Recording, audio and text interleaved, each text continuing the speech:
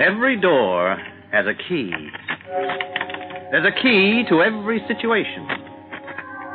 Behind every unopened door, there is a mystery. And the opening of this door introduces us to another in the series, the key. Don't worry, Sam. I'll be all right. Look, Mina, it's a long way from town. Oh, only 8 miles?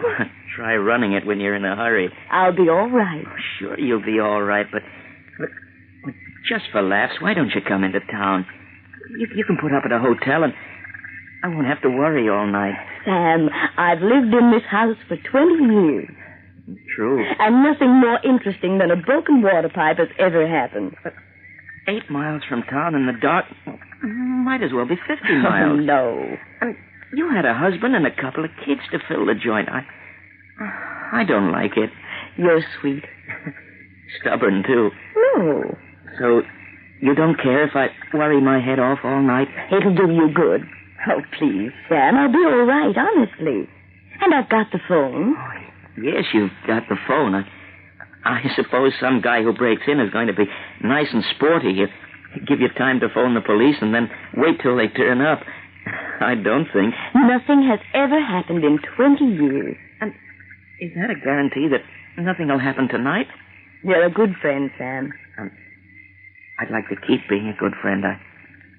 I don't want to send flowers to you, too. I'll tell you what I'll do. Good.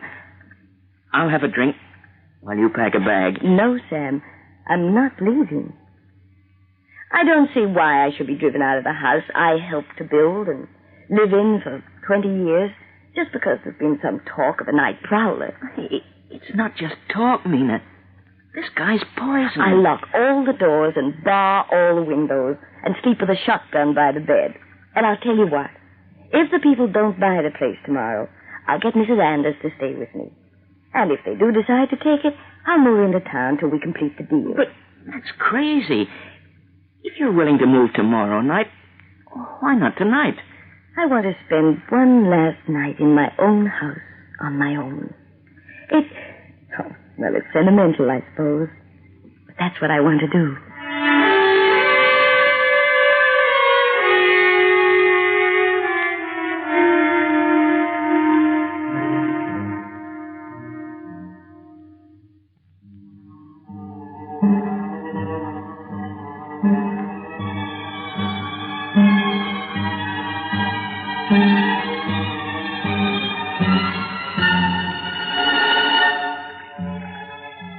You won't change your mind?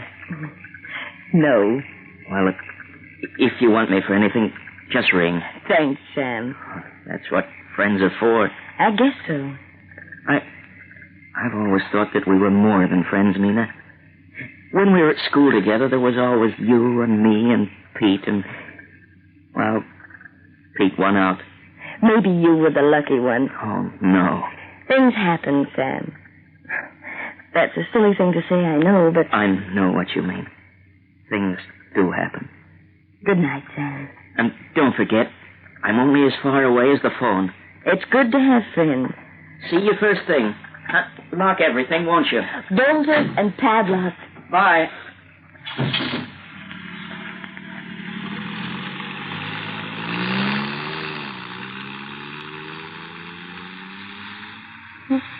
Poor Sam. First time I ever thought about him as the worrying kind. Well, House, this is probably the last time we'll be together. With Pete gone, I don't suppose there's much reason for staring at memories. I hope the people who buy you look after you. Lock all the doors and lock all the windows. Keep the creatures of the night from entering our domain. Now make sure the furnace is working and the cat's outside. See that the fire can't burn us in our beds. And close and lock another window. Dear Sam. Oh, it's all right, Sam. I'm not dead or dying. I'm safe as a house. Yes, Sam. Mrs. Gray? Yes. Mrs. Gray, who owns the house for sale? Who's that speaking? Cleaver Bauman. Oh, Mr. Bowman, you gave me a start. I'm very sorry. I didn't mean to. Oh, that's all right. It's a late hour to phone, I know. Oh, I just put it down to my own thoughts, not the phone call. Are you alone, Mrs. Gray? Why, yes. Why do you ask? No reason. What can I do for you, Mr. Bowman?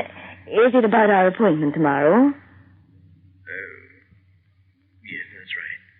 Well, nothing's wrong, I hope. Nothing at all, at least not with the house or my intention to buy.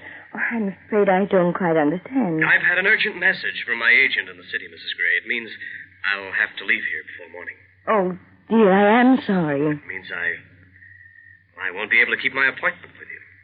Oh. I know how much the sale of the house means to you, Mrs. Gray. Do you? Well, at least I'm aware that your financial troubles are... Anyway, I know what a disappointment this must be. Well, it is rather. But I dare say I'll weather it through. I'm sorry that I can't possibly think of buying the house without further inspection, Mrs. Gray. Oh, I realize that. I do really want to buy a place in this area. Your house seems to fit the bill admirably. Couldn't we put things off for a day or two? I'm afraid it'd be for a month or two once I get to the city. Oh. Well, that seems to be that, doesn't it? Thanks very much for calling me. Mrs. Gray. Yes? There's a rather simple way out of all this. I can't think of any possible way. I could see the place now. Now? But it's past midnight. I realize that, of course, and it's up to you, but if you want to sell that house of yours, Mrs. Gray... Oh, of course I do. I have to see it now, or I'm afraid not at all. At least for several months. I don't know. You could find another prospect, I suppose, but I know that houses of that size are very hard to shift, especially this far from the city. It's terribly late. It's up to you, Mrs. Gray. I don't really know. You're not frightened, are you, Mrs. Gray? Oh, no, of course not. It's merely the inconvenience of the time. To gain one's end, one has to put up with quite a few inconveniences in this life. Will you be bringing Mrs. Bowman? There is no Mrs. Bowman. My wife died some 10 years ago. You'll be on your own? That's right. Oh. Very well, Mr. Bowman.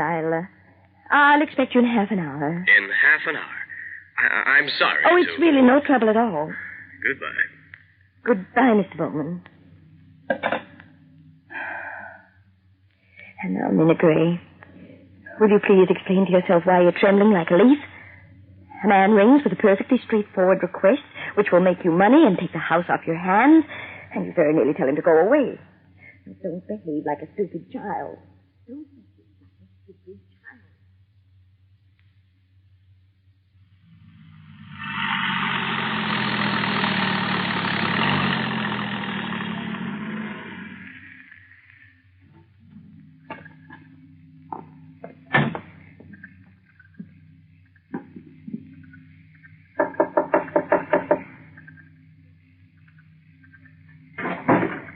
Mr. Bowman?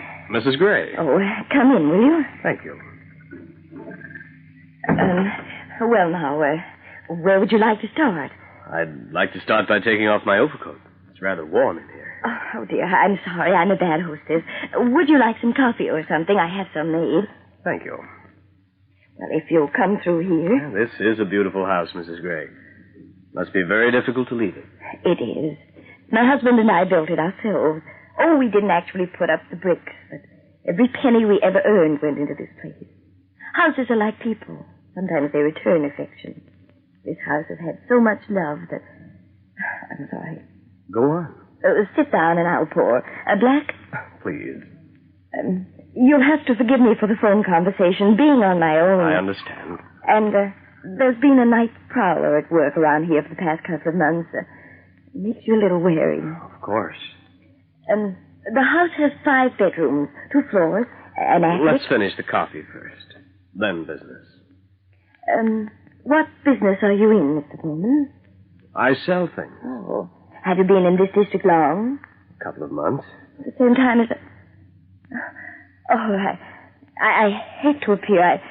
You see, I'm really very tired. Would you mind if we had a look over the place now? Not at all. You go ahead and show me. I'll be right behind.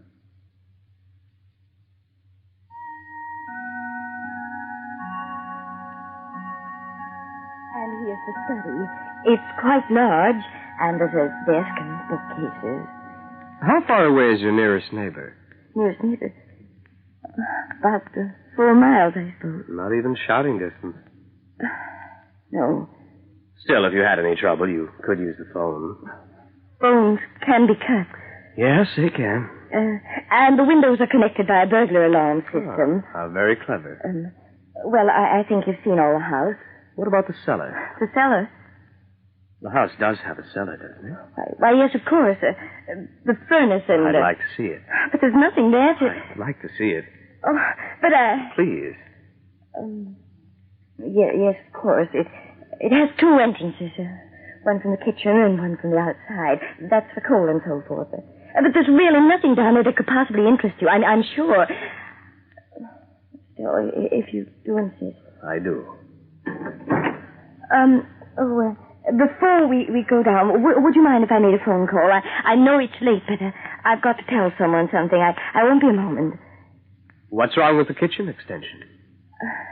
Yes. Yes, of course.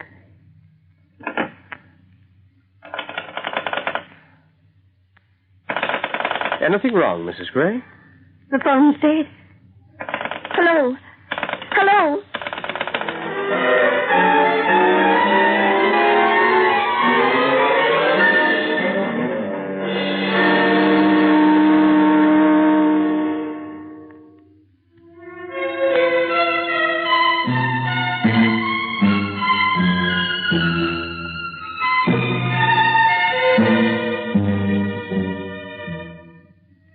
Must be a breakdown on the line. Was it terribly important? Yes, it was rather. I'm afraid it'll have to wait. Yes, I suppose so. Could we continue the search? The cellar, Mrs. Gray? Yes, of course. After you. I don't think the light works, but there's a torch on the shelf. Thank you. These steps are a little steep, aren't they? A little. Nice, snug little cellar.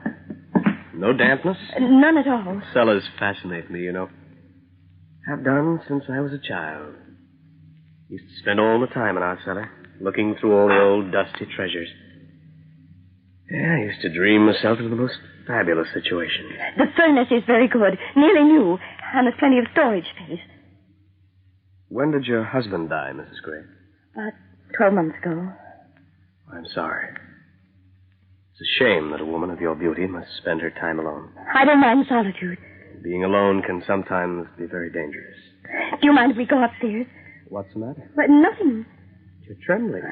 It's cold down here. Oh, it's warm down here. I want to go upstairs, Mr. Bowman. Surely you're not frightened of me. Please let me pass. I can assure you there's no... Let me pass. Mrs. Gray, I don't Take think... your hands off me. Let me go. Let me go. Nina, where are you? More visitors, Mrs. Gray. Nina! Better put the poor chap out of his misery. It's all right, Sam. Coming. Someone obviously concerned for your safety. Obviously. With no good reason, either. In the kitchen, Sam. Sorry to yell like that, but I was... You were what? Sam, this is Mr. Bowman. Hi. He's the buyer I was telling you about. What's he doing? I've been looking over the house. It's quite charming. Couldn't you have picked a better time? The time was picked for me. Circumstances, you know. No, I don't know. Please, Sam, let's go into the lounge and have a drink. Yeah, good idea. What's that room through there? Oh, it's a tiny apartment, actually. We built it for our son when he first married. Then they managed to get a house. Let's have a look. Will you excuse me? Yes, of course. When I buy something, I like to know all about it. Nina, are you crazy? I don't think so. Letting that guy in here. What's the matter with you? Quiet, Sam. He might hear you. I should worry. For all I know, he might be the prowler they've been having trouble with. You should have your head read, Mina. You really should. Yes, Sam. I'll stay here to see that he shoves off properly. All right, Sam. Talk about heart failure. When I saw that car pulled in and the lights went on, I said to myself... That's a neat little apartment, isn't it? Mina, I stay here till... Yes, Sam. I said it's a charming little... Oh, why, yes, it is. Funny time to be looking things over. Very funny. Rather an odd time for your visit, too. Mrs. Gray and I are old friends. Quite. What do you mean by that? Your drink, Sam. Thanks. Mr. Bowman. Thank you. Well, here's to a successful negotiation.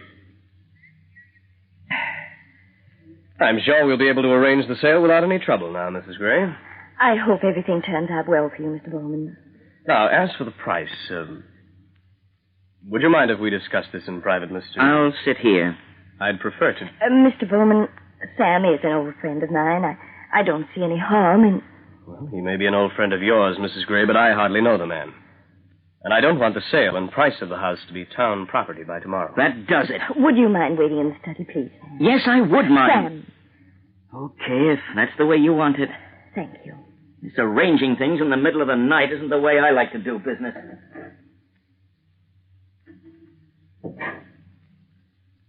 I hope I wasn't too rude. It's your affair, Mr. Bowman.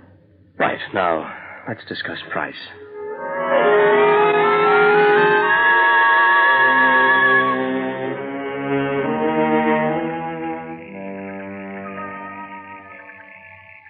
Sam, will you stop worrying about me? I didn't like him.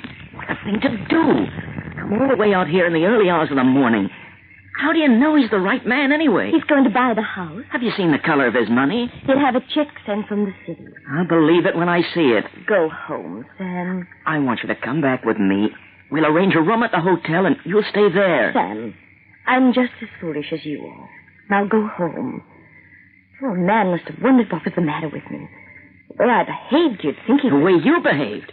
It's the way he behaved that worries me. I don't like him. And another thing. Good night, Sam. I'm not going to let you... I can't stand here all night arguing. Please go home. All right. But I'm telling you that I don't like it. I know, Sam. You've told me before. Good night, Sam. Please, I'm very tired. Lock the place up and don't open the door to anyone, you hear? I hear.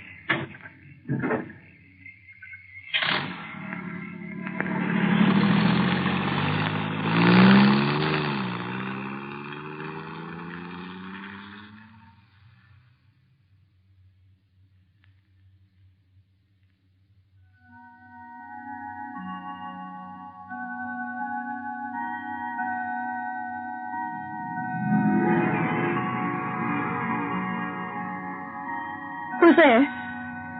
Who is it? Oh. Sam and his warnings have given me the jitters.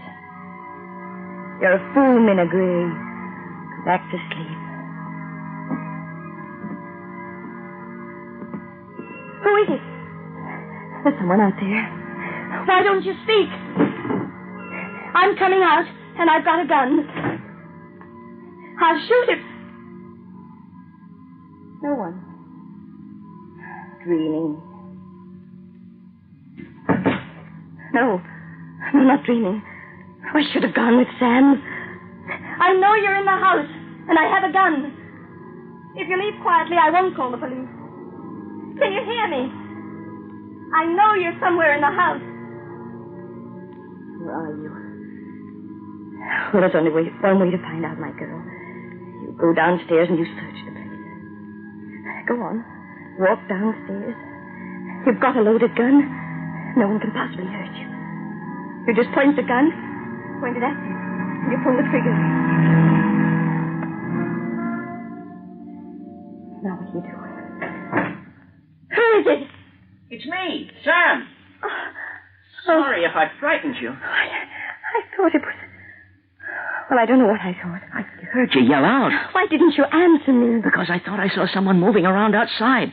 I wanted to be sure. Sorry. Oh, I nearly died of fright. You have to point that gun at me. Oh, dear.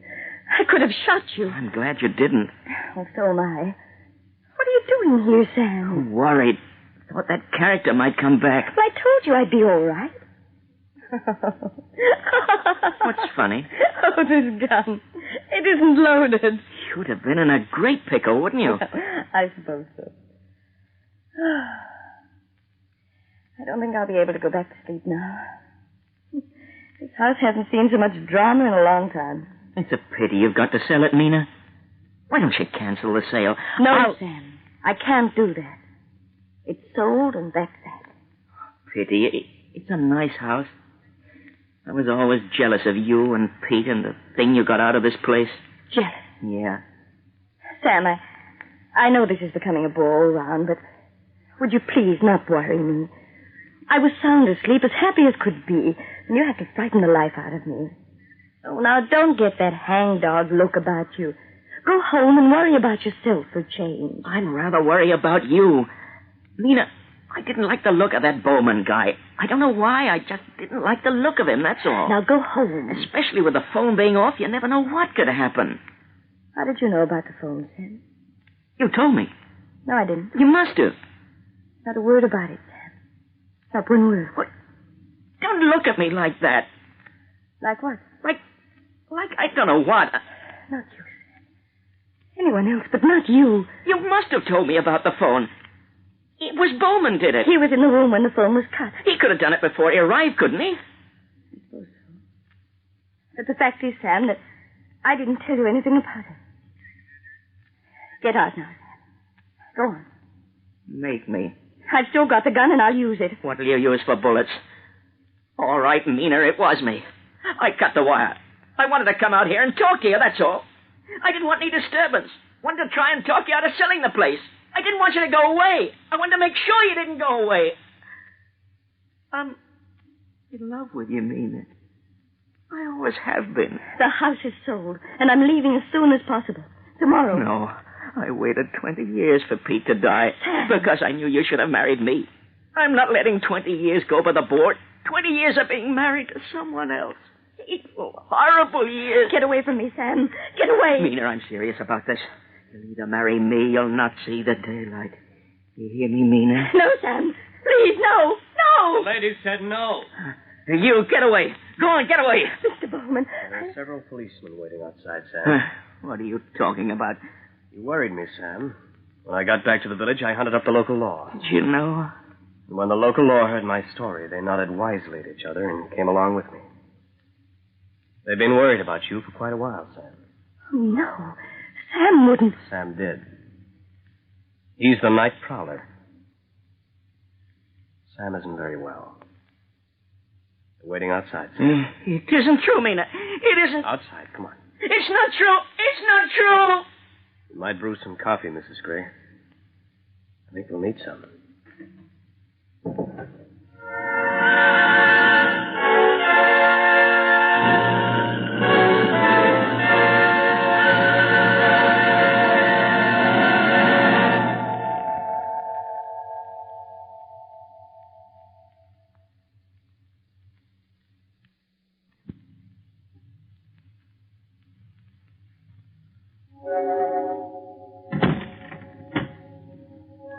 A closing door finishes a story.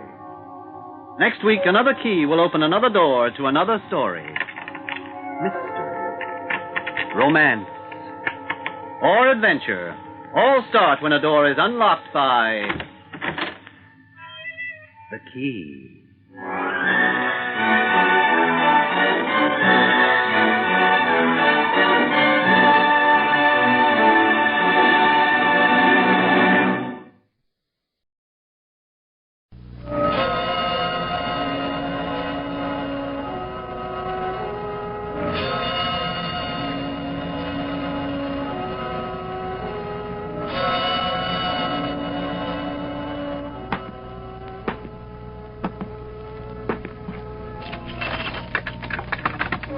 Every door has a key.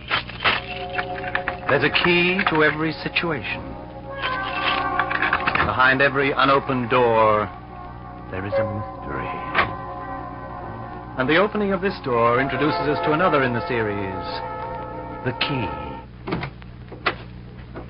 Janie! Oh, gee, you scared me, Mama, coming in like that, so quietly. Now, what are you doing? Just reading, that's all. I might have saved myself the question. When aren't you reading? But you put that paper away now and you get ready, and I won't tell you again. This is 3 times now I've called. All right, Mama. I'll be ready in time. Next thing you know, you'll have missed the bus and you'll have Grandma standing out there in the sun waiting to meet you. But you won't be there on time. She'll have to wait for the next bus then, and she's too old to be standing out in the sun for hours on end, just waiting for you to turn up. I've just got to change my dress. Well, change it. Get a move on. Grandma won't ask you over for the weekend anymore if you... Janie, don't just stand there looking at me. Now give me that paper and get your other dress. We've been reading anyway. Just about Beryl. How they found her. I told you weren't to read about Beryl. You weren't to talk about her. You're too young to... Now look, if I catch you reading any more of these newspaper stories about Beryl, I'll be after you with a hairbrush. He did some dreadful things to her, didn't he? The man who took her away. Now stop it. Remember, another word about Beryl or any more looking at newspapers and you'll be sorry. Now I'll expect you downstairs in 5 minutes.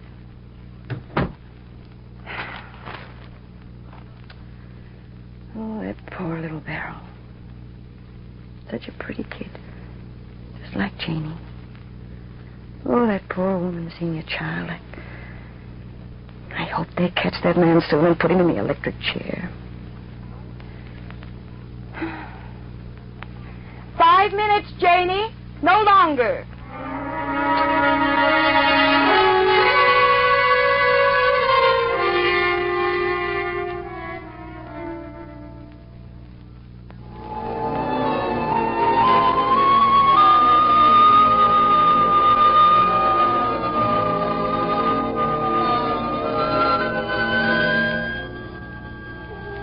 Well, let's see now. Handkerchiefs. Where are your hankies, Janie? Underneath the other thing. Where? I can't... Oh, yes, here they are. Socks. Mm-hmm. Oh, yes, that looks all right. Now, show me where you put your money. Here. This pocket. Well, don't forget to keep it in that one. And keep it in the purse, too. You'll lose it otherwise. Yes, Mama. Good. Now, what do you tell Grandma? Mama, sorry she couldn't come with me, Grandma, but Daddy suddenly got the flu, and I had to go to bed, and she can't leave him. Have you said goodbye to Daddy? Yeah, on my way downstairs. You didn't go right into the room, did you? You just stood at the door and... Yeah, Mama. Yes, well, I don't want you going down with the flu as well as Daddy. He's enough to look after. Now, what else do you tell Grandma? You'll see her next week sometime. And will she pop me on the bus about 3 Sunday afternoon so I can get home while it's still light? And will she ask the conductor to keep an eye on me? All right. Now, you see, you keep that dress clean. You look very nice in it. And if you look after it properly, well, I'll get you another one at the end of the month. Yes, Mom. Mm-hmm. Oh, well, have a good time, and don't be any trouble to Grandma. No. And don't forget, no talking to strangers on the bus. If anyone tries to talk to you anywhere, you tell them to go away or you'll call a policeman. Yes, Mom. Will you come down to the bus stop with me? Please. How many more times do I have to tell you I can't leave Daddy? Well, there's no need to be scared about going to the bus stop by yourself. Just don't talk to anyone and you'll be all right. But, Belle... Now, that's enough. But anybody think you're still a baby. You remember all I said and you won't get into any trouble. Yes, Mom. Oh, there's your father calling now. Now, I'll have to go to him. You get off then and give Grandma my love, and I'll see you on Sunday. Yes. Sunday.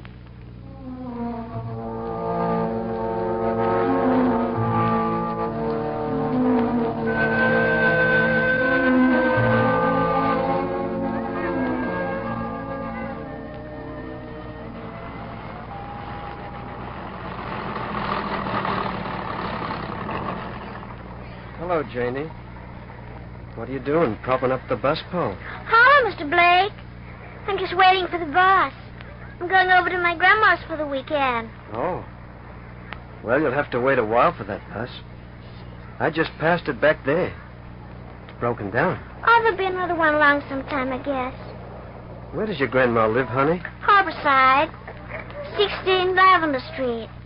Do you know Lavender Street, Mr. Blake? I sure do. Look, I tell you what. I have to go through Harborside. Hop in, I'll give you a lift. Goodness knows how long they'll take with the bus. Oh. All right, then. Thanks. Yeah, it's too hot to be standing there. Got your swimsuit to have a dip? There's a good pool over there on Harborside. Yes. Grandma will be taking me down there this afternoon. You're lucky. I wish I could go somewhere for a swim today. Why can't you? Got to make a long trip. Right away from the water. Oh. Whereabouts are you going? Beckerwood. Beckerwood. That's where they found Beryl Garland, wasn't it? Yeah, I believe they did find her there. What's Beckerwood like? Have you been there before? Uh-huh. Quite a few times. It's a nice place. Quiet. Plenty of trees. Not many people around. I like Beckerwood. I think maybe I'll build a place there sometime. I wish we could build a place somewhere. We haven't got enough money. Oh. I hear your father's home from work, Janie. Uh-huh. What's wrong with him? Flu. You don't seem very worried about it. Ah, he'll be all right. Mama's looking after him. She runs around doing everything for him.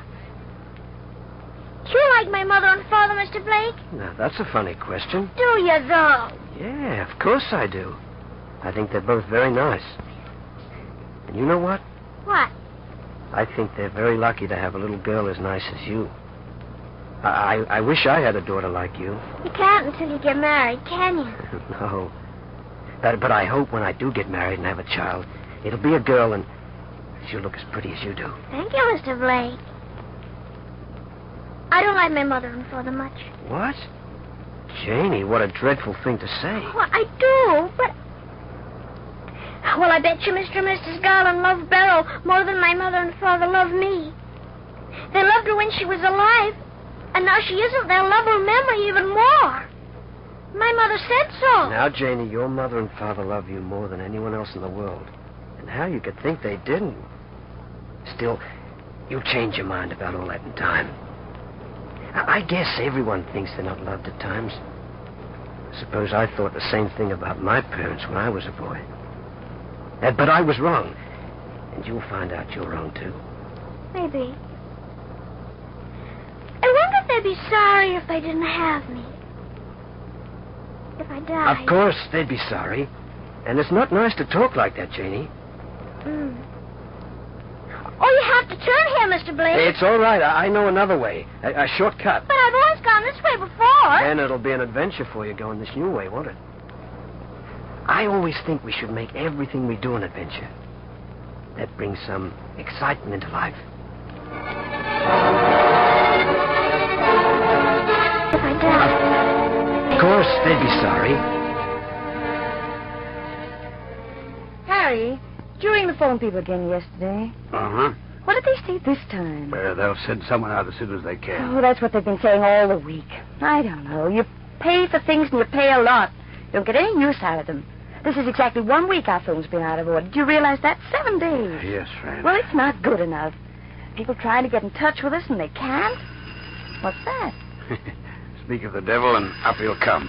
They must have just fixed it. Well, aren't you going to answer it? It's about time, that's all I can say. You should deduct this time it's been out of order from the account. Oh, you inconvenient. Hello? Repairman here. Your line is back in order again now. Thank you very much.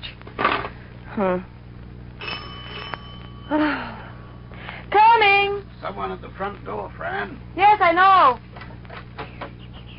Mother! What are you... Where's Janie? Well, that's what I came over to ask you, Fran. I've been trying to raise your number, but they told me it was still out of order, so I got in a cab. She's not with you. But she left here over 2 hours ago. The 10 o'clock bus, she was to get that. Well, I waited at the stop until 20 minutes ago. The bus trip doesn't take any more than 25. There are plenty of them at this time of day. But where is she? What's happened to her? Just a minute now. Well, what has happened? She should have been with you by 10:30 at the latest. Fran, calm down. There's no need for such a panic. There's probably some quite simple explanation. Tell me it then. If you try to explain what could have... Oh, my... Oh, no. No, it couldn't have happened. Not to her. You mustn't start thinking things... Oh, dear God, please, not to her. Not what happened to Beryl. Fran, pull yourself together. This is the not... police. I must ring the police. Not to my child. Not Janie.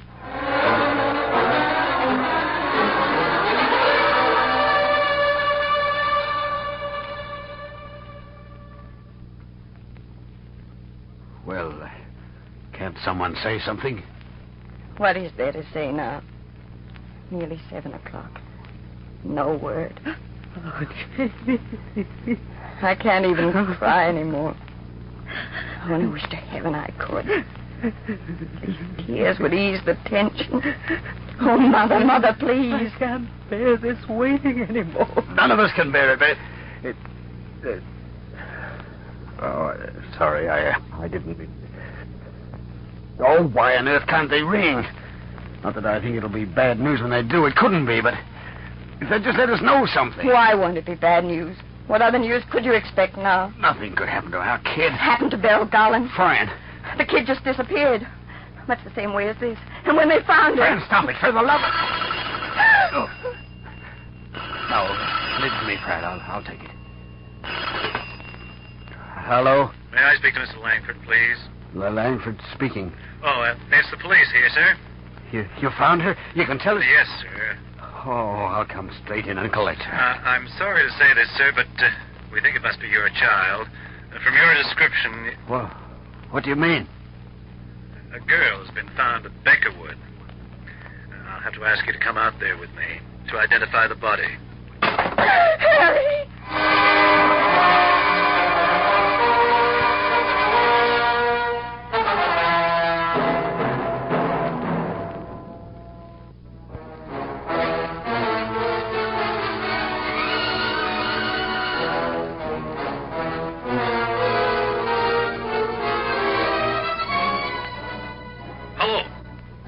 Mr. Langford!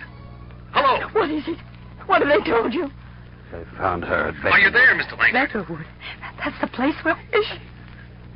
Mr. Langford! Yes. We have to go out there to identify the body. Hello! Hello! Mr. Langford, will you please answer the phone? Hello? Oh, there you are. I'm sorry the news had to be broken to you so abruptly. There's no chance of a mistake. Well, judging by the report I've had from my man at Beckerwood, no, sir.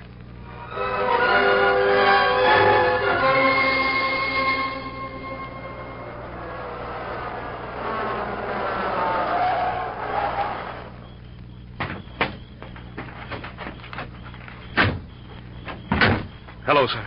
Oh, Taylor. Mr. and Mrs. Langford, Mrs. Wyburn, this is Taylor. He's in charge of investigations here at Beckerwood. How do you... May I speak to you for a moment, please, sir? Oh, yes, of course, Taylor. Excuse me, please, will you? Yes, Taylor, what is it? Well, it seems now, sir, there's been a mistake. What do you mean? Well, a short time ago, a woman reported her child missing. The woman's inside now, and she's just identified the body of the girl we found as her daughter. What? Well, it is her kid, all right. We've enough proof of that now. So that means the Langford child is still missing. I see. So this brings the score to 3. It's more than likely the Langford kid's around here somewhere. This is his operating ground. The way the Langford girl disappeared points to this character we're trying to hunt down. Well, anyway, I better let the Langfords know. I'll be inside in a minute to talk to the other woman. Very well, sir. Mrs. Langford, I have some news for you. Something you'll be very glad to hear. What? What sort of news? There's been a mistake about the child, sir. I'm desperately sorry that I had to shock you so much, and then... Do you mean the child in there isn't Janie? No, sir, it's some other girl. She's just been identified. Oh, Fran. Oh, so she's still alive. Janie's still... We hope she's still alive. Rest assured, we'll do everything possible to find her. You must find her for us. Well, given half a chance, we will. Now, I suggest you let my driver take you back home. No, I want to stay here. I want to help look for her. There's nothing you can do, Mrs. Langford. I'll be in touch with you as soon as I have something definite.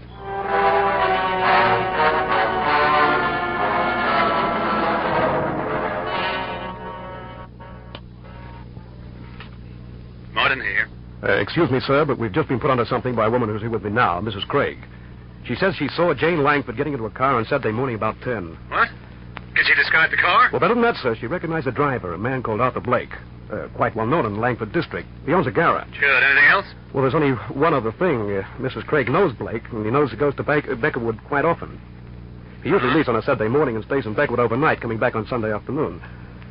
Someone else looks after his business for the weekend. Was he going to Beckerwood this weekend? Well, Mrs. Craig thinks so. Right. Circulate a description of Blake and his car and pull him in. Yes, sir.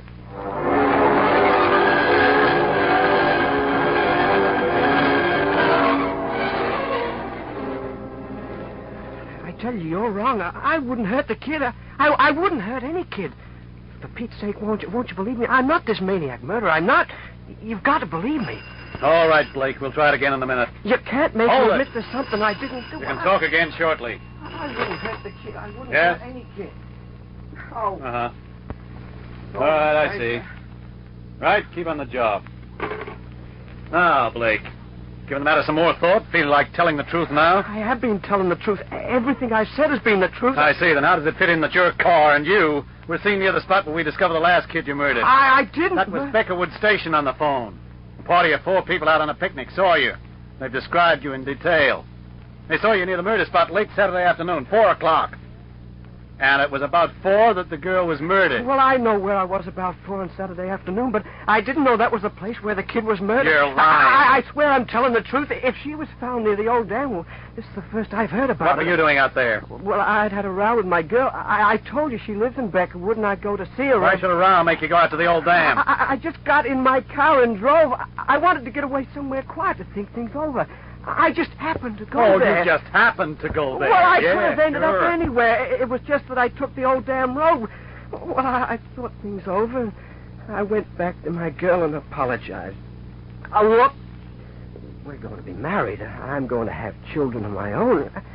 How could I murder these poor little kids? Everything points to you killing Beryl Garland, the second girl, Ann Deacon, and now Jane Langford. I didn't. I never saw the other kids. I know Beryl, but I hadn't seen her about for ages, and then Jamie... Where is Jane Langford? What have you done with her? I don't know where she is. I let her off at Lavender Street, Harborside, and what happened to her after... Why didn't she go to her grandmother's then if you let her off there? I don't know.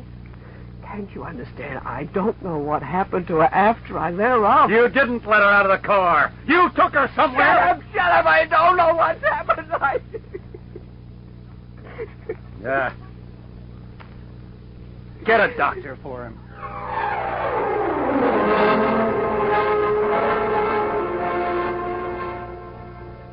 Well, Doctor, what's the latest on Blake?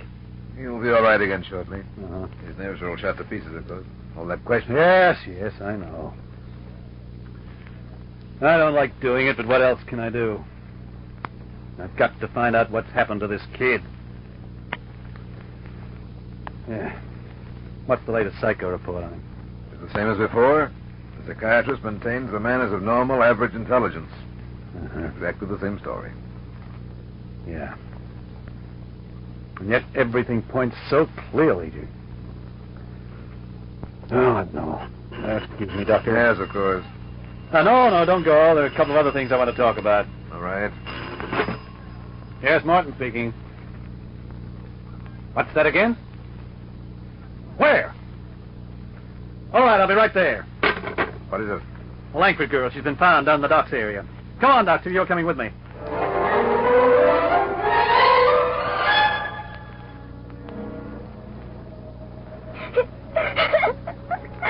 Oh, no. You're all right now, honey. Come on, dry your eyes. Nothing to cry about. You're safe, and I'm taking you home. That's all right. You just lie back there in the seat, and don't you worry about a thing.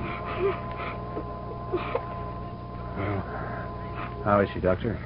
Everything all right? She's all right physically. She had a pretty bad time of it, though, with shock and so forth. Yes, she's cool. You know, being out all night, scared to move in case Blake found her again. Uh-huh. Could she stand up to a few minutes at headquarters to identify Blake? Yeah, it's 5 minutes, won't do any harm. All right. Stop him, then we're going back there.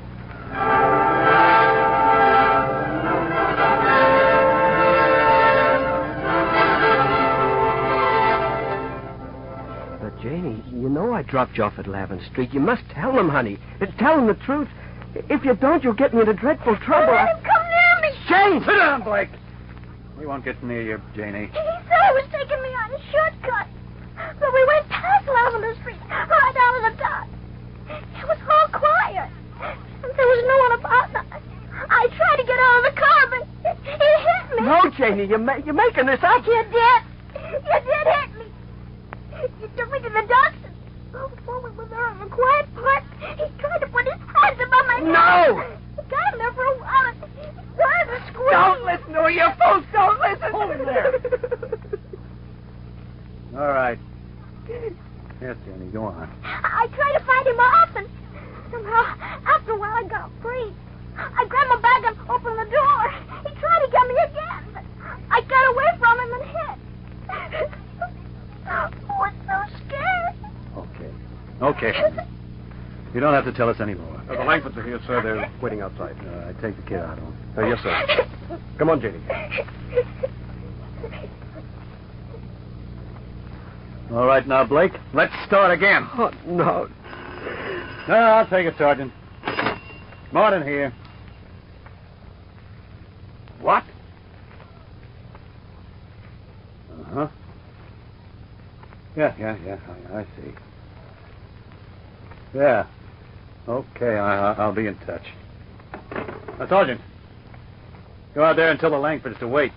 There's something else I want to clear up with the child.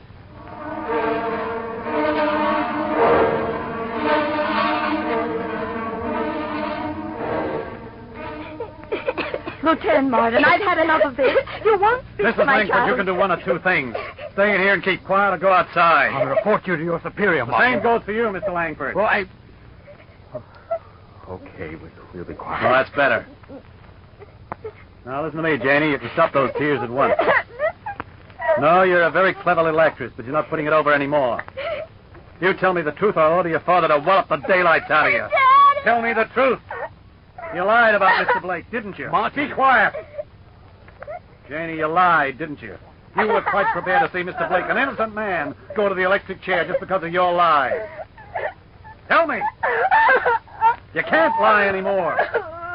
That phone call was to say another little girl was nearly killed at Bakerwood an hour ago. The police caught the man with her. And on top of that, we just had a report that two people saw Mr. Blake drop you at Lavender Street. Saw you catch a bus that'd take you to the dock. The bus that came along a few minutes before your grandmother walked up to the bus stop. Now, you admit that's true before I... Yes, it's true. Why, Jane. All right. Now, why did you tell all those lies? Why did you try to get this poor man into so much trouble? They don't care about me. Your mother and father. They don't care anything about me. They've got more love than I've ever had. I wanted to show them. I wanted to make them sorry. Harry. I can't believe... Well, you better get her out of here. It's up to you what you do to her. Mr. Blake, how can I say... May I ring Bakerwood, please, Lieutenant? Carol, my girl. Yes, of course. And my deepest apologies, Mr. Blake. I just want to get out of here. Take Mr. Blake into the next room, please, Sergeant. Come with me, please, sir. Jane, come here. We'll take her home now, Lieutenant. I'm very sorry. Fran?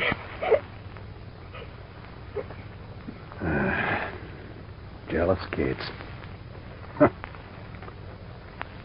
Taylor. Sir? Fix a car for me, will you? And then go to Bakerwood. As soon as I've apologized properly to Mr. Blake. That's if I ever can.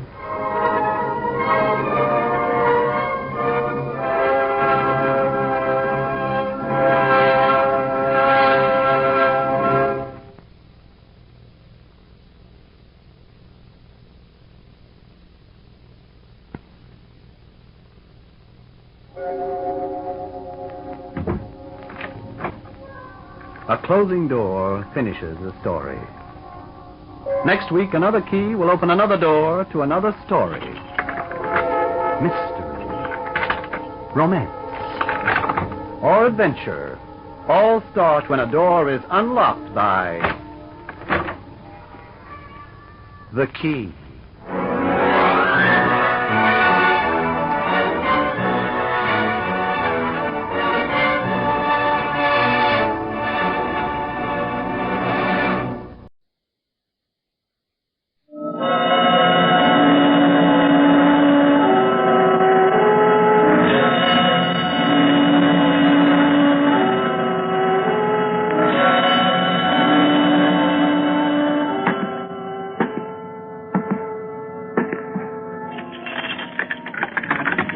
Every door has a key. There's a key to every situation. Behind every unopened door, there is a mystery. And the opening of this door introduces us to another in the series, the key.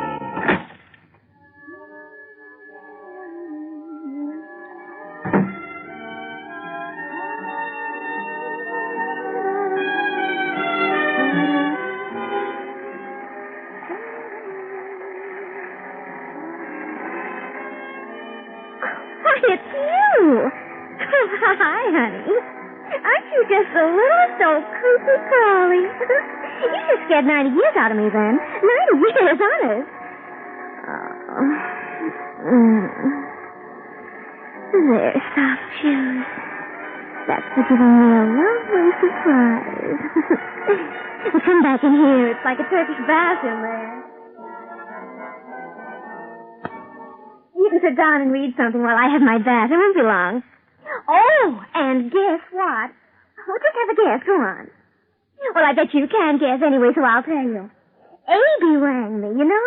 Abe, my agent. Well, he rang me, and he's got me a honey of a part in the Saul Cameron's new show. And guess what I'm going to be? That doll Lady Godiva yet. Imagine, me. All hair and a horse. Well, what's the matter? I think it's terrific. I thought you'd be keen on it, too. Why don't you say something? What's the matter? Cat got your tongue? Hey, what's eating you? You got the queer... Hey.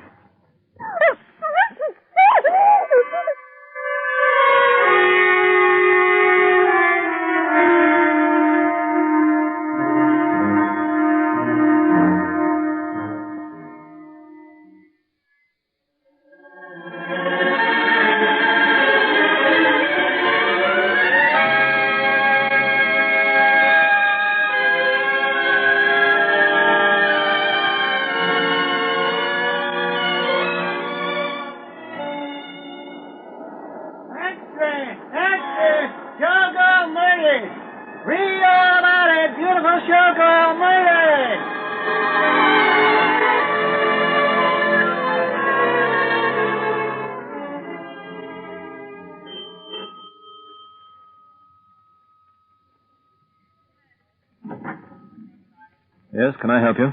You're Mark Sampson? Yes. Halliday, Special Division Homicide. This is Sergeant Brand. You're here about Martha? Mm-hmm.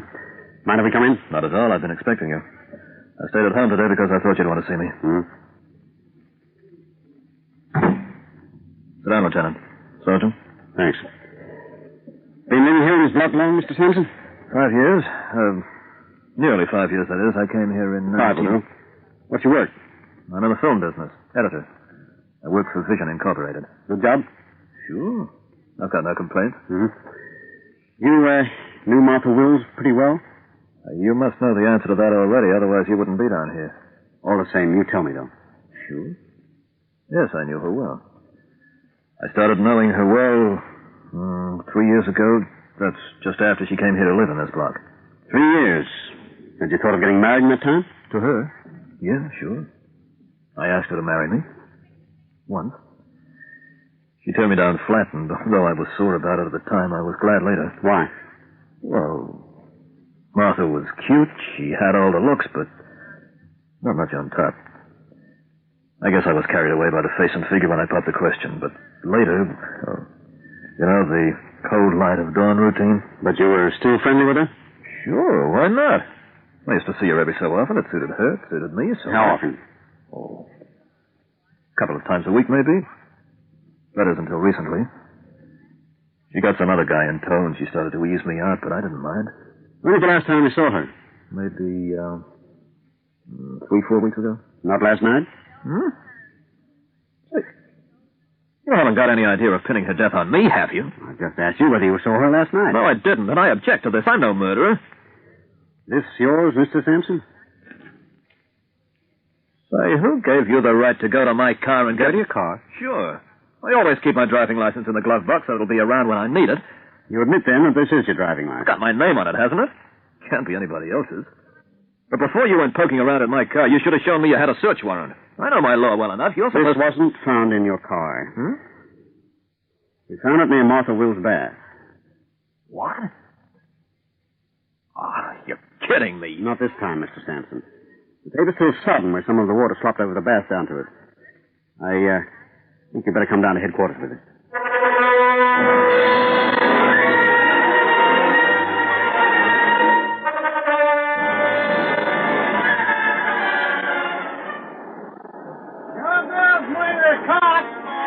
Read all about it. Police action charge showgirls murder. Read all about it.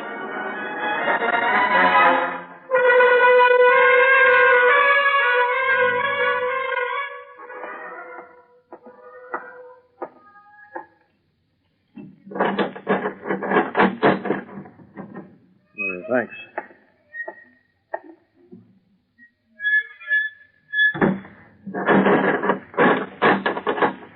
Good morning, Mr. Sampson.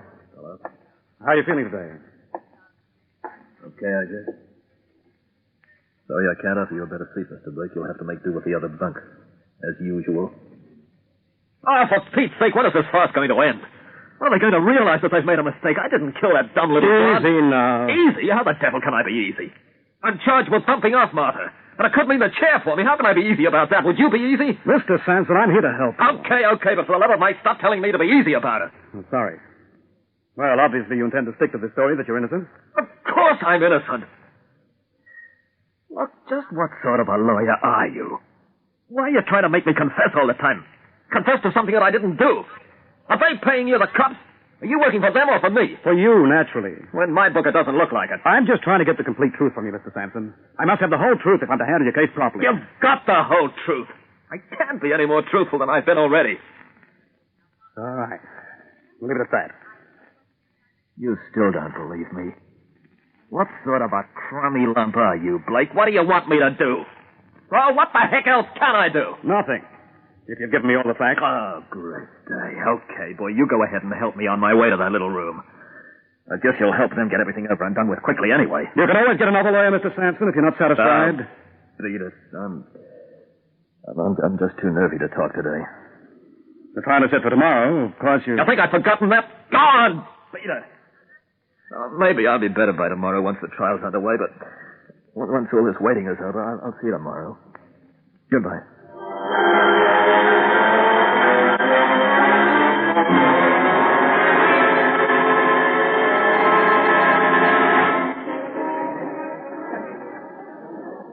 Well, you're looking a little better today, I must say. I'm all right. Why all this wait now? Oh, be patient. Patient? Oh, Mr. Blake, you kill me, boy. You really kill me. Why do they have to let all these goons into the place? Look at them back there. The public. They think this was a three-ring circus. Oh, don't let them worry you. Just ignore them. Well, maybe this is better than a seat at the movies. This is flesh and blood. There's always something about flesh and blood, don't you think? That intimacy between audience and performer? Ah, they're a pack of creeps. Oh, they can't be kept out. If they want to come in, well, it's a public courtroom. Who's that guy over there? The prosecutor. That's the big wheel, huh? Who is he? I've seen his face before. Marvin Clark. Marvin Clark. What's the matter now? No, I was just thinking. He's the guy who hasn't lost a case yet, right? There's always a first time for everyone. He looks kind of sure of himself. He generally does. But don't let that worry you either. You're just one great, big, happy, walking tranquilizer pill, aren't you? And what else needn't I worry about? Should I ignore the verdict, too? When the judge tells me they're going to shoot a few thousand volts through me, should I break into a broad grin about that? If you are innocent, the prospect of a verdict shouldn't worry you. Who do you think you're trying to fool, Blake? What does it matter in this place if I'm innocent or not? Everything's stacked against me, even you. That's nonsense. You say. When am I going to start? When will I get off their fat? They're going to punish me enough that they have to lay it on even more? Please, Mr. Sampson. Silence in the court. Silence in the court. Well, your waiting's over now. This is it. Let's see where they go from here.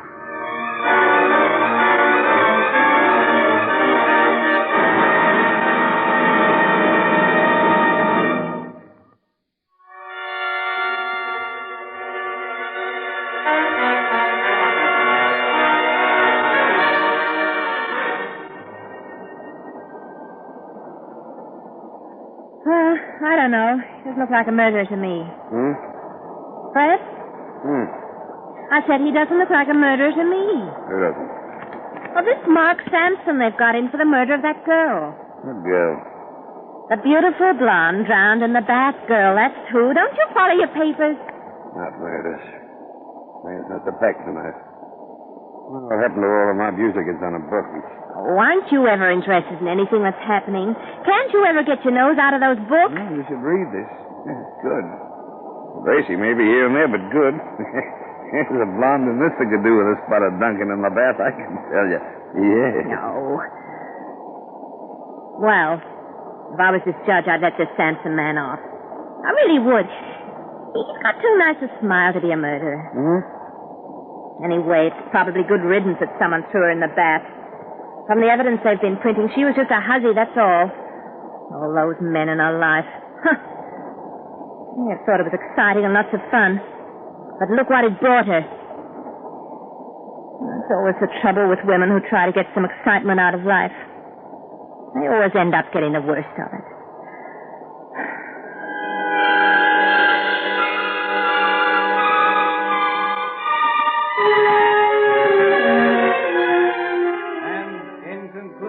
Ladies and gentlemen of the jury, in conclusion, this has been a long and tiring trial. For nearly 2 weeks now, you've heard evidence dragging on and on. You've heard the testimonies of witnesses, denials, admissions. You've heard enough courtroom oratory to confuse even the most astute legal brain. But one thing remains clear, and I would point it out to you again in a brief summary. A, the accused's driving license was found in that bathroom. It has been established beyond any doubt by the police scientific department that water was dropped onto it at the time of the murder. B, the accused has no alibi at all to account for his movements on the night of the murder.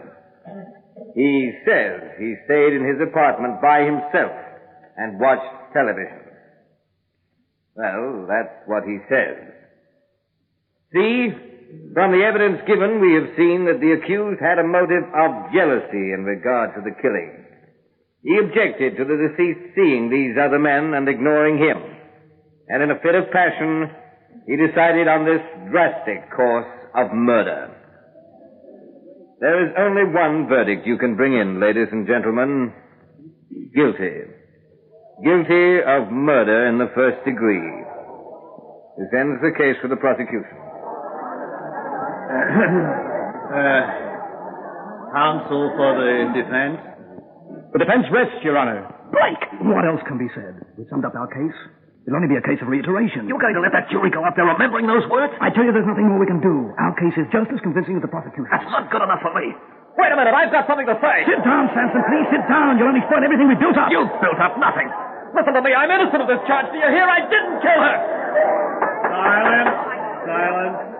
The accused will sit down and remain seated. But you must listen. Your Honor, I must apologize to my client.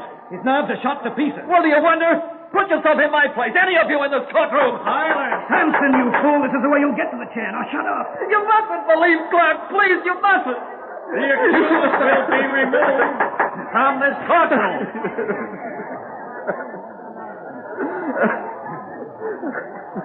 Out of the way, Bud. Let's get a shot of this. One side, mister. Hey, you, Samson. Look up. Let's see your face. Oh, get up. Leave the poor devil alone. Come on, Samson. You have to leave the court. Take my arm now. Come on. You'll be all right. We'll get you to another room, and you'll feel much better.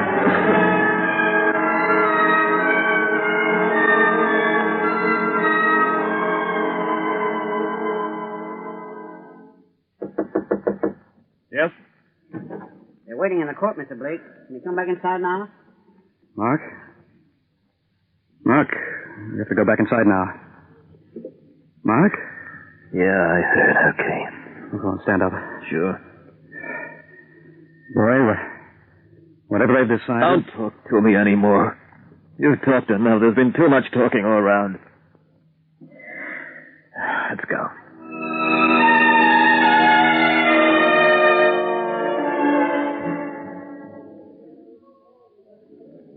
Accused will rise and face the jury. Ladies and gentlemen of the jury, have you reached your verdict? We have, Your Honor. How do you find the accused? We find the accused guilty of murder in the first degree. Help him! Help him there! He's passed out!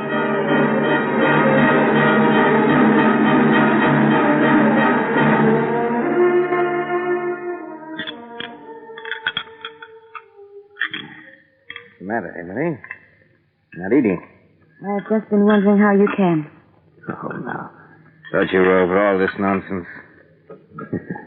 Poor old Emily. You should never let my business affect your personal life so much. Or your appetite. I'll have a little more meat, I think. As long as you have to do this sort of business and influence juries to bring in verdicts of guilty, you'll turn my stomach. You're a fool, Emily. Nothing more than that. A weak fool. Samson was guilty. As regards the verdict, well, I didn't make it. The jury did. You made up their minds for them. You always do. Oh, that's an idiotic thing to say. You're implying that the jury on the Samson case had no right to be on the stand. Who has any right to decide another human being will die? He decided to kill one. To be fair, but he should be punished appropriately. There must be a balance, you know. And the old eye for an eye, tooth for a tooth principle is a very good one. It stood the test of time. Yes, Marvin. And don't start on that tone again. If you had any sense at all, you'd agree with me. Now, may I have the meat, please? Sorry. When is the execution to take place? A week from now. A week? For a devil. You'll dispense your sympathy in the most unusual directions. Do you think he was guilty, Marvin? You really think that? The law says he is. I'm not worried about the law. I'm asking you what you think personally. Very well, then. Personally, I don't think he's guilty. I thought so. Then why did you work so hard to get him convicted? Because it's my duty. It's my job. And you still wonder why this sort of thing turns my stomach. Now, listen to me. There have to be prosecutors as there have to be defense counsel, just as there have to be murderers. It's all most unfortunate, but as long as human nature is built the way it is, we'll see all three. Oh, really, you're a very dull woman, Emily. You must be logical about these things. If I became emotionally affected about every case I won... You don't. Might make you a little more human. If I'm so inhuman, if I disgust you so much, you know the course to take. Ruin our children's lives? No. I'll still stick it out because of them, Marvin. I won't divorce you. Then you stop talking so much nonsense in that case. Don't you? Can't you feel anything at all when you hear that sentence? And when the day comes, when it's time for him to press down that switch, can't you feel anything then? I just asked you to stop talking nonsense. Oh, dear heaven. The only thing I feel, Emily, is disappointment in you. I've no doubt under the circumstances. You've created them. Have I? There are plenty of women who'd give the world to be in your place. I'm successful. I'll be even more so in the years ahead. I'm not at the top yet, you know. There are a few positions above this that I'll be taking before I'm through. If you only had more sense while I was younger. Yes, you wouldn't have married me. Oh, that's always a great old favorite, isn't it? But the trouble is you've never had any sense. You never will. If the question, then why did you marry me, is forming in your mind once more, let me save you asking it. I married you because you're a suitable decoration for my position. Now, anything more? I'm going to my room. Good night, my dear.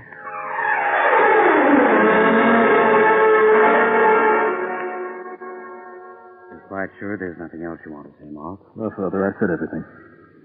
It's hard for me to say this, my boy. So little time left now. Tomorrow morning... I've still said everything I had to say. You know, Mark, you'll have a higher court to face soon. It'll be easier to face if your confession is complete on Earth. Please, go away. I'm sorry. Perhaps I should leave you now. I'll be here again tomorrow morning. Father Burke. Yes? Forgive me. Will you please come back here? Of course. Father, give me the Bible. What? Now do you see what I'm doing? I'm holding it in my hand. I'll have to face everything this book stands for soon. Knowing that, I'd hardly lie now, would I? Well, what point is there in lying one way or the other? It wouldn't do me any good now. But look, Father, I swear on this book that I did not kill that girl. I swear it. Well, maybe you can pray for me, Father. That might help. I believe you, Mark. I believe you now. I'll see what I can do. Straight away. Father. Samson, some good news for you. The phone message has just come through from the governor. Some new evidence has come to light. You've been granted a reprieve. 1 week. Yes, Lieutenant Halliday, you wanted to see me. Sorry for the intrusion, Mr. Clark, but I wanted you to know we just unearthed some new evidence on the Sampson case. What? Just by sheer chance. I got on the job straight away. They granted Sampson a reprieve. Oh. Well, he's a lucky fellow. Uh-huh. By the way, I wanted to return these, too. You left them in my office this afternoon. Oh, my keys. So there they are. Well, thank you, Lieutenant. I was wondering what on earth had happened to them. Yes, I thought they were yours, sir. I'll take them back now, if you don't mind. Grant, Harlan, in here. Why, what is this? It's all to do with a key, Mr. Clark. This one, remember it? Wait. Yes, I see you do. Unusual design, isn't it? I couldn't help noticing it when I saw your keys lying on my table. I'd have thought a man of your training would have removed such a valuable clue. Why, what's so strange about that key? It's unusual design. It's unusual enough to be a duplicate key to the front door of Martha Will's apartment. Odd you should have a key to her place, isn't it? Well, I can explain. I hope you can. Oh, and someone has just remembered seeing you nosing around Sampson's car on the night of the murder. I guess that's when you got his driving license. Also, someone remembered seeing a gray-haired man leaving the apartment block that night. They didn't take any particular notice of you at the time, but one little thing stuck in their mind. It was a hot, dry night, and the front of your suit was splashed with water, as though you'd been in the rain. Or something. There's plenty more on top of this, but I think we'll talk about that back at headquarters. Come on.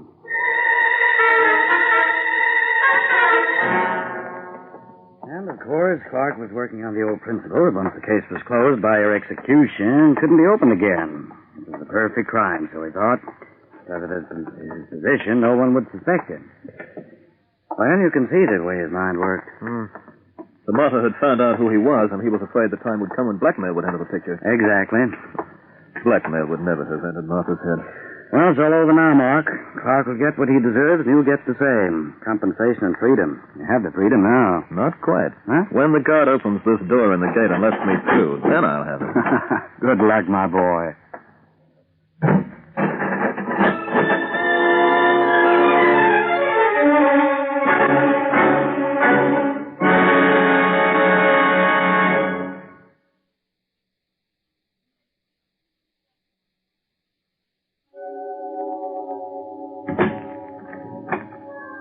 A closing door finishes the story. Next week, another key will open another door to another story. Mystery, romance, or adventure all start when a door is unlocked by the key.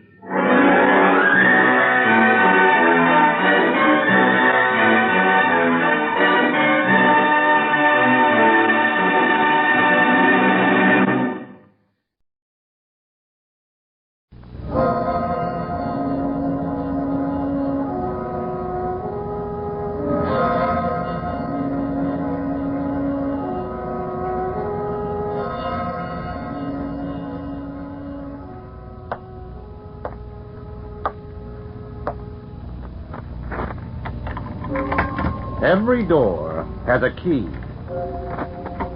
There's a key to every situation. Behind every unopened door, there is a mystery.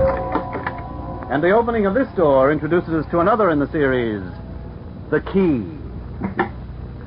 Yeah, there we are now.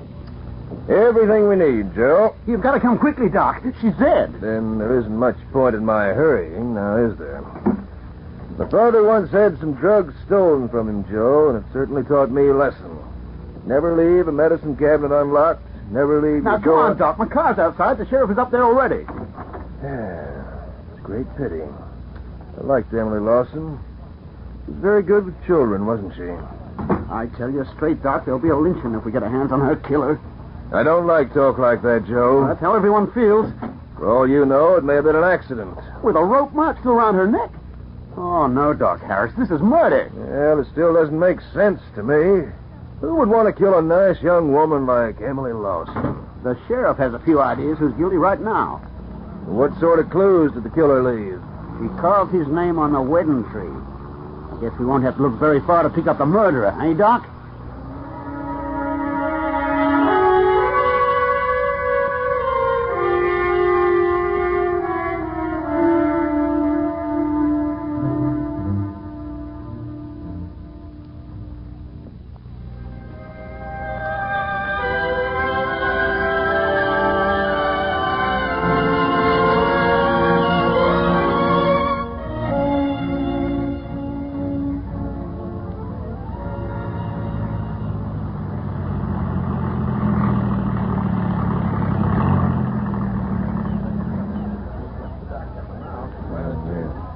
Glad to see you, Doc. Well, it's mighty nice to speak to somebody who isn't on the verge of hysteria. You sure you wouldn't like a sedative, Joe? Come off it, Doc. This ain't no time for jokes. Nor is it an occasion for wild supposition and insane theorizing. All these people ought to be about their business, not gawking here in the hope of satisfying their morbid curiosity. She's over here, Doc. You sure got a tongue like a sour apple, Doc. I need it when I'm forced to live with fools like you, Joe. Little Randy Barnes was up here early this morning chasing after a squirrel when he saw her lying at the foot of the wedding tree. He thought she was asleep at first and tried to wake her. But then he ran screaming down the hill to town. Will you get those people out of here, Sheriff? Okay, Doc. But you can't blame them for being concerned. After all, Miss Lawson was very popular. Everyone was fond of her. And they ought to show some respect for her now. Now, how's about all you good folk getting along home? Or at least, move right back there across the path. Doc Harris has to examine the corpse. Certified death before we can move it. I still maintain that That's enough, Joe. Take it easy. Go on now. You get over with the rest, boy. I always said he should have been locked up years ago. A menace to society. That's what he is. Yeah. Well, there she is, Doc. Yeah. Strangled. Strangled with a cord or a strap. Been dead for, about 11 hours. About 11 hours, huh? Well, and she must have been here last night at 10 o'clock or thereabouts. Yeah. Funny she'd choose to come here last night. It was raining pretty heavy, as I recall. Well, courting couples don't worry none about the weather, Doc. Joe mentioned something about her leaving a clue as to the killer's name. Oh, yeah, sure. There on the tree, see? Just below that knotted piece of bark. Yeah. She's carved a heart, and in it, 2 strokes of someone's initial. Yeah, a vertical stroke and a horizontal. It's an H. That's plain enough for anyone, Doc. She was carving an H. Now, look, Joe, I thought I told you to step on over there. Could stand for Hiram, couldn't it? Why don't you go off someplace and just cool down, Joe? You're getting on everybody's nerves. Hiram's a lazy, shiftless, no-good loafer. He should have been run out of town years ago. Do I have to listen to that babbling idiot, Sheriff? We'll work this out on our own, Joe. Well, I can tell you how it happened. She's waiting here last night for him to arrive. You know what it means when a girl or a boy carves a heart and their initials on that tree? It's almost like an engagement. Yeah. Okay, then, she's waiting here, and she just started to carve his name when he springs upon her from behind and twists a rope around her neck. There's another mark here across her throat that wasn't caused by no rope. She always used to wear a gold key on the chain, but it's gone. Part of the chain was found close to the body, but the key was vanished. That's what Hiram would do. If the key was gold, he could sell it and then... I know Hiram, and there's nothing wrong with him. He's a good lad. One day he'll be a fine rider, and a man like you will be proud to say that you once knew him, Joe. Well, that may be so, Doc, but I still think we should bring Hiram in for questioning. You're making a mistake, Sheriff. You've got 2 strokes carved into the tree. It could be an E. It could be I reckon it's an H, and so do all other folks. Good morning, Sheriff Wilson. Morning, Dr. Harris. Hello, Joe. This is Gas. Good morning, Professor. Good day to you, Professor Porter. I heard from the newsboy, and I don't quite think I've recovered from the shock even now. My wife is distraught with grief. Well, very natural, I'm sure, but... how long did you know Emily Lawson, Professor Porter? Well, she came to our college from Boston with excellent credentials. Mm-hmm. She boarded in at the college, didn't she? Yes, that's quite correct. Did you notice she ever had any boyfriends? Oh, I don't make any practice of inquiring into the private lives of my staff, but, no, I mustn't voice a mere suspicion. Well, I just let's have your views, Professor.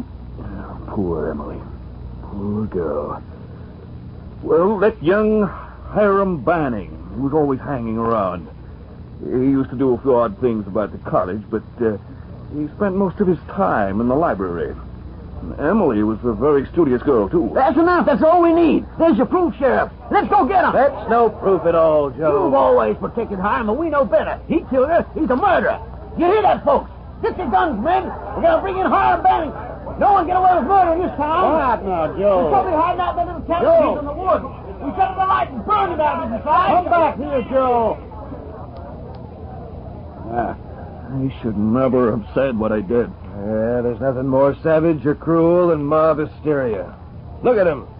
Running in all directions like wolves going crazy, lusting after blood. You must admit that Hiram is a very extraordinary young man. He's a genius. I wouldn't expect anybody in this town to realize that. A genius? No, really, Dr. Harris. Well, all I know is I better do my level best to bring in Hiram before the crowd does. They're in the mood for a lynching. Why don't you call in the state troopers, Sheriff? You'll be needing them. I'm sheriff of this town. I can manage things on my own. I'll have the murderer named and under lock and key before I call the troopers. The vanity of office. They're not going to leave her here, are they? The ambulance is coming over from Stillville Hospital now. It's monstrous. Utterly monstrous. Yeah, I don't know which is worse, though, Professor. Emily Lawson's murder or that crowd hooping and hollering and bent on murder of its own.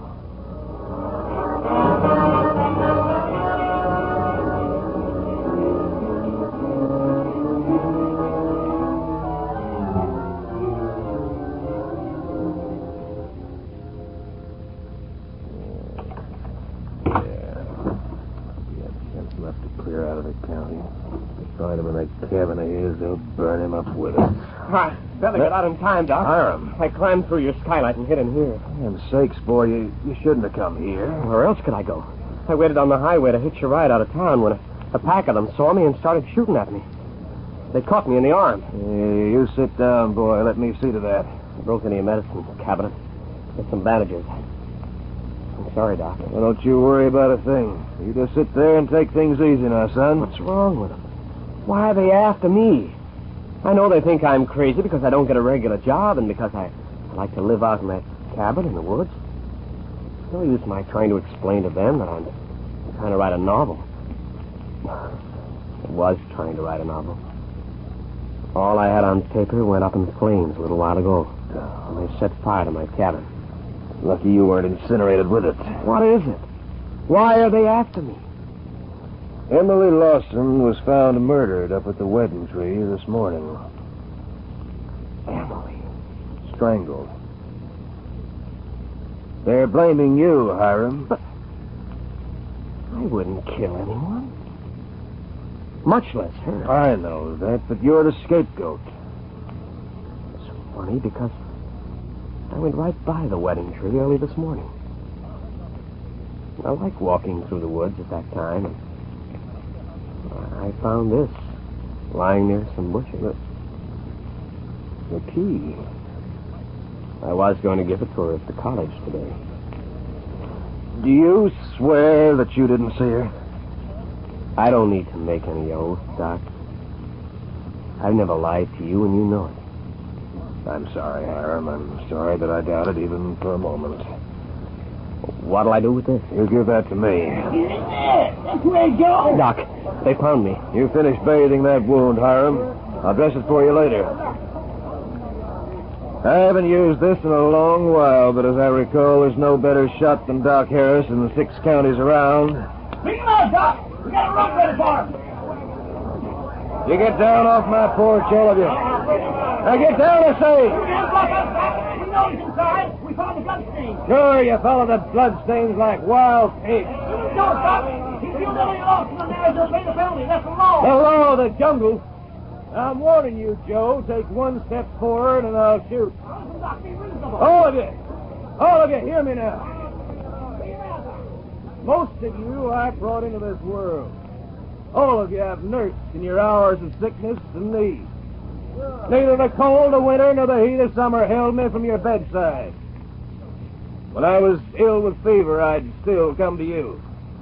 When my own wife was dying, I left her side to tend your wife at childbirth, Harry Marchand. All this I've done for you, and now I swear to you that this boy is innocent.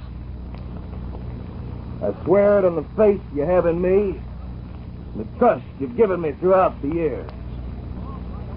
My father and my grandfather before me were doctors in this county, and you know that I don't take an oath like that lightly, or without thought and reason.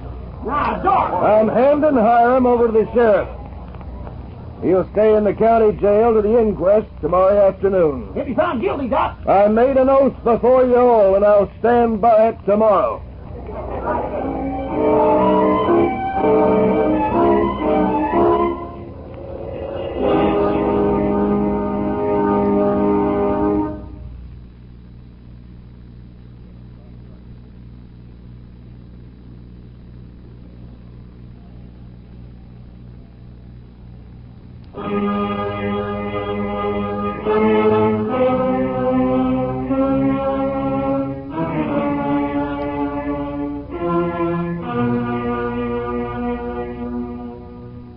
Okay, Hiram. I'll finish dressing that wound now. They're going. They believed you, Doc. For a while, they seemed mad. We'll get the inquest over tomorrow afternoon. I have to drive you over to the sheriff's now, Hiram. Once you show the sheriff that key... I know. The coroner's not likely to believe that you picked it up under some bushes. You know I didn't do this thing. If I didn't, do you think I'd have stood out there and said what I did? No, son, I have as much faith in your innocence as I have faith in the perpetuity of human folly and bestiality. Well, I'll just finish tying this bandage and you'll be ready for your trip to the sheriff. I'm not sorry that novel was burnt, Doc. No? I've learned so much about human nature in the last hour. It can be pretty mean and ornery at times. No, it can be magnificent. Thanks, Doc.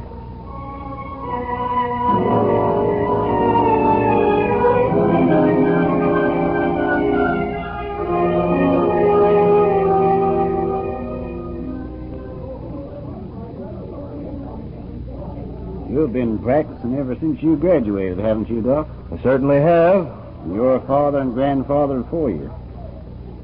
That was a mighty foolish stand you took yesterday afternoon. Sure, I know you had to save Hiram's life at all costs. But you'll be finished as a doctor from now on. I'm prepared to take that risk, Sheriff. All these folks trust and admire you. And if they find you wrong in this case, they'll never put their faith in you again. You believe the boy is guilty, too, don't you? When you handed me that key yesterday, I knew he was the murderer. You'd be prepared to send him to the chair on that evidence alone, eh, Sheriff? Sure would. Feel kind of cold all of a sudden. No, I was going to have the windows open because of the heat. When's the coroner due to arrive? He should be here now. Well, I'm going to ask for the privilege of questioning Hiram and any other witnesses I may choose to call. Is that in order? Well, it certainly ain't, Doc. That's the lawyer's job. If you knew the legal code of this county, you'd read where an interested party can ask questions of all witnesses directly involved in a case of murder. Well, is that a fact? All you have to do is ask permission from the coroner. Well, didn't you operate on his wife last year and save her life? Yeah, tricky operation, but successful. Well, now, I can't see him refusing. Can you?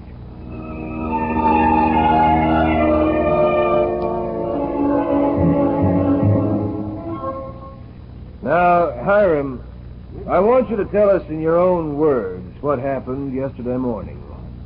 Well, I got out of bed before dawn, made myself some coffee.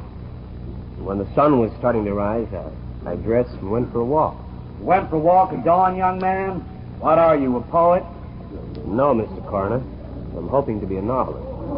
Thanks. I followed the stream down through the redwoods. It runs close to the wedding tree, but I didn't see Emily. I didn't see anything there. And where did you find the key? He dragged it from her neck. Now, listen, if that man can't keep quiet, have him removed, Sheriff Wilson. This inquest may be slightly unusual in that Dr. Harris is asking questions, but I'll not have any interference from the crowd. Thank you. I went across the bridge of the stream. On the other side, I noticed something glinting. I found the key near some bushes. And you put it in your pocket, naturally. I intended to give it to Miss Emily that afternoon. You were well acquainted with her, weren't you? Yes. She let me use the library on many occasions at the college. I even used to take some books back to my cabin with me. Occasionally, I did odd jobs at the college, like tending the furnace and rolling the lawn. Were you fond of her? I liked her well enough, but she was always very quiet, almost secretive. Did you ever take her out? I did ask her once to see a movie with me, but she refused. I only asked her because she'd been so nice to me over the book. I wasn't upset or anything when she turned me down. I think that will be all, Hiram. Thanks, Dr. Harris. Now, Dr. Harris, do you feel inclined to stand down in the lab? No, if you don't mind, I'd like to make some inquiries about this key. Very well, Doc. Have your way. There's an inscription on the back of it which I can't decipher. I wonder if Professor Porter could oblige. Will you go to the stand, please, Professor? Certainly. Identify yourself, please, Professor. I'm Francis Porter, president of Harcourt College. The subject I teach, apart from my administrative duties, is Latin. Miss Emily Lawson was a grade teacher at the college. I called you, Professor, because this inscription has me beaten. You know what a doctor's Latin is like. Perhaps I may be of assistance. Amor patitur moris. Translated very roughly, love endures delays. A very curious phrase to be inscribed in a Phi Beta Kappa key, eh, Professor? I couldn't pass an opinion on that, Doctor. Well, Emily Lawson was only a grade teacher. She didn't possess a university degree, did she? Hardly. And she was wearing a Phi Beta Kappa key, one of the highest awards granted a scholar in the United States. Now, Mr. Coroner, I have a list here of all members of the Phi Beta Kappa Society in this country, and there's no mention of Emily Lawson. Is this relevant, Dr. Harris? I reckon so. Are you quite sure it is a Phi Beta Kappa key? Well, I noticed that you're a member of that society, Professor. Perhaps we could compare it with your own. I lost mine several years ago. And you didn't apply for another? I never bothered. Why? Well, it didn't seem of any importance to me. After all, I am a member of the society. My name is inscribed in the list of members. That is quite sufficient. You gave your key to Emily Lawson, didn't you? That is absurd. Because you were in love with her. That explains the inscription on the key itself. Love endures delay. Now, what sort of delays would that refer to, I wonder? Mr. Coroner, I must appeal to you. Go ahead with the questioning, Doc. This is mighty interesting. It's monstrous. I insist on being represented by my lawyer. This won't take very long, Professor. Love endures delays. You promised Emily that you'd marry her, didn't you? You told her that it would take some time to get rid of your wife. After all, a man in your position couldn't face a scandal like divorce without losing a very lucrative post indeed. This is a complete fabrication. There is no truth in it whatsoever. So you told Emily to be patient, told her to wait, told her that love endures delay. Never. I was never interested in her. But then, barely 3 months ago, your wife inherited a large sum of money, didn't she? She did receive a small bequest. You call $40,000 a small bequest. I did not love Emily Lawson. I did not... Professor Porter, I believe you. After your wife inherited that money, Emily became more than a nuisance. She became a constant embarrassment. I care only for my wife. That's what you tried to tell Emily, and she wasn't at all happy. I doubt if anybody would be at her place. After all, you've been stringing her along for a good many years, Professor. And while she could endure some delays, her patience couldn't last forever. I did not kill her. I never laid a hand on her. Things came to such a pass that Emily demanded you see your wife about a divorce. Never. You tried to fob her off with talk of the scandal, how it would affect your career. But by this time, Emily had heard about the $40,000 windfall, too. And she suspected that your love for her had cooled somewhat. Mr. Coroner, you must... Carry on, Doc. You had a number of scenes with her, and then Emily said that she was going to see your wife.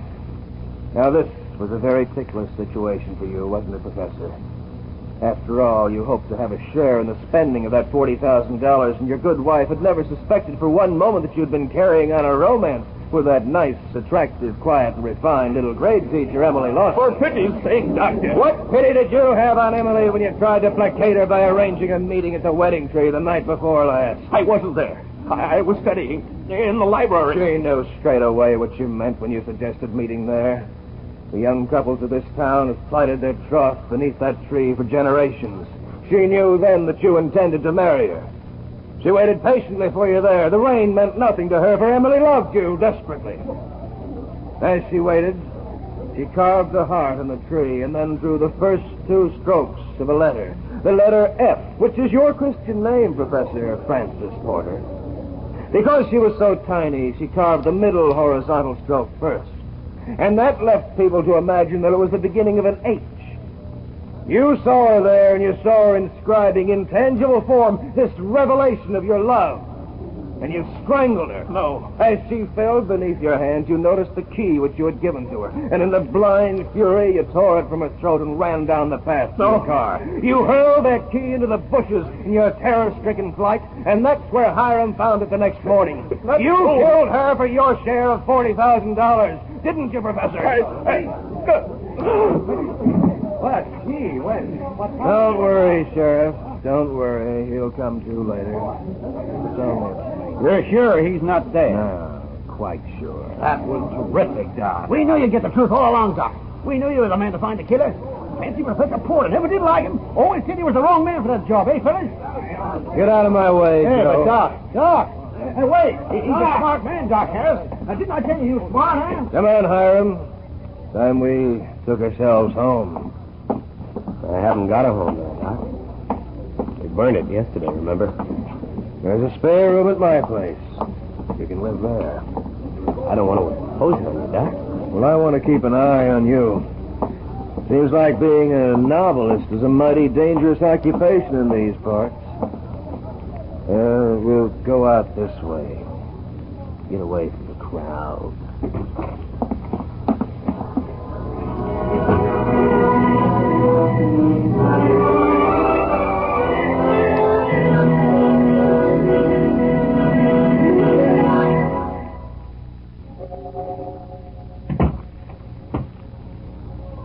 A closing door finishes the story.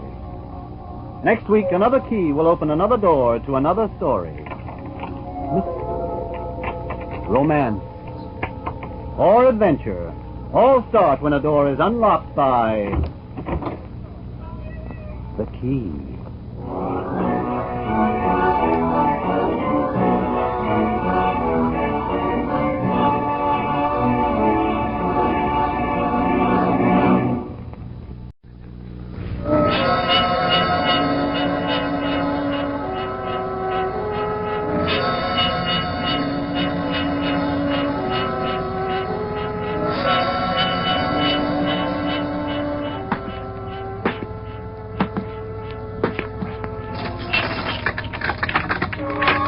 every door has a key. There's a key to every situation. Behind every unopened door, there is a mystery. And the opening of this door introduces us to another in the series, the key. I would have asked you to come before, Woodward, but I had to be sure of my facts. After all, it was an experiment. This way. I didn't want to be a laughingstock of the medical profession.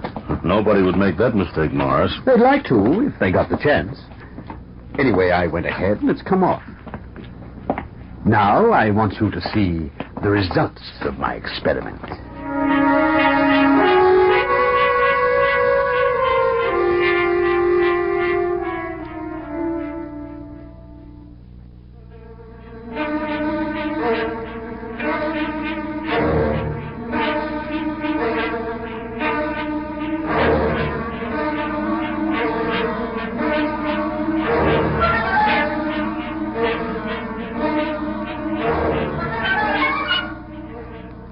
What exactly has happened, Morris?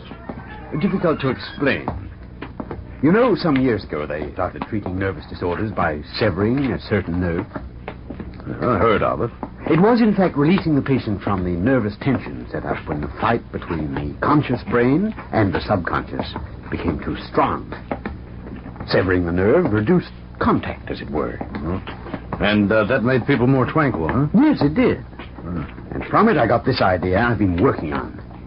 You're a politician, so I won't bore you with medical details, but what in fact I've been able to do is completely sever the conscious from the subconscious. Sounds drastic, Morris. Maybe, but fascinating. The possibilities, you know, are endless.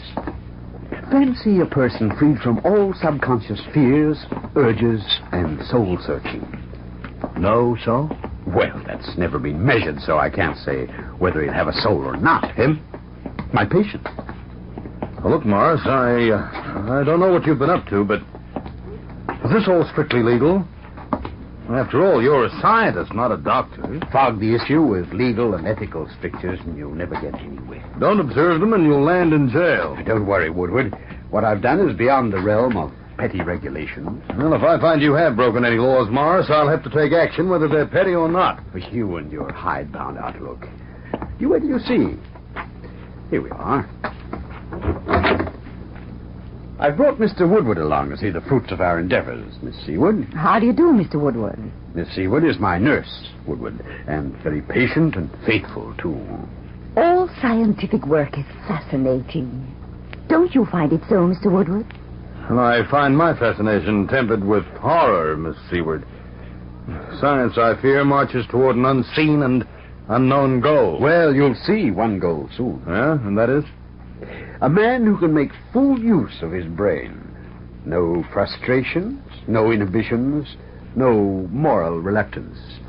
My man is pure brain. Not a trace of subconscious. How did it happen? Absurdly simple. Certain nerve severed, and that's all. An operation? Well, in a way. Sorry, Morris, that's against all medical practice. Not only that, it's illegal, and seriously so. I'm sorry, I can't stay, and you'll be hearing from the authorities. I asked you here because I knew you'd be interested. I asked you because you're my friend. Maybe what I've done is illegal, but that doesn't prevent you meeting my patient. You can say, how do you do, and leave it at that. After all, nobody else but you knows anything about this. It's a unique opportunity, and you'll be sorry if you don't take it. After you've seen him, you can have me arrested, if you like. One of the scientific achievements of the century, Mr. Woodward. An opportunity that won't occur again. So you'd better see him. I don't know I like this. Oh, all right. But I won't stay. And if what I see is obviously illegal, Morris, it'll only confirm my intention to do something about it. You're my friend. A politician can't afford to have friends who break the law. I quite understand that. Come in, Applebine. Turn the doorknob to the left and open the door. Come in, my boy, come in. I'd like you to meet Mr. Woodward, a very well-known politician. Hello. Hello. Shake Mr. Woodward's hand, Tom. Say, how do you do? How do you do, Mr. Woodward? There, that's over. As you can see, Woodward, Tom is exactly the same as anybody else. Well, I didn't know what to expect. He looks fine and healthy. What's so exceptional about him, Morris? This. How many people in this state, Tom? What's the population? 3,700,053. Allowing for the birth rate over the death rate, there are at this moment 3,700,056. In 5 minutes' time, it will drop to 54. But in 6 minutes, the number will be 58. Exact figures, Woodward. I told him that a fortnight ago. He remembers. Everything I tell him, he remembers exactly. No faltering, no hesitation or doubts. In fact, you see before you a mechanical brain that's infallible. Mechanical? Subconscious gone. No dreams. None of the millions of things harassing an ordinary man. But mechanical. Take away the unplumbed part of a man's brain and he is mechanical. Does what he's told. Remembers everything you tell him. In fact, Woodward, you see before you the perfect voter. Morris, you've as good as murdered this young man. Look at him. Look at his eyes. They're bright, maybe, but nothing behind them. What wouldn't you give to have a secretary like that? To have voters like that? Or a woman to have a husband like that. I don't care about that. The fact remains you've taken a perfectly ordinary young man and turned him into a sort of monster. And suppose everybody else in the world was like that. No wars, no revolutions, no governments crashing. Everybody doing exactly as they were told. That's ridiculous. But possible. I've never heard of such a thing. It's staring you in the face. One now, Woodward, but in time we could have a dozen, 2 dozen, a whole army. 1 or 2 people to lead them, of course. Say, you and me? Are you suggesting? Woodward, you're nothing better than a murderer. Matter of fact, I think you're crazy. I'm leaving here. Here and now. I'm going to the police and I'm going to have you arrested. You'll have to leave here first, Woodward. I'd point out I've got an excellent police force, better than anything human. Mine can't be bribed or have doubts or take sides. Mine is mechanical. There he stands. I can say, kill this man, arrest him, and he'll do it. Whatever I wish. I know it must be a shock to you, Mr. Woodward, but I'm sure given enough time to think, you'll come round to our point of view.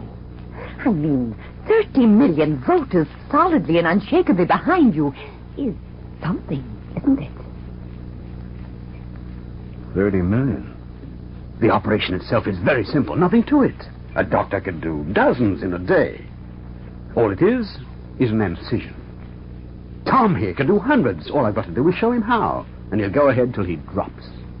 How? You can't line up 30 million people for an operation. You can operate on enough to control the country. We thought we could do it this way, through the doctors. You are crazy. Doctors, indeed. Doctors control the states. There's hardly anybody in the states who doesn't go to a doctor at least once a year. But you can't let me finish. You get a doctor here, some pretext, and operate on him. As soon as he's recovered, and it only needs a local anesthetic, we instruct him to do the same operation on all his patients. What a nightmare. Within no time, we have hundreds of people like Tom. You're mad. I'm getting out of here. And more doctors, more and more patients. In no time, we have the whole world doing exactly as we tell them. Working for us. Standing behind us. That's all so simple. A politician's dream. Can you be so certain about this man? Will he do everything you tell him? Exactly as you tell him? Exactly. Just close that door again, Miss Seward. Tom, walk through that door. Don't open it. Walk through it. I don't believe it. You can't. All right, Tom, stand where you are. Do you want any further proof? You're seeing in actual fact what the Nazis tried to do 20 years ago. The man who obeys without question. He's got a brain, but nothing to control it, nothing at all. What controls ordinary men has no longer contact with Tom. He's not frightened, worried. He's not anything. His brain I can control because he's got no subconscious to control it. What do you say, Woodward? The world. The whole world. Ours. I say no. No. Pity.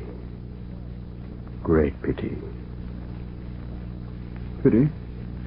My dear Woodward, we've shown you our secret. We have to show it to somebody who knows the working of a government, so we know how to proceed on a world domination plan. But somebody who won't cooperate with us, you must understand, can't be allowed to go back to the world of ordinary people. You can't stop me. We can and will. Woodward, I'm very sorry to have to inform you, but you'll be our next mechanical man. Operate? On me? On you. You've got to let me get out of here. I'm sane. I'm not crazy. It won't be long until you are. My dear fellow, don't worry. It doesn't hurt at all, and when it's done, you yourself won't feel any different. As a matter of fact, it'll be a great release for you. Just fancy not having to make up your mind about anything. Fancy having no dreams, no worries. Those dark shadows of right and wrong, should and shouldn't, all gone. As you can see, Mr. Woodward, Tom is very happy. As a matter of fact, he looks 20 years younger. You can't be in this, too. You're a woman. And as a woman, I want to see an end to wars, fighting. I want to see everybody free and happy. Free and happy? Free and happy? That's what they would be. The man unbothered by conscience is free and happy. Look at Adam and Eve before the fall. The world will be, in a manner of speaking, one great big Garden of Eden. With no apple trees. Or at least, if there is one, nobody will eat an apple until he's told to. Well, if you're going to do this thing, you'll have to fight me.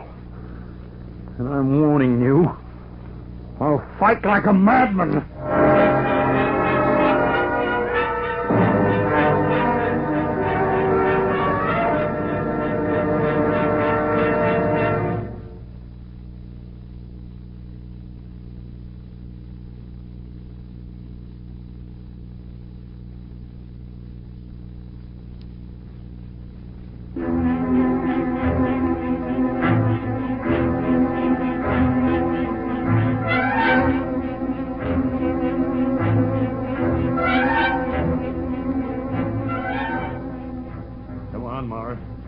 I'm warning you, I'll slay you.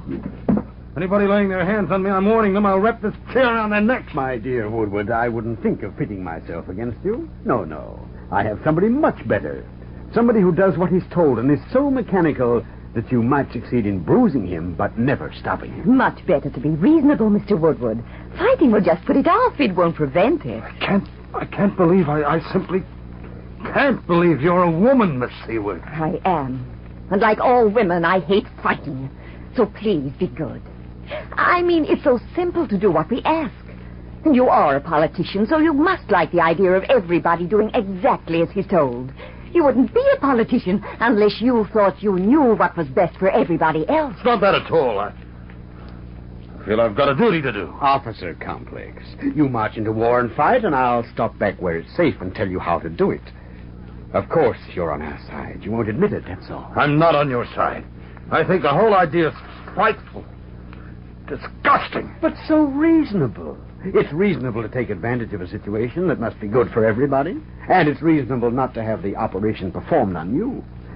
For some unknown reason, you seem to like the idea of having a subconscious. And what about you? Somebody has to be in control. In a world of mechanical men, somebody has to tell everybody what to do. It could be you. No. Once and finally, no. No, I'm not interested. Then we have no alternative but to use force. A mechanical force, Mr. Woodward. All right. I'm fighting something evil, and I've got right on my side. Right isn't always the winning side. And, as in all these things, what is right? Not many people will fight unless they think they're right and the others are wrong. Of course, in our brave new world, it'll be us who know the right and wrong. The rest of the people will simply do as they're told. And that's just normal political belief and hope. Now, in an election speech, you try to convince people your side of the question is right. Now we can show you how to do it without trying to convince. All you have to do is say. And nobody alive will stop you being elected because you'll be telling the electors what to do. It all makes sense. Horrible, distorted sense. Then you'll come in with us? No. No, I've got to hang on to what I know is right. What you suggest is wrong. Don't waste time trying to convince me. Tell Tom. He'll not only listen to you, he'll believe you. If I hadn't convinced him otherwise. Well, Tom, this is all wrong. You've got to be on the side of right. Very good. But he doesn't know right from wrong. He's not like you and me, who know instinctively. He's got no instinctive feeling.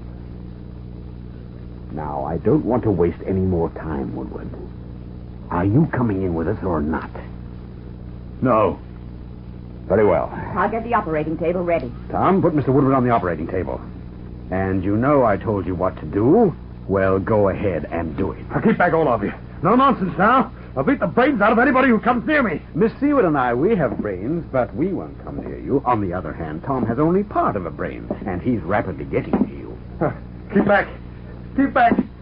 I'm telling you. Oh, I know I'm in a nightmare. Much better submit, Woodward. Doing that is quite a release, you know. Yes.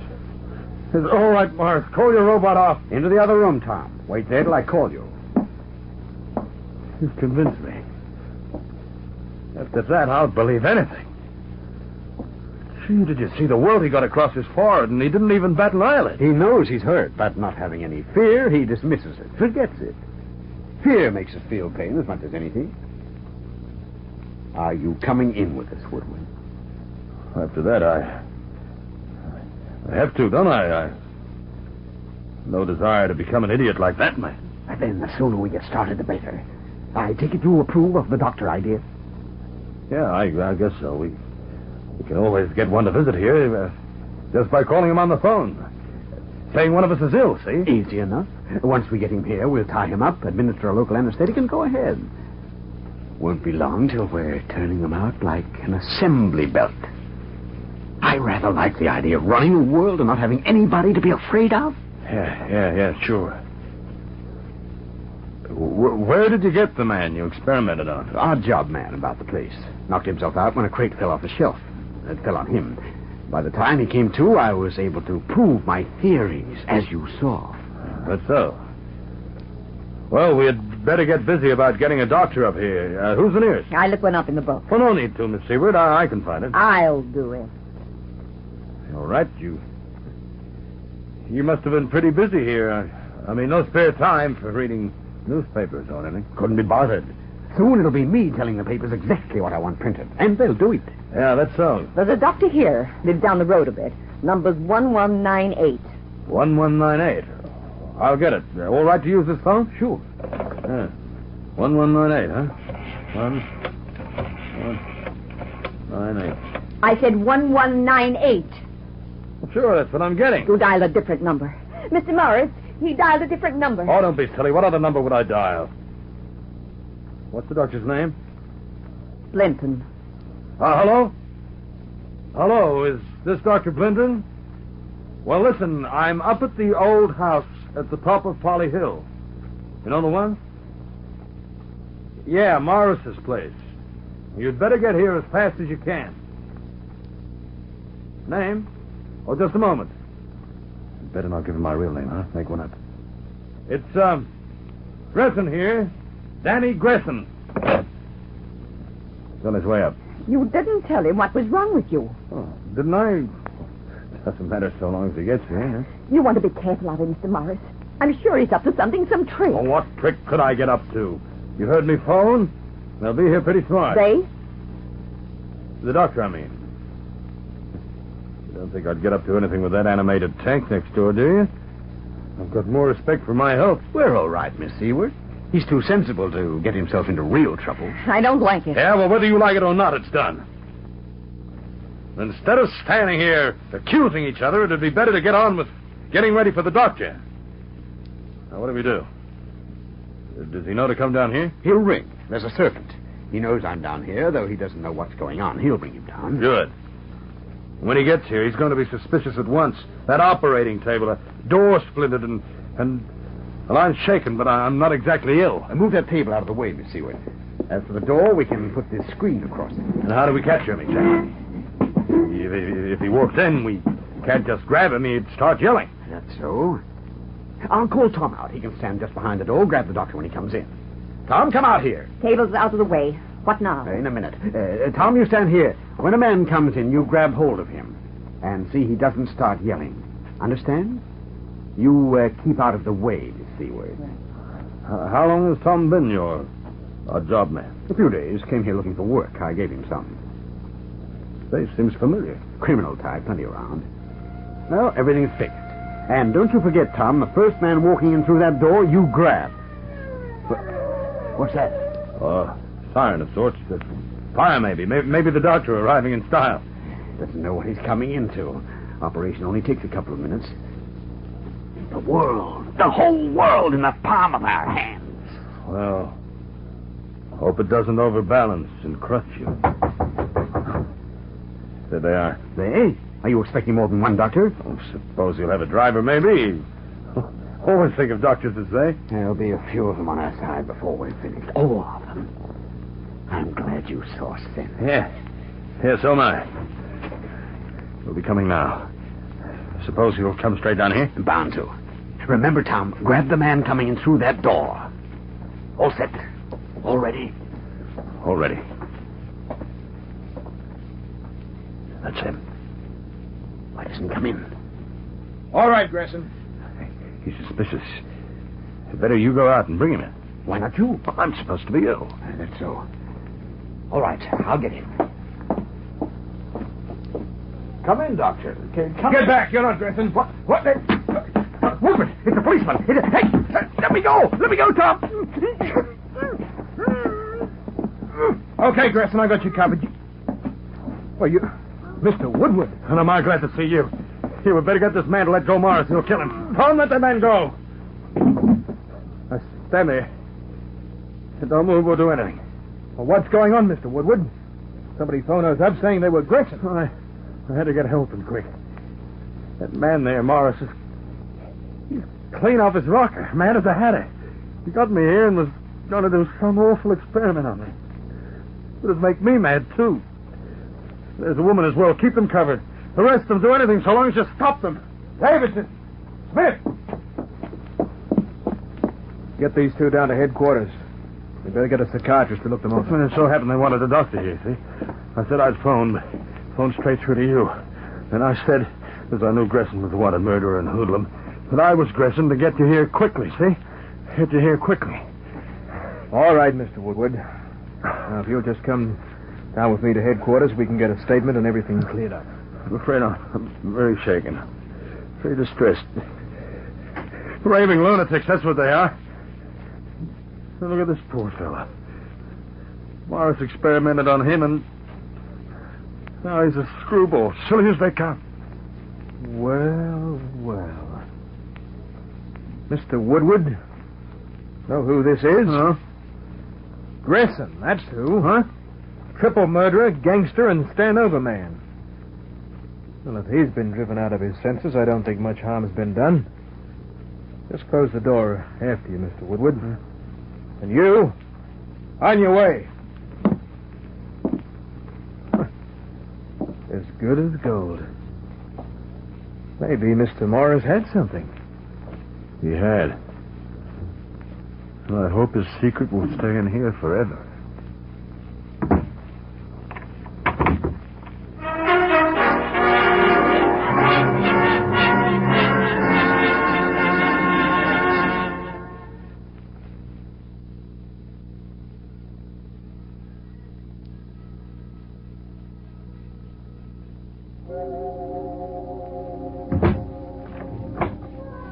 A closing door finishes a story.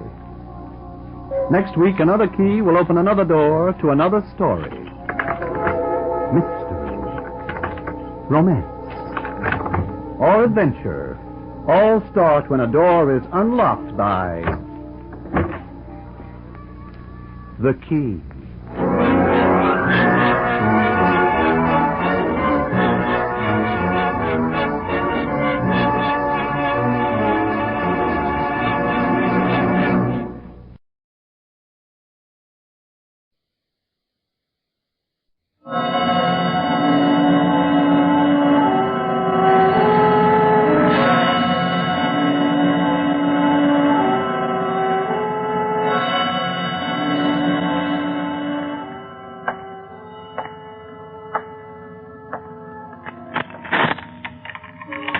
Every door has a key.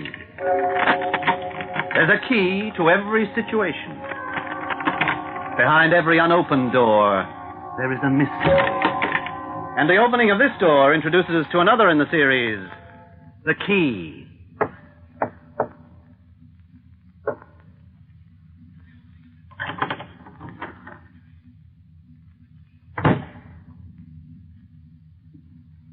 Sobalski's dead. Dead?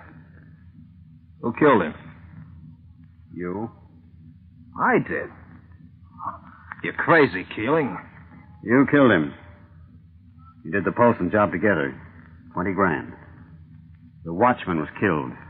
You lit out, taking the dough with you. You double-crossed Sobalski. Well, maybe I did, but I didn't kill him. Now Sobalski's dead.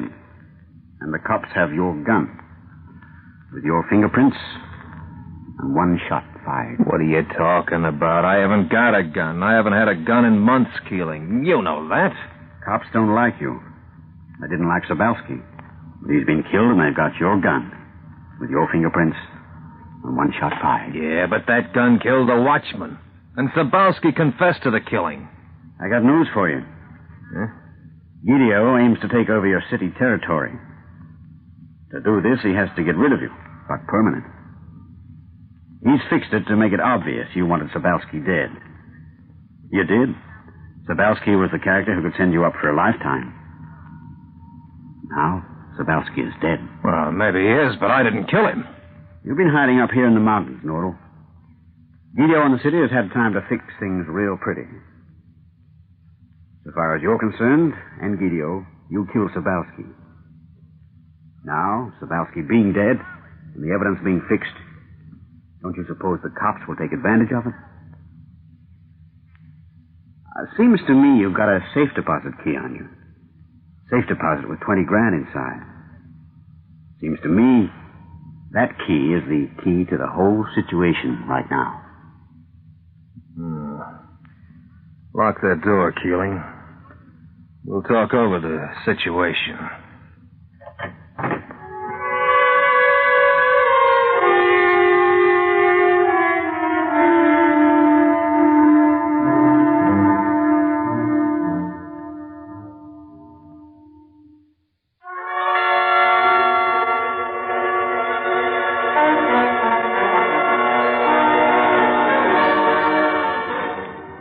Can't get over that fact, Nordal.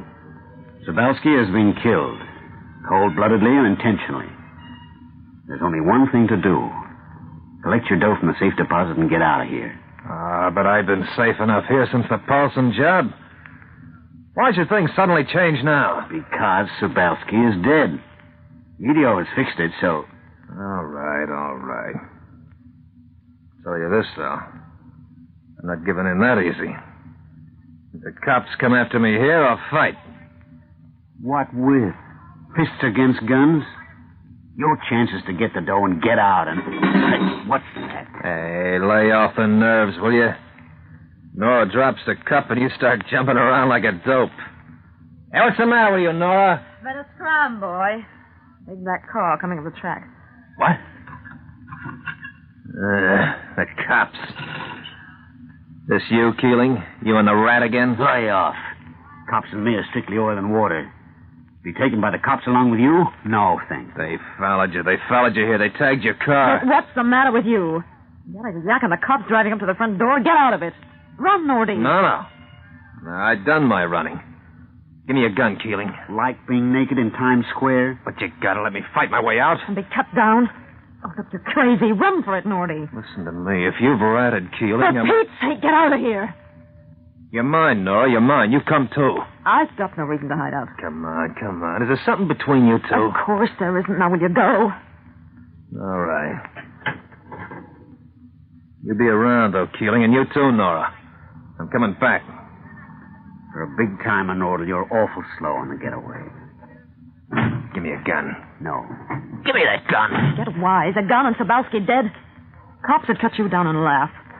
Hey, how did you know Sabowski died? I got ears. Can flap them, too. All right. But they're not gonna take me. That's not the postman. Well, let them come. They ain't gonna take me so easy. Hello, Nora. Gideon. Hello, Nora. You all alone here? Nah, not now. The rats are so thick around here, a ship must have sunk. They tell me you got some dough in a safe deposit, Nora. Maybe I have, maybe I haven't.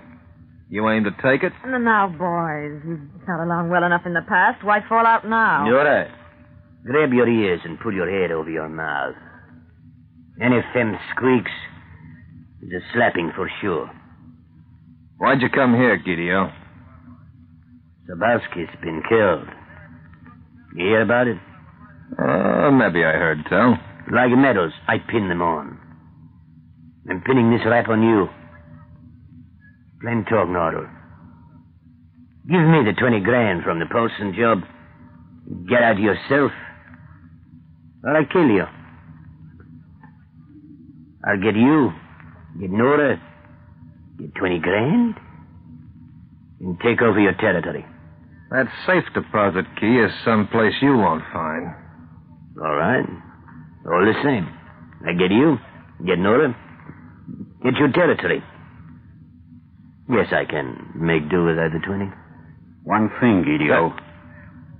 Killing. You got a flea, Gideon? You maybe feel you want to scratch? Go for your gun, and I'll save you the trouble. I'll shoot the flea. Funny stuff. Been thinking that line up long? Been thinking you're making a fool of yourself. Sabowski's dead, and Nordal knows the heat's on him. Why choke up another killing to yourself when the cops can do the job for you? Yeah. Makes sense. But sense from a dope makes me edgy. What do you want to help Nordal for? I'll tell you honest. Nordal and I, we worked together on a few jobs. I don't like the guy over much, but I don't want to see him cut down. If the cops get him, well, that's different. No, you touch me. He hasn't got a chance, Gideon. Sabowski dead and the cards stacked against him. Let him go. Let the cops do the killing. You got the drop on me, Keeling. Okay. But I tell you this. The cops had better get him. If they don't, you'll be the one cut down. And it won't be done fast. All right, Nordal. You got 15 minutes to clear out of here. Down on Highway 7, there's a bunch of cops in a patrol wagon. They're going to be told where you are. Goodbye. Okay, boys, climb. We're leaving the fish to fry itself. Hold it. Let him get away.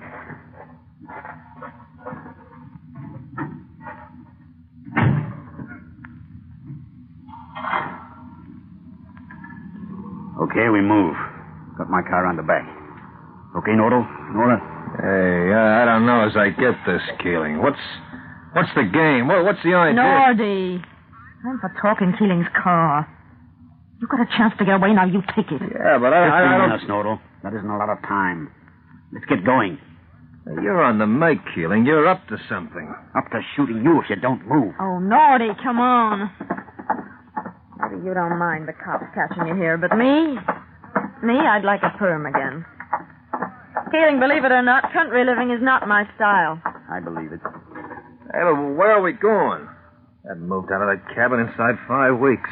6, maybe 2 months. Make up your mind. Going? What does it matter so long as we do go? Well, the cops are after me. Why do you bother? Why did I bother coming out to warn you? On account of I don't like Didio. On account of you're out of the city permanent. And on account of a lot of things.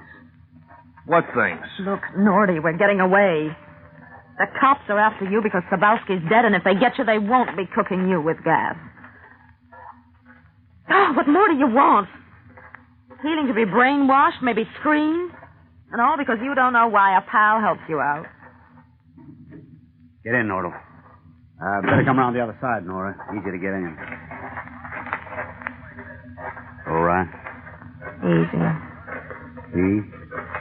Hidden. Suspicious? No.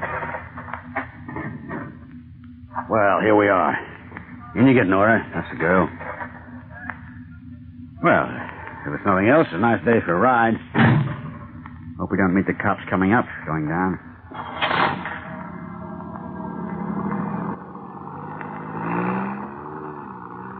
As a matter of fact, Nordal, I'm not only going to get you away, but I've got an idea how to get you off that murder rap Didio fixed so nicely. Oh, yeah? Of course, it's strictly business. Guy can't throw his brains around for nothing. Well, how far are you throwing your brains, and for how much? Oh, maybe $1,000, $2,000. You can never tell how much a guy's life is worth to him. What are you talking about? I haven't got 1,000. All I got right now is $13. 13. It's unlucky. Yeah. Unlucky for me. I don't get 1,000. Unlucky for Nordal. He doesn't get away from the cops. Of course, Yeah? Of course, there is the 20 grand. 20 you've got locked away in that safe deposit. Keeling. I took risks for that. That I keep forever.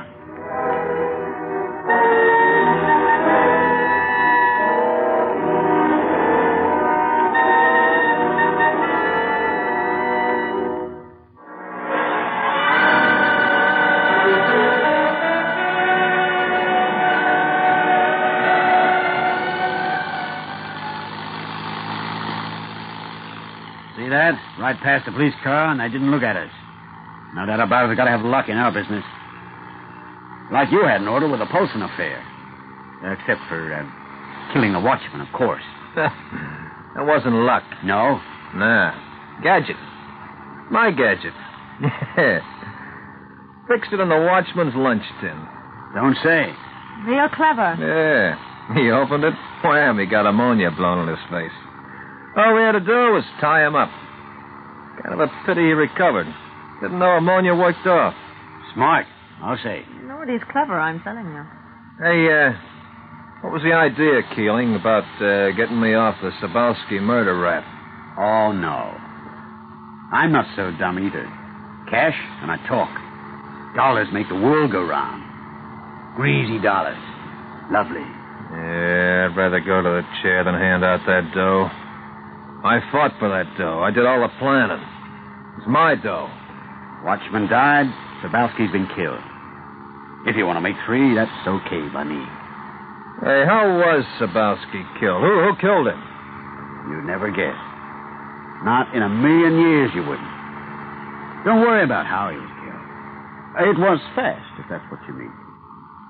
You never heard? No, I never heard. No newspapers. I couldn't have them delivered. Didn't dare go out and get one. No newspapers, no TV, no radio. Boredom. Chronic. Maybe we are on the run, but it's good to move. Anyway, forget Sabalski. Forget him. Forget Sabalski on the run for a murder I didn't do, even though it may look I did. If you hadn't double-crossed, then the cops wouldn't have known it was to your advantage to have Sabalski out of the way. If you... Hey... What's the matter? Behind us.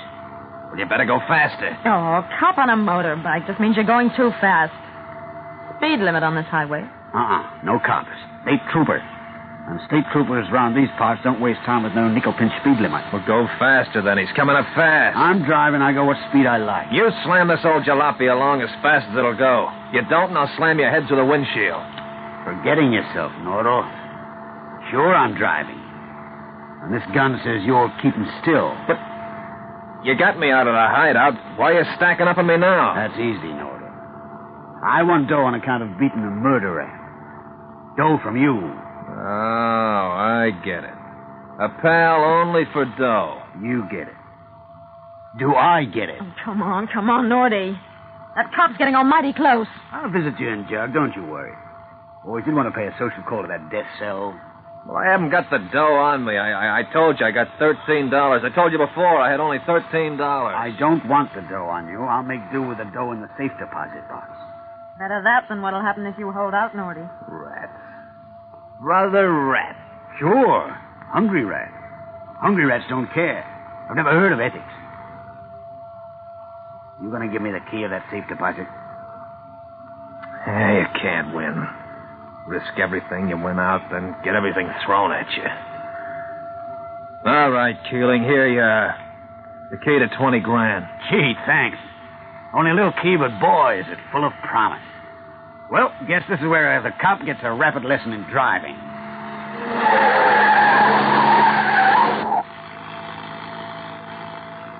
Funny thing, I thought it would work out this way.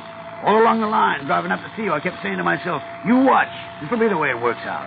You concentrate on your driving, or it won't work out anyways for us. Rat. Bad loser, isn't he? Especially for a man who rat at first. I've noticed that. One heel always tries to make out the other heel has spurs on. How's the cop? Holding with us. Not for long. A bit along here, there's a turnoff, so hang on to your seat. Know something? Motorbikes on a muddy dirt road aren't so hot. A bit too hot to handle, though. We beat him up to the top of a hill, then we got a nice little surprise called Cop's Downfall. You know, I like you so much, Noel, I'm even willing to kill for you. Of course, cops aren't really people, and I don't mind because all the dough you'll give me is dough, real dough. Yeah, you'll be surprised. Yeah, I've noticed that. Surprises around nearly all the corners.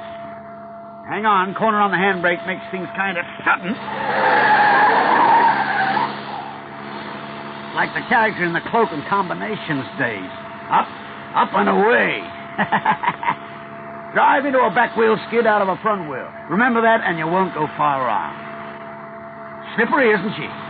Don't worry, boy. You got a master at the wheel. At the top here, I stop, and you can get out fast. Don't wait, go. Leave the doors, just get. You watch, I'll do a full turn in the car's length. Back she goes. Powie, one cop left. How far are we ahead? I don't know, a quarter of a mile. I can't see now. The bend cuts him off. Then this is it.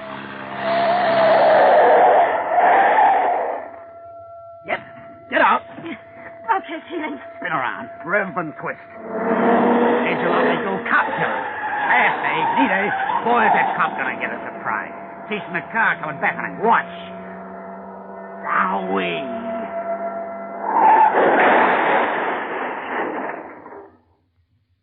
And that's that.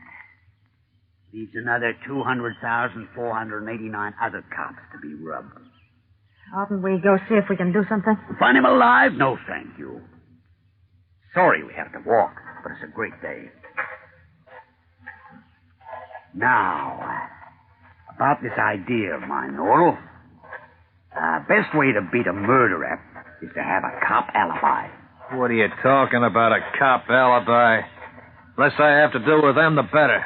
Just as you like, brother. Of course, if you don't do it, I'd say, I guess you'll have too much to do with him. Murder's a killing job, and Sabalski's almighty dead. Yeah. What was you talking about? I mean, what do you mean, a cop alibi? Well, it's like this. The boys often put it. So happens I know a job was done on the First National over in Birdville. So happens I know it was pulled right at the same time as Sabalski died. Cops know, too. You mean that I ought to give myself up for that job? Sure, why not? Send you up maybe for 5 years. But what's 5 years when the other job means permanent rehabilitation up where clouds make do as a cellar? 5 years.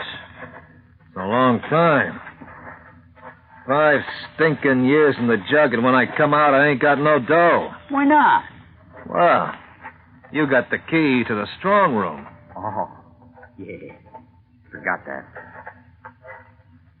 Oh, well. Don't give yourself up for that Birdville break. You and Sabowski, Watchman, will have a great laugh about it. Great. Look, Nordy. Everybody must have known you'd want Sabowski rubbed. Now he is, and Gideo's fixed it. And that means shock treatment for you. Better you give yourself up for that Birdville job. Honest. I know what I'm talking about, Nordal. Say, look. Here. Hey, you got a newspaper. Hey, what's that say, the headline? What's that? Sabowski dead. What was I telling you? Hey, let me read. You don't want to read that. Here. Huh? Now, look. This is what you want to read. Birdville bank robbery. That's it. Read it good. Get all the details. Then, go give yourself up as doing it. Honest, Nordy, it's the best. The only way. Yeah, well, I'll think about it.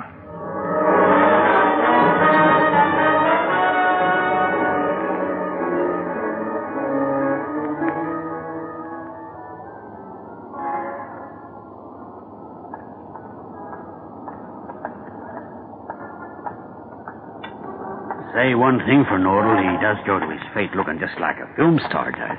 I couldn't believe it. You talked real good. Honest, I've never seen a man taken in so easy.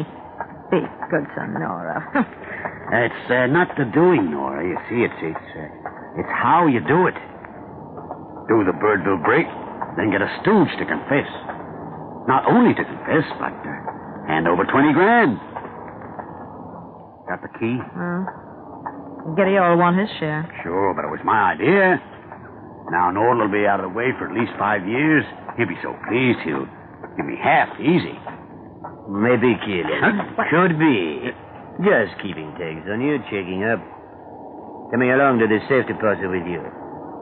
You know you have to sign before you get the duplicate key from the bank guard. Sure. Nora got me a signature. Been practicing.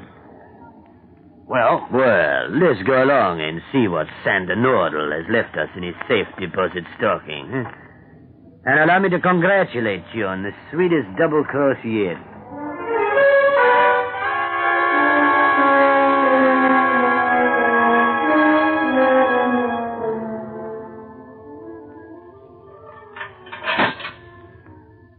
Lawyer to see you, Nordal. Good afternoon. Afternoon. Well, now, Nordal, you've signed a confession, so I understand. Confession? Yeah, I can speak open, though. I mean, there's nobody to hear, nobody to pull a fast one if I tell you something. I mean, nobody like a lawyer. If you wish, I'll treat any information in the strictest confidence. Well, listen to me. I gotta tell somebody. I've been framed. Of course. Really framed, like this, see? A pal of mine talked me into confessing to the Birdville job so I wouldn't be hauled in for a bigger job. Well, you're very frank. What bigger job? Murder. And did you murder somebody? No, that's where the frame comes in. I didn't. But a certain party made it look as if I did. And to escape that rap, I said I'd done the Birdville job. I see. Who was it you were supposed to have murdered? A guy called Sabowski. Sabowski? Yeah. You heard of him, huh? Well, he's the guy, the one that was bumped. I don't know how you're going to take this, Nordal, but Sabowski was bumped. But officially bumped. Eh? Well, he was killed, wasn't he? Yes, killed. In the electric chair. He was tried, found guilty, and condemned. If anybody could be found guilty for his death, it could only be the government officials concerned in the execution. Come on. I'll let you up. I don't know why lawyers are all so impatient. Oh, thank goodness you've come. I'm afraid Nordal has taken leave of his senses. First of all, he started crying when I told him Sabowski had been electrocuted, and then he started laughing. What about? Bless if I know. Something about a gadget being fixed in a safe deposit. Something about this time when it's opened, it won't be ammonia, but explosives. I really think you better call a doctor. They'll open it up and it'll blow their heads off, and I'm going to do 5 years for somebody executed. Yeah, you're right. We better get the doctor.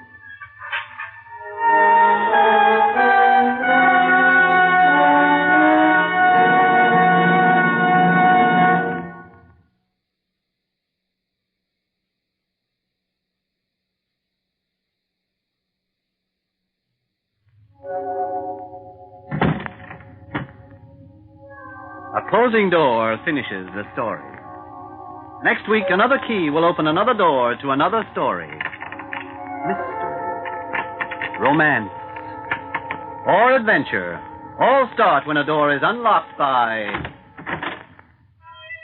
the key.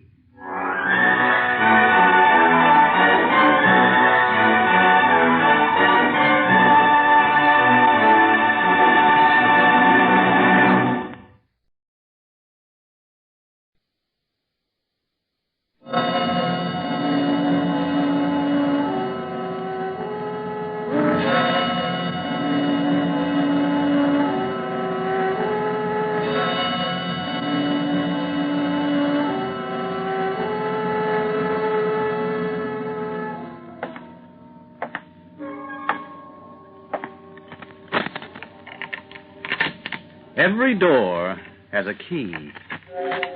There's a key to every situation. Behind every unopened door, there is a mystery. And the opening of this door introduces us to another in the series, the key.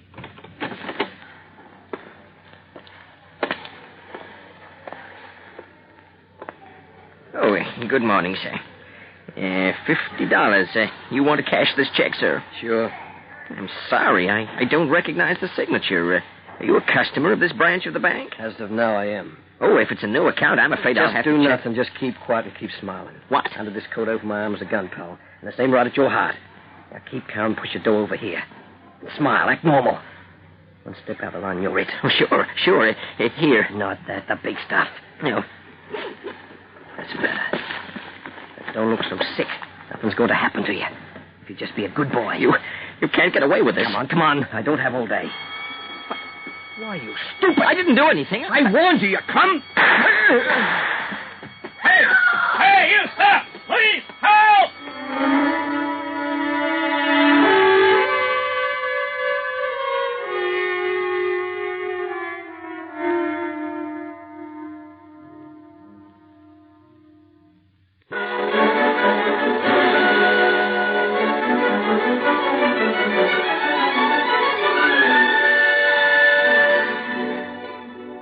Now, Miss Pereno, you say you didn't see the man's face at all. No, he had his arm up around his face. I couldn't see anything but his eyes. He was holding his overcoat over the arm. Would you be able to identify him if you saw him again? No, I wouldn't. I see. Miss Pereno, the bank accountant who ran out of his office when he heard the shots has told us that the gunman did not put his arm up over his face until he'd come face to face with you. Well, he's mistaken. The man's face was covered. Look, Miss Pereno, there's nothing to be afraid of. We have reason to believe that there were two people who saw the face of the hold-up man. One was the teller who handed the money to him and then pressed the alarm button. That man, the teller, was shot down in cold blood by the gunman, and he's dead. The other person we believe capable of identifying the killer is you. And I shouldn't have to remind you that if you cannot help us, the killer may never be brought to justice. It's therefore your duty to do everything you can to help us. I'm sorry. I told you all I know. Think, Miss Pereno. You must have caught a glimpse of his face. No, I Miss didn't. Pereno, you are not telling the truth. Captain, please. Angela cannot help you. You're making her scared. Angela's a good girl. She would help you if she could. Wouldn't you, Angie? Oh, please. I don't know anymore. Let me go. Oh, okay. You can go home. Please, me too, Captain. I'm our uncle. She lives with us. Mama will be worried about this. Okay. Get out of here, both of you. Thank you. Come on, Angie. Don't cry. We go home now. I'm all right. Oh, Miss Pereno, if you happen to remember that you can identify the killer, you know where to find me. Sure, Captain. We know. Sure. Well, what do you think? Sure seemed upset about it. Like maybe she recognized the hood but wasn't telling. Yeah, but why? Doesn't look the type to be on speaking terms with a killer. Tell you what, Al, get me a rundown on her. Family, background, acquaintances, the lot. Will do. What about the old guy? You said he's her uncle. Yeah, him too. The girl lives with him and his wife. Yeah, what's the name again? Oh, it's here someplace. Vitelli, Giuseppe Vitelli. Vitelli. Yeah, funny thing. The name rings a bell. So? No, can't get a fix on it. There must be dozens of Vitellis in town. Yeah. Yeah, we'll get checking on this one. Let's hope you come up with something. It'll be about the only lead we have.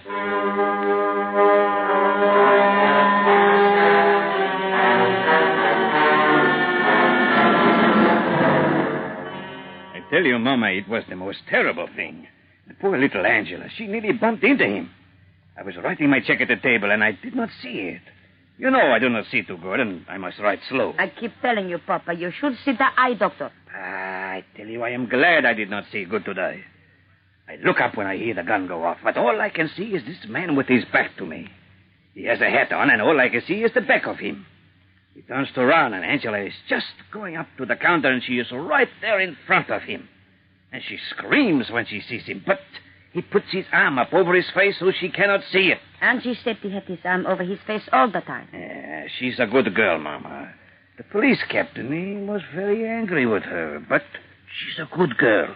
She would help him if she could. Of course she would help the police if she could. She's good, that one. She has been like a daughter to us all these years. Yes, like a daughter. It was terrible that Mario and Francesca should both die so young. But their going brought little Angela to us, Mama. She's such a good girl. I hope she will rest. I gave her one of my pills. The ones the doctor gave me for sleeping. Yeah, she will feel better in the morning. You know, Mama, there is only one thing. Yes, you are always saying. And why not? Why should I not want to see our little girl married to some nice boy? When she is ready, she will marry. That DeMarco boy, he's a good one. And I think Angela likes him. She likes him, and he is a good boy. He is a good worker, and he will do well.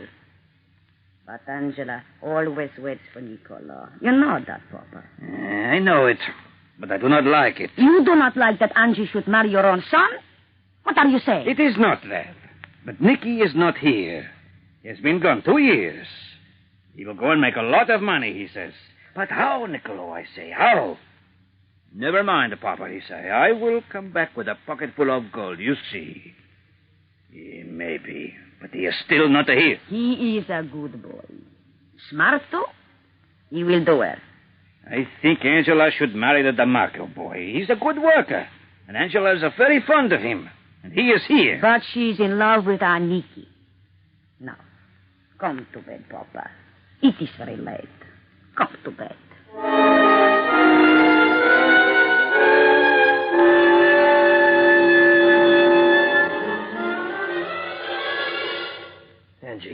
Angela, are you awake? What? Who's there? Angie, it's me, Nicky. Nicky! What are you... Shh, quiet. You wake Mama and Papa. Nicky, you shouldn't be here. No. The fire escape. I'm glad you don't lock your window. Well, aren't you pleased to see me? It's been a long time, Angie. Has it? You've been gone 2 years. Funny. I could have sworn I saw you in the bank only this morning. But you didn't, Angie. You didn't swear you saw me. You didn't tell the cops. No. No, I didn't tell anyone. Why didn't you? Oh, Nicky, you've got to get out of here. They'll be looking for you. No, they won't. Because only you can identify me. And you told them you couldn't see my face. I read it in the afternoon papers. No, Nicky, how could you? You, of all people, you shot that man. I He's had dead. to see you. I had to tell you about that. I couldn't bear the thought of you... That I might change my mind and tell the police? That you might hate me. I'm in love with you, Angie. I always have been. Oh, how can you talk about love, Nicky? A man's dead. You killed him. I couldn't help it. It was an accident. He tried to grab me through the grill. The gun I had was an automatic. It goes off very easy. I never meant to use it on him or anybody. I swear I didn't. But how can I believe that? You ran. I panicked, that's all. I was scared, but when I cooled off, I realized there was only one thing to do. To come back and give myself up. You've been to the police? Not yet. But I'm going to see them. I had to see you first. Oh, I don't know what to think. It's also... Oh, Nicky, I've hoped and prayed you'd come back someday, but not like this.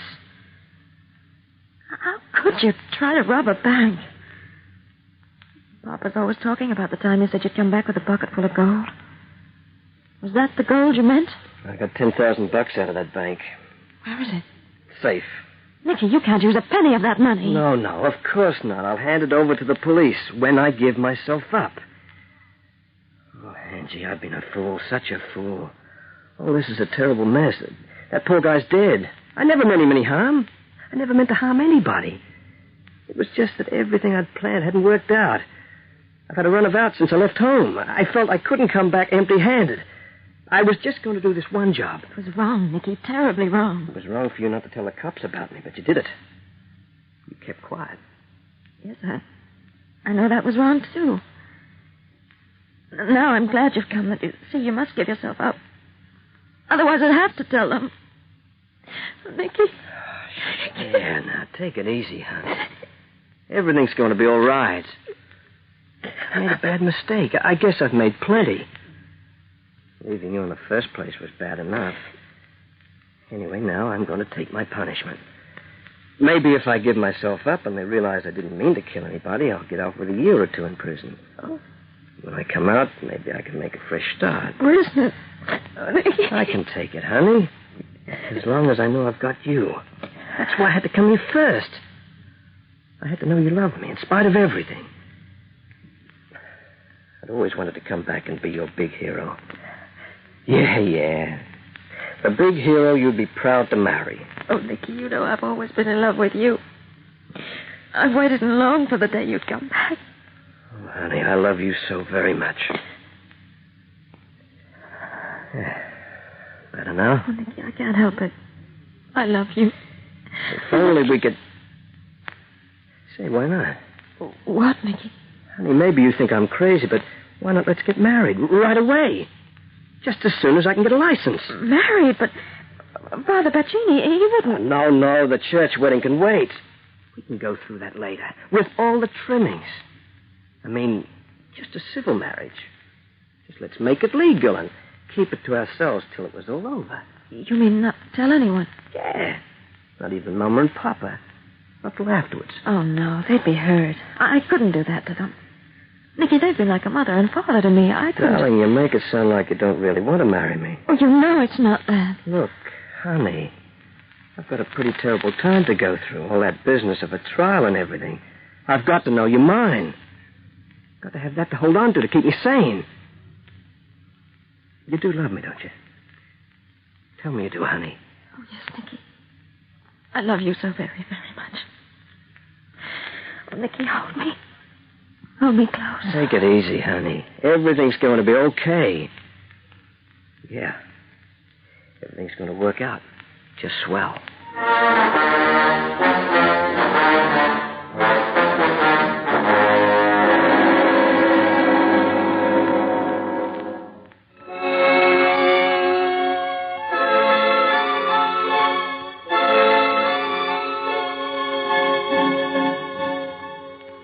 But I tell you, Captain, that is all we know. She left and she has gone suddenly to visit her father's sister. Uh-huh. Funny thing to just go off like that without saying goodbye. I keep telling you, she left this note. I do not understand all this fuss. She will be back in a couple of days, she says.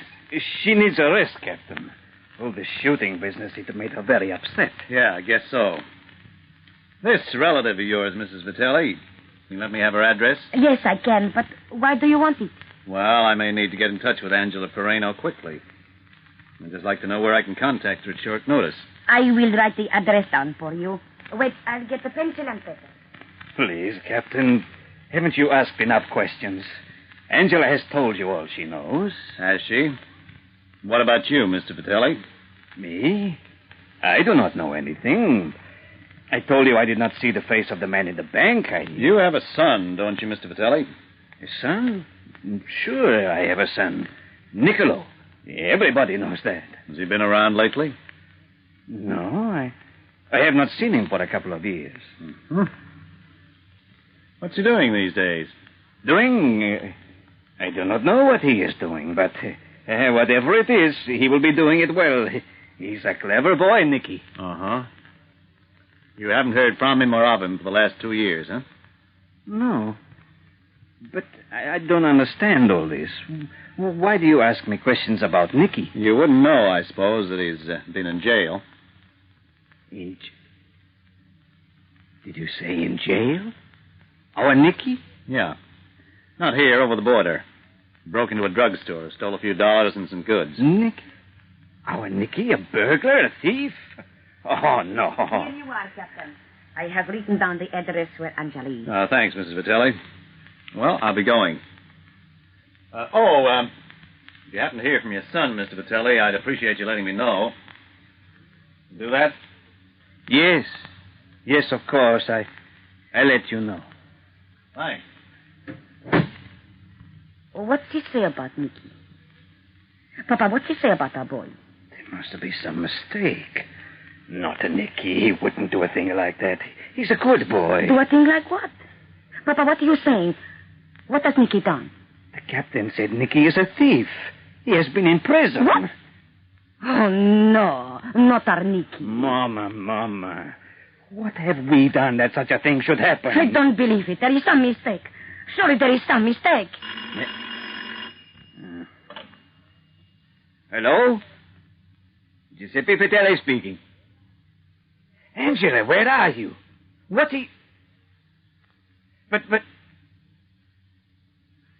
Angie, it can't be. Angela, wait. Hello. She hung up. It was Auntie? Yes. Mama, I don't know what to think. She said she would explain it all tonight. They are coming here tonight. They? Angela and Nicky. Nicky? Mama, what to think? Angela and Nicky are married.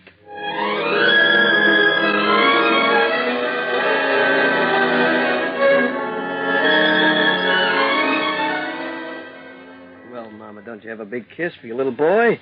Especially now he's got himself married. Nicky, it is all so...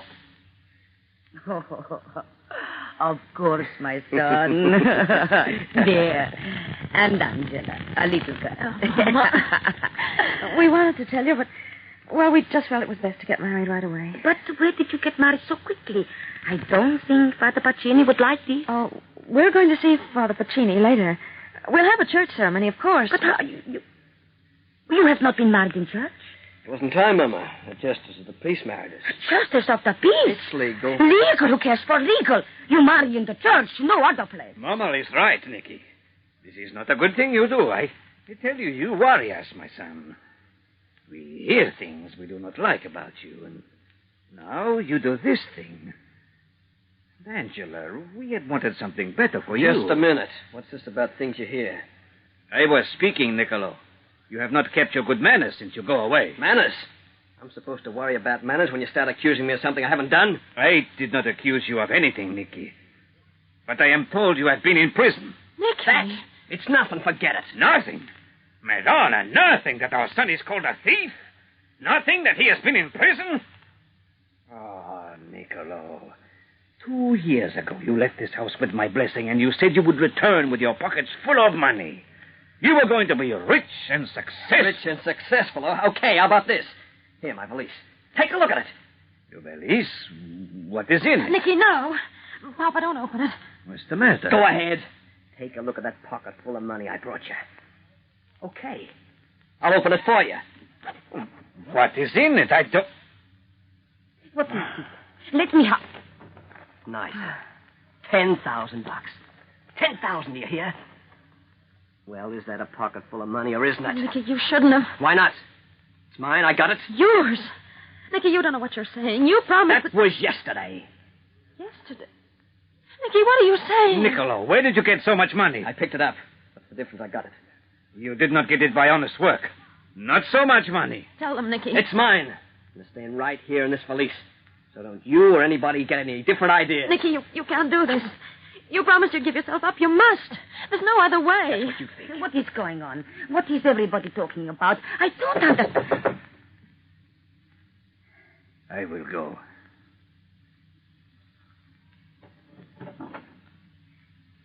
Good evening, Mr. Vitelli. Sorry to trouble you again, but the man I've had watching this place has reported that you have some interesting visitors. The police? Well, I don't know. If you don't mind, I'll just join you for a while. Good evening, Mrs. Vitelli. And I guess you're Nick Vitelli. That's a crime, is it? What do you want, copper? Well, Miss Perino, you get around, or do you? Mrs. Vitelli gave us an address you were supposed to be visiting, but you haven't been there, have you? No. It's not Miss Perino anymore, copper. It's Mrs. Vitelli. And I object to you asking my wife a lot of personal questions. Your wife? Sure. We were married yesterday. Any objections? Plenty. Look here, Miss Pereno, or Mrs. Vitelli, if that's what it is. There are a few things I want to talk over with you. I don't know if you realize... Maybe you don't realize, Copper, that under the laws of this state, a wife cannot testify against a husband.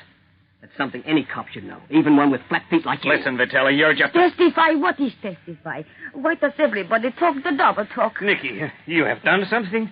There is something bad, huh? I'd say murder was pretty bad, wouldn't you, Mr. Vitelli? What? Mother! What are you saying? What I'm saying is that your son is the man who robbed the local bank and shot a man dead doing it. And I'm saying that your niece saw him in the bank and recognized him. No. Nicky. Niccolo. My son. This is not true. Say it is not true. Say it. You do not say it. You do not. Shut up. Keep out of it. Too late. You, Copper. Get out of here. Get out of here. You got nothing on me, and you know it. Just as you know my wife can't testify against me in any court. Get your things, Angela. We're leaving. That's why you married me. So I couldn't identify you as a killer. You don't love me. You never have. Niccolo, I must have the truth. Did you do this terrible thing? Answer me. What do you think? Don't expect me to answer a lot of questions in front of a cop. Work it out for yourself. My son, mother. Now cut that out, my wife. Nicola, you are a bad, wicked boy. A wicked, evil man. Mother. My son, mother. Stop it. Stop it, I tell you. Stop it. Okay.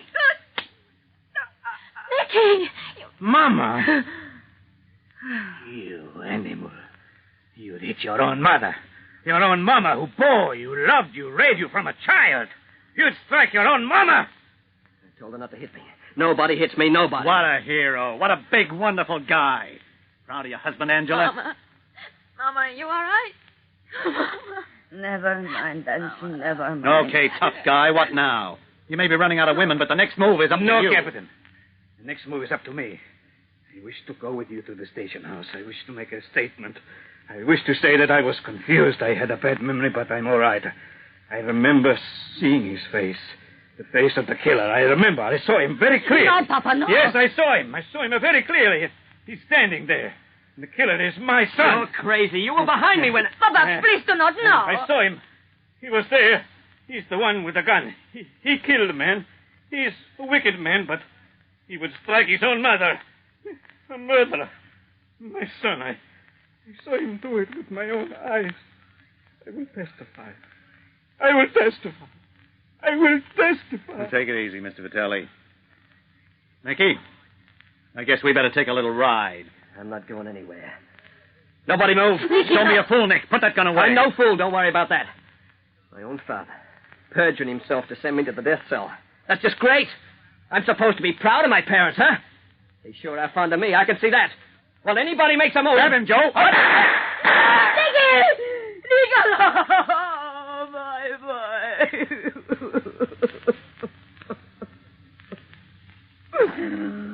I'm sorry I had to do that. He might have... Mr. Vitelli, Angela, well, it had to be one way or another. This was the only end of the road for Nicky. Maybe this way was better than the other.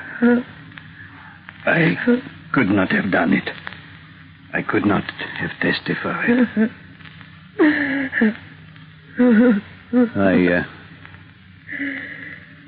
I'll go call an ambulance.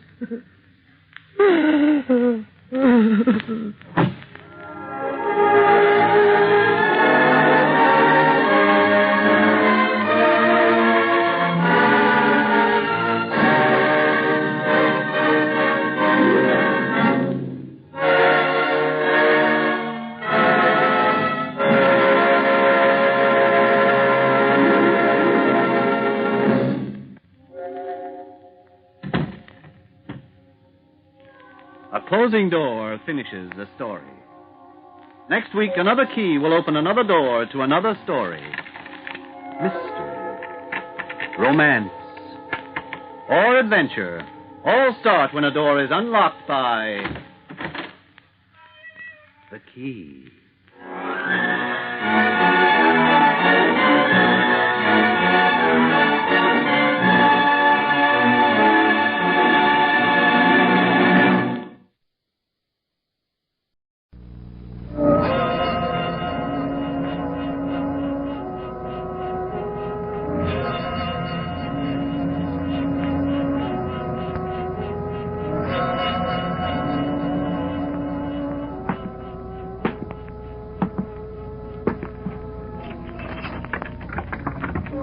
Every door has a key. There's a key to every situation.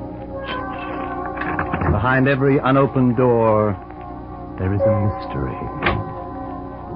And the opening of this door introduces us to another in the series, The Key.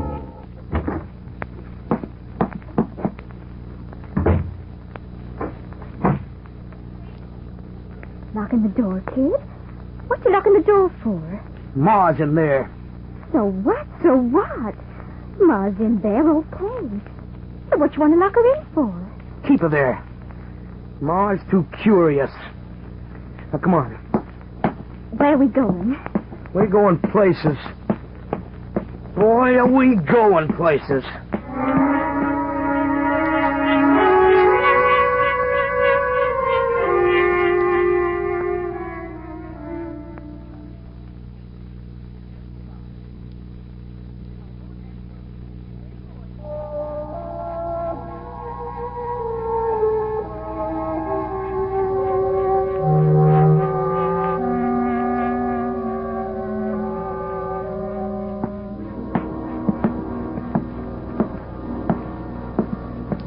Places? We're going places, so you locked your ma into your apartment. What you want to lock your ma in her apartment for? Reasons? Jeff, what's doing? What is this? I'm your girl, and you tell me. I'm telling you, she gets too curious. I got my side to look after. I'm not tied to no apron strings. Oh, yeah, but locking her in and taking the key. I wish she'll stay there. About time she stayed there. About time she let me alone. She can stick to a TV. Me, I don't want no interference.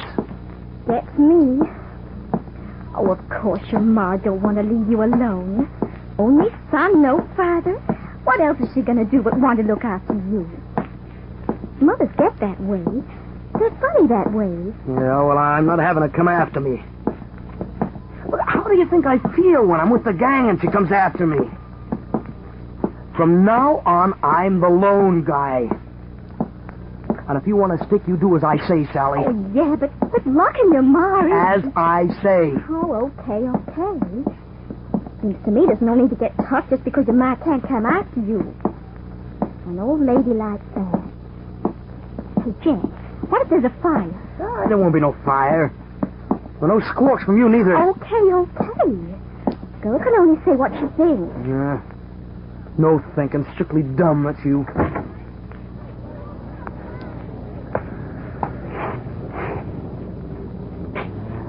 Joint needs shaking up.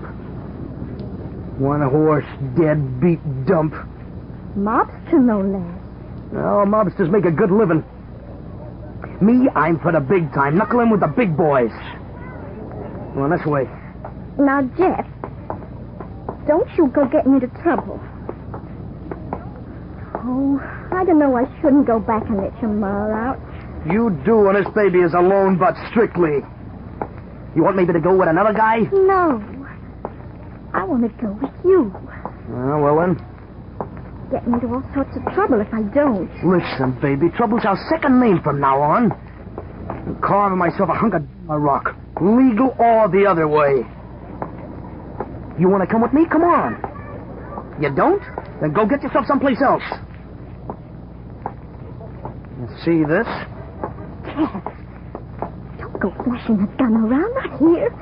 Cops will pick you up. You see this? Yeah. Dough. Know where I got it? Jeff. I'm as tough as the next guy. I get my dough where I find it. Are you done? My old man used this in France, picking off anybody getting in his way. My old man was tough. Me, too. Law or no law, I'm looking after me. But you see that apple on Luigi's stand? Go help yourself to it. No, Jeff. Okay, I will. Hey, Luigi. I'm taking this apple. Sure, Jeff. Go ahead. Help yourself. I'm taking it for free. I'm not paying. No matter. Your ma always buys anyway. That's what she said. She said, Luigi, if my boy Jeff wants a fruit, you let him have it. I'll pay. She's a good mother to you, Jeff. I'm not paying. She's not paying. I'll pay, Jeff. How much, Luigi? These women. Jeff, there's something about you. I don't know. I think maybe all the girls want to mother you. My boy's left school, too, and he's working already. 15 cents, Sally, to you. 15 cents. Come on. But your apples. I cannot take the money. You're not taking the apples. Me, Sally, you were not taking the apples. You humiliate me, making me small. You did that on purpose, didn't you? You can't steal from Luigi, Jeff. A small-time guy only making a little dough.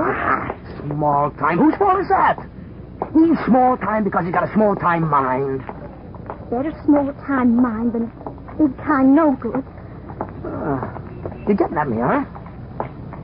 Okay. We'll soon find out who's the boss around here. You're riding with me, kids. And we're getting in real trouble right now. Stick up, that's right. Jeff. No, Jeff, look. Bank. Something. Come on, we'll grab ourselves some real dough from a drugstore. I'm going in, see? You stay by the door. I'll flash my gun. Money, mister. Grab it all and we mix with the crowd, see? Okay, by the door here. Stay there, will you, and wipe that scared look off? You want to give everybody the tip-off? Coat collar up, hat down. All set. Look out, mister. I got papers to deliver. I'm in a hurry. Scram, will you, out of the way? Hey, you can't do that to me. I'm important. I got a paper round. Shut up, will you? No, you push me. Big brother will fix you. Jed. Hey, Jed. Quiet or I'll pin your ears back. Let's get out of it, Jeff. He pushed me. No kid yelling's putting me off. Some trouble. Somebody pushed my kid brother around. Him, he pushed me. That's not nice, mister. Brother's only a kid. Yelling brat. He gets in my way again, he knows what's coming to him. And you'd know what was coming to you, wouldn't you? Come away, Jeff, come away. You think because you're big I'm scared of you, huh? Yeah, I do. That to your brother and that to you!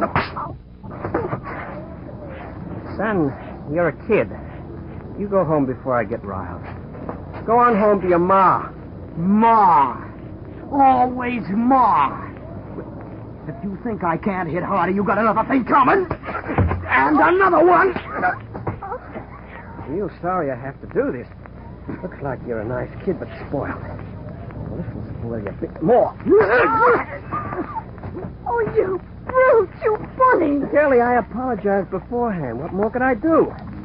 If I'd let him go and hit me, you never know, he might have ended up hurting me. And that I don't like. No, Jeff, no. You're not getting away with it, mister. Mobs to handle me and dynamite. Didn't reckon on me having a gun, did you? You're right, I didn't. Well, reach, mister, reach high. Looks like I've got no option. Act careful, son. When your hand shakes the way yours does, you're liable to twitch that trigger. By mistake, I hope. Yes.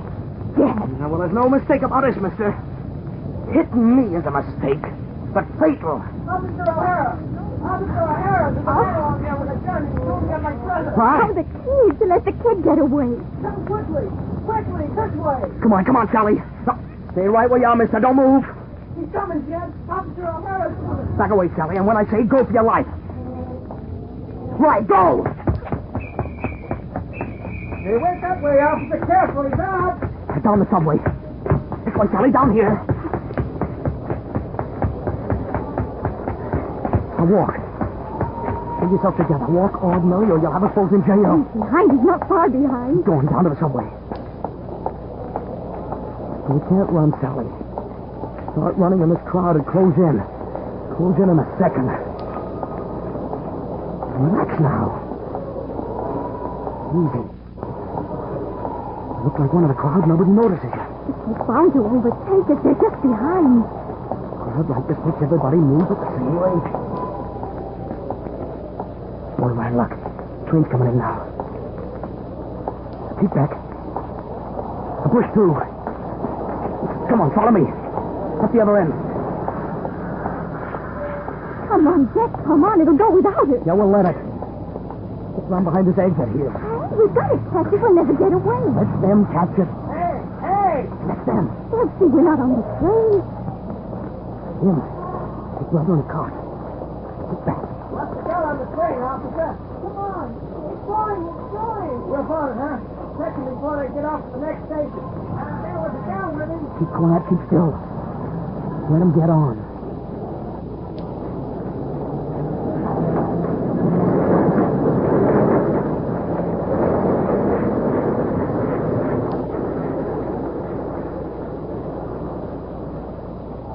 Well, cop's a fool. Let him fall for that gag. He's gone? You've all gone? Of course they have. Fella's only got to use his brains. What are we going to do? Jeff, where can we go? What can we do? Keep close to me, kid. There's nothing to it. It's all in a day's work. Now, up these stairs. From now on, kid, we're on the outside. Armed robbery. That can send you up for 10 years. But you didn't rob Jeff. I was going to. It's the same thing. You let that big guy have the full clip if his brother hadn't got away. That ought to have been murder. You and me, kid, far as the cops are concerned, are hot. Oh, what are we going to do? What are we going to do now? Well, there's nothing for it, Sally. We just have to grab ourselves an auto. We'll beat it to the wide open spaces until the heat's cooled off. Steal one? Steal one? You just call it what you like. Yeah, that one. Convertible. Yeah, speedy, too. Follow me and walk up to it casually.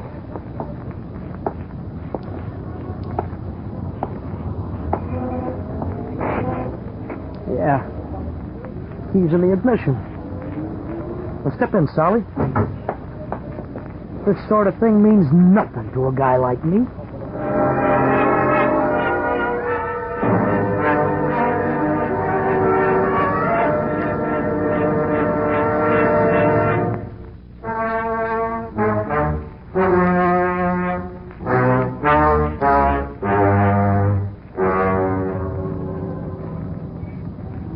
I'm not. Well, stay if you want, but when the cops catch you, don't you rat about me. Stay if you want. I'm not pressuring you. If you want to go to a women's jail, that's your business. Me, I'm for the wide open spaces. Won't it start, Jeff? Well, of course it will. Ignition on, red light showing. Of course it'll start. It's a bit cold, I guess. Oh, Jeff. Cut it out, will you? I know how to drive a car. There's a man coming, Jeff. He looks just like he owns it. Men look the same. Can't tell who owns an auto. But he's coming straight towards us, looking straight at us. This is where I scram. Hey, you! Jeff, oh, Jeff. Oh, scrap iron, start, will you? I told the garage it was out of gas. You did what? Oh, I don't know. I phoned the garage. I told him I was out of gas. Then when I get back here, you are running the battery flat. You're from the gas station, aren't you? Yeah. Well, did you bring a can? No. No? What's the matter with you guys? Go on. Get out of there and go back and get a gallon can. Yeah. Thought you got here too fast to be true. I don't know how many dollars a week I pay that gas station, and look at the service I get. Incompetent, no good bunglers. Now, you go and get that can. I'll wait for you here. Running a battery flat. Yeah, and while you're about it, make it a 2-gallon can. Oh, go on. I've got all day to waste if you have. Come on, Sal. Yeah. And another thing. You're paid to fetch me gas. Not to go walking with your gal. Drop dead, will you? Running out of gas. That's a fine thing. Big guy with a big plushy auto when he runs out of gas. He didn't know. He thought you were from the gas station. He didn't know you were trying to steal his auto. Yeah. Well, it's lucky for him I didn't pull a gun on him. Flash greenback plasterer. Thinks dollars are all dimes. All because he gets autos on easy payments.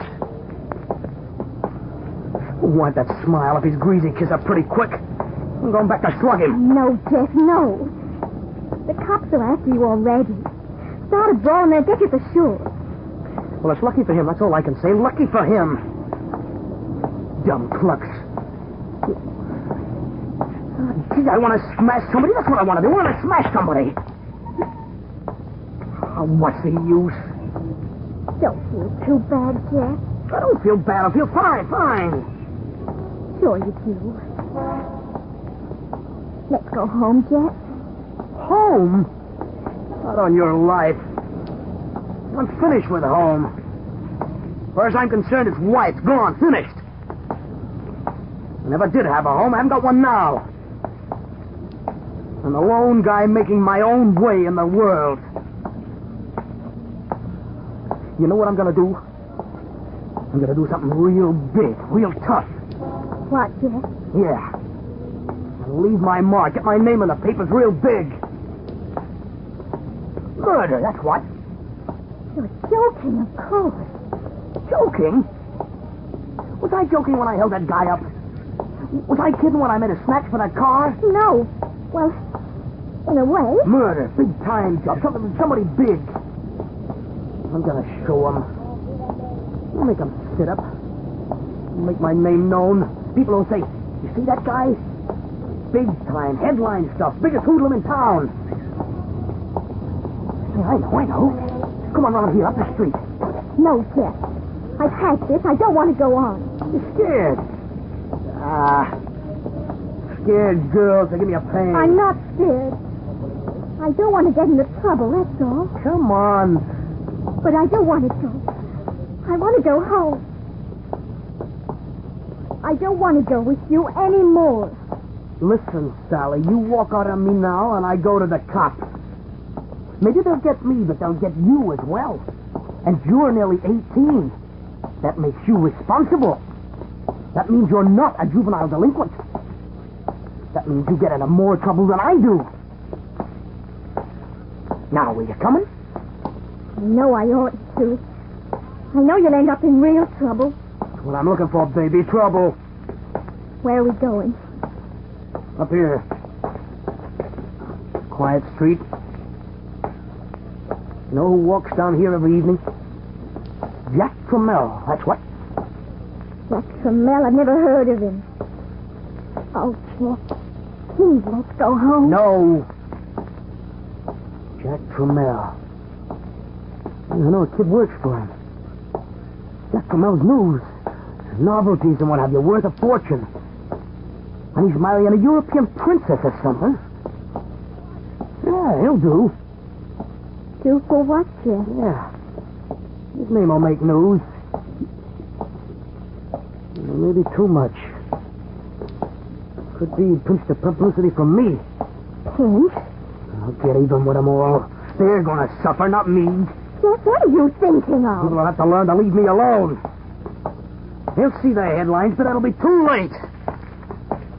Now he comes down from out of his office around here, goes to the car park around the corner. Yeah. This'll do here. Yeah, fine. Nobody around? Ideal. Come on, Sal, into this doorway here. What are you going to do? I must know what you're going to do. Can't I? Will you keep quiet? I'm going to show people some people can look after themselves. But what, Jeff? What? I've got to kill to show them, and I've got to kill. Not the gun, Jeff, not the gun. Now, store it, will you? Shouting and yelling. You don't shut up, it'll be you getting shot. Yes, Jeff. I'm telling you what to do, and I'm telling you to shut up. My life's not worth living unless I kill somebody. I've got to get my name in the papers. I've got to show him I'm as good as the next. He's coming. Now keep back.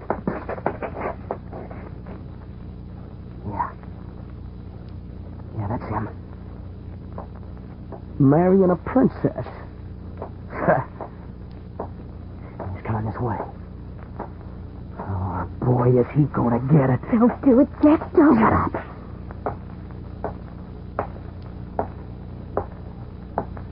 This is as far as you go, mister. Oh, hello. You're Jack Trammell. I must confess to it. You think you're going to marry a princess? You think you're a clever man? Well, not clever. I take advantage of any possibilities around. Well, just you look at this. Oh, Jeff, no. What is it? Oh, a gun. And one that'll kill you, mister. Well, not many novelties kill me nowadays. Let's have a look at it. Hey, you let go! How can I look at it with you hanging on? Thanks. Oh, yeah, saw these some years ago.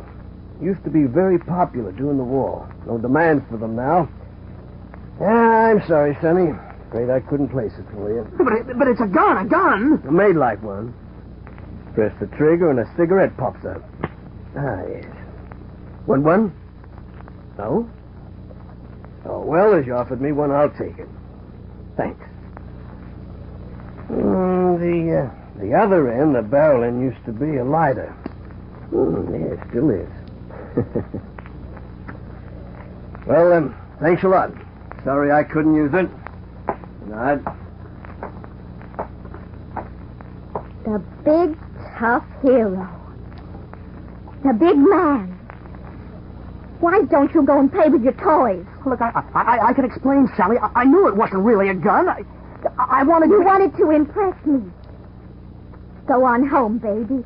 You don't understand. Nobody understands me. Understand you. You don't need a magnifying glass to know a baby when you see one. And to think you had me scared. From now on, Jeff, find yourself another girl. All hot air. But, baby, I wanted you to admire me. I wanted to show you what I could do. You wanted to wear big boy pants. And you're not out of the dye up the stage yet. Don't leave me alone. Get out of my hair. I'll show you. Now hold up a bag. Go ahead. There's a nice one. First National. Go right ahead. That's the main entrance. Why does everybody laugh at me? I'm as good as the next guy. All I gotta do is have a chance to prove it. As far as I'm concerned, you've had your chance. A guy who can't even take fruit from Luigi without messing it up isn't my idea of a man. Now that Tom. Now there's a man who is a man. Tom? Yeah. You want to see him? Follow me. Well, you can't leave me, Sal. You're my girl. Girl doesn't feel like a girl with a milksop around. Bye, Jeff. Go back home to your ma.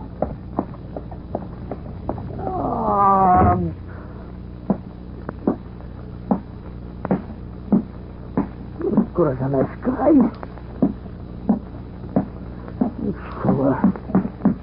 I'll show her. Well, a bomb at the governor, that's what I'll do. Yeah, that'll make me somebody. Or I'll bust me some joint wide open. I'll kill somebody. And from now on, brother, I'm tough. I don't take no orders from nobody.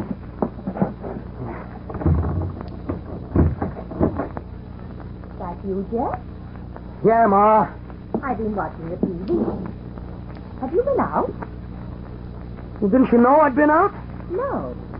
And you come in here. Your pa's old fancy gun is missing and $10 from the coffee tin where I keep the house keep. I got to talk to you. You shut that door and lock it, and you come right in here. Nobody tells me. What's that? Nothing, Ma.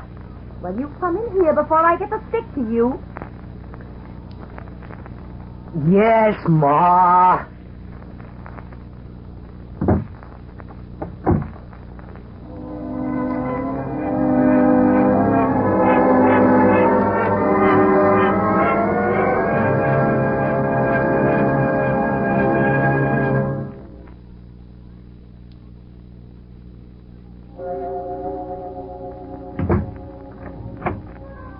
A closing door finishes a story. Next week, another key will open another door to another story.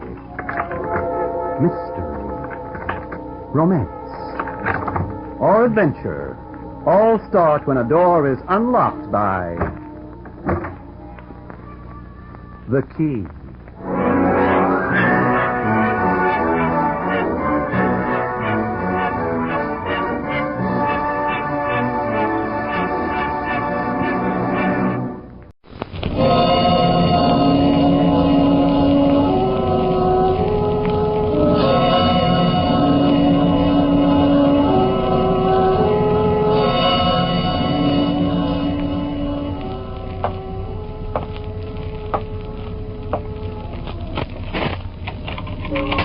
Every door has a key. There's a key to every situation. Behind every unopened door, there is a mystery. And the opening of this door introduces us to another in the series, the key. You got the keys, Luke? Sure. Here. Your old man know you're using a car tonight? No, Rafe. He's in next door watching the TV. Come on, then. Let's go. Where are we meeting the rest of the gang? That line straight near the quarry? Hey, take it easy, Rafe. You want Pop to hear? Relax, son. We'll just back out of the drive nice and slow. I sure hope Pop don't hear us, that's all. He said I wasn't to use the car unless I asked him first. Yeah, my old man says that all the time. Hold tight, Luke. Here we go. Just as well I left the gate open. We'd have taken it with us. You want to play chicken, Luke? You got to learn to drive real smooth. Don't know why you're worrying anyhow. Well, your pop watches TV, wouldn't hear a thing even if the house fell on him. He sure does go for those thriller stories. He watches them all the time. Ain't he kind of old to drive a souped-up buggy like this? The way Pop drives this buggy's strictly a slow old oil burner. Well, let's see what she can do, Luke.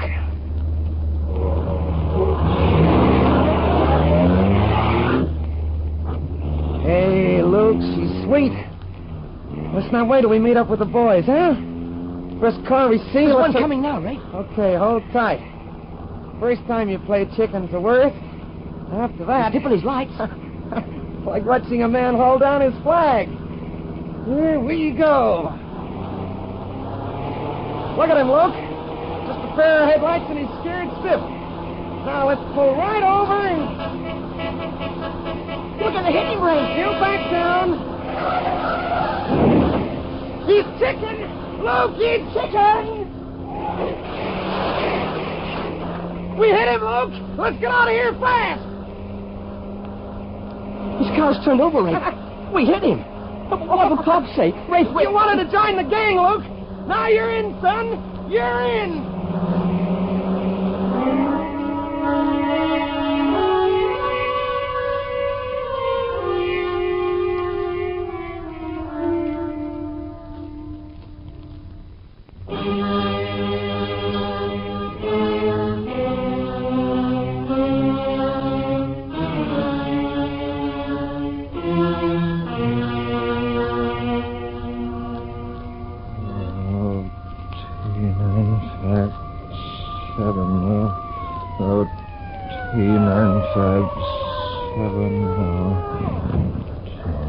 Hey, mister. You're up. Here, quick, Hank. Give me a hand to get him out of there. Come on, pal. Get this door open and we... My wife, officer, she's... Boys in the back, too, I think.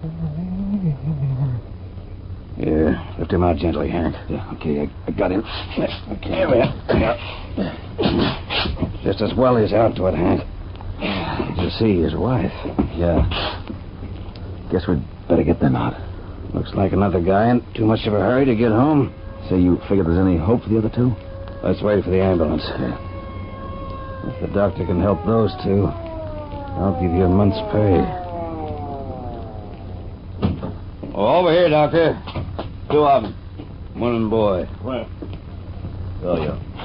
Still in the car, huh? Figured you want to look at him before we tried to move him. No chance of fire, sir. You all right? Fainted, I guess. All right, we'll look at him afterwards. Yeah. I can see why you didn't move him. Hey, Lefty. 2 stretchers, fast. Coming up, Doc. Doesn't look good, Doctor. Good. They'll go to the hospital, officer, but from there, they'll go straight to the morgue. You to manage okay? Sure, Doc. Come on, mate. Let's get this over and head back to that poker game. 3957. He's coming out of the dark. Yeah. Wife, Helen. Is she... She's all right. Don't worry. And the boy, Harold, he... Just take it easy, pal. Okay? You feel well enough to talk? Sure. How did it happen? He's pretty badly shocked, fellas. Better leave that till later. No, his number plate was chicken. That's what it was, you know. Why the chicken cross the road? Why that chicken? You had to get to the other side. But... Hey, you sure my wife's Now, Doctor, don't lie to me. Don't Someone tell was me. playing chicken, is that it? Well, my wife, she... Huh? Roll up his sleeve, officer. Listen, Doc, if he can't talk, let him. Could be we'll catch the driver. Could be we'll... He's in no condition to talk. With what he's got to face, it's better he doesn't. Hey, Doc, you know who this is? Just had a look at his license found in the glove box. It's Pete Morgan, the racing driver. You know, Indianapolis. Indianapolis, yeah, crash. That last spin, I had to race one, and that last spin...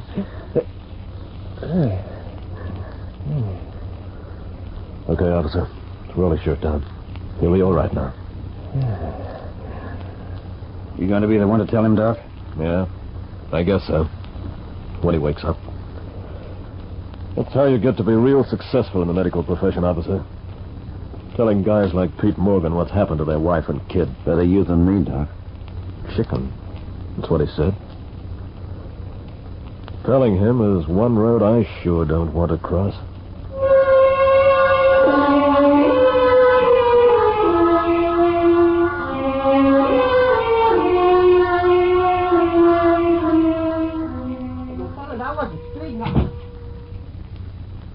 Sorry to keep you waiting, Morgan.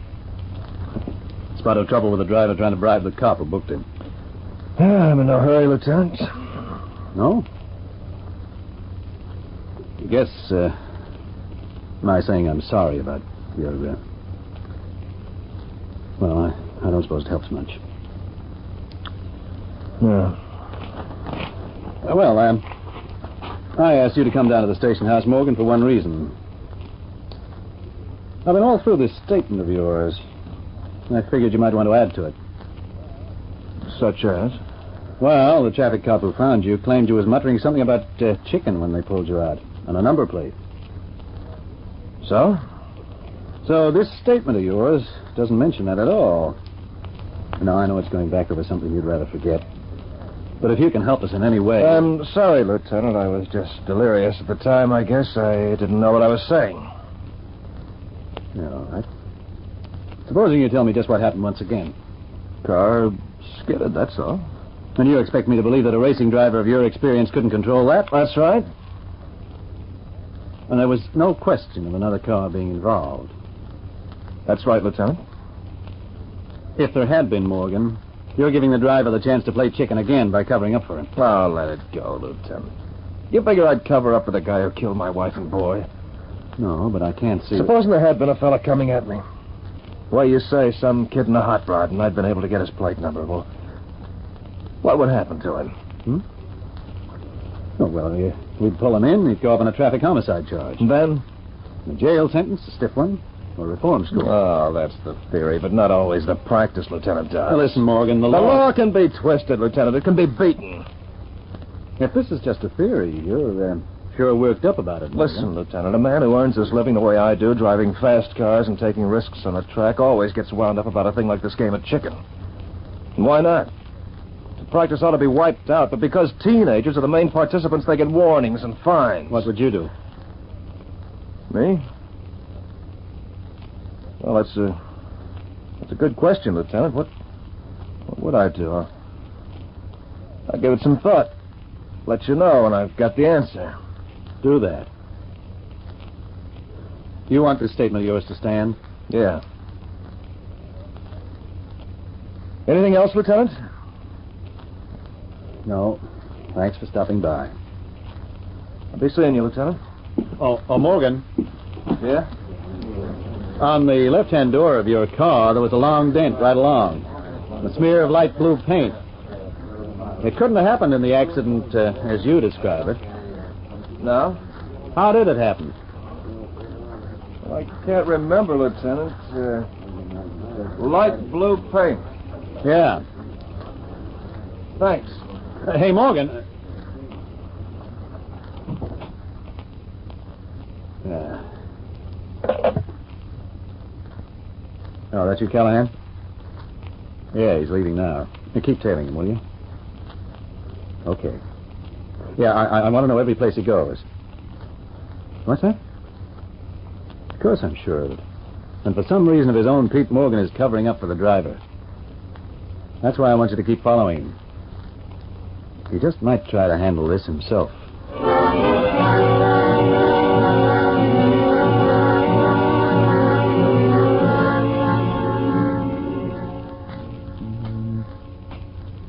Rafe. Rafe, listen, I gotta tell my pop about this. It's a whole month now. It gets worse. I keep thinking about that woman. You know, when I get through whittling this hunk of wood, Luke, it's gonna look real pretty. You see what it's gonna be? You're not even listening to me. Sure, I'm listening, yeah. How many times have I got to tell you, Luke, we're in the clear? Didn't I get the dent in the car fixed for you? If there'd been anything to tie us in with what happened, the police would have been round here to your house fast. Yeah, the way I see it, we weren't to blame anyway. This, Pete Morgan's a racing driver. They should have pulled over quicker, that's all. There you are. It's finished. You want it, Luke? Yeah. A racing car? Yeah, that's right. Just like the one Pete Morgan drives. Go on, you keep it by you, Luke. Why? Well, so that whenever you feel like talking about what happened that night, you won't. Not if you've got any sense of it. Rafe, maybe there's the police now. Probably your parents back from town. They're not due till late. Go and answer. Yeah. I'm coming.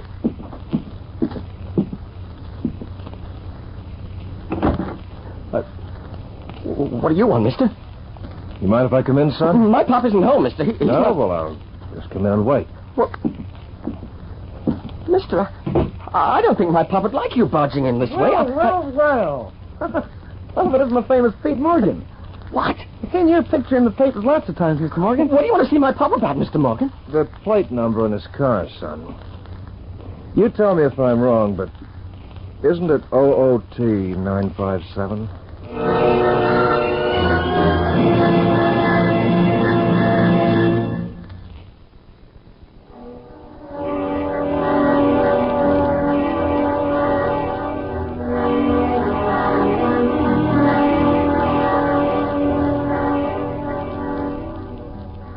Is that right? OOT 957? I don't remember. Why do you want to know, Mr. Morgan? You live here, too? Me? No, I'm Rafe Corbett. Me and Luke were just thinking about going down and take a look at the ball game. Yeah, that's right. So, if you could come back later, maybe. Where's your pop's car, Luke? He's out in it right now. It isn't any of my business, Mr. Morgan, but, why are you asking all these questions? Is it a light blue sedan, Luke? Yeah. You don't have to answer him, Luke. Come on, let's go see that ball game. You carved this, Luke? Me? I carved it, mister. Why? Well, it's pretty good. Seems funny, though, you carving a model of the car I drive. Does it? Maybe you can remember that number plate. Huh. I can't even remember my dad's, let alone Luke's. Why do you want to know the number, Mr. Morgan? You ever drive your pop's car, Luke? Sometimes. You like driving? Sure I do. Listen, Mr. Morgan, we ain't... You drive it at night, too? Why not? Is there a law against it? No. None that I know of. Were you driving that car at night a month ago on the 23rd of July? That's a month ago exactly, Luke. You better get out of here, Mr. Morgan. You haven't got any right to be here. I'll come down and watch the ball game with you. Until your pop gets home, Luke. Why do you want to see him? Don't you know? You haven't got a thing on us, mister. Not a thing. You were in that car as well, Corbett. Is that it? Now, listen, you... Don't you pull a knife on me, Corbett, or I'll break your arm. Drop it. Now sit down and be quiet. All right. Which one of you was driving? It was my fault, Mr. Morgan. I wanted to join the gang. Whose gang? Shut up, Luke. Shut up, Rafe. I said shut up. You're quite a boy, aren't you, Corbin? You can't prove a thing. I saw the number plate of the car that forced me off the road, Corbett. Why have you waited all this time? Who was driving, Luke? You tell him, Luke. No need to. I know. All right, so it was me. What are you going to do about it? Hand me over to the police? I could. I'm glad you know, Mr. Morgan. I've been wanting to tell someone to talk about it. We didn't mean... Didn't mean to? Is that all you've got to say? I don't want to hear you talk about it, Luke. You're not going to ease your conscience by telling me how you felt all this time. But it's the only time I ever played chicken. I haven't ever been in the car since. Every time I look at him, I can see... My wife was 28 years old, Luke. Her name was Helen. Maybe you saw that in the paper. My son was too. Harold. For his age, he was husky as a football player. He just started to talk. But most of the time, he still used his own language, which he understood mighty well. If I could take back that one night, You saw me crash, didn't you? Yeah. And you didn't even bother to come back and see if you could help. You think your sniffling now helps? Just what are you going to do, Morgan? Sit here and talk? How old are you, Rafe? 17, if it's anything to you. Luke? 16. Lieutenant Dodds down at the station asked me what I'd do to a chicken player. I said then I didn't know. When I came through that door, I figured I had the answer. But I was wrong. I was going to use this. A gun? Yeah. I came here to kill whoever was driving that car. Go ahead. I ain't chicken. No. No, lying back in that chair, you're telling yourself you're a big man. Comic book hero. Tough guy. Mr. Morgan, don't shoot. Nearly all the guys have played chicken at some time or other, and nothing happened to them. You concentrated on killing yourselves. I wouldn't give a nickel. I'll do anything, Mr. Morgan, anything. It wasn't my fault. It was Rafe and the gang. They all said I was yellow. They were right, Luke. Yeah. You didn't have enough backbone to let the gang call you chicken. Now you want to try and forget the whole thing by unloading the memory of that night. Well, that's why I'm leaving you here, Luke. To wait for the police. No. They'll want to hear you talk. They'll want you to repeat it over and over. The whole story until it's set in your mind in a way nothing will ever shift. You weren't driving the car, Luke, so you'll have an easier time. In one way. I wanted to go back, Mr. Morgan. You didn't even have the nerve for that. That's why I'm leaving you here, Luke. To wait. I want you to be able to remember it all. I wanted to keep you awake nights. I want you to see the look in your father's face when they sentence you. If you ain't gonna use that gun, Morgan, why don't you put it away? I'm not using it, Rafe. But you, I still haven't found the answer. Now, come on, get up. Maybe Lieutenant Dodds is right. The law can take care of you.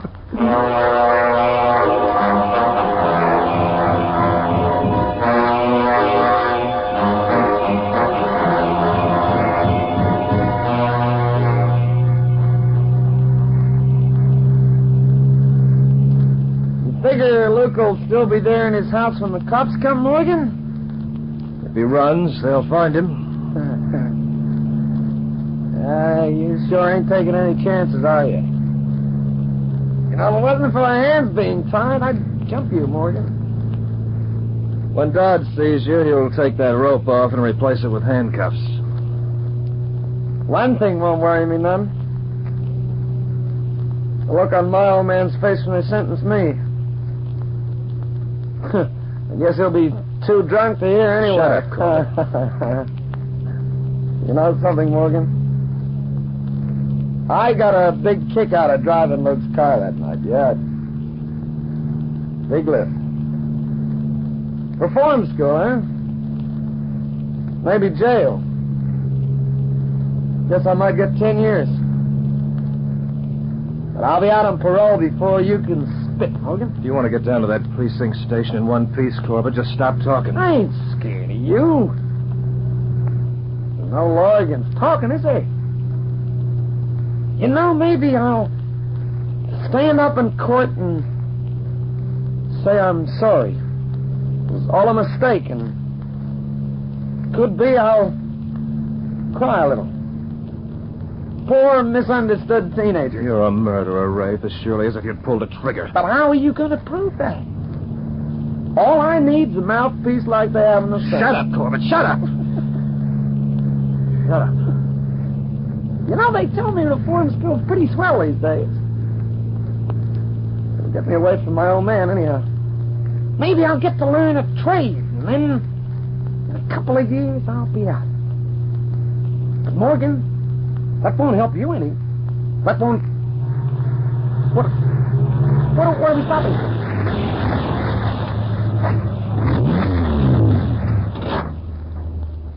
Finish what you were going to say, Rafe. You mean about not helping you any? Oh, sure, I'll be looking you up, Morgan. Might even call you a couple of times.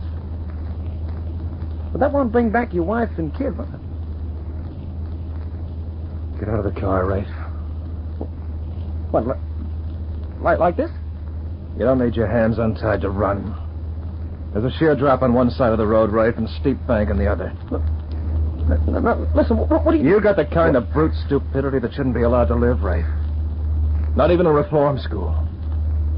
What happened to my wife and son could happen again while you can think and feel and drive a car. I said get out! Now start running, Rafe. Let's play my kind of chicken. Go on, start running! You won't see me break, Morgan? I ain't afraid of you. No, Rafe. I wonder. No. No, Morgan. No. No. No!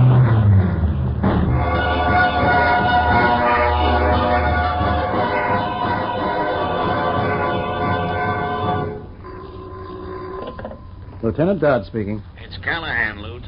What is it? I lost Pete Morgan. What? How? I guess he cottoned on that I was tailing him. Listen, Callahan, if my hunch about Morgan is right, he's dangerous. Now pick up his trail. Shut that door, will you? Oh, it's all right, Callahan. He's here. Who? Pete Morgan. Goodbye. Still want the door shut, Lieutenant? Yeah. Mind if I sit down? Go ahead. Thanks. Remember that question you asked me, Lieutenant, about what I'd do to a chicken player? Yeah? I found the answer.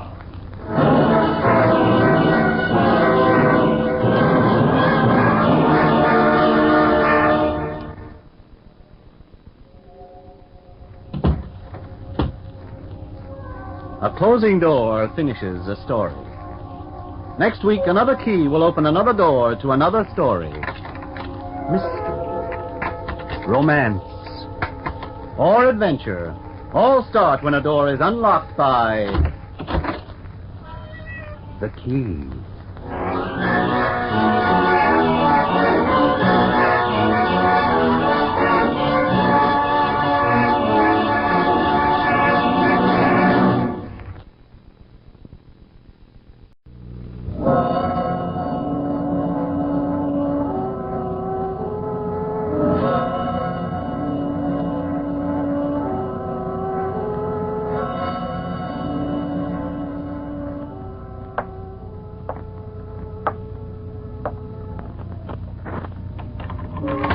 Every door has a key.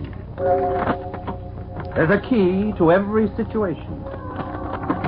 Behind every unopened door, there is a mystery. And the opening of this door introduces us to another in the series, the key. Okay, Corporal. Sound mail call. Yes, sir.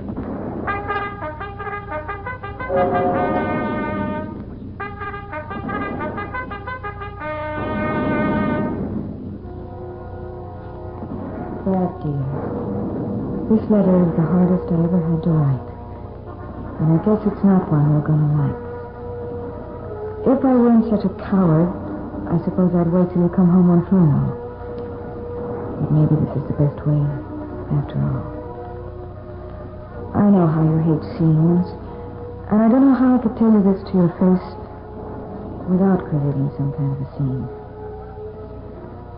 However, I've always felt that we would never get married.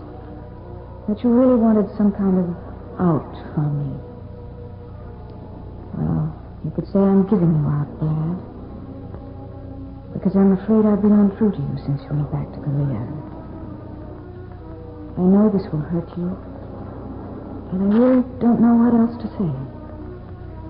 Except, please forgive me.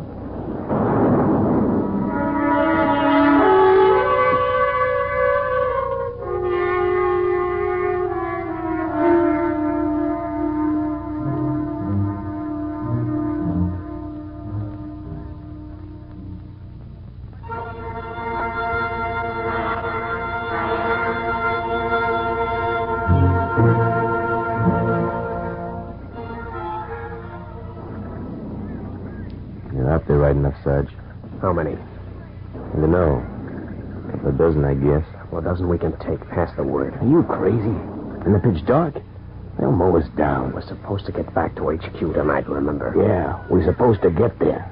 That's just it. If we rush that bunch out there, nobody's going to get back to HQ. What's the matter, Corporal? Lost your nerve? Looking for an out on Section 8? What? Why, you... Yeah. You stink. When we get back, Corporal. If we get back, you mean? If we get back, I'll be only too happy to settle with you, Sergeant. That was a lousy thing to say. Okay, we're square. Let's forget it. I don't figure you lately. You act like a heel. Always breaking your neck to take risks. You know as well as I do there's no sense in jumping those Reds out there. If we wait, they'll most likely move on. I hate sitting around. Yeah. Seems to me you just hate to stay alive. Oh, Yank! Hey, Yank! What now? Hey, Yank, your wife, pretty girl. I love your wife, Yank. Those dirty little... Take it easy, take it easy. You know that old gag? Hey, Yank! All they want is for one of us to show. Where are you, Yank? They'll straddle his whole position. Hey, Yank! Your girlfriend got another guy. How you like that, Yank? All right. Shout yourself to death. What about your wife, Yank? Give me the VAR. Wait a minute. Take it easy there. Hey, Yank! You don't have a wife, anyway. I love your girlfriend, Yank. Come on. Give it to me. Oh, come on. You nuts. Leave it be, you crazy. Wait till you get on. Got a belly full of sitting. You're listening to Hey, that. Yank! Why don't you answer, Yank? Here's your answer, you yellow swine.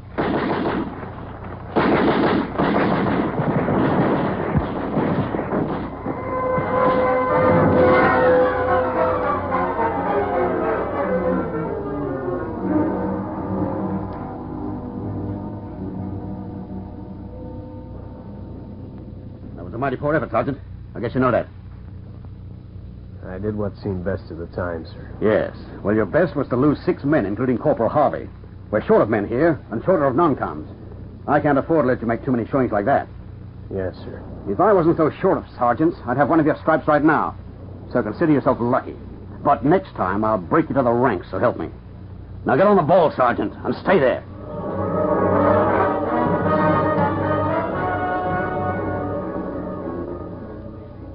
May I come in, Sergeant? What? Oh, Padre, yeah, sure. I didn't wake you, did I? I wouldn't want to break up a man's rest. No, I wasn't asleep. It's hard enough to sleep nights without trying it in the daytime. Well, but you've been on night patrols lately. You wouldn't get to sleep at night anyway. I'm not on night patrol anymore. Oh. Yes, I heard about the trouble you ran into a week back. Must have been pretty rough. Yeah, it was rough. Mind if I sit a while? Sure, help yourself. Thanks.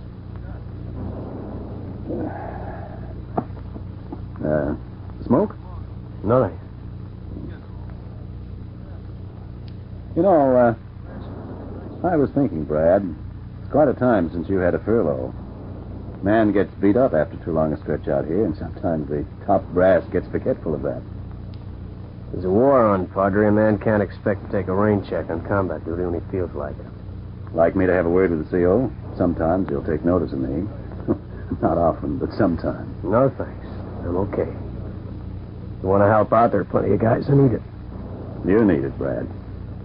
Look, lay off, will you, Padre? Just because I goofed that patrol, it doesn't mean I'm beat. I made a mistake. Show me the sergeant who hasn't. Yes, true enough. But remember, it's battle fatigue makes a man prone to errors of judgment. You know that, Brad. I'm okay. Well, anyway, wouldn't you like to get home and see your folks for a spell? I don't have any folks. There's nobody I want to see. Brad, I haven't seen you around at mail call for quite a while. And Tommy Pulaski told me that when he handed you a couple of letters that had been lying in the office for 3 days, you tore them up without reading them. Pulaski's got a big mouth. He has no right to discuss my business with anyone. Well, he meant well. I know you're not married, Brad. Were those letters from a girl? If you don't mind, Padre, I guess I am a little sleepy after all. Guess I'll take a nap. Okay. But I can tell you right now, Brad, if you're trying to forget something that really matters, something that goes deep... What are you talking about? I don't have anything to forget. Yet you destroyed those letters without reading them. On the night of that patrol, it was the enemy taunts about girlfriends that got you mad. It doesn't figure. Padre, I don't like to be rude, but why don't you mind your own business? The peace of a man's soul is my business, Brad. Yeah, well, I'm okay. Thanks. Look, just leave me alone, will you?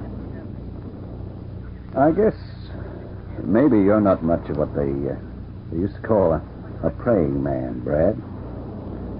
I don't get to see much of you at church parade. Man's got to sort things out for himself. Whining for somebody's help isn't the way. I wasn't talking about whining. I was talking about praying. There's a difference, though maybe you're not smart enough to know that. I didn't mean any offense. Look, praying, I wouldn't even know how to start. I'd have to feel it. Well, the words wouldn't... There's no special way to pray, Brad. But you're right, you've got to feel you want help. Then the words will come.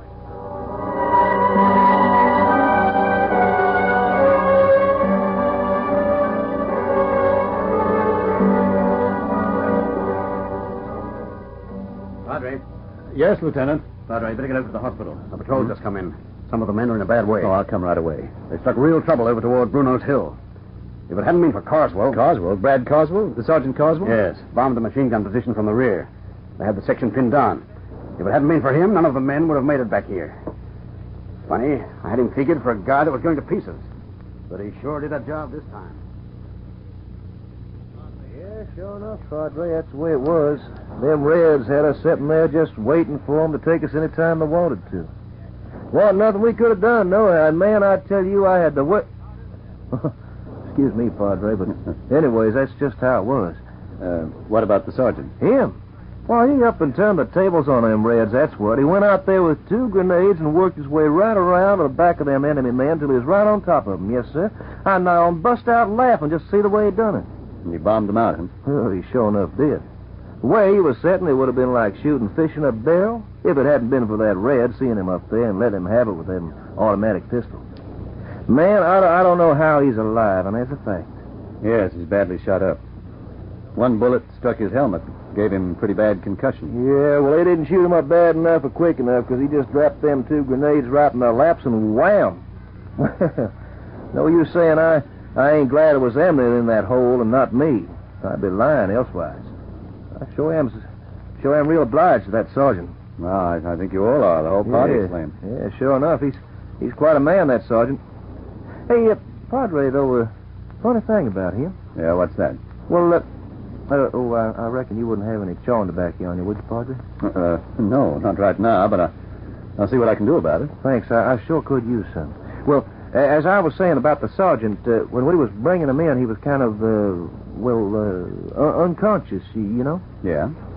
But kind of dreaming or something, like he was asleep, you know? Well, how do you know he was dreaming? Well, he was kind of moving his mouth around, you know? I reckon he was trying to say something. Well, did he actually say anything? No, not much, but he sure looked like he was trying for fair. But all he could get out was the one thing. And that you couldn't quite hear, and only after you got real close. And he kept on saying this one thing again and again. What was it, Slim? Well, now, I reckon it's the kind of thing that you ought to know about, you being a chaplain and all. I wouldn't tell them other men, but I reckon you ought to know. Yes, perhaps I should. Yeah, well, you know what he was saying? He was saying, please help me. Please help me. Kept on all the time, only he wasn't saying it like I said it then. He was saying it like he was real desperate.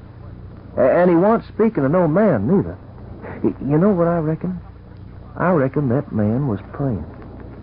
Yeah. He was praying like he needed something real bad.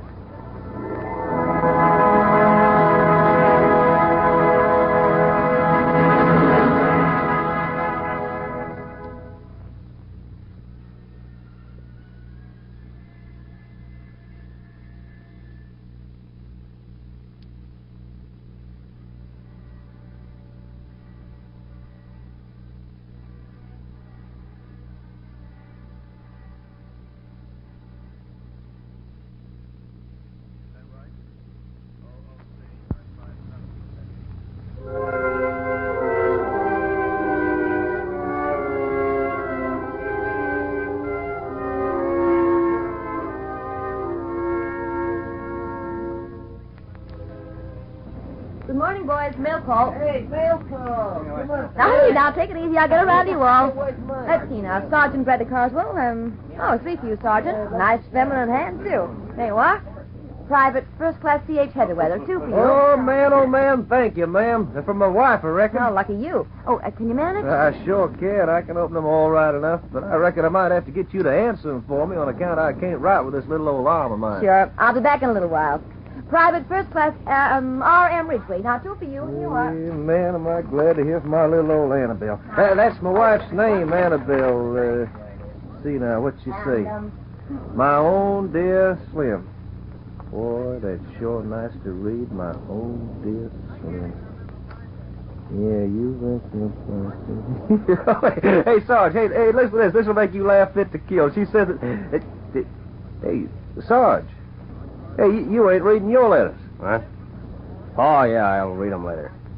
Well, if you ain't well, I can hardly wait to get my letters from home. Don't you want to read them? I said I'll get to them later.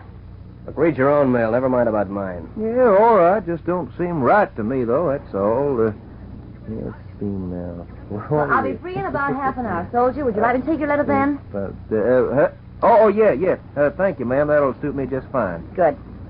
Well, what's the matter, Sergeant? Not reading your mail? Crying out loud, why does everybody have to ask me a lot of silly questions? I don't want to read them. Take them away. Why? Look, I'll open them for you. Take them away, do you hear? Take them away.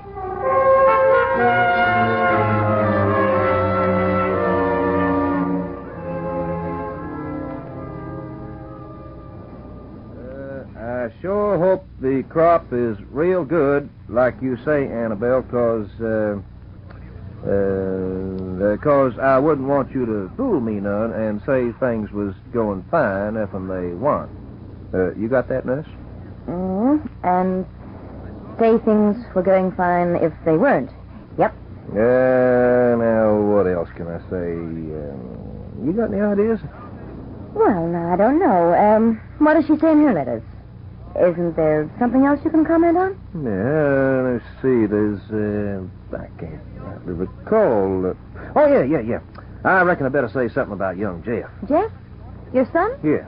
Well, at leastways, he ain't exactly my son, as you might say, but I look on him as my own. He's a fine boy, too. Going to be quite a man someday. 15. Is he? Well, he must be growing up fast, I suppose. Oh, sure enough. But I ain't set eyes on him for more than a year. He's a fine boy, though. Fine boy. Well, what would you like to say about Jeff, then? Or how about sending him a message, especially for himself? Yeah, hey, that's an idea, though. Put this here down. Now, let's see. Tell Jeff I'm glad to hear he's so growed up now, and I'm mighty proud of my boy. And tell him if he uses my gun to go after them possums and forgets to clean it, I'm going to belt the daylights out of him when I get back. Well, are you sure you want to say that? Well, about belting him, I mean. Oh, sure. He'll understand. I ain't never belted him yet. But I talk like that to him all the time. Oh, shucks, I wouldn't lay a finger on that boy. Yeah, I reckon Annabelle just about killed me if I ever did. He's the apple of her eye, that boy is. Well, I reckon it's natural, him being her own flesh and blood and all. Oh, she's his son by another marriage, huh? Another marriage? Well, no, Annabelle ain't really been married but once, to me. No, you see, it was this way. She met this piece of poor white trash, and they was married all right, only it turned out the ceremony wasn't a real one, and then, well, he just up and left her. Well, I got so mad, I was going to kill him, that's a fact. I got out my gun, and I was going to blow that man to kingdom come. You see, I'd knowed Annabelle since we was just babies, and, well, I reckoned I was going to marry her someday, but she was always kind of difficult, acting like I wasn't good enough for her. Well, I didn't know she was just putting it on to make me chase after her. It's the oldest trick in the world, Slim. Oh, sure enough, I know that now, but I was proud. And I was a mighty good-looking fellow then. Well, you can laugh now, but that's true. And the way I reckoned it was, well, if she wanted to act difficult, that was all right with me, and I could get me plenty of other gals. So she went with this other man? Yeah. And I reckon I pushed things a bit further.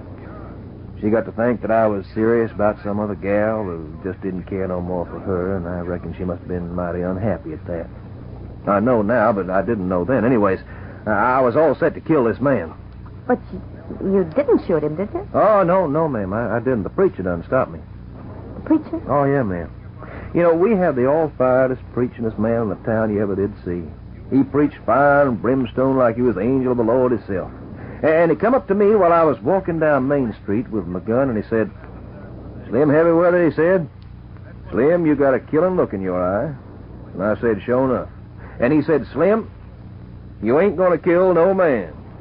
And I said, "Preacher, you're about the wrongest man I know." and ma'am, I got to laugh now, but, it sure wasn't funny then. I suppose not.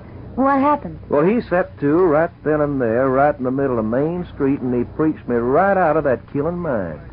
First, he preached me on the Sixth Commandment till that gun just fell from my hand, and I stood there mighty scared. And I was hoping he was going to let me go home, but he just went right on preaching. "Slim," he said, "you're in love with Annabelle, and you know it." And I said, "Sure enough." He said, "And she's in love with you, and you'd know that, too, if you weren't blinded by your sinful pride." And he said, well, I forget the words, but it's in the Bible about faith and hope and charity. And the greatest of them all is charity, Yes, I know. Well, that preacher said I didn't have no charity in my soul. Well, I allow that's how I put money in the pull box whenever I could, thinking to please him. But, man alive, he went all red in the face and he bawled out at me. Not that kind of charity, he said. He meant the charity of forgiveness, he said. You understand that, ma'am? Of course. Well, I didn't before, but I sure enough did after that sermon. And I realized that he was right. I had been proud and sinful, me thinking I was too good for Annabelle because she'd been with that other man, when maybe anyways it was all my fault in the first place. So, being fair-minded and all, I went right on out to Annabelle's place, and I said, "Annabelle, I love you, and you love me, and I'm going to marry you. So it ain't no good of you putting me off no longer." Well, that's quite a story, Slim. Yeah. Well, I'm sorry I run on so, Nurse, but... Well, I ain't told that story to nobody. I reckon I must be homesick a piece. Well, you should have a furlough coming when you get out of here, so you'll be getting back to see your wife pretty soon. And now let's finish your letter.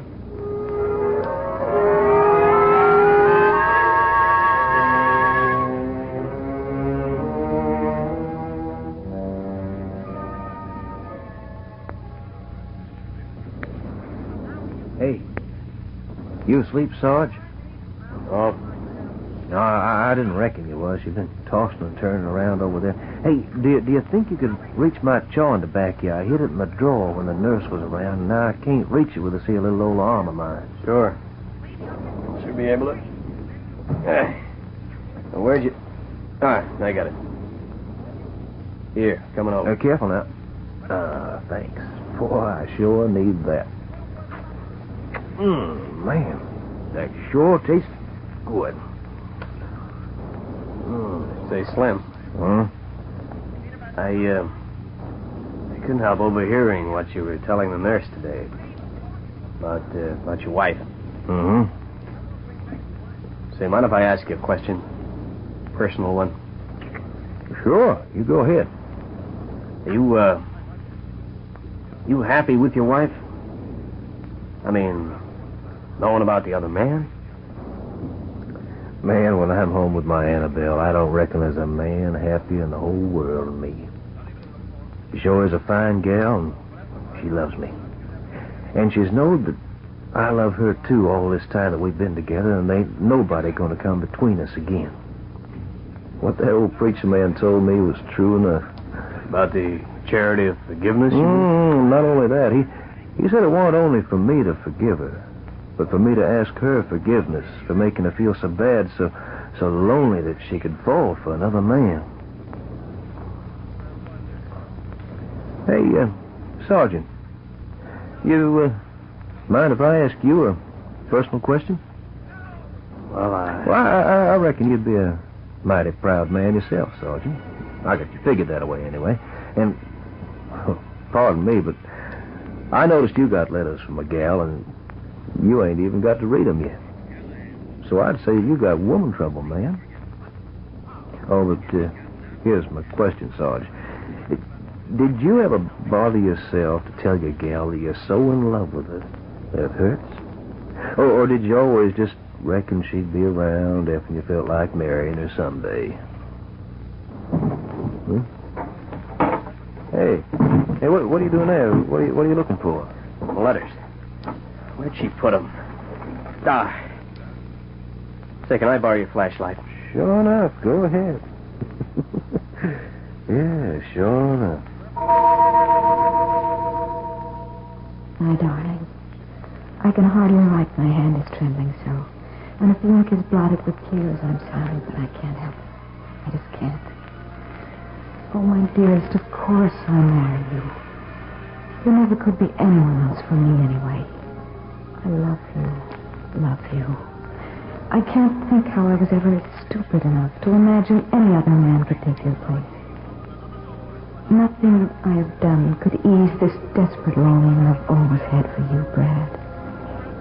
And I know that what I did was a senseless and cruel thing to you and to myself. If you can indeed forgive and forget the past, you will never need to doubt me in the future. For as long as I know I have your love, I am completely yours. And my heart is bound to yours till the end of time. Hurry back to me, my man. My man. My man. Thank God. Oh, thank you.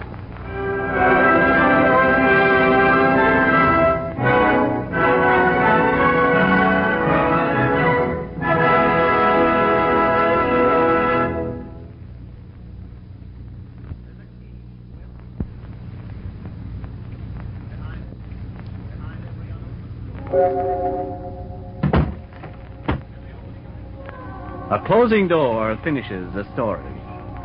Next week, another key will open another door to another story. Mystery, romance, or adventure all start when a door is unlocked by the key.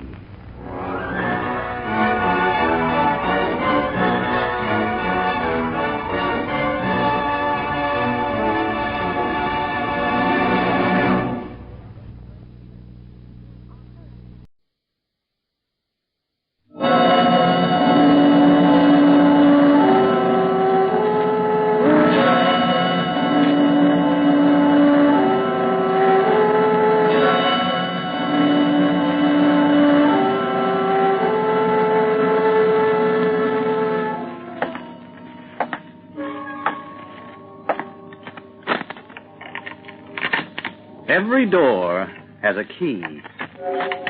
There's a key to every situation. Behind every unopened door, there is a mystery. And the opening of this door introduces us to another in the series, The Key.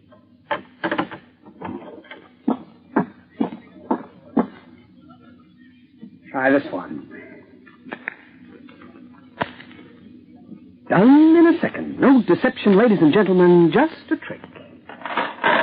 McGill's won the lock, and it's as simple as anything. He won't thank you for breaking it. Danny, something tells me McGill is really after you this time. He has been ever since I opened that first mortise lock of his. Really after you, the full vengeance job. I think he'd kill you if he could. Clodagh, I would him. In fact, I think we'll have a grand reckoning, the big showdown. Ruining his business isn't going to make him any friendlier. He started it. He's challenged me so often, I'm tired of it. I'll challenge him, and I'll wipe him off for good and all. The big grudge fight, no holds barred, and to the death. You joke. But will he? Danny, you've opened so many locks of his that there comes a time when he's got to remove you. Remove? You're a one-man act. He's a multiple business. You're an income, but he's an empire. He's big and self-made and ruthless. You find it amusing. He hasn't got a sense of humor. Give it up. All right, Clodagh, I'll give it up. I'll give it up after this one final death struggle. Escapologist or big tycoon, the little man or the monstrous cartel. Roll up, and see the tussle of the century. Can the redoubtable Danny Cash escape from the new McGill lock, or will this contest end in his humiliation? Will he... Danny, don't joke about it. For once in my life, I'm scared. And if you're going to do it, don't waste time ranting and raving. Get on practicing. Yes, miss. Closed. It's open. It's closed. It's open. Closed. It's open.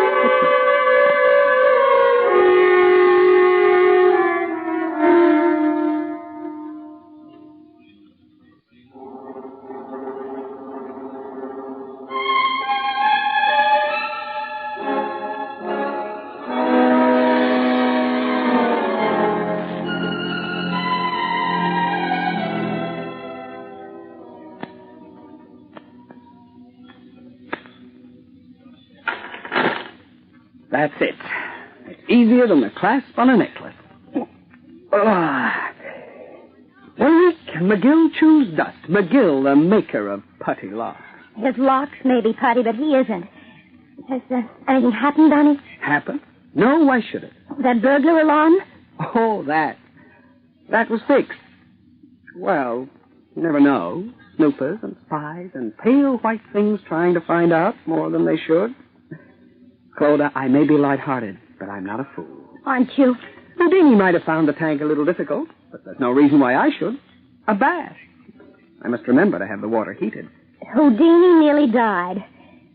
Danny, did you know I've been followed yesterday and today? The price you pay for being the wife of a celebrity. It wasn't that sort of following. It was the most unpleasant little man who glittered. His eyes glittered, and he wore a tie pin as big as a paperweight. Cry havoc and let slip the dogs of war. The watchdog, the spy. McGill's scared. I must make the bet $20,000. 30, 40. What's it matter? Make it 50,000. Danny, please don't. The signal. The pale little glittering man is on his way up. Glitter, glitter, little man. How I wonder who I am. Relax, dear. Take it easy. Leave it all to the luck of the Irish. A trap for the unwary. And who is so unwary as the trapper trapped? I call the tune, and you, my darling Clodagh, string along. First the door ajar. Not open so as to give suspicion, but not quite closed. Finesse in everything. And now, my brother. Here, brother, do come in. My brother Danny. I reckon only a mirror could stand between us. Brother Finnegan, you're so right. But, brother, we must be careful. We must advance with caution. We are beset by spies, glittering spies, spies like the morning dew after smog has passed by. But, brother, what is all this? We've done a double act for years. Why should anyone find out now? There is double dealing and treachery afoot. Big men, if you get my meaning, would give a fortune to know that Danny Cash, the amazing, the incredible Danny Cash, does all his amazing feats of escape with the aid of a brother, a double, a twin, an identical spit. Yeah, I'm not safe, brother. Caution. The word is have a care and trust nobody. There, Clodagh, I would kiss that ferrum off, but Alas, you might not know I'm me and think I was the other. Brother. But have no fear. Our double treachery and treacherously doubling to fool the audience is a secret between us. If so small a thing as a secret could come between us, a secret. What is it? A whispered word, an endearment, a coziness engendered merely by knowing something others do not. Your lips are... Brother. Alas, who can blame me for wishing to taste the bitten apple? Twins are the same in love and need and want. My heart beats the self-same rhythm, the exact music. And Blarney. Touché. A hit. A palpable hit. No more. Finnegan, we are here for business. Ah, enchanting business. Will you stop making love to my wife and listen to me? This is very important. McGill is really after us this time. No holds barred. And if he should find out that we pulled a gag on him and the public by switching, he'd wipe us off the face of the earth. For 20 years, my dear brother Danny, we've gotten away with it. Well, I hope you're getting away with it this time. And I hope you know what you're doing. But of course. Enemy, jealous lover, brother, all in one. Danny's right. And you are too, Clodagh. We must be very careful this time. Caution. Forethought, track covering, and still more caution. Twin and identical brothers fooling the public. Oh, 5. And, Finnegan, remember, if McGill should find out, it'll be more than 5. It'll be as good as putting our necks in a noose. So, caution, care, shh. I'll see you back safely to your hideout. Follow me. And see you in a week at the theater. Well, so much for that. And look at me, not in awe. Such cleverness comes to me naturally. Pride comes before a fall. How prettily you coin a phrase. And... our glittering friend has gone. Well, now we relax. And? Wait. Wait, dear Clodagh, for that phone.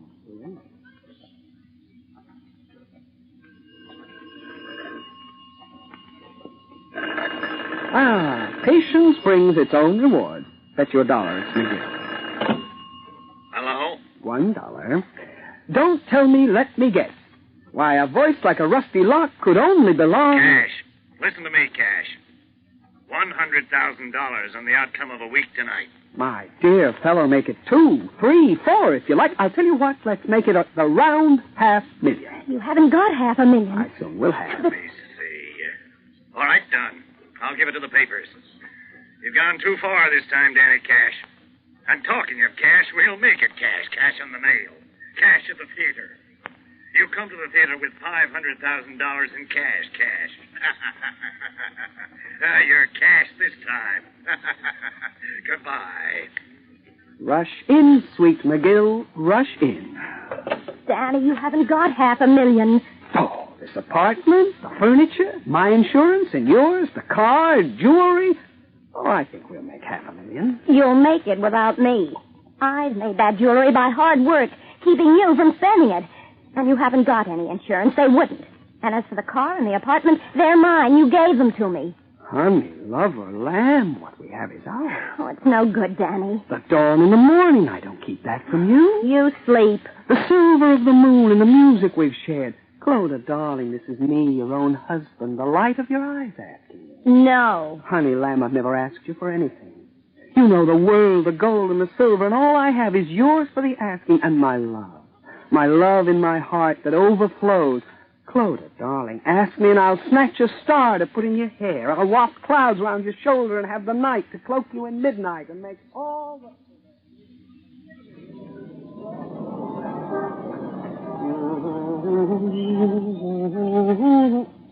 Why, hello there, Shady. Now fancy bumping into you when you were the last person in the world I was looking for. And how are you, Shady? Not so well, Danny. It is hard enough for a poor old man to make a living without half the police following him. And them Irish, too. But what do you care for the police? A man who can open any safe in the world. I should have followed your bent. Getting people to see locks opened is a good deal better off than the one who opens them in secret and hopes to find the pay inside. Ah, how true, how true. Of course, should a man know there is no danger whatsoever, then maybe to open a safe would be a pleasure. It would be a glory. I happen to have heard that a certain McGill, that black-hearted key sharper, will not be in his office at about 7 o'clock on a night 1 week from this day. Is that so? Is that so? And, Seamus, I happen to hear that should anybody open his safe 1 week from tonight, he would find $1,000 inside. Ah, me, what a pity. 'Tis a great pity indeed. The McGill lock is one of the most intricate in the world. It defies all cracksmen, and would not be worth the trouble for $1,000. Oh, it would not be worth the trouble at all. Silly of me, you know, how I mention $1,000 when I really mean $2. Danny, you moan to me. Then you hum. Would you not be after singing now? 2,500, and that's my top note. And beautiful it is, true and sweet. Mr. McGill's safe, if it had not hinges, would be an uncorked bottle. This night, in 1 week's time. About 7, you said? About 7. I'll be after going and getting a little practice. Sure, it's a formidable assignment to be opening Mr. McGill's personal safe. Good, Mansell, good. I'm sure, but Mr. McGill, I heard them both talking. Danny Cash is a four-flusher, a double act. I'm surprised I didn't tumble to it before, though I had my suspicions. Of course, Mr. McGill. Switches. Oh, I wonder when he does it. Mansell, there's $500,000 resting on this, and so much publicity, I can't let him win. Mansell, I'm not going to let him win. No, Mr. McGill. I want you to go to Danny Cash. Say to him, McGill's scared. Tell him I want to see him here in my office. Tell him I'm willing to call the whole thing off and give him a cash bonus into the bargain. Yes, Mr. McGill. Tell him to be here 1 week from tonight, 5 o'clock. And Mansell, I want to show you just how this safe of mine works. I want you to study it well. It closes like this.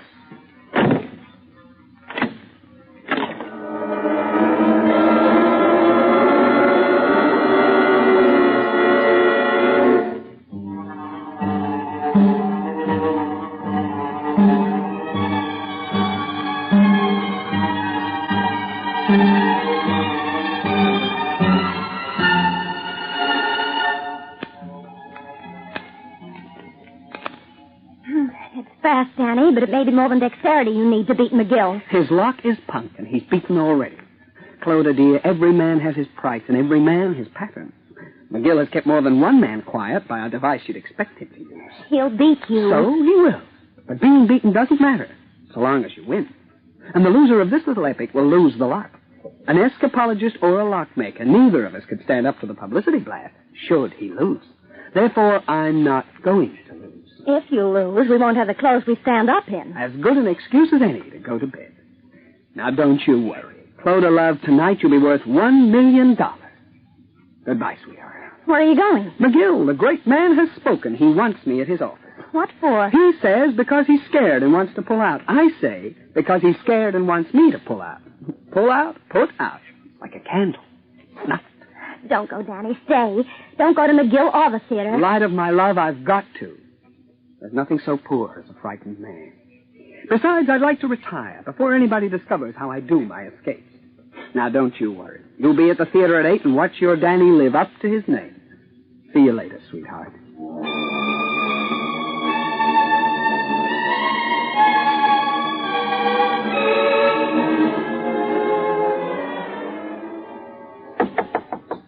Come in. Good evening to you, Mr. McGill. To you, Mr. Mann. Sit down, Cash. I'll stand. A standing man has the quicker getaway. Cash, you're a dangerous man to me. And danger, if it can't be avoided, must be eliminated. The big business can't afford to be held a ransom by one man. Then pay me.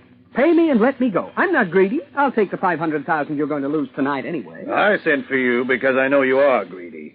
If you weren't, you wouldn't have come. And I also know you'll be scared after I tell you a few facts. Yes, in a moment, Mansell. So to get over your greed and the scare that's going to come to you, I'm willing to pay you $5,000. For that, all you have to do is announce that you're ill, that you can't go ahead with tonight's performance. And if I won't? Then I'll have to scare you. If it's your face you're thinking of, I've got used to it. Tell him, Mansell. Mr. Cash, you're a fraud. You do your escape act by using a double, your own brother. Identical twins, I believe. Somehow, during the performance, you switch so that one of you appears to have escaped. I suppose the other removes his chains or padlock or whatever it is at his leisure. Unmasked? Quite so. So I think it's all perfectly plain. Either you take Mr. McGill's very generous offer, or you, or your brother, dies tonight. You couldn't do it. You couldn't be such fiends. The safety of the McGill commercial empire is far more important than a mere individual. But to let my brother die horribly, suspended headfirst in a tank of water would be too inhuman, too ghastly. Even if the water is warmed. I don't think we need bother about all that, Cash. Take my offer and get out. No. No, I owe it to my public. The show must go on. Nonsense. Cash, you don't seem to realize the seriousness of my intentions. To uphold the McGill name, I warn you I don't mind what lengths I have to go to. Be wise, Mr. Cash. No. Sorry. I'm always ready to bargain with sensible people. But as you're not, then I have no alternative.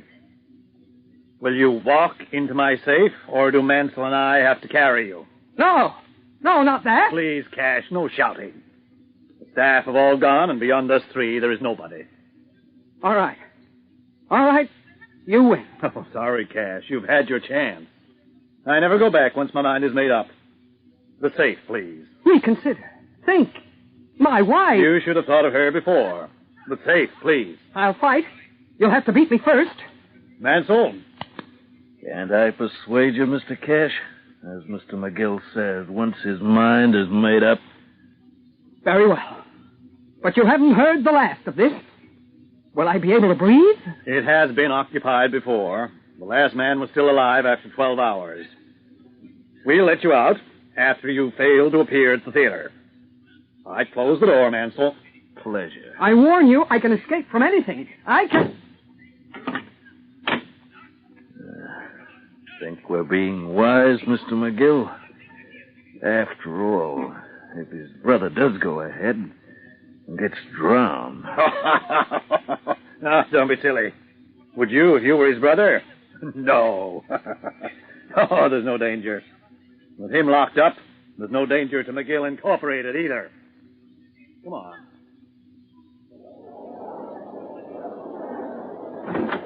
Mr. McGill. Mrs. Cash, I've come to warn you to call the whole thing off. One of the brothers, I don't know whether it's Danny or the other, won't be appearing tonight. If the other brother was so stupid as to go ahead, he'd most certainly die in that tank of water. Danny would never forgive me. If he were dead, he hardly could. I have $500,000 to protect, and now I know Danny pulls a switcheroo, I'm going to protect it at any cost. Although, mind you, I've no objection to taking Danny's money. With $500,000, I could open a new branch. And if you lost, you'd have to close more than an old branch. No, Mr. McGill. Danny wants to go ahead, and I'm not going to stop him. Very well, Mrs. Cash. I win. I only hope you don't lose a great deal more than cash. Good evening. Oh, come, my beauty. I'm treating you tenderly enough. Come now, open up. Oh, sure, and what do you want to be difficult for? Give up your secret. Be generous now. Oh, 'tis gentle I've been, and as careful as you were a gardenia petal, and I... There now. It wasn't so hard, was it? And a very good evening to you, Danny boy. And the same to you, Seamus. Very nice. Were you comfortable? A man could sleep here. It's quiet. And one place a wife could not get at him. Thank you, Seamus. You'll pardon me, but I have an important date at the theater. Of course. After a little matter of $3,000 has been settled. 2,500, Seamus. Oh, yes. But what is 500? Nothing, Seamus. That's why you're not getting it. 100, 2, 3...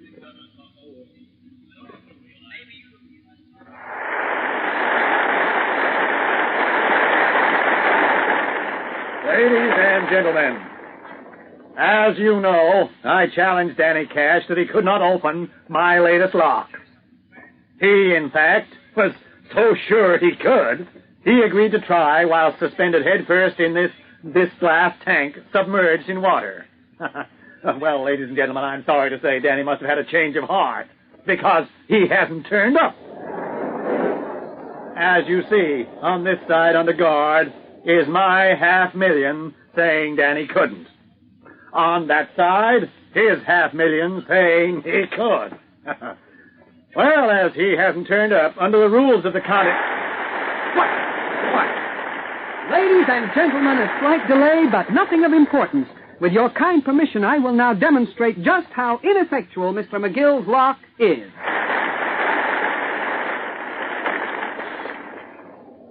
Where'd you get to, Danny? McGill's been making awful threats. Don't worry about that, darling. There's something else on my mind. What, dear? What is it? Has that water been heated?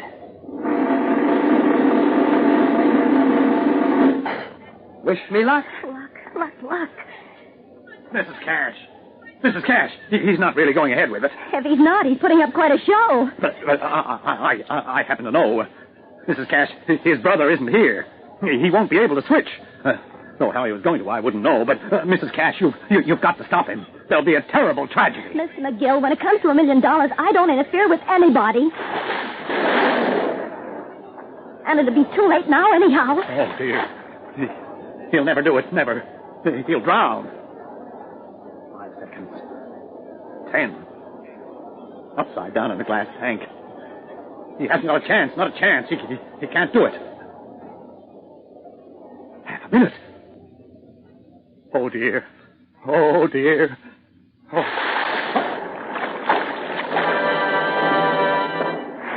Done it. He's done it.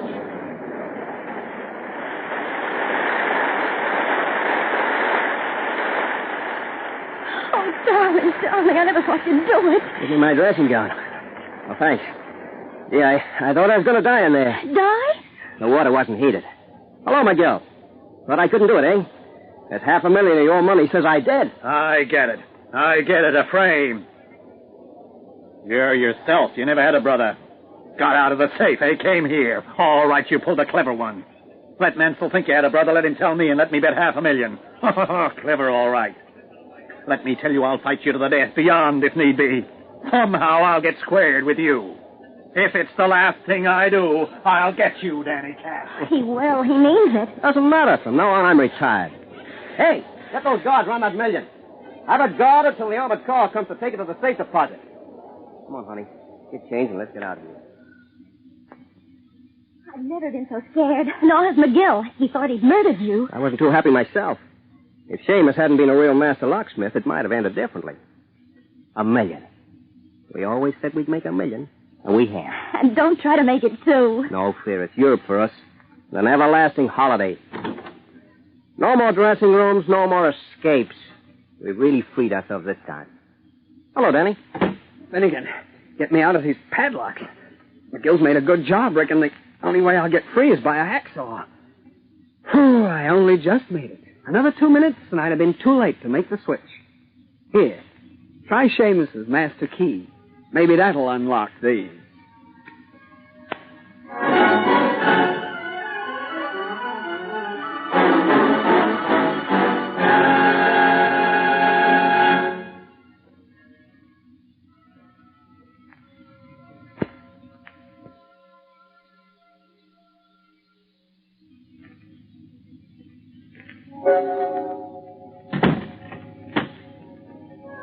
A closing door finishes a story.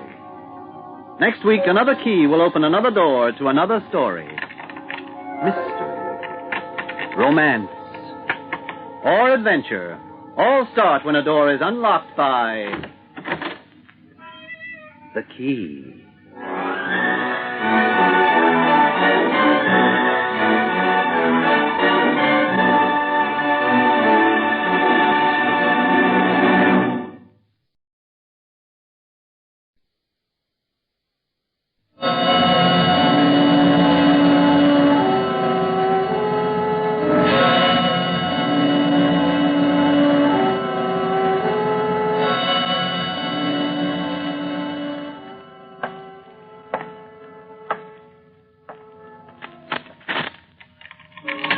Every door has a key.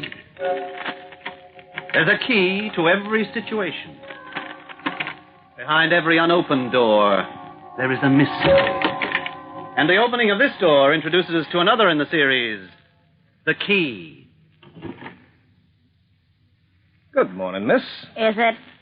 You were the secretary to Felix B. Wiley, the business tycoon, are you not? Go away or I'll call the police. Your employer wouldn't like you to use that tone of voice. With you, he'd give me a medal. Oh, Belle, I love you. Call, you're a heel. Belle, you see before you a man reformed. I'm glad you've given it a name. I'm even willing to forgive you for the way that you behaved last night. I have never committed murder, but there's always a first time. Go away, beat it, scat. And I have got a job. Work. Well, that's what a job usually means. With you, it's never that simple. Before I toss you out, what sort of a job? Or am I too young to know? A respectable, highly paid, well, nearly highly paid position as a gentleman's companion. Gentleman companion? Gentleman's companion, there's a difference. Sounds like the usual grifting. I have ceased to be a grifter. Not that I ever admit being one now, mind you. It is too late for denials. You're a grifter, and you know it, and I know it. And in spite of it all, you still love me madly. So much, Carl, that I wish you would shrivel up and blow away. Oh, what a touching sentiment. Oh, and, by the way, speaking of touching... I'm broke, flat, without money, penniless. But the shoes are worn through to the feet. Look. I can't see a thing. Tears of sorrow are blinding me. Oh, Belle, would you let money come between us? Let it? It came and went. Not if you were starving. Who is the old fool who happened to hire you? You'll never guess. In that case, you can save a lot of time by telling me. None other than Felix B. Wiley. You crumb. You conniving little crumb. That old goat no more needs a gentleman companion than... Than you do? What sort of a line did you throw in? Well, just because he also happens to be your boss, there's no need to get carried away with him. I answered an ad in the paper. I phoned him, I went to see him, and I was hired. For your honesty and integrity. He told me to report here and wait for him. And here you are. In person.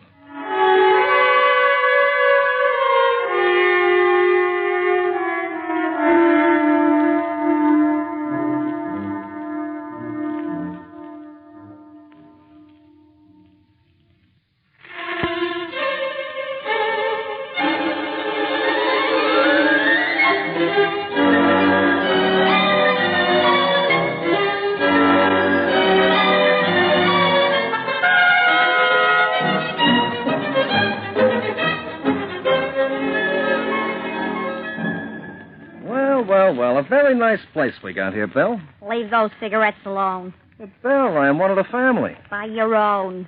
Oh, under that sweet exterior, there is a core of hardness which I never before noticed, and which ill becomes you. Oh, so neath this sweet exterior is a long-suffering female heart which is not going to let itself suffer any more over an egotistical, lazy rube named Carl Vegas. And once more, you oaf, I refuse to... Good morning, Mr. Wiley. Good morning, Belle. Morning, Mr. Wiley. Who are you? I knew it. Well, I'm the guy you hired early this morning, remember? You do remember, don't you? I'm sorry, Mr. Wiley. He came busting in Oh, here. yes, I remember. Come through to my office. Yeah, sure thing. And, Belle, I don't want to be disturbed for 2 hours. Yes, Mr. Wiley? Hey, honey, close your mouth. You look stupid. Come on, young man. Yeah, be right there. See you later, sweetie.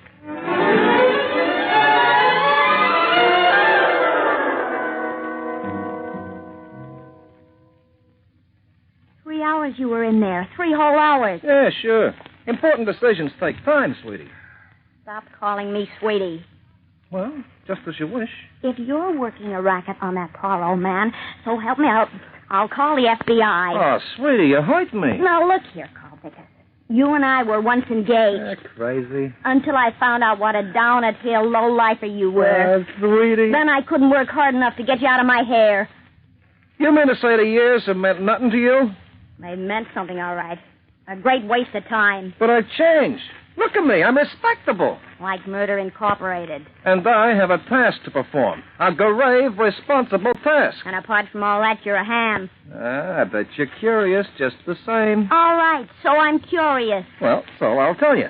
Your boss, now our boss, has received threatening letters. Letters which contain the words, quote, "You are soon to die," unquote.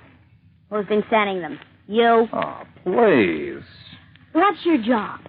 I am a bodyguard. And who is going to guard him from you? I wish you'd try to understand, sweetie, I'm legitimate. And before your little mind starts figuring ways and means of queering my beautiful pitch, I shall tell you that Felix Wiley knows all about my somewhat complicated past. You were honest with him. Honest as the day is long. Why? One reason only, sweetie. To win back the love of a good woman. Namely, to wit, viz, you. You mean that you heel? Would I lie about a thing like this? Yes. May I be struck dead on a spot if I would lie to you? Another crisis past, you can breathe out. Yeah. What do you have to do to earn your keep? All I gotta do is stop persons unknown from causing bodily harm to our illustrious boss. Does he have any ideas? Yeah, one. He don't want to die at the moment. I have to spend all my time in his company, and he wants you to be my lady-in-waiting at a wing thing he's throwing tonight. Not hard to take either, I might add. Just behave yourself and we'll make out. What sort of a party? Formal. That'll tax your wardrobe a little, won't it? Millers, the gents' outfitters, natty suits and clothing, have been informed that Mr. Carl Vickers will shortly avail himself of the excellent service to the tune of a formal jacket with et ceteras. And also, in addition, several lounge suits of the finest quality suitable for a man of taste, position, and means. That's what Felix said on the phone. He must be off his head. I'll pick you up at 8, and look pretty, sweetie. You'll be with me.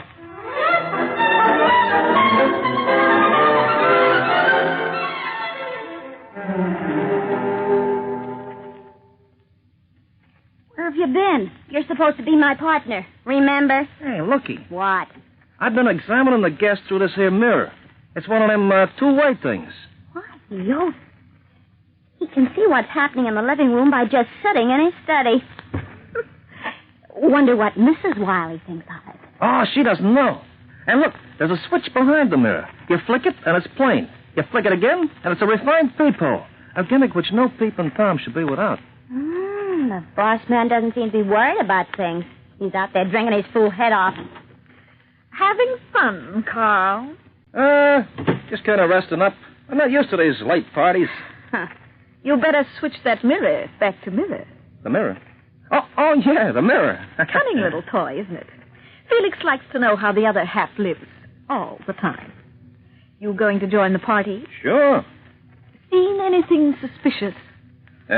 Suspicious? My husband thinks he's going to be murdered in his bed. He employed you to save him, right? Yeah, that's right, Mrs. Wiley. Any ideas? No, but he's still alive, so I must be not doing too bad.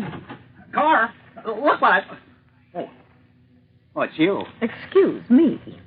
You better come along too, Belle. I think my husband's about ready to cuss or something. Now, look at it. Go on. Look at it. Look at it? Look at what? This. I put my hand in my pocket to get a cigarette and found this note. Look at it. Well, don't get excited. I'm not excited. Oh, what's the note say? Before midnight, Mr. Wiley, you'll be a dead man, and nothing you do will stop me. What do you think of that? Well, I would say it was a threatening note. I employed you to protect me, and I demand protection. Well, you got it. You call this protection? You let a murderer walk up to me and put a note in my pocket? You're alive, ain't you? My job is to keep you alive, not to stop people writing to you. It's 10:30. So it is. 1.5 hours. Only 1.5 hours. Well, I'll tell you what, Mr. Wiley. You go and have another drink, and I'll kind of circulate. I'll give you a bonus call. A big bonus. A big bonus? How much? 10,000. Mr. Wiley, you're as good as saved. Now, tell me this. Do you and your wife get on, well, what I mean is, do you and your wife kind of, you get on well together? Don't be impertinent. Midnight, Mr. Wiley. Oh, yes, of course. Well, I'll tell you this, Cole. Uh-huh. We haven't been the happiest of married couples for some time now. But it's just a passing thing. Why? Oh, no great reason. Just got to check up on everybody you know. Got to kind of keep you alive. Got to earn my 10 G's, 10,000. Well, shall we join the ladies? I'll be right with you, Mr. Wiley. Now, don't you worry. Aren't you ever going to dance with me, Carl? Yeah, sure, this very second. Excuse me, Mr. Wiley, but I got my eye on you.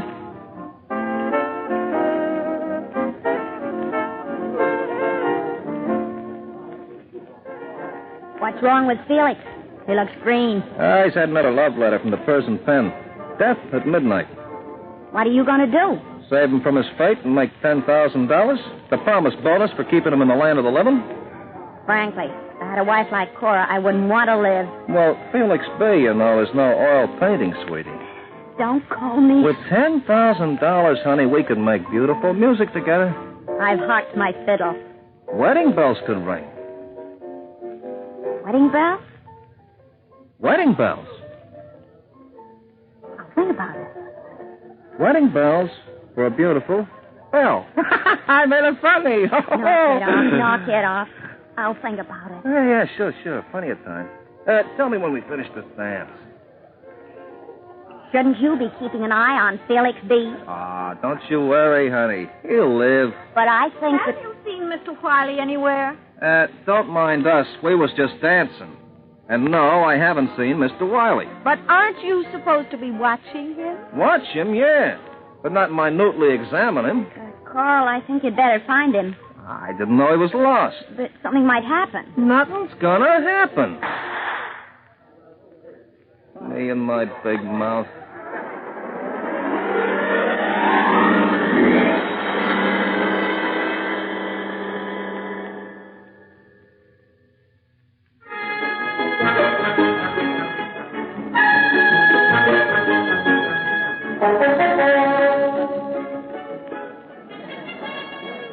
Okay, now, nobody don't get excited. It came from upstairs, I think. Just take it easy, everybody. No need to panic. Just relax and take it easy and no need to panic. You're the only one who's in a panic. Do something, you all. Something must have happened to Felix. Everybody just stay here. I'm going to take a look upstairs. I'm coming with you. So am I. Well, it might be dangerous. You've given the man enough time to get away. I feel that you are being a... Will you please investigate? Yeah, right away. Probably nothing at all. Nothing but a shooting, and you've seen so many. I'll go first. A pleasure. Just leave the center lane open. I might be down again in a hurry. My hero. Well, I'm being realistic about this. This man has got a gun. We heard. Poor Felix. Mr. Wiley. Hurry, man. We thought you'd be dead. I'm not, but I might just as well be for all the protection I got from you, Vickers. What happened, Felix? In here. When we heard the shot, the first thing we thought was that... You were very nearly right. Hey, it's a body. Yes, it's a body. Happily not mine. Johnny Newman. Yes, my dear. Our old and esteemed friend, Johnny Newman. What happened? Well, I was rather sick of that vacant crowd downstairs and came up here for a little peace and quiet. I'd been sitting here for a matter of seconds when Johnny walked in and demanded money. Just like that? Just like that. Mr. Wiley, if I shot everybody who demanded money from me, the streets would be littered with cadavers. You know, the police are not going to like this. In that case, they may lump it. Big talk. Will you both be quiet for a minute? I want to know what happened. Well, it looks pretty obvious to me. Your husband knocked off the guy on the floor. Be and quiet! Wait. Thank you. Now, let me say a word. Johnny came in and pointed that gun at me. He demanded money and said he'd shoot me if I didn't give him quite a substantial amount. He said he'd kill me, don't you see? He said he'd kill me. He's the one who's been writing those notes. Yike! I feel sure the police won't arrest a man for guarding his own person from attack. We struggled for possession of the gun. During the struggle, it went off. Unfortunately for Johnny. And fortunately for you. As you say, it killed him. Hadn't we better phone the police? Naturally. Well, anyway, Mr. Wiley, you'll be alive after midnight. Of course. Yeah. And that earns me a neat $10,000, right? Wrong. But you said that, our bargain? I said I would pay you a bonus of $10,000 if you kept me alive. If you apprehended the writer of those notes. But I happen to have done the apprehending. Yeah, but I don't see any reason for paying you a sum of money you didn't earn. Do you? Well, Do you? Well, I guess not. All right. Now, if you'll phone the police, Carl, your job will be finished. I'm ever so grateful. And you phone the police yourself, you miserable Carl, no... There's no need to feel like that, Vickers. You'll be well paid for your time. Thanks loads. Come on, Phil. Now, we'd be very grateful if you'd phone the police, Mr. Vickers. He'll do it. Oh, thank you. This has been a great shock to my husband. Your husband? Well, it's been somewhat of a shock to me, too. It's not every day that I lose $10,000. Wouldn't need to be every day. I could never stand a strain.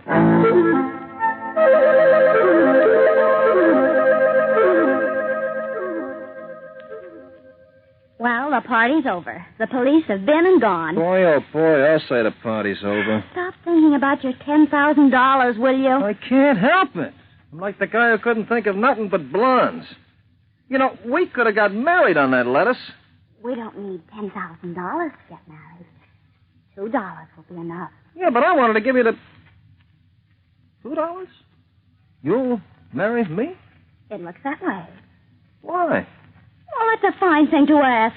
But this morning you was calling me all kinds of a twister. Now, why the change? Well, I could see you were really trying to do something honest with your miserable life.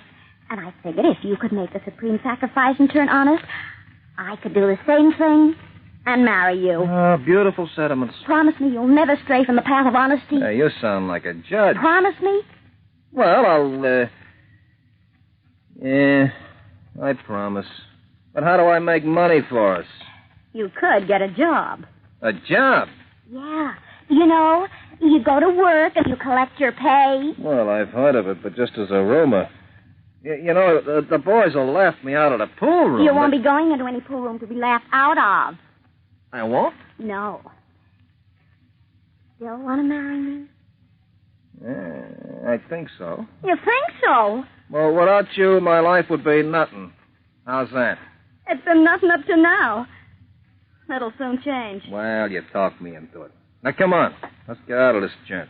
Every time I think of that 10,000, I feel like busting Felix B. Wiley on the snoot. Talk about me being dishonest. You're going job hunting tomorrow. Yeah, I am. Yeah. And you'll have to get a good night's sleep. Such a quiet joint. Upstairs. Here we go again. Coming! Maybe it's a family quarrel. Well, if it is, I know who's winning. Carl, please, quickly. They just left. What's wrong? It's Felix. Hey, screams just like a woman, don't he? Carl, he's not moving. Oh, I've been through this before. Look, I walked in and found him lying on the floor. He looks ill. Yeah, so would you if you had a knife in your throat. Oh! Well, don't tell me you didn't notice it. No, I walked in and... Yeah, you told us that. Is he dead, Carl? Like the proverbial doornail. Felix. Give her a brandy or something. I'll phone the police.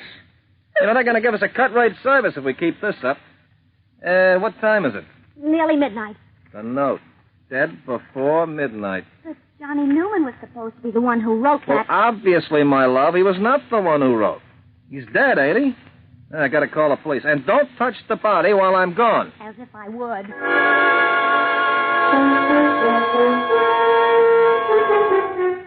Well, ma'am, looks to me as if the guy who sent those notes did the job properly. But what about Johnny Newman? One of those things, ma'am. What kills me is why your husband didn't contact the police when he received the first note, ma'am. He didn't want the publicity.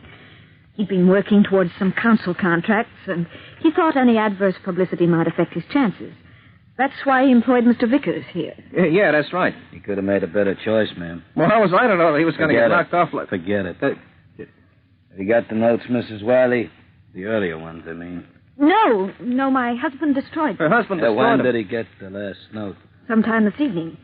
He showed it to me after you'd gone. He laughed and said how wrong Johnny was. He said he had the right time, but the wrong corpse. Yeah, it figures. Could anybody have walked upstairs without your knowledge, Mrs. Wiley? I suppose so. There were so many people here during the party. It would have been simple for someone to hide himself upstairs till everyone had gone. Then kill poor Felix. Just one more question, ma'am. What about servants? Hey, I can answer that. They got them in Do the me a millions. favor and shut up. Well, I'm just trying to help. I can think of only one way you could help. You keep butting in. Just ask. I can't. There are ladies present. And I suppose you'll find the note sender and solve the crime before breakfast. I might just do that. Yeah, I can see it. Please be quiet, Carl. You're upsetting the man. I've been upset by experts, ma'am. Don't worry, Sonny. We'll find them. Or her. What makes you say that? Funny thing you should ask me. Mrs. Wiley, it seems pretty funny that you didn't see a great big knife sticking out of your husband's throat. It looked pretty unnatural, you know. You say a knife in a husband's throat? What are you trying to do? I was very upset. What was you and this Johnny Newman going to do with the money he got from Felix B? I beg your pardon. Oh, not me. It's Felix B who needs the apology. You shut up. You better explain things, Sonny, or you might just find yourself with a load of trouble. Well, I can't explain them if I shut up. Now listen to me. Cora and Johnny decided to hit the old boy for some hard cash and then depart from this climbing Why, place. you No dirt- use arguing. I heard you talking tonight. Be careful or you end up in a 612. You decided to use the note threatening your husband as a good excuse. Well, Johnny busts in about 10:30 and demands money. I have never been Quiet, so... quiet. I'm talking, not the cop. The note threatening your husband's life didn't at any time mention money. All they said was that he was going to die. They could have been and probably was the work of a crank. The city gets hundreds a year. Right, Sergeant? Now. Right, you're a good boy. I don't see how you can possibly prove all Those this. gloves in your pocket. I'll bet you wore 'em when you handled the knife.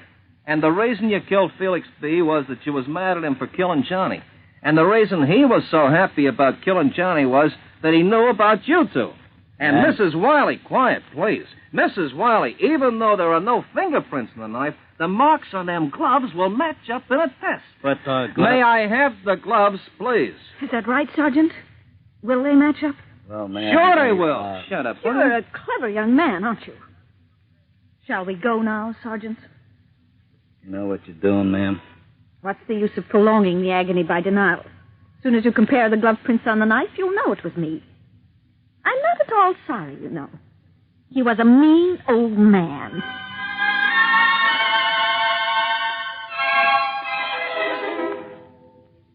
Carl, you're brilliant. You're just saying that. Did you really overhear a conversation between the two of them? No. And I doubt very much that all my guff about glove prints is worth a nickel. You know, the sergeant looked kind of stunned when I let him talk. But it worked. Well, what I want to know is how you were so sure she did it. Well, my pet, I knew it couldn't be the guy who wrote the notes. How did you know? Don't ask questions. How did you know? Well, I figured it was a good angle to get myself a job with you. You wrote them. Well, it was one way of making some money. And I figured I could manage a job as his bodyguard and make a little on the side to saving his life. You're a crook, Carl Vickers. But I love you. Yeah. And Johnny Newman would have probably killed the old boy when he got the money out of him anyway. He wouldn't leave him alive to call the police. Anyway, Cora told the sergeant she's been trying to figure a way to knock the old boy off for years. And you never know. If it hadn't been for me, she might have got away with it. I am a hero. You're a heel. Well, we'd better get out of here before someone else gets hurt. I just hope the police don't find out who wrote those notes. Goodbye, house. As the sergeant said, the city's crawling with cranks. So, I guess I'll have to turn respectable after all.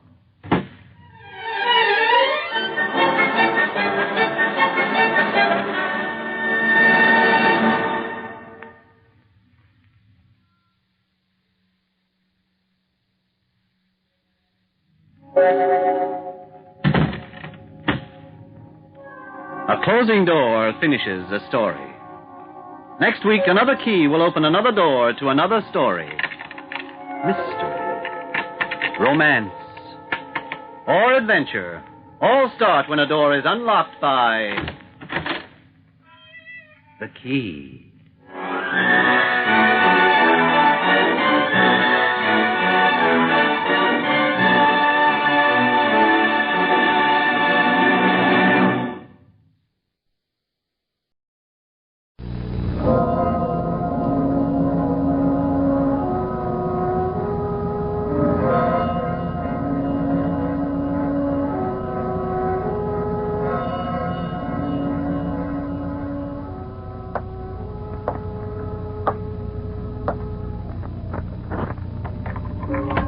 Every door has a key. There's a key to every situation. Behind every unopened door, there is a mystery. And the opening of this door introduces us to another in the series, the key. Yep. There you are, Randy, my old fishing box. That's the rod I used when I went after salmon. Can I hold it? Yeah, sure you can. Tell me about the time you went after the salmon, Grandpa. Do we have to hear all that again? Oh, Randy loves it, John. I'm trying to work out these orders, Jenny. I have to put them on the sales manager's desk tomorrow morning. Perhaps some other time, Randy. No, I want to hear it now. Oh, you heard what your father said. It's high time you're in bed, Randy. You're only sending me to bed to stop Grandpa telling about the salmon, I know. That's enough, Randy. Whose home is this? Whose son are you, Randy? Oh, please, John, there's no need to get upset. Sick to death of trying to work with Grandpa forever talking about the salmon he almost but never quite caught. I'm sorry. Real sorry, John. If I can't hear about the salmon, I'll be glad to go to bed. Yeah, perhaps it's time I turned in, too. We old backwoodsmen hit the hay at sundown and rise with the birds, Randy. When can I go fishing with you, Grandpa? And take that blasted box of fishing gear with you.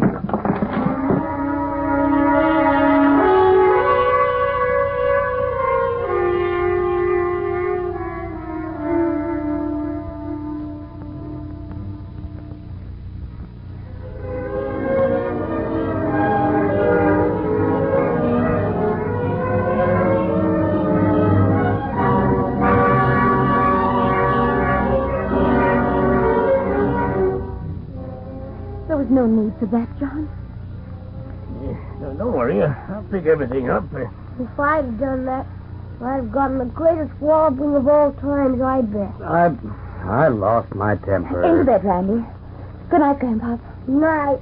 Lucky nothing was broken. I'm terribly sorry. I didn't mean to do it. Temper runs on our side of the family, John. You must have caught it from Jenny. Oh, John, how could you do such a thing? Don't you realize what it does to Randy and to me? I can't help it, Jenny. I'm so worried about this job. The fields now are down to 4 now, Bill Hannon told me that so this morning. Once I get to Meredith, my salary's doubled. We can put a deposit on the house. Sounds wonderful. 4. I know how you feel about living in this place. There's not enough room. Neighbors are noisy at times. I'll make you some coffee. Oh, don't get up now. But the coffee... It's not often we're on our own. Oh, dear. You sound as though we lived in the middle of a railway station. That's what it feels like at times. Not Grandpa again. Well, if only you did something useful. All he does is sit around, yarning about fishing and that cabin he built and ambling out once a month to collect his pension. He built it with his own hands. Felled the trees, planted them. He could have made a success of his business, but no, acted as though he'd never heard of the words ambition, hard work. So he ends up like this, living with his relations. John, there's nothing bad about the way that... Not bad. He's filling Randy's head with those ideas. Randy's only 10. I don't object to Grandpa personally, but... John... You're not writing an inter-office memo now. You seem to think his fishing tails and log cabins are more important than this job I'm trying for, Jenny. Of course I don't, John. I want a home as much as you do. If they find out at Loring's that I've applied for another job, I'll be squeezed out. Look what happened to Peter Marchant when No one knows, and you can trust Bill Hannon. Like standing at the top of a long flight of stairs and reaching out into a void. Foot may strike another step, or they may fall. And I'm not responsible just for myself alone. There's you, baby that's coming, Randy, and Grandpop. John, you're just worrying yourself sick about the job. You put in your application, and now all you can do is wait. Yes, and listen to how Grandpop almost caught that great red salmon.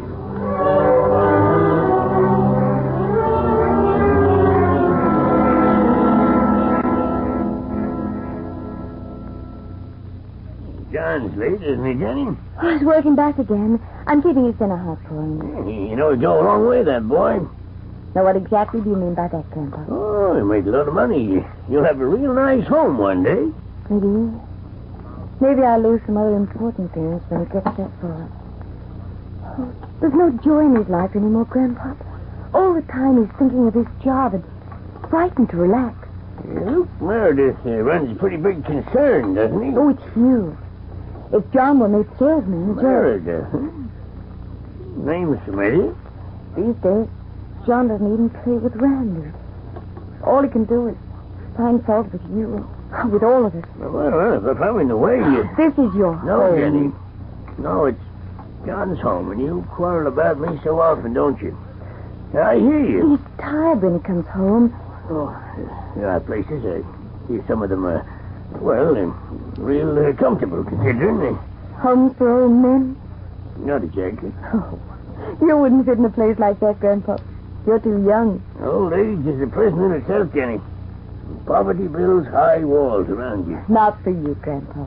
Not for you. Maybe I'll go and find my little cabin again. Is it still there by the stream? Yeah, the leaves will be covering the roof now. The gray owl will have made his nest in the tree beside the door. Hello, John. Hello, Jenny. I'll hustle along and warm up the coffee for you, Jenny. Sorry I'm late. What is it, John? Oh, Laurie spoke to me today. Yes? Asked me when I was moving over to Luke Meredith's construction company. Tried to laugh it off, and then he smiled at me and said that perhaps the job I had was too small for me. Who told him? Did Grandpop collect his pension yesterday? Yes, but I... Coffee will be ready in 2 shakes for you, John. See anyone when you were out yesterday, Grandpop? Oh, yes. I bumped into Mrs. Fleming at the corner. She told me that Joe is due to retire any day now. Oh, I should have given it up years ago, but he's one of those And fellas Joe that- Fleming is paymaster at Laurie. Yeah, that's right. Of course, Joe was wanted security. You gabbling old idiot. Laurie knew all about my putting in for another job at 11 o'clock this morning. Well, you're leaving him, aren't you? Not if I don't get the job at Meredith's. Haven't you the faintest idea what you've done? Oh, I'm sorry if I said anything wrong. Oh, it's too late now to be sorry. I may be able to find some common sense and quiet outside. John, please come back. Don't... Oh,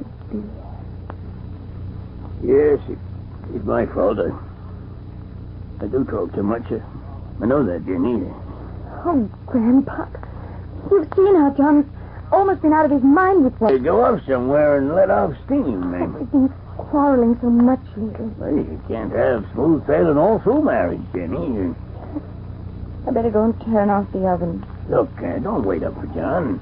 Let him come in quietly, and then tomorrow morning he'll talk about it all in his own good time. Why don't you stop handing around unwanted platitudes for a change? I shall, Jenny. I promise you. If you want anything pressed, bring it to me. I'll do the ironing till John comes home. No, there's nothing.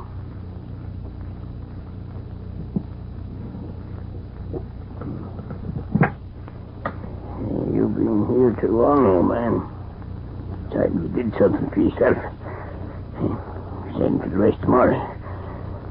She won't see you if you go now. We don't want to fuss.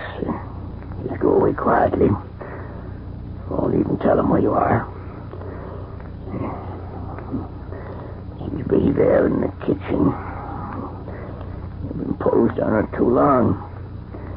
Yeah, imposed on John, too. You're not going without me.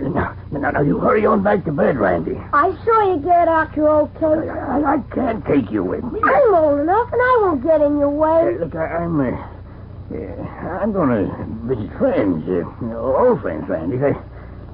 They don't care for children. You're going to fish for that salmon, aren't you? Randy. That's why you're creeping away, weren't you? You didn't want me to find out you were going. Well, I did, and I'm going, too. What on earth are you two doing there? Randy, go back to bed at once. I won't. If I do, you'll go without me. Go where? To his cabin in the hills. I can't stay, Jenny. Seems to me I've lost my husband, Grandpa. You're going to take away my son, too. You do as your mother tells you, Randy. No. You hear me? Yes, but I'm still going with you. Jenny, I'm sorry. I'll make us some supper. Now put your case away, Grandpa. John will feel better if he comes home and finds I'm not here. Are you going to catch a train, Grandpa? Well, that's where we'll go in the summer, Randy. We'll speak to your father, huh? Oh, I bet. And then he'll probably want to come with us, and that'll spoil everything. Come into the kitchen, Grandpa. Coffee's ready now. No, I think I'll turn in if you don't mind. I could choke myself for saying what I did. At my age, you outgrow a great many things, Jenny. One of those things is the fear of losing your job. The dread of not being able to pay the bills and the necessity of saving for the future. Don't you judge John by me. I don't, Grandpa. I enjoy myself as a hero to Randy, but I also know that it's John who's provided me with a home. John's always been very fond of his Grandpa. It's only just now. He's so worried.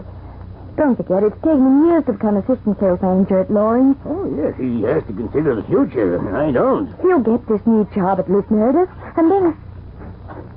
You look in the mailbox this afternoon, Jenny. No, I asked... I must have forgotten. Look at this. Luke Meredith's going to interview me. Oh, then he must have chosen He me. wants me to pick him up at 2:45 tomorrow afternoon and bring him here. Bring him here? What you gonna do? Employ the whole family? Luke Meredith is a very unusual man. He takes a personal interest in all his executives. He'd like to meet the family, look into the background, huh? Yeah, and I know the kind. A snooper masquerading as the benevolent boss. Why, he's reputed to have the highest paid and happiest staff in the industry. Yeah, all too scared to cough in front of him without written permission. I'm going to bed now. He started from the bottom himself, Jetty. There's a photo of him in the Trade Journal last year when he was only 18. Andy Meredith, he was known as then. Close friends, even some of his staff still call him Andy. Andy Meredith. Couldn't have brushed out like that, Jenny. I didn't get very far. Saw the letter in the box and sat down the front steps reading it over and over. It's all right now, John. Yeah, Andy Meredith. He's too smart for his own good. No more ways of wriggling out of an honest day's work than any boy in the works. You knew him? Oh, certainly I did. A little red-haired fella. He gave him the sack when he'd been only with me about a year. You fired Luke Meredith? Yeah, he deserved it, too. And he's coming here tomorrow. Now, Johnny, we'd never know. We won't tell him. And how are we going to keep Graham Crop quiet? Tell me that. Oh, Grandpa will stay in his room, won't you? Yeah, well, I'd like to see the young fellow again, but if Well, look, I'll have this place spotless, and I'll bake and I'll cook all day. It won't work. But he doesn't know my maiden name. So far as Luke Meredith is concerned, I'm Mrs. John Graham. Might as well go to bed. Andy Meredith, eh? Oh, he was a foxy little fellow, all right, but too smart. Too smart for his own good. He didn't like me, and by heck, I didn't like him either.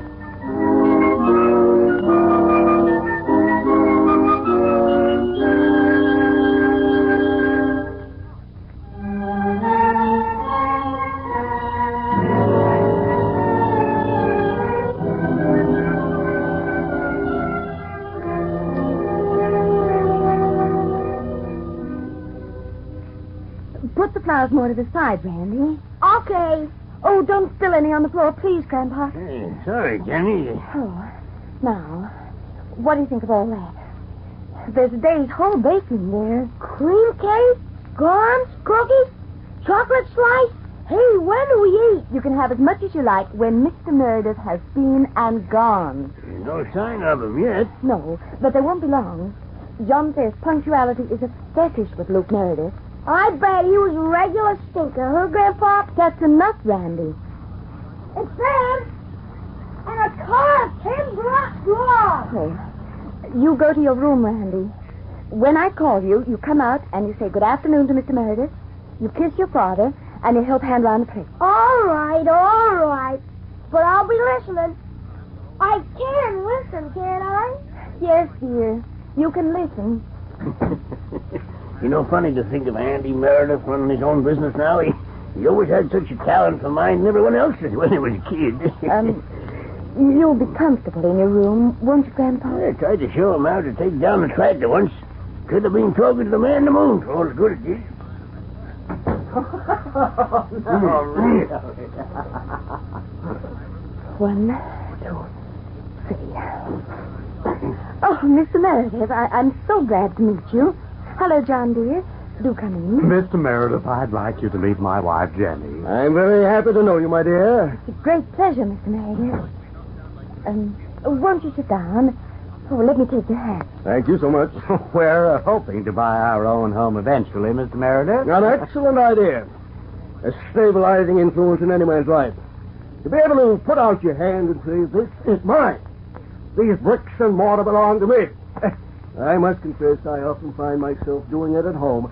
Quite unconsciously, of course. I'm sure you'd like some coffee and cake, Mr. Meredith. Nothing at all for me. A glass of water and a crack, if you don't mind. I'm on a diet.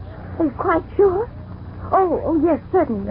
You started in your present place of employment as a fitter, didn't you, Graham? Yes, I was an engineer before I moved into the sales division. I like a man to have practical experience.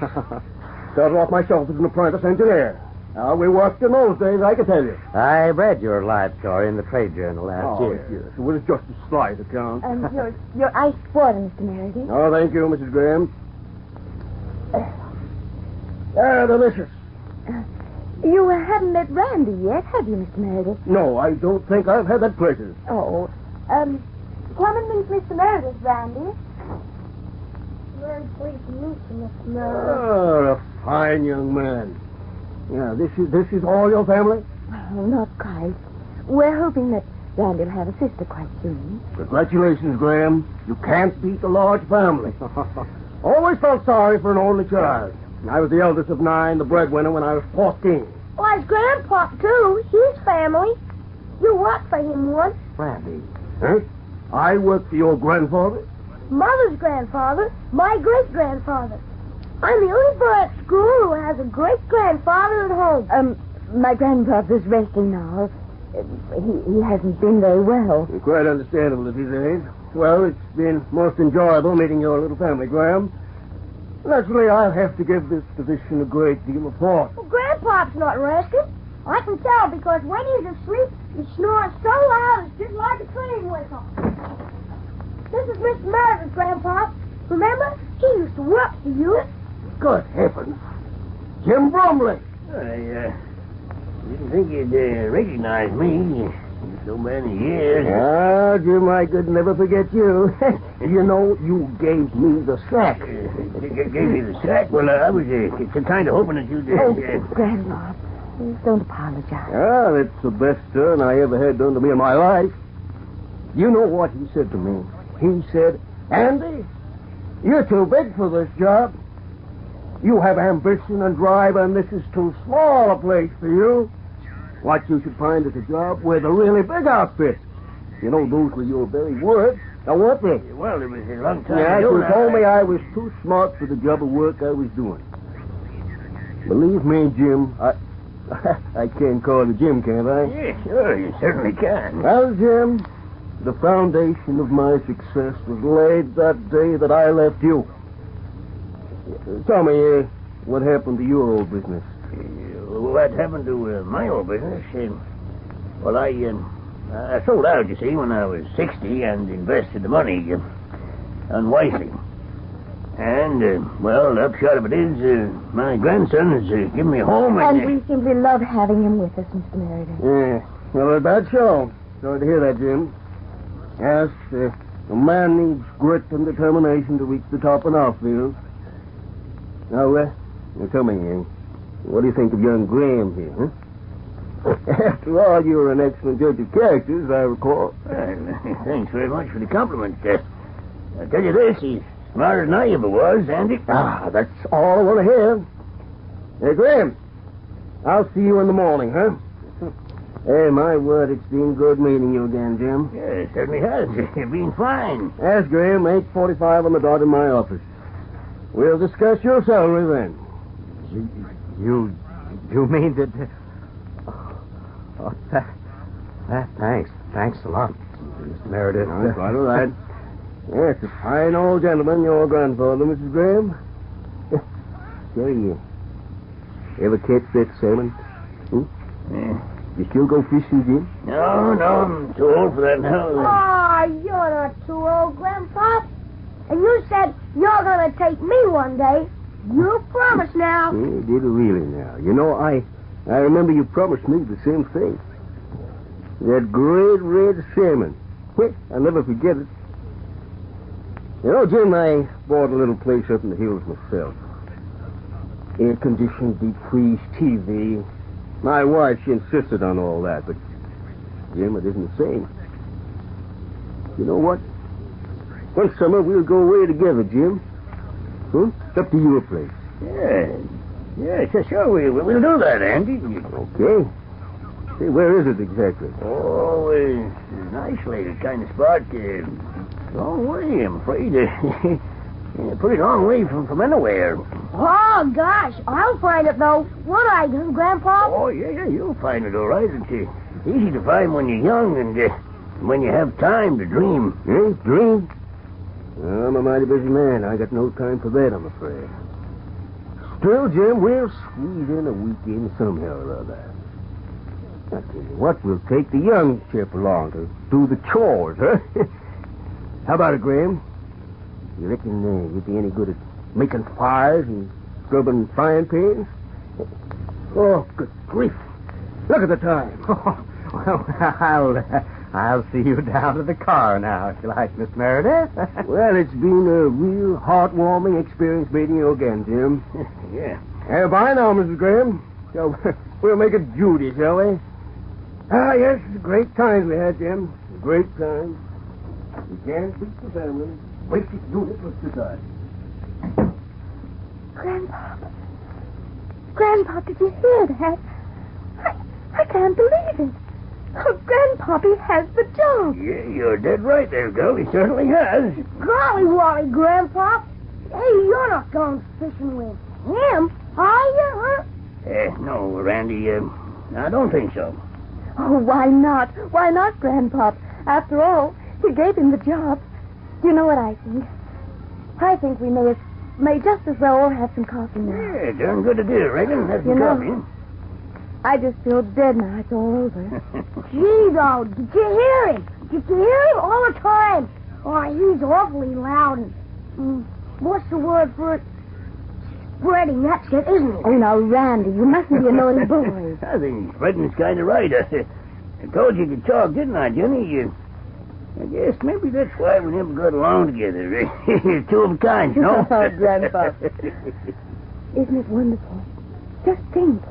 John has the job now. He'll be manager. Oh, Grandpa, it's what he's always wanted. Now he'll really be happy. Grandpa, you know something? You know what I'd like right now? What's that, girl? Will you please tell us about that great big red salmon? Please, Grandpa. Red salmon? No, I kind of... Oh, please, Grandpa. I want to hear about it now more than ever. Yes, Grandpa. You remember? Time you tried to catch it in a net. That's right, Randy. Yeah, but I remember it all, although it was quite a long time ago. Come on, Grandpa, tell us. All right, girl. As I recall it, it was twilight with dusky shadows stretching out across the water. I was watching the stream when it jumped in front of me. High as the sun, it seemed to me then. Close yeah, high as the sun. Grandpa might get cold. And then he twisted and caught the sun. Oh, I did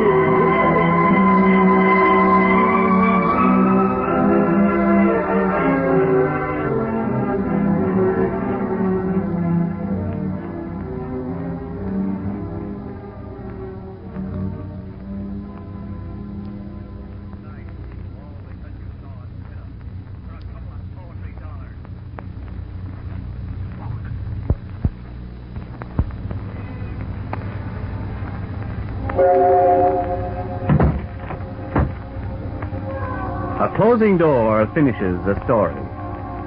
Next week, another key will open another door to another story.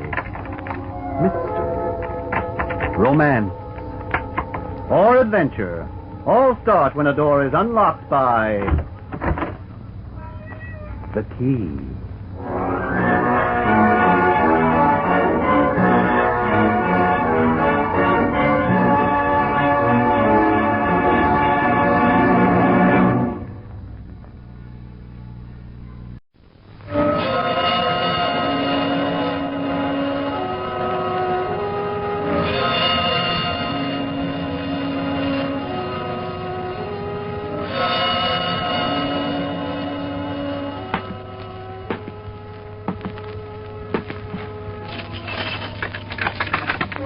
Every door has a key.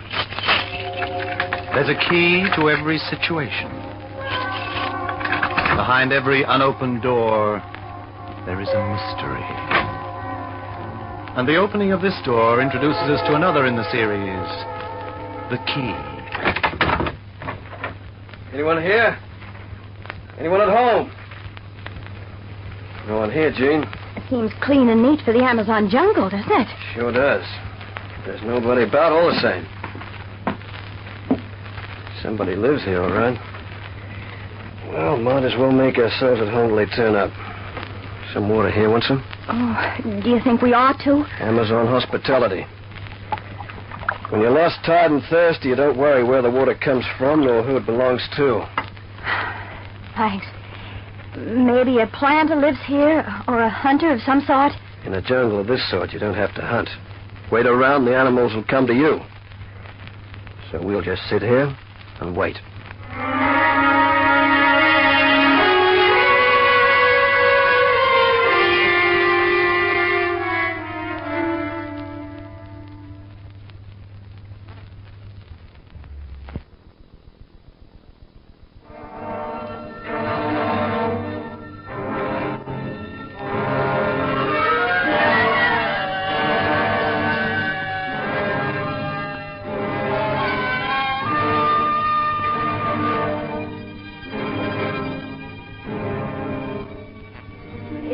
Phone, do you think? 1,000 miles from civilization. It looks so neat and homely.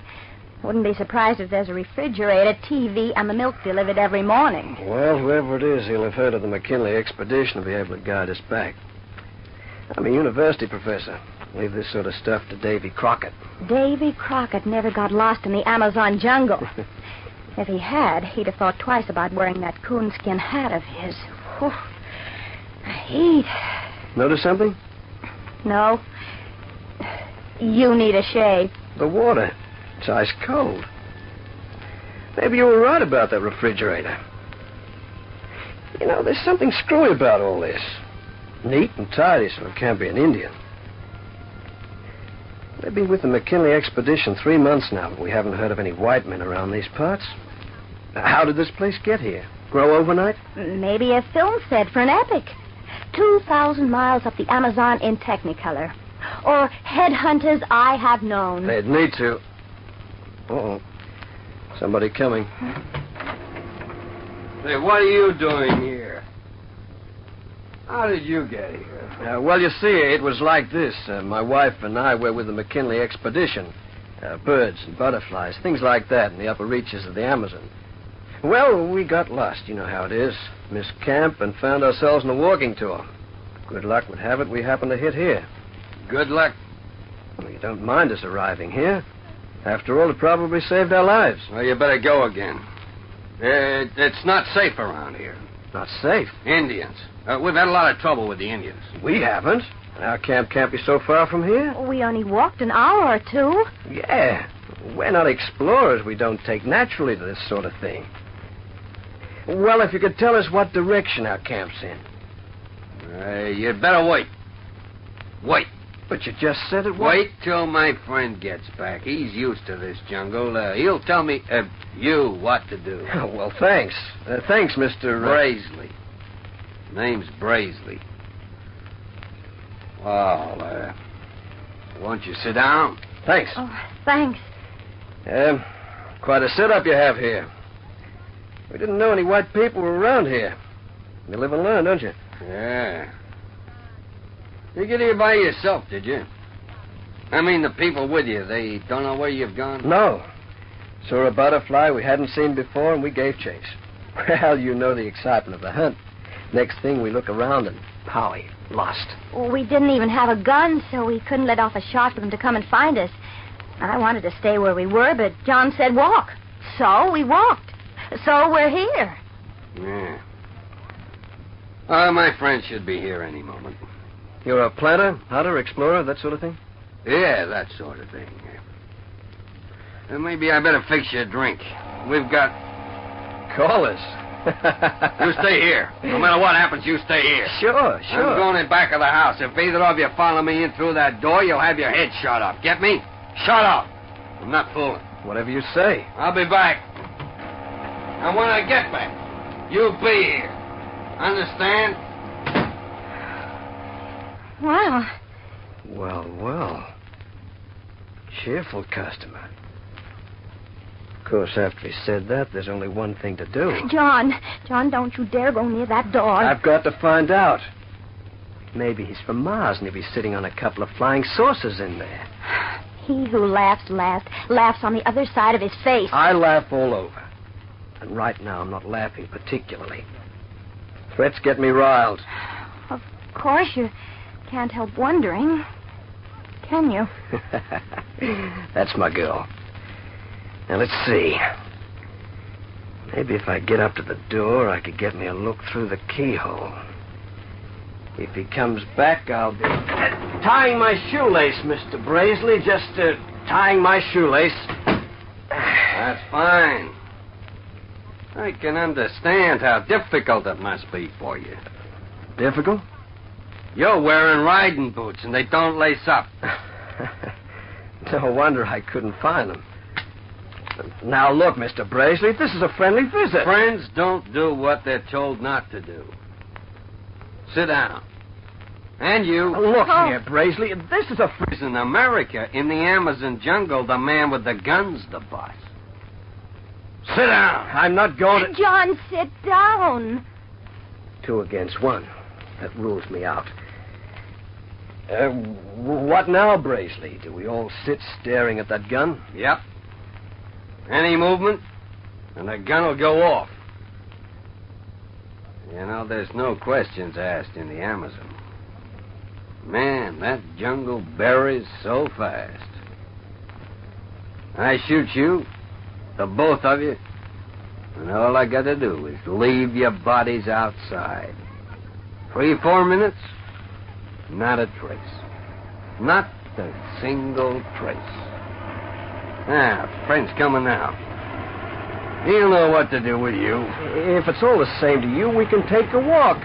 We got lost coming here. We'll lose ourselves going back even faster. You'll stay here. You won't walk any place. Wouldn't be surprised if you never did get back. What's going on here? We didn't get here on purpose. Hey, that's a helicopter. Hey, Gene, that's a helicopter landing outside. Stay where you are. Sit down. What's a helicopter doing here? You'll find out. At least I don't think you will. Not when my friends got through with you. He's the one gives the orders. If he says shoot you, I shoot. Nice playmates. Nice friends. Get lost and what happens? Get shot. You're bluffing. Yeah, that copter's playing up a bit. She won't... Hello. What have we got here, Braisley? I'm glad you got back, Mr. Carlton. Not only has the launching buzzer gone, but these 2 birds have called in as well. Called in? Seems they're lost.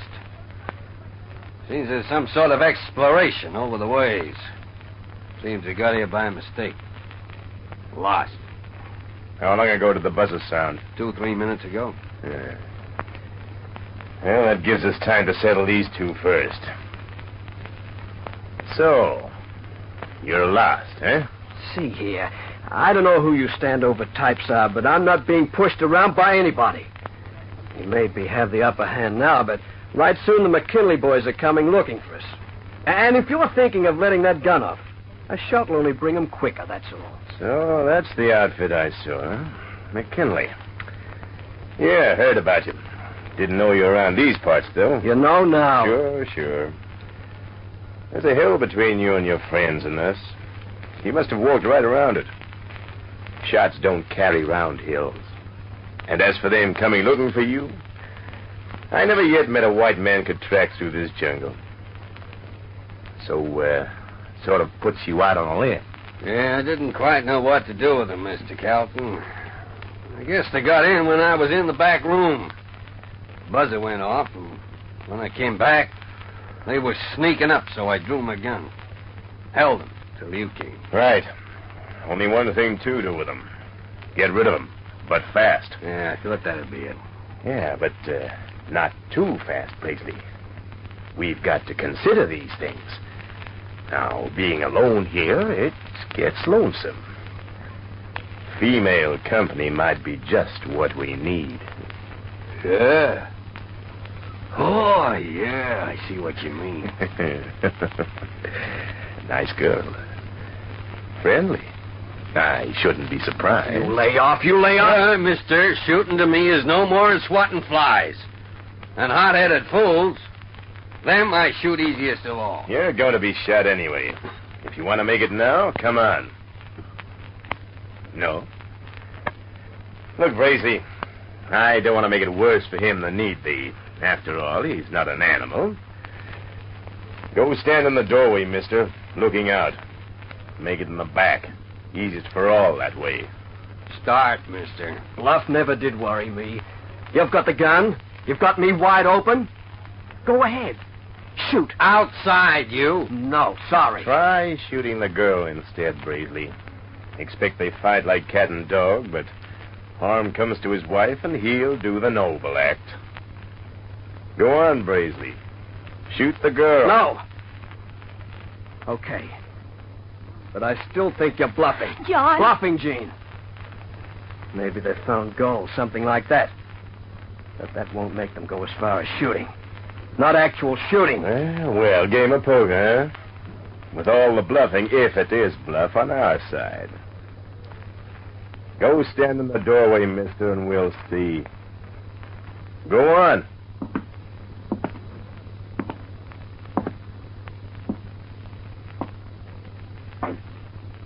Open it, mister. The idea is you die outside, not in. Go on, Braceley. Blast him out of that door with your bluff.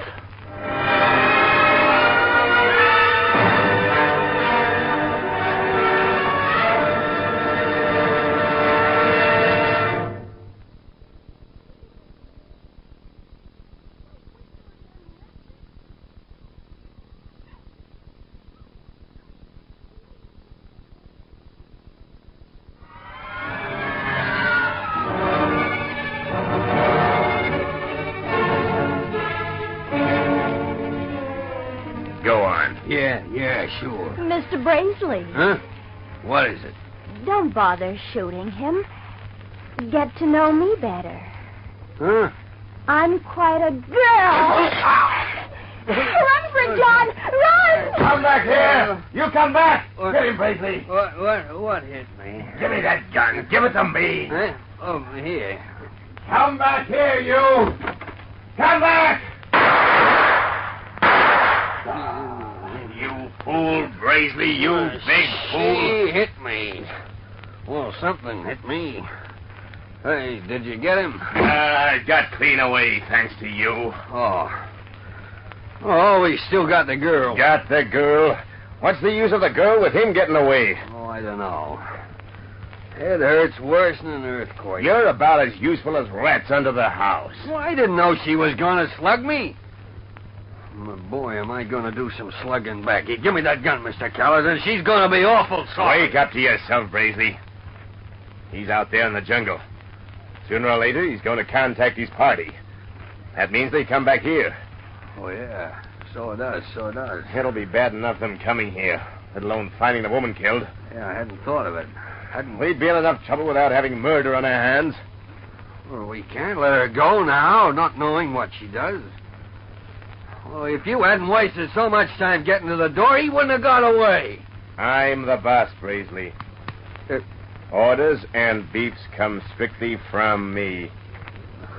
Yes, Mr. Callerton. I say you do. Yes, Mr. Callerton. Now, he's lost.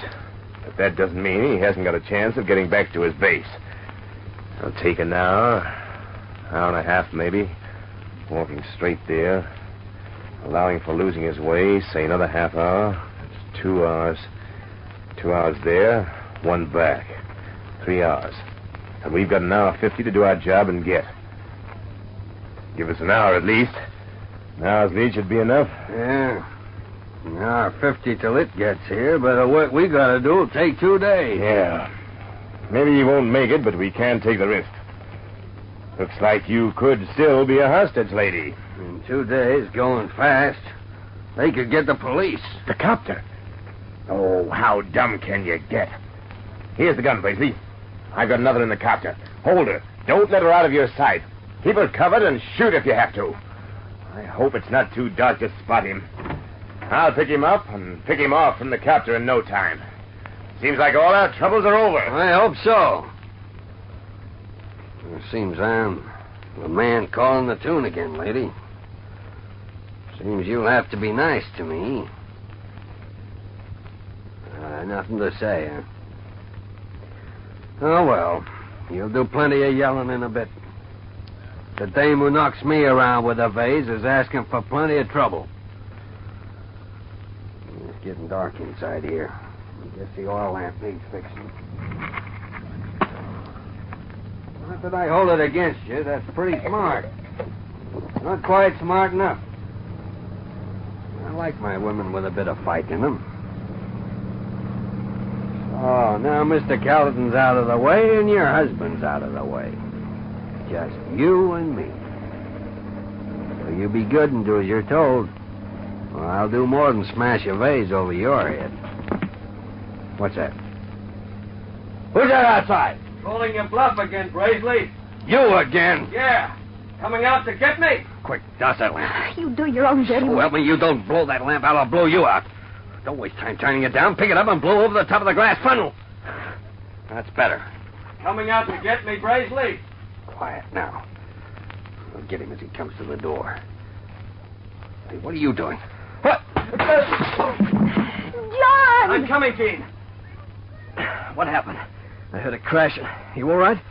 He gave me the lamp. He said pick it up, so I picked it up. And I hit him over the head with it. Nice work, kid. You'll do. All right? I think so. Fine.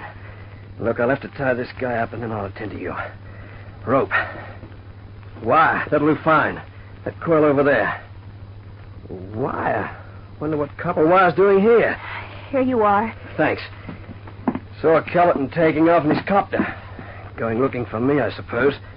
As soon as this character's trussed up, we go see what's in that back room. Funniest setup here. Okay, honey. We'll soon be out of here. Crude, but if he struggles, he'll cut his wrists and legs to ribbons. So I guess he won't. Help yourself to his gun and all set. Come on. We'll take ourselves a look. What if the other man comes back? Copters aren't exactly quiet. We'll hear him. Come on. Well, what sort of a setup do you reckon this is? Like radio. A bit like a radio station or something. I'll say. Expensive equipment. Whoever brought this all the way here did so for a pretty important reason. Talking to somebody over a distance? Oh, I wouldn't say that. Those men, when you'd gone, they were talking something about it getting here in an hour and 50 minutes. That's so. Now I wonder what it could be. Could be anything. Can't see a microphone. There's a sort of TV screen over here. So there is. Oh. It isn't TV, it's radar. Working, but it doesn't seem to be picking anything up. Craziest joint I ever saw. No good wasting time here. Not being scientific, it doesn't mean a thing. We'll get back to the other room, hide our friend, and await developments. I've had enough developments. Can't we go back to our camp? How can we? We don't know the way. We've got the revolver now, and we know there's a hill in the way. If we walk over the hill firing the revolver every now and then, they're bound to hear us. Look, Gene, we don't know what's going on here, but it must be pretty important. It's our duty to find out, sort of. Oh, men always hide behind duty. All they mean is they're boys at heart and can't resist. Copper's coming in. No time to hide Braisley. The room's dark, and there's still some light outside. But to jump Kellerton. You get over there in that corner and keep quiet. I'll hide up behind the door. You can't know I'm back. Surprise on our side anyway. And a gun. Come on, Kellerton. Come on in and see what Santa Claus has got for you. You be careful. I haven't got another lamp to break over his head. I'll be careful. He's coming. Braisley doesn't live here anymore. You recognize me in one. And while you're dithering, see if you can touch the ceiling. That's a good boy. Why, honey? I've got another pig to truss up. It's the funniest thing. I've got the wildest desire to tickle him. Playing with dangerous animals isn't fun. Thanks. Hands behind your back, Mr. Kellerton. Hold the gun, Gene. Now, while we're about it, Kellerton, you might as well tell us what gives around this direction. What's the game? What's arriving here in 1 hour 50? Or less now. About 1 hour 30. Okay. Okay, you don't have to talk unless you want to. I tell you what, though. We'll all stay here until whatever it is does arrive. Make yourself comfortable. Have a chair. Well, settle down, Gene. Looks like we've got quite a wait in front of us.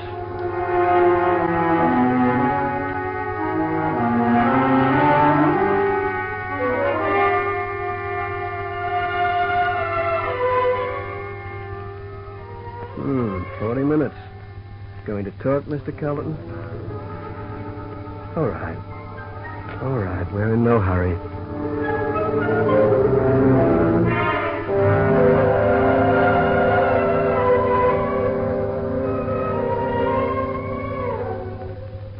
By my watch, I make it 4 minutes. What's the matter, Mr. Kelton? If you don't mind my saying so, you look a little pale around the gills. Kind of nervous. We better get out of here. We better all get out of here. Sure. I'd like to. But why? What's going to happen? The whole place is going up, that's what. Interesting. I've got a feeling he knows what he's talking about, John. I think we'd better go. Sure, Gene. As soon as he tells us what is going to happen. Look, something's going to happen. Isn't that enough? Going to happen pretty soon. Let me get out of this dump. Glad to. All you've got to do is tell us what exactly you do expect. Not much time left. I tell you, unless we get out fast, we'll all be blown sky high. He's telling the truth, John. Hadn't we better go? Sure, honey. You go.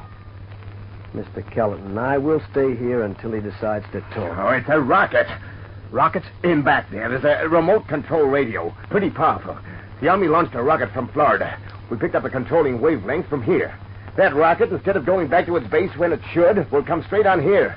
It's riding down a radio beam directed from here. Unless it's controlled, this is where it'll end. You mean you're trying to swipe an American rocket? Trying, we have. Warhead and the lot. If it hits here, your next stop is 1 billion miles away, and you arrive in pieces. That's it. In the other room. I'll leave her. Doesn't matter which way you pull it, so long as you do. Quick, fast as ever was. Lever? Which lever? Where? By the radar screen. Quick, man. Got it. Boy, things happen too fast for me around here. Come on, honey. Where are we going? Doesn't matter, so long as it's away from here. Come on, Kelton. You too, Braisley. On your feet.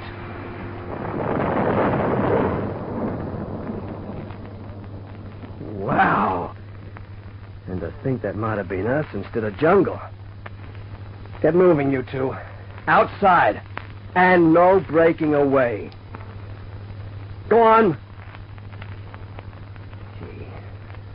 When we opened this door, it was to ask our way. From now on, I find a locked door, I leave it locked. I'm not curious about anything anymore. Well, you two, either you find our camp or we all starve. As for this place, I'll take the key. But somebody else can do the unlocking.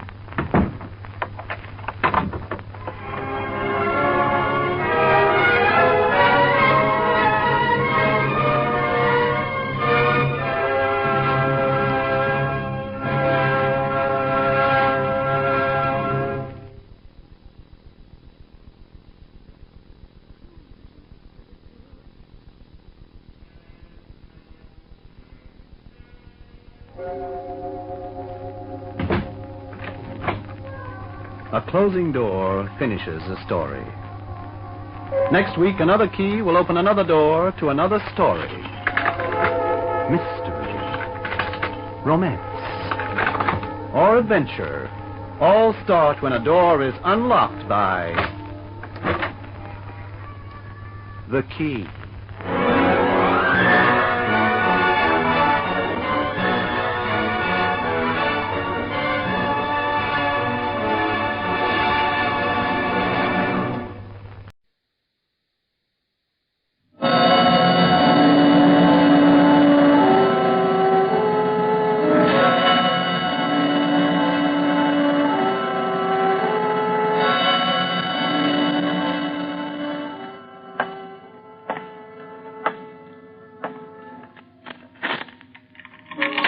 Every door has a key. There's a key to every situation. Behind every unopened door, there is a mystery. And the opening of this door introduces us to another in the series, The Key.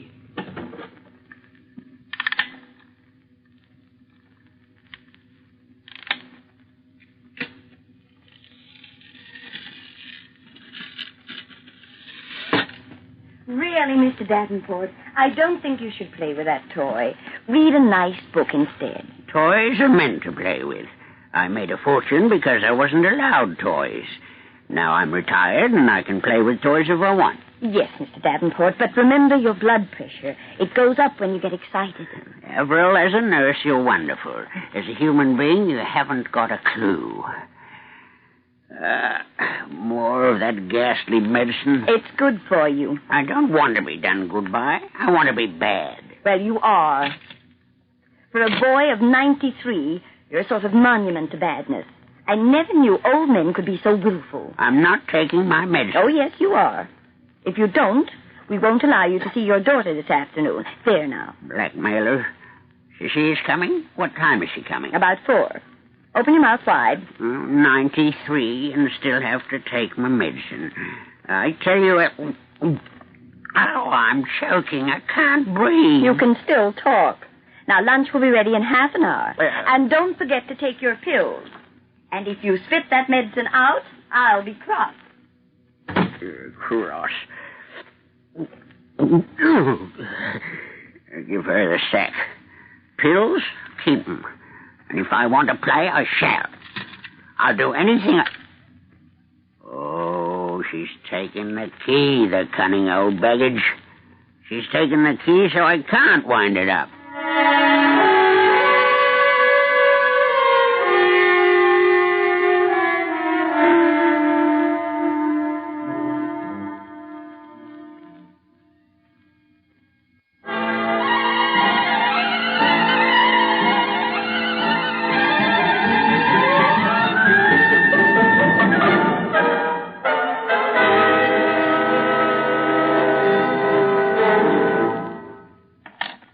I took it away from him, Miss Davenport. Your father's an old, ill man, and it gets him all het up.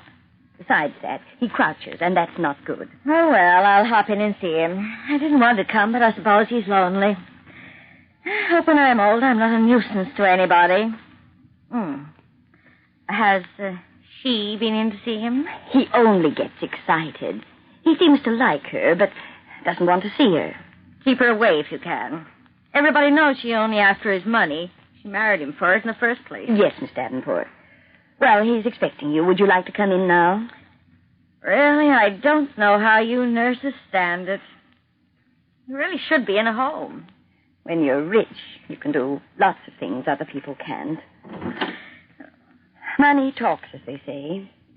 Here's Miss Davenport to see you, Mr. Davenport. Hey? I'll leave you alone. Don't get him too excited. Hey, who's that? Me, Father. Well, how are you? I have a lot of things to do, so I can't stay long.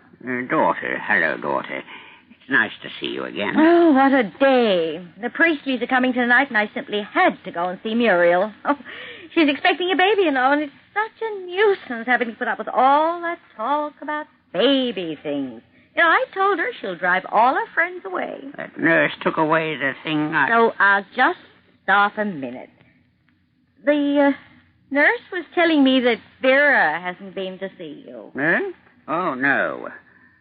She took away the key. The key I used to wind the car up with. You don't need it. I do think Vera might come and see you. After all, I go out of my way, and I've got far more to do than she has. I often wonder if you hadn't any money, Father, who'd be your friend. I'm old, and I don't see why I shouldn't have my toy. It's a key. A key you use to wind She up... only married you for your money. The nurse said so, too, so it's not jealousy on my side. I think perhaps it'd be better if you didn't see her at all. She married you, but I'm your daughter, so I know far better. Better? Oh, if you could get me that key. And when poor Mother died, I remember her saying, no, I was only a child at the time. I want that key. The woman who gets me that key won't miss out. That She'll get- anybody who married you afterwards would be... Get?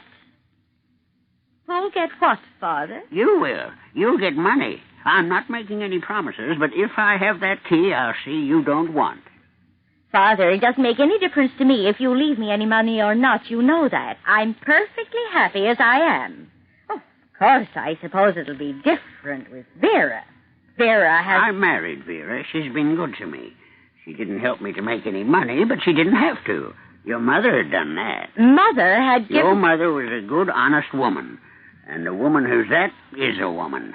You don't have to tell me. Now, really, Father, I was speaking. There's no need to interrupt. I was saying Mother had You're given... her daughter. Now leave it. Yes, Father. Vera had her own troubles. Vera had to live up to your mother. I was only saying Vera could come and see you more often if she wanted to. She knows you've left everything to her, so she doesn't bother. How does she know? How? Well, haven't you? I want the key of this motor. I want to see it run. It's a good toy, and I want to see how it goes. Father, you're 93. It's too absurd to want to play with toys at your age. Play? Play? Sure I want to play. Never played before. Too busy making money. I've made it. Now I want to play. Who's to stop me? Nobody, if you want to. Besides, it's not altogether play. This toy was made in 1926. 1926 was an important year. Yes, Father. 1926 was when she died. Mother died in 23, Father. She didn't. She did, Father. I was 6 and she died in 23. I'm not talking about your mother. Sally died in 26. Oh, I'm not interested in your past girlfriend. Girlfriend? Yes, she was a girlfriend. Pretty. Now, Father, Mother had enough trouble with you. I don't want to hear about... Sally was your sister. Sister? Her sister... no, stepsister, yes. Your stepsister. Vera's girl. Vera? I didn't know that, did you? Vera had a daughter, and she was 6, and she died, and that was in 1926. Vera did? Really, Father, I'm sure and she played with this toy. I gave it to her. You didn't know about Sally because we wanted you to like Vera, and we thought if we kept you apart, well, it didn't matter. Sally died. Father, do you know what you're saying? Vera had a daughter?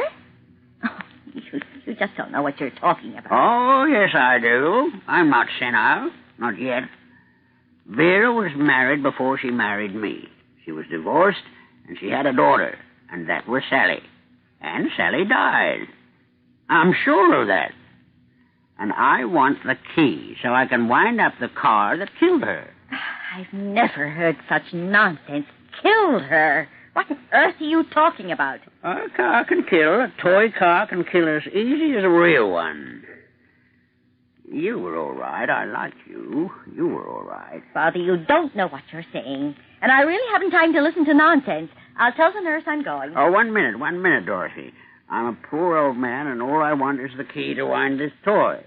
If you get it, I promise you won't be forgotten. But, Father, Better than that, I'll give you all I've got. I'll have my will altered right away, and you'll get it all, every penny. All right, Father, if that's what you want. Well, I'm going now. I'll look in next week. Don't forget the key. I'll see. Oh, hello, nurse. I was coming in. I thought you might be going. I am. 1 moment, nurse. I want to talk to you. Yes, Miss Davenport. Give him the key to his clockwork toy, nurse. It can't do him as much harm as not having it. Yes, Miss Davenport. He seems a little upset. Do you think he's all right? I mean, he's not getting so old. I hear you. You're talking about me. All right, Father, I'm going now. See he gets that key. I'll drop in next week. All right, Miss Davenport. What were you talking about? What plot is that daughter of mine hatching now? Nothing, Mr. Davenport. Talking, that's all. Where's my key? Key? Oh, the key of your toy. She said you weren't to have it, Mr. Davenport. Jezebel. Delilah. Not one of my family, not one of them can you trust. Both after my money, you know. Both her and Vera, everybody. Oh, well, I don't know about everybody, Mr. Davenport. I'm not. You aren't? Must be crazy. $2 or $3 million and you don't want it? Money doesn't mean anything to me. Doesn't? I could leave it all to you. I could call my lawyer and have my will altered. I could say my nurse is to have it all. I could and I would. If you gave me the key so I could wind this toy. You don't have to bribe me. You get it for me without having to leave you any money? Well, I mean, if you want to, I wouldn't want to stop you, now would I?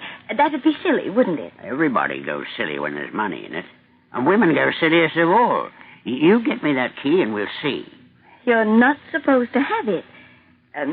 If I got it for you, you'd... Come on. All my money, a fortune. I'll cancel the old will and give it all to you. I promise. Don't tell anybody. They mightn't understand. And it would be better, wouldn't it, if you didn't say anything about your will being altered. They might try to stop you if they knew. Here you are. Thank you. No, we won't say a word. We'll surprise them. They'll get a shock when they find out. Oh, dear, but I won't be here to laugh, will I? Never mind, I've got me toy. Stay and watch it run.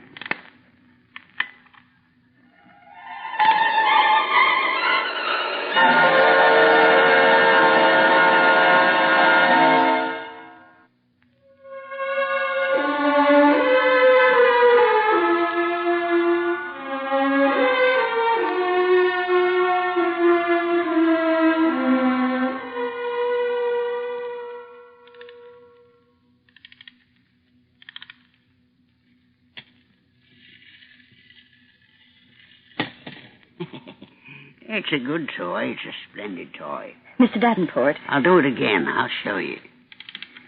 Mr. Davenport, remember your promise? I don't mind about your money, but a promise is a promise.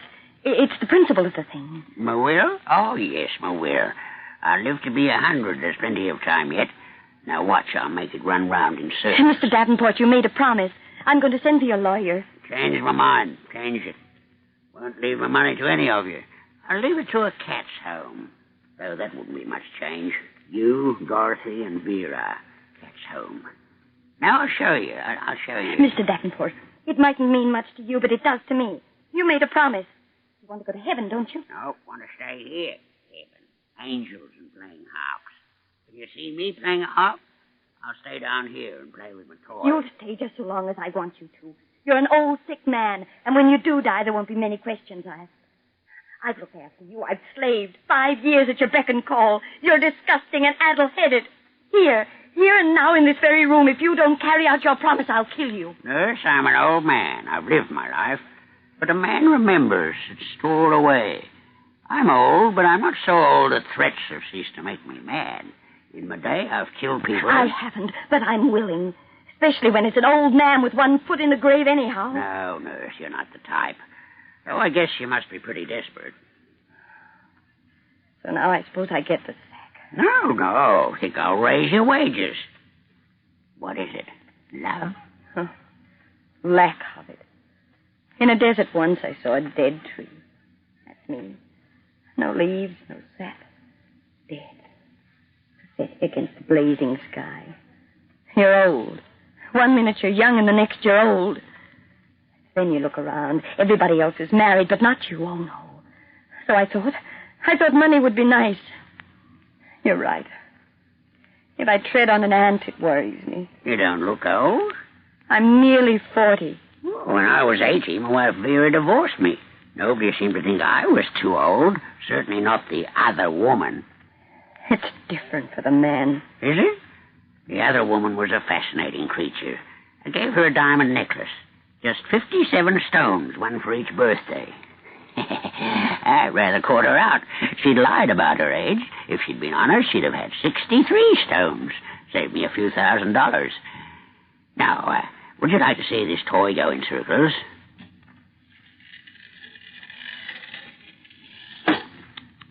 always seems to be something in the way. Mr. Davenport, that toy, I hear... Well, I might as well be honest. I heard you say that that toy killed somebody. A girl called Sally. Huh? Killed her? Yes, it killed her. Sally was Vera's child. I bought her this toy. Had to have it repaired over and over again. We were playing with it in the passage in the old house. I wound it up and set it off. It went over the top of the stairs. I tried to stop Sally. It was a mistake. She was half running away from me, half chasing after the toy. Anyway, by the time I got to her at the bottom of the stairs, she was dead. I'll always remember. She tripped at the top, and it was almost as if she'd dived off. That's an old tale and best forgotten. I'm sorry. Don't tell my daughter, Dorothy. Vera and I, we thought it better to keep Sally and her apart. Remarrying, children often get jealous, you know. Nurse! Are you here, Nurse? Here, Miss Vera. I came in to see how Mr. Davenport... Hello, Teddy, you old reprobate. Planning how you can live for another 50 years. For plague you, my dear, of course. How are you, Vera? Getting older faster than you ever did, Teddy. You're an attractive piece, Vera. Don't know why I ever let you divorce me. I divorced you, darling, for your alimony. So don't tell Nurse, she mightn't approve. I don't know. She might. Money and love are important emotions. Most high-powered in the whole world. You ought to know. Teddy, you've got a sparkle in your eyes. What have you been up to? At 93, my dear, you can't get up to much. I spend the evening of my days playing with the toy. That toy. Do you remember when... Oh, I'm back again. The Priesties are coming tomorrow night, so I thought I'd come... Oh, why, Vera, fancy you being here. Fancy. And fancy you coming back, Dorothy. It couldn't have been anything to do with my being here, could it? Of course not. If I'd known, I wouldn't have. I know how you like it. Clear fields. My dear, fields are for cows. And that's if what... If you females are going to make a battleground out of it, I'm going next door. Don't worry, dear. We'll control ourselves. Now, you sit down and forget we're even here. There now. Women. As a man gets older, he realizes the only mistakes he made were females, and they come home to roost all round his feet. All right, Nurse. Mr. Davenport will be all right with us here. Well, just a moment. I want Nurse to stay. She's as murderous as you two are, but she's honest about it. Stay, Nurse. Yes, Mr. Davenport. And now we're about it, I think it's time one or two things were discussed. Sally, for instance, Vera. Sally? I'm old. Things weigh heavy on an old man, things of the past. I think the past can look after itself. Past? Past is the present. It can make me feel bad right now, so it may be past, but it's still with me. Sally, the girl you were telling me about, Father. Vera's child. What were you going to say about her? Nothing. He wasn't going to say anything. Were you, Teddy? No, and yes, I am. I'm going to say it because I'm old and it's been on my mind a long time. Sally didn't fall over the stairs altogether by herself. And not that I pushed her. I didn't. It's like, well, you know when you've got to avoid something, practically always you don't. But if you've got not to avoid it, you do. Really, Teddy? You're getting involved. Let him go on, Vera. These confessions are always so fascinating. Sally was Vera's child by a previous marriage. Dorothy was mine, and a man's only child is precious to him. I wasn't actually thinking it, but it was there. When the toy ran straight down the passage and over the stairs, I don't really know to this day whether it went over by accident or design. What are you saying, Father? I think it's time for Mr. Davenport to have his rest. He's been up a long time. Teddy! It's always been on my mind. That's why I play with it, I suppose. Always that thought. Did I direct it towards the stairs, knowing it'd probably go over and she'd run after it? You see, I didn't like Sally, not over much. I didn't want her to have all the things I felt Dorothy should have. Besides, Dorothy reminded me of her mother. And there was a question of the money, too. When I died, I wanted Dorothy to have it, not Sally. What is all this? I don't understand. So that's why. Why you said you'd leave it all to me.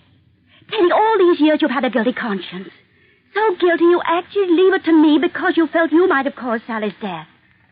Well, I'm not going to say any more. I'm not such a fool. I don't think a fortune isn't worth having, even if it is sort of blood money. Yes, well, I've been thinking a lot about it, Vera.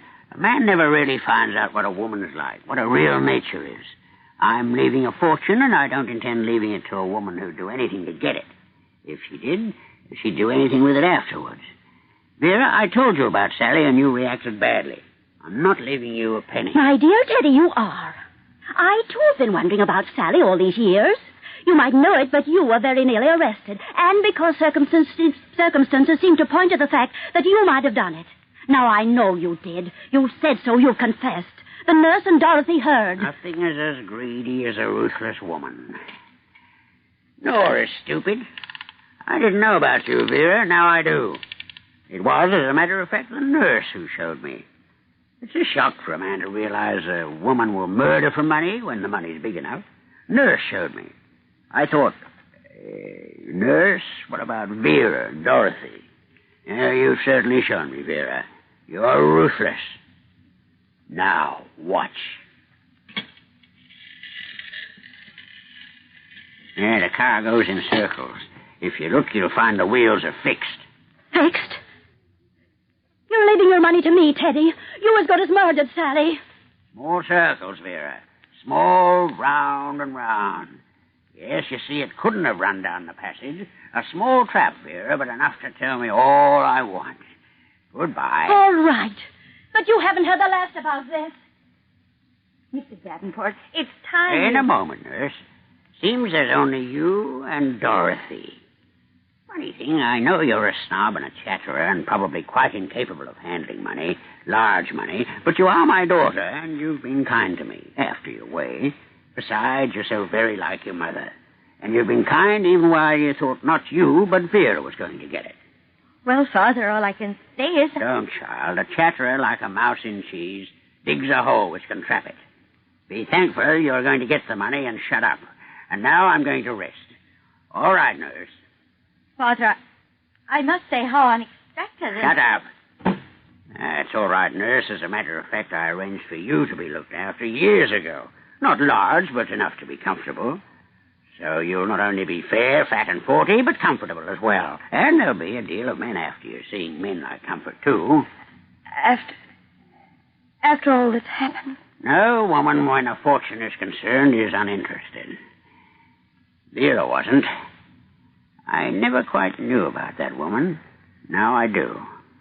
And Dorothy, though a fool, is honest in her way.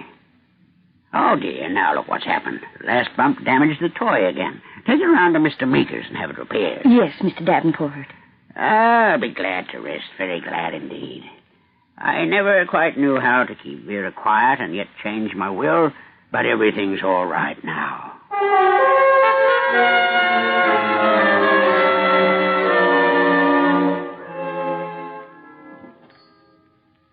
Good afternoon. I'm Mr. Davenport's nurse, Mr. Meekers. He asked me to bring this toy motor round for you to repair again. Oh, yes. He brought it in some time ago. Wonder to me how an old toy like this has lasted so long. You could say the same about Mr. Davenport. Did he damage it much? The damage? Just a cog slipped. Does he want the wheels fixed? Wheels? The front wheels. The last time he brought it in, he wanted it fixed so it'd only run round in circles. What's the matter? You don't want to worry, nurse. I'll have this running right as rain in no time. Good afternoon to you.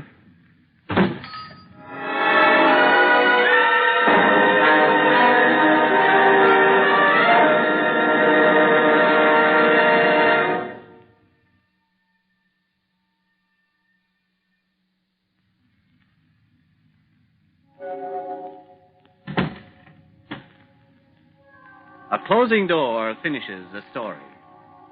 Next week, another key will open another door to another story.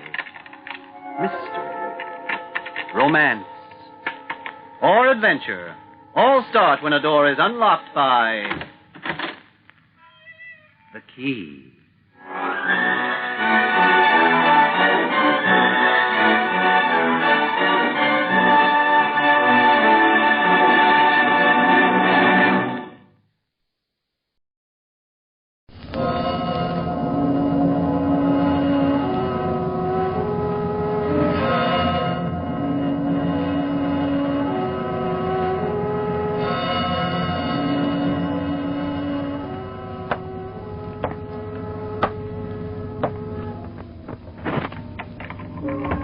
Every door has a key. There's a key to every situation.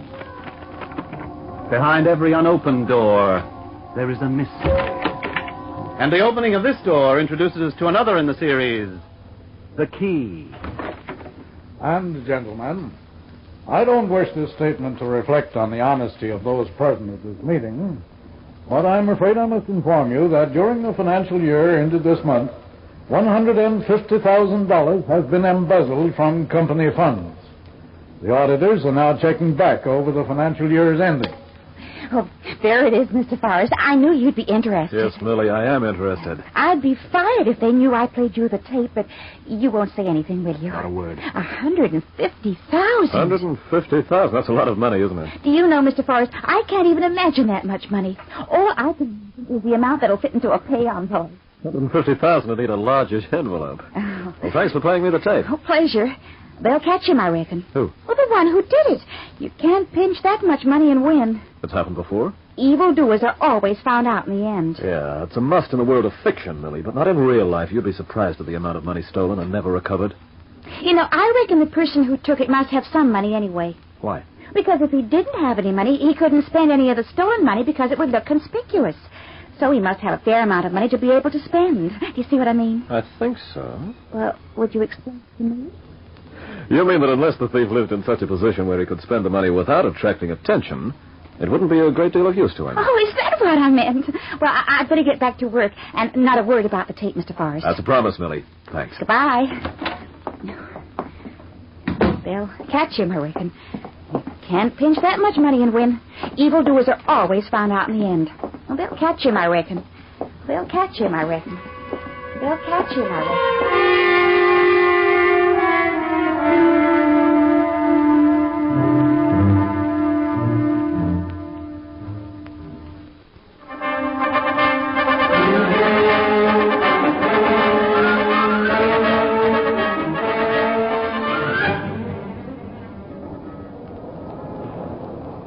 I have a reservation on the chief. The name is Morgan Tree.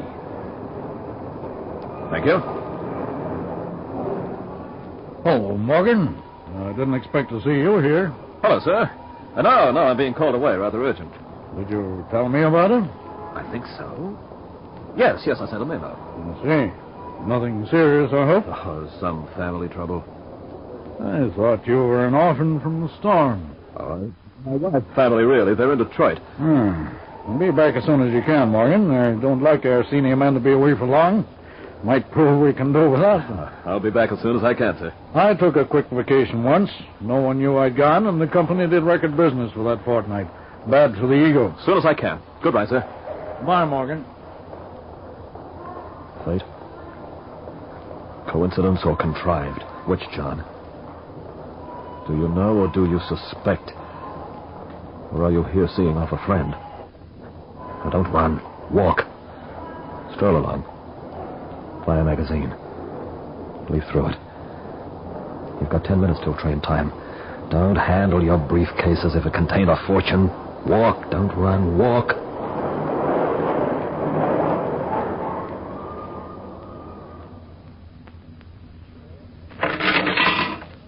Hello? It's John Manners, Mrs. Forrest. I'm fine, thank you. Is Morgan there? Oh. No, it's not important. Is he going to the office? Yes?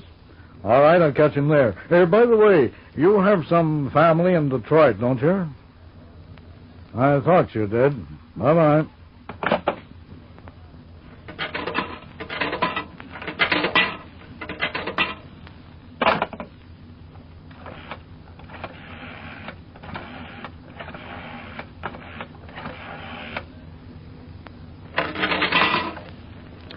Hello? Police Department? I'd like to speak to Detective Lieutenant Bergen, please. John Manners, Manners and Company. Oh, yes. I believe it's terribly urgent.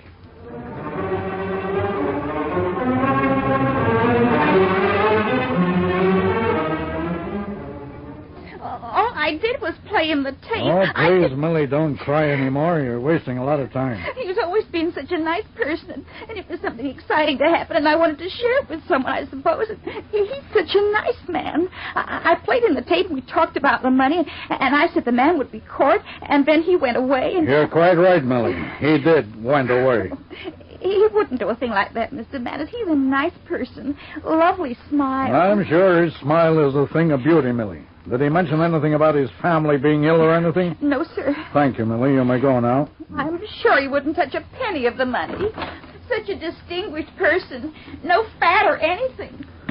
Millie apparently judges one's honesty by the size of one's waistline. She might be just as good with her judgment as we are with ours. I wouldn't have picked Morgan Forrest. Neither would I. If the fool had stayed put, I don't think we'd ever have suspected him. Did he get the Detroit train? No. But don't worry about him, Mr. Manners. It doesn't matter what train he catches, a plane, a car, a bus. He won't be traveling for long. Tell me, why were you at the station anyway? I went down to meet Morgan's replacement. Been keeping it as a surprise for him. Big lift in the firm. More money. Quite a lot more. World travel. Pity. Well, he's got the money and he's traveling, but not for long. No matter where he goes, we'll find him.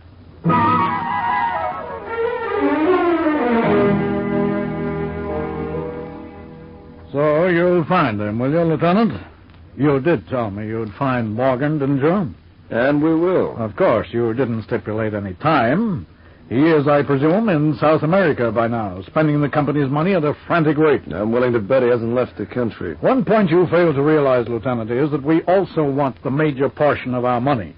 The captured person, Morgan Forrest, is no good to us if he's poor. He won't be game to spend any or much of that money. It's been 3 months since he's skipped, and I'm sure 99% of the money's still intact. It's a matter of time, Mr. Manners. Simply a matter of time.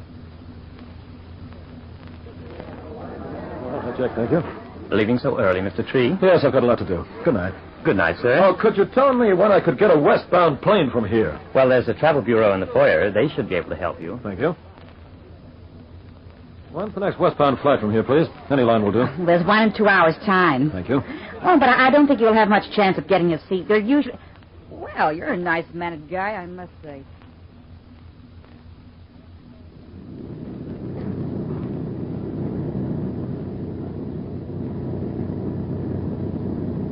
Hey, see, they've given up all hope of finding that guy who skipped with $100 grand or so from managing company. Lucky boy. Yeah, I suppose he is. You suppose? Say, well, what would you do with that much money? I might spend it. Yeah, you see, so right. Just lay low for a while and then spend her. Go to South America and live it up a little. Have you any idea just how big a bundle makes 100 grand and then some? I have a vague idea. Yes, sirree. Live like a king. Live like a poet on tape. That's what you could do.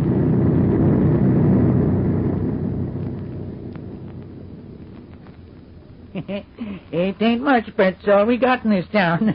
One hotel's about all we ever needed. Got many people passing through? Here's the first in months. She's a real boom town, this one. Good night. Good night.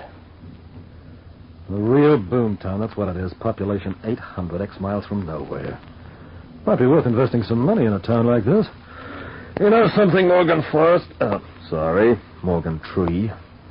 I think you've managed to get away with it. A few weeks here, this new beard, and I reckon you're about right for South America. Now, let's see what the outside world is doing. Might have known it wouldn't be today's or yesterday's or the day before. But it'd be, 3 months ago. Well, at least I didn't commit murder. Well, looks a reasonable sort of kid, too. Don't you worry, lad. You'll make it eventually. Verdict of guilty? Oh, rot. Electric chair on the 20th of June. It's to drivel the boy's as innocent as possible. Oh, poor kid. He must feel dreadful, sweating out a crime he didn't commit. Well, I suppose there's no solace in the fact that you're innocent. You'll be just as dead when they throw that switch. If I didn't have my own neck to consider, I'd do something for you, son. I'm sorry I can't. 20th, that's the day after tomorrow. I'm sorry, son, but I can't help you.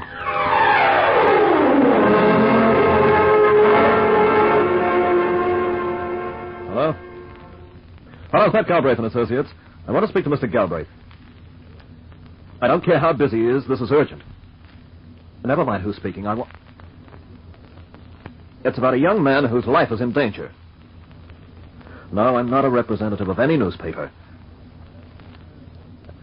I can't see Mr. Galbraith the day after tomorrow. Of all the stupid... I'm sorry, madam. I didn't mean to... Hello? Hello? You run and run and run. You beat the police, your own conscience, the insurance people, everybody. But a newspaper in a hick town beats me, and a kid I've never even seen. Will you have my check ready? I'm leaving as soon as possible today. What time was... Oh, good. Right. Yeah, I'll be on it. 10 o'clock on the 20th of June. Why did I have to read that stupid, rotten paper in the first place? Will you get me the New York prison authorities? Thank you.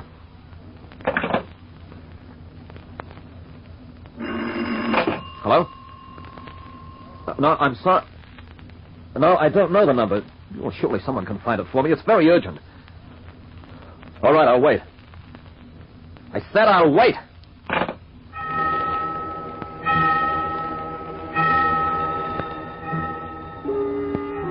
I'd like to speak to the prison governor.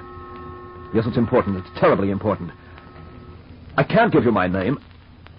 Yes, I know it's unusual, but if you listen for a few minutes, it's something about Philip Young. Yep, Philip Young. That's right, the murderer. Only he's... Hello? Hello? Operator, look, I lost my connection. I don't care about storms. When can you reconnect the number? It's the New York Prison Authority. All right, I said I'd wait. I'm very sorry if I appear short-tempered. I'm sorry, I said. Yes, I'll be pleased to wait.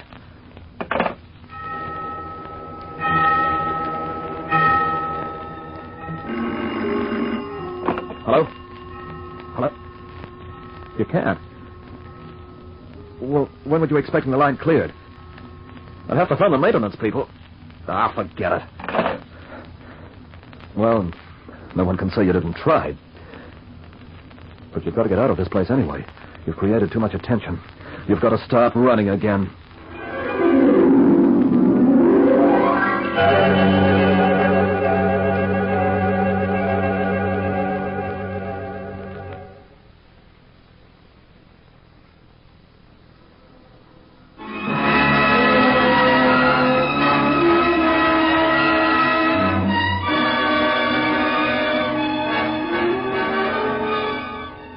I'm sorry to be bothering you so much, Lieutenant, but how are you progressing? Not a sign, Mr. Manners. I'm sorry.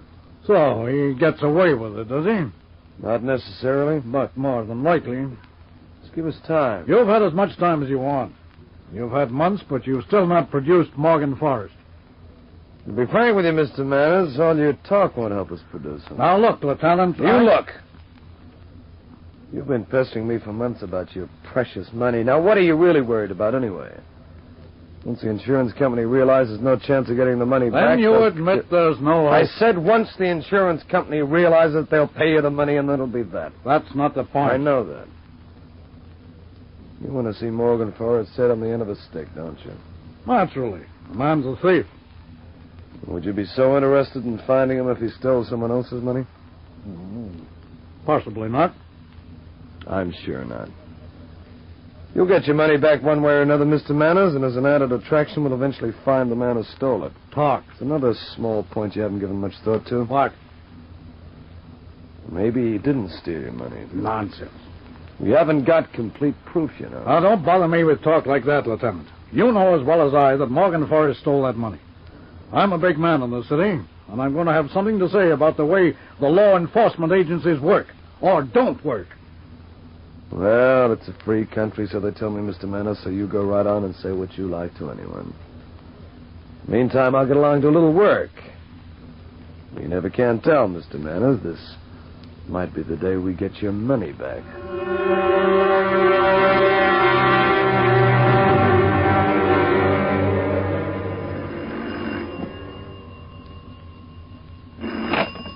Meg Forrest speaking. Meg, it's me. Morgan, where are you? Where have you been? I haven't time to talk now. Where are you? I'm in Buffalo. Why haven't you contacted me before? I've been sick with worry. Not a word from you. You listen to me. I'll be in New York sometime today. I want you to meet me. Did you take the money, Morgan? Never mind that. Are the police still hanging around? Not anymore. I gave that up about 6 weeks ago. Morgan, I'm not Book me sure... a room, will you, at the Clarendon Arms in the name of Mr. Tree. Very well, Morgan. I'll wait there for you. Make sure you're not followed, won't you? I'll try. And don't worry, Meg. It's a little late for that, isn't it? Oh, Morgan, why did you have to do it? I'll see you sometime today. It'll be late. Goodbye, Meg. Goodbye, Morgan.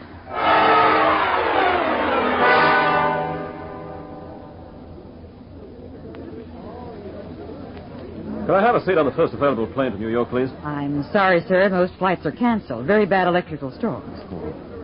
When am I likely to get a seat? It's terribly important. Well, as you've not a booking, I'm afraid you'll have to wait till the priority seats are filled. I'd say about tomorrow night. Oh, thank you. Is there a bus terminal nearby? You got troubles, young fella? I want to get to New York. Urgent? Very. Like a lift? I have to be in New York tonight. I'll get you there by early tomorrow morning. Maybe early. Want to drive all night? I don't know. You drive a car? Yeah. Double with me, and we won't hardly need a stop. Thanks very much. It's very nice of you. Forget it, son. I like a speck of company on a long trip. Man can get real tired when he's driving along. Tend to go off to sleep. Act.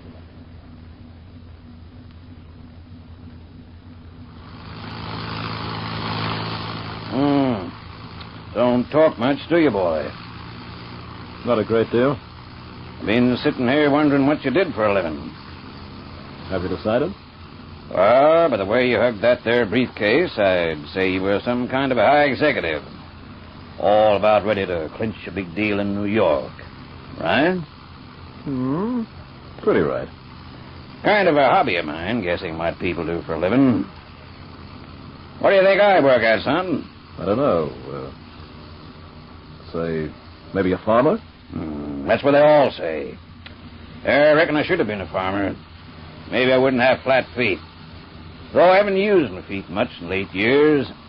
Late years? Work mainly now on nice soft jobs. I see. Funny thing, that. 29 years a New York cop, and people still take me for a farmer. Well, that's just great. Yeah. What do you like at changing tires, boy? Had to do it sometimes. With my girth, I got the willpower, but not the physique. Thanks, son. It might put us a little behind schedule, but we'll make it, I guess. She works an automatic jack, so we won't have to manhandle her. Spare tires in the back, son.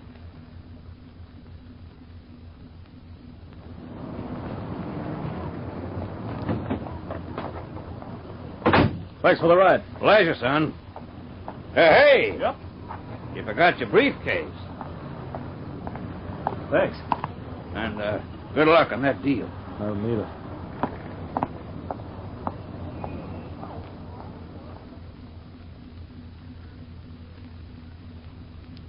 Didn't we have enough money for your needs, Morgan? Are you condemning me before the trial? No. Are you going to give yourself up? No, I'm not. Then why come back to New York?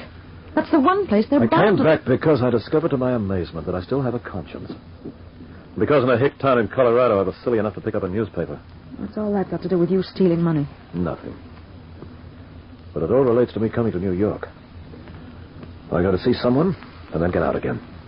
Just like that? Exactly like that. In that case, I'll be going, Morgan. I'll send for you when I can. That'll be charming. Don't you even want to know the reason for my coming back? I love you, Morgan. I love you very much. But I keep remembering I have 3 children to look after. Something you must have forgotten. I can't afford to listen to anything you say if I intend looking after my family. They're my family, too. Are they? One would never imagine it. Did you come back to give yourself up? No. I came back Goodbye, to... Morgan. Meg, will you please...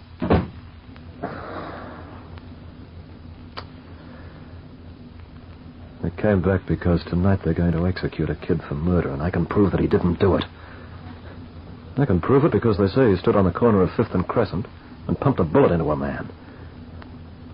I came back, Meg, because on the day they say that event took place, one of our construction teams had a hole 20 feet deep where the poor kid was supposed to have been standing. I know he couldn't have killed that man, Meg. I know it.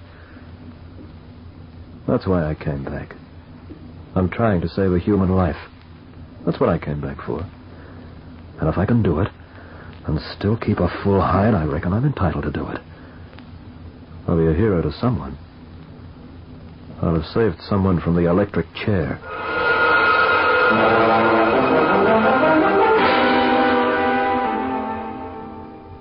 I'm sorry, but Mr. Galbraith sees only by appointment. Does he keep his eyes closed for the rest of the time? If you can tell me your business. No, I can't. Yes, I can. A man has been wrongly accused of murder. I'm awfully sorry, but Mr. Galbraith rarely takes murder cases. They're so messy. Besides, he's out. I'll wait.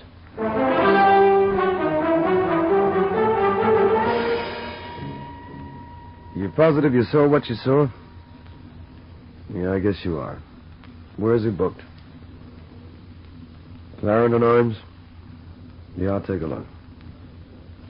And if it's not on the level, I'll skin you.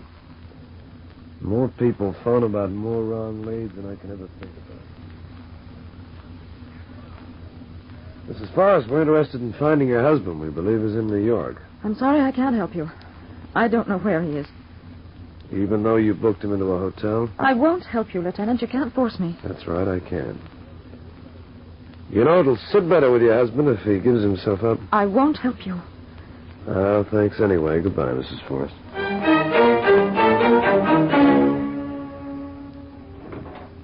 Are you Galbraith? That's right. Did you defend a kid called Philip Young? Philip Young. Oh, yes, I remember. He shot a chap. Did he? He didn't shoot that man, Mr. Galbraith. He didn't shoot that man, and I can prove it beyond any doubt that he didn't. I can prove it. I see. I don't think you do. I read about this in a paper in a hotel room in Colorado. I'll be getting here for days. He's got the skids under him for tonight at 10 o'clock. We've got to do something. I'm afraid, Mr. Forrest. Forrest. You've got to do something. He's innocent, and he's still your client. Don't you want to save the boy? You've got to stay the execution. Mr. Forrest, as far as this firm is concerned, that case is closed. What? The case is closed. It can't be closed. I'm afraid we can't stand here shouting at each other. Would you step into my office, please? I don't care where I shout. This way.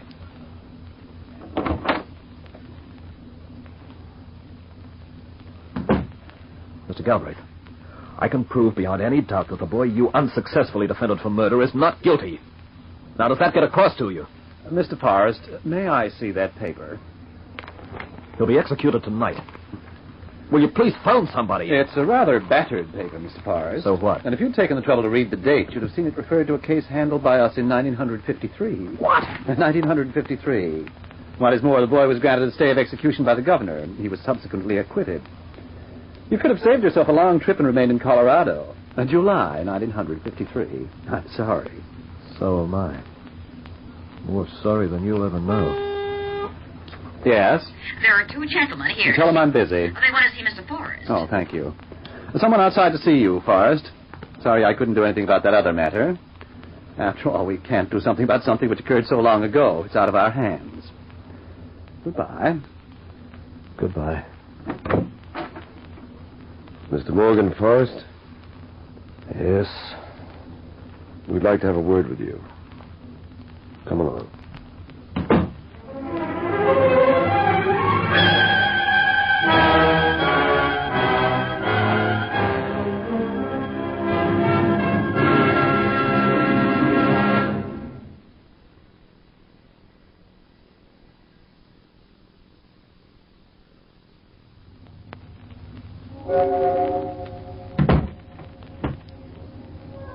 A closing door finishes a story. Next week, another key will open another door to another story. Mystery, romance, or adventure all start when a door is unlocked by the key.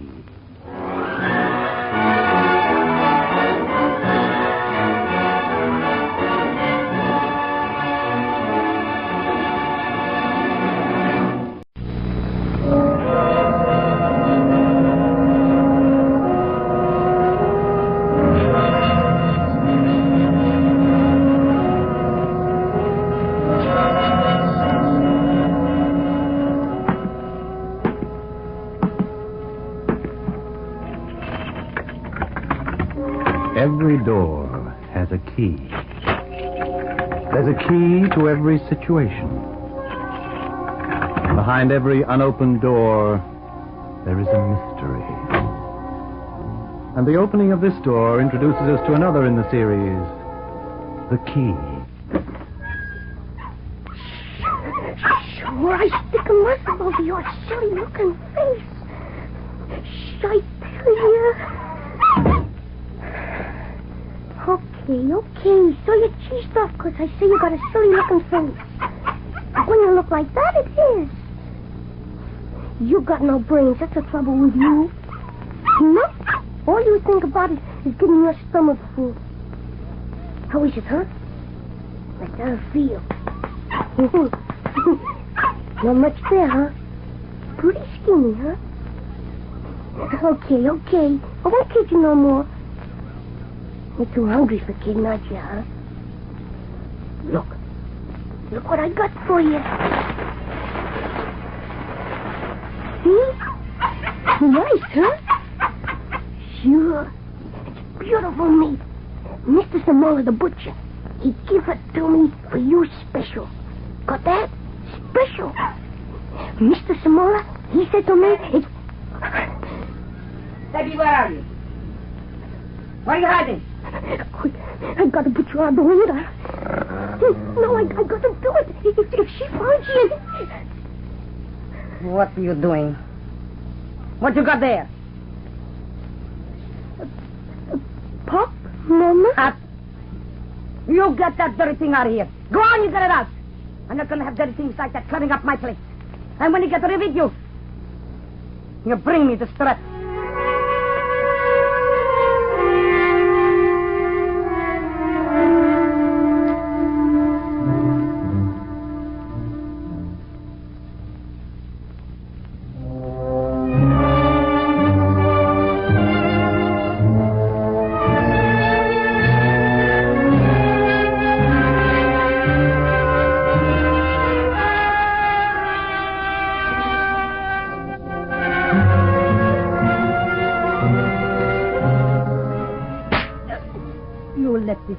Remember now, I want no dirty animals crawling around this place. You understand that? Tell me you understand that. I understand. Put the strap back where it belongs. Just a minute.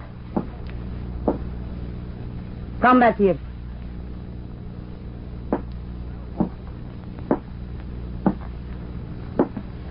Why you not cry? I don't hurt you not no more, huh? You hurt? Then why you not cry, eh? Because I didn't want to. Oh, so you didn't want to. All right. Maybe my arm is not so strong these days, but you wait till Tony gets here tonight. I tell him to belt the pants off you. I get Tony to make you cry. He'll make the lesson stick. Now you put the strap back. And you go to your room. And you stay there till I call you.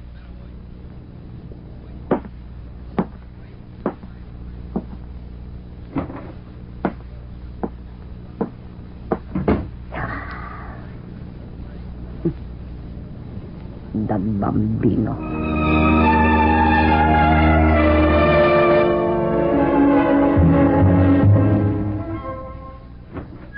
That you, Tony?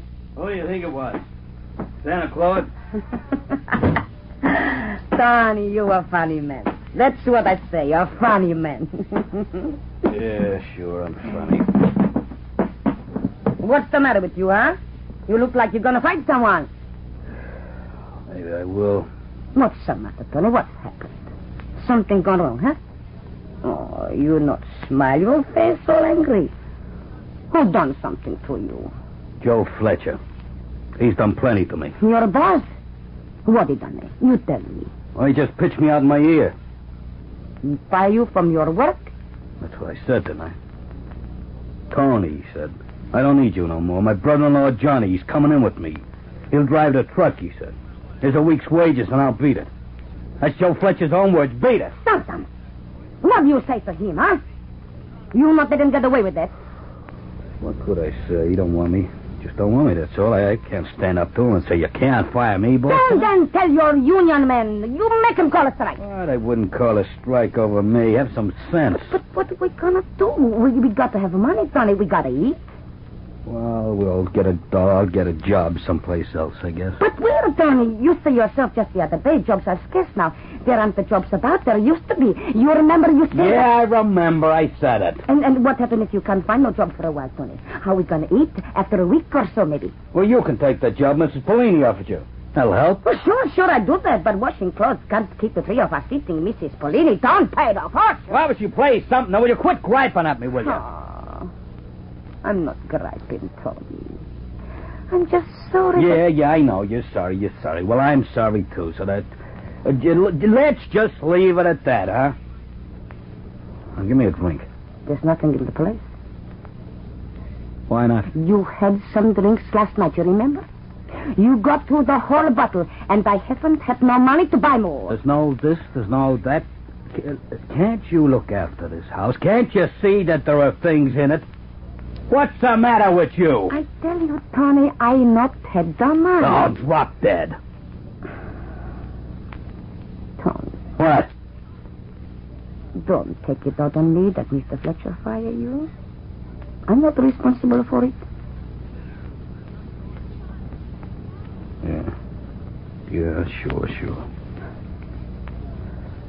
I get you some food. No, not yet. Oh, sure, whatever you want. Tony. What now? Tony, how we gonna get married if you not got a job? How would I know? You told me we get married 6 months after Vito died. Vito been dead near 12 months now, and we still... Jack, for the love of Pete, will you shut up? It's okay for you to tell me to shut up, but you not done what you said you do. And now you get yourself kicked out of your job. Why don't you go? I'm going out. Now, Tony, what you gonna do? I'm gonna get drunk. Oh, no, Tony, you come back here. You come back and give me that money. Oh, Tony, don't you walk out on me. Tony.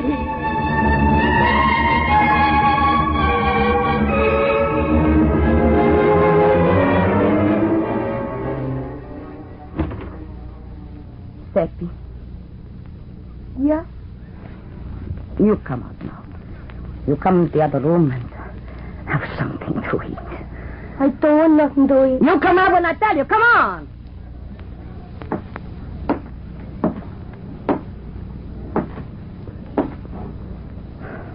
Go over and sit up at the table.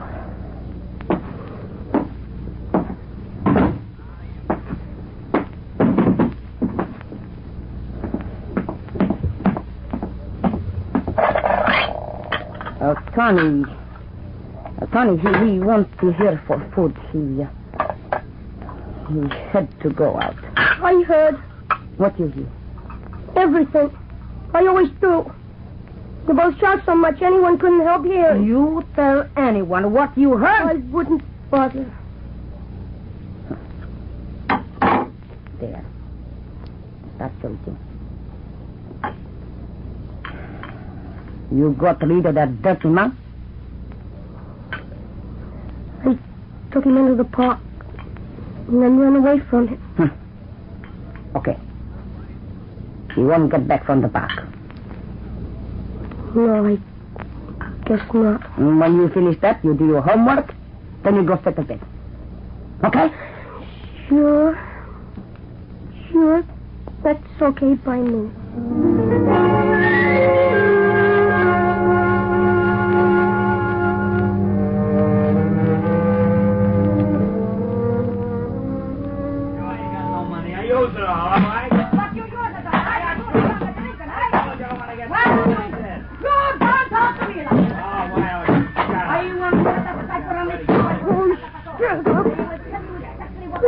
Shut up, both of you. You will make me... Shut up. You all set up with me. Creature. It's through the window. It sounds like... Don't bother. Yes. You have that door to the Pancho. Little Pancho, you came back. You went your way back. All the way. Would you please, don't let her hear this train. She'd kill you and me, too. You're hungry, Pancho? Huh? You feel hungry? Sure. You're always hungry, greedy, silly-looking Pancho. No, you can't come up in here. I'll have to come out there to you. Oh, gee, but it's good to see your mad face again.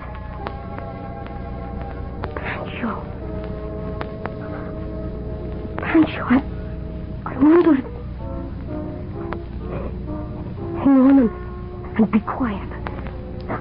I'll sneak outside and get some meat for you. And then I'll get dressed. Pancho, you and me, we're going away from here. Right away to some place where they'll never find us. And there'll be just you and me. No more of this. Only you and me.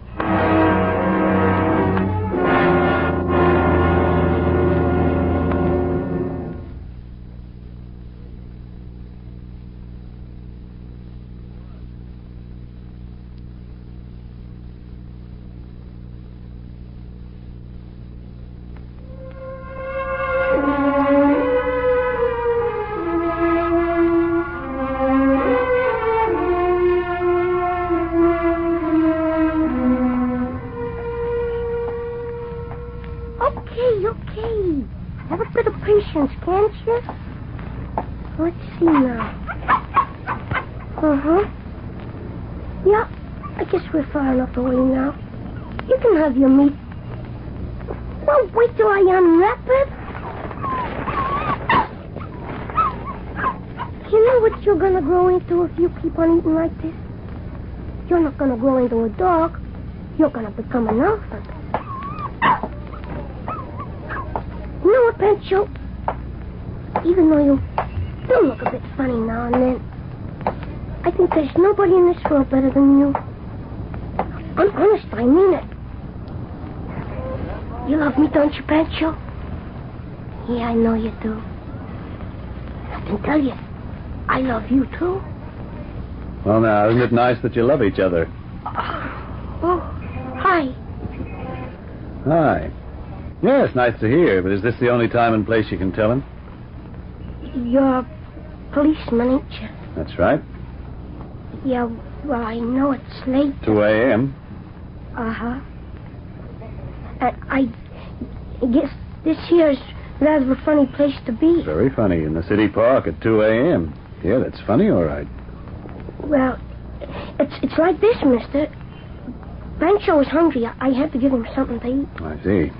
Do you usually come away from home to this part of town at this time to give your dog something to eat? No. No, I didn't think so. Do you know that sitting here, you and, what's his name? Pancho. Pancho. He looks sort of Mexican, yeah, so I... uh-huh. Well, you and Pancho are sitting here. Do you know both of you could be hit over the head and maybe never seen again? Well, who'd want to hit us over the head? There are some very strange people about when it's as late as this, Sonny. And a lot of them hang around in places like this. Gee, I didn't know. Yeah, you do, though, now, don't you? Yeah. So what are you going to do about it? Well, I don't know, I guess. Mind if I make a suggestion? No, I don't mind. Okay, here it is. You tell me where you live, and I'll take the pair of you home. No. Oh, you don't like the idea, huh? Why not? I'm never going back there. For why? My mother... Well, I'm just never going back. Your mother smack you or something? She doesn't care about me. She won't let me keep Pancho. She made me take him out and loose him. But he came back. She doesn't like me much because I get in the road or something. She only likes Tony. Who's a Tony? The guy who come to board when my old man died. Oh. She's going to marry Tony, so she says. That's if he ever says yes to the idea. And I don't want him for no father. I got no time for her, but him... It's even worse. So, you decided you'd take Pancho with you and run away? Sure. Seeing anything to do? What's your name, Sonny? Seppi? Well, Seppi, it's like this. There are lots of things in life that aren't very nice. I don't know why, but that's the way it is. You go to church? No. Oh, well, if you did, you'd know a lot about him up above us.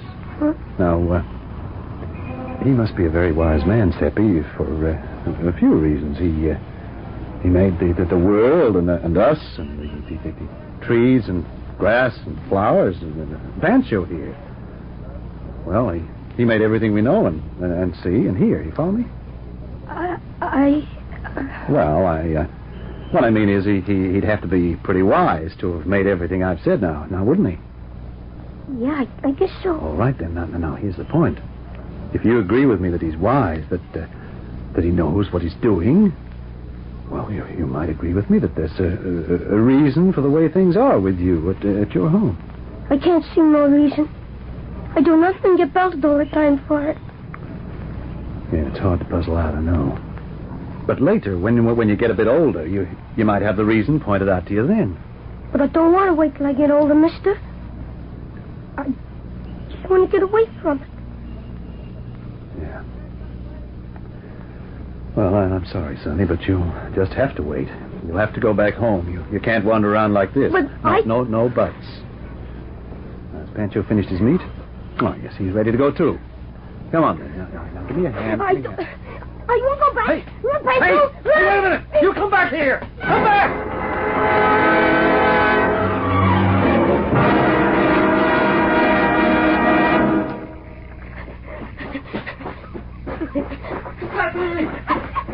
Don't be a fool, boy. Come back here a minute. In here, Pancho. We've got to get in here with me. You won't find us in here. Stop me. Don't run away from me. Stop me. Please, Pancho. You must be quiet this time. I just got to hold your mouth shut. That's all there is to it. I can't risk you barking and letting you know where we are. Stop me. Stop, Rickland. Stop. Here. Yep, that's the way. Oh, wait. Peppy! Don't go any further into the park, boy. Peppy! It's dangerous in here. Peppy! Okay, Pancho. Okay, you can breathe again now. Oh, gee. But that was close. He nearly caught us, didn't he? Well, we'll just wait here for a while till we can be sure he's gone away. Then we'll find somewhere else to go. But I can tell you, Pancho, wherever it is, I won't be going back to all that screaming at that house. You no good. You not speak to me like a piece of mud. Why? Yes, and I do it again. And you not hit back, huh? You not fit to hit back. I don't. You liar, that's what you are. You no good liar. You not mean nothing you say. You lie all time. All time. Pig. You no good pig. I'm sick of you. You not push me down, liar. Why? I kill you. If you ever see me again, and if I got anything to do with it, you won't. Stop!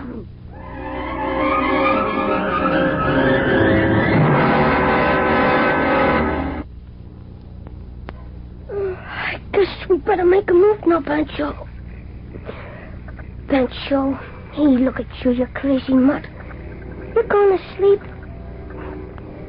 Well, maybe that's not a bad idea anyway. I guess we can sleep here as well as anywhere else. It's getting a bit cold, though. Hey, come here. Wait, you're warm, all right. You're like a small fire almost. Well, you can keep me warm then. Good night, Pancho. Hey, you need a wash. You stink. Maybe I'll give you a wash later sometime. Nice.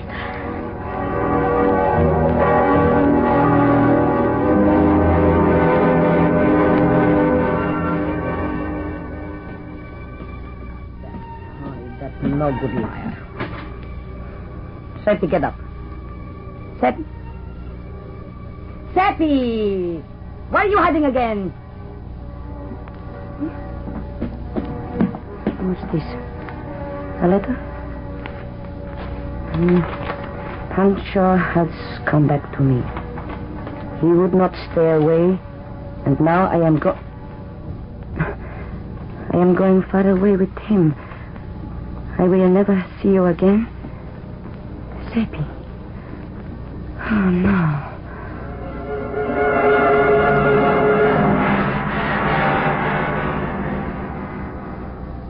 But you gotta find him, officer. I ain't got no one but him. You gotta find my Seppi. For Pete's sake, will you be quiet? Why do you think the poor little kid ran away, huh? Why do you think that? All right. So I'm not being good to him. I've been bad woman, bad mother to my kid. But I not know. I not mean to be bad woman. I just forget with him. Yeah, well, you forgot once too often this time. I make up. You find him. I make him happy, little boy. He could be anywhere by now. I looked everywhere for him till half an hour ago. I couldn't find him. Oh. Anyway, leave your address, and if I catch sight of him again, I'll bring him home. I've been punished enough. I've been silly, wicked woman, but no more. No, promise, no more. Tony, he woke out on me. Seppi, he ran away. I ain't got no one now. No one.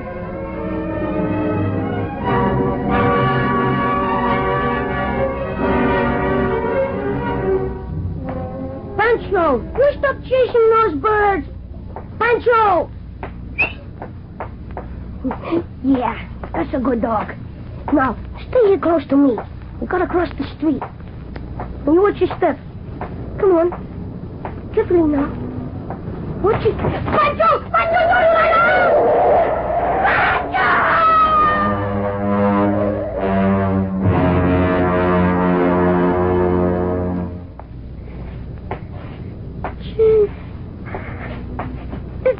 Just a couple of minutes, the world can get to be such a lonely place. With Pancho dead, so lonely.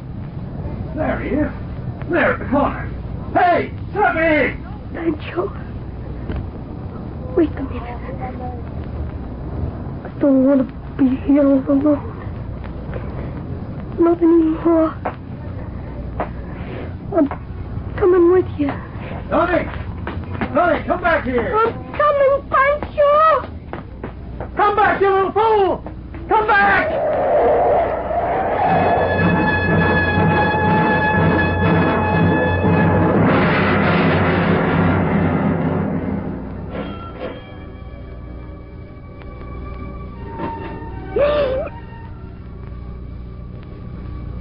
I'm sorry. There wasn't any use taking him to hospital. It was all over before the ambulance got there. Seppi. Little Seppi. What I done to you? I make you die. I kill you. My own son.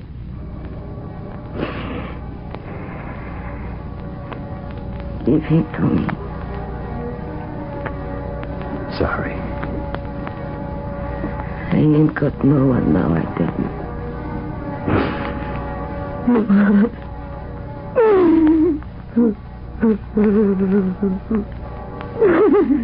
I'll close the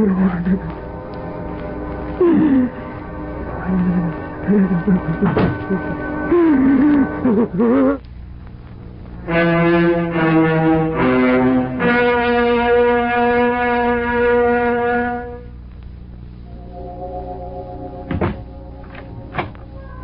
A closing door finishes a story. Next week, another key will open another door to another story. Mystery, romance, or adventure All start when a door is unlocked by the key.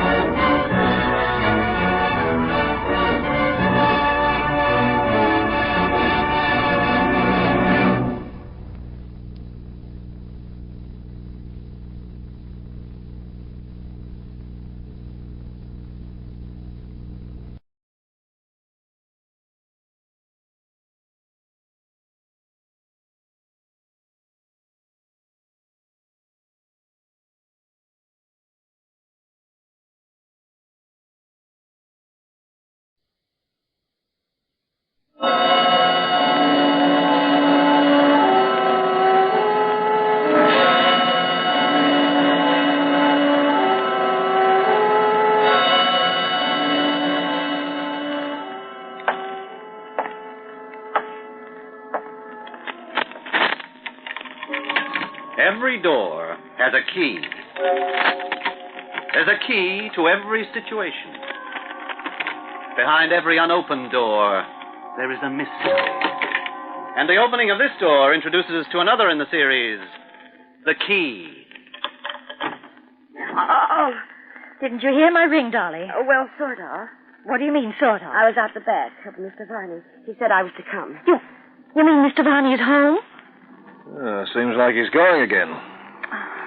That's the sort of thing I mean, Rue. He's been acting so strangely for the past week or so. He's so run down, nervy. Oh, but come in anyway and sit down a minute. Dolly. Yes, ma'am. Bring some coffee for Dr. Harris and me. Yes, ma'am, right away. We'll do more in a moment. Oh, there's no need to bother, Ella. You're too worried right now to entertain. No, I could use some coffee myself. Cigarette? No, thanks. I have my pipe. Here, let me light that for you. Thank you.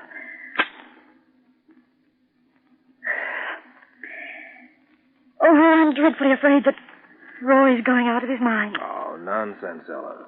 Mental tension, that's all. He's been working too hard. No, there's something more than that. You know he works in his lab downstairs in the cellar until the wee small hours every night. Yes, I've warned him against it. That old scripture about a man not serving two masters. That sounds psychology. Something has happened. Something Roy won't discuss with me. Oh, it's had the most frightful effect on him. Coffee, ma'am. Dolly, what did Mr. Varney come home for? I don't know, ma'am.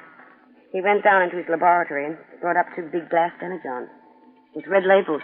Red labels? What was printed on the labels, Dolly?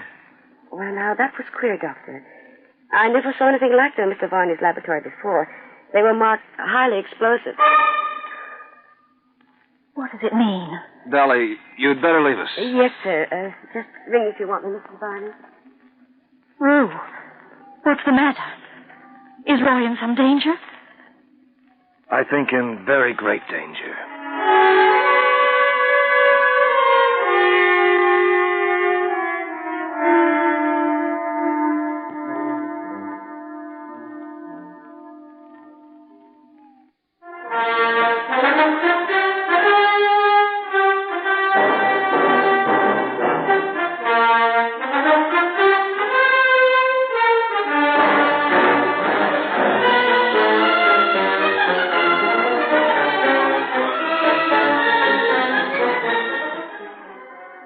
You've got to tell me, Rue.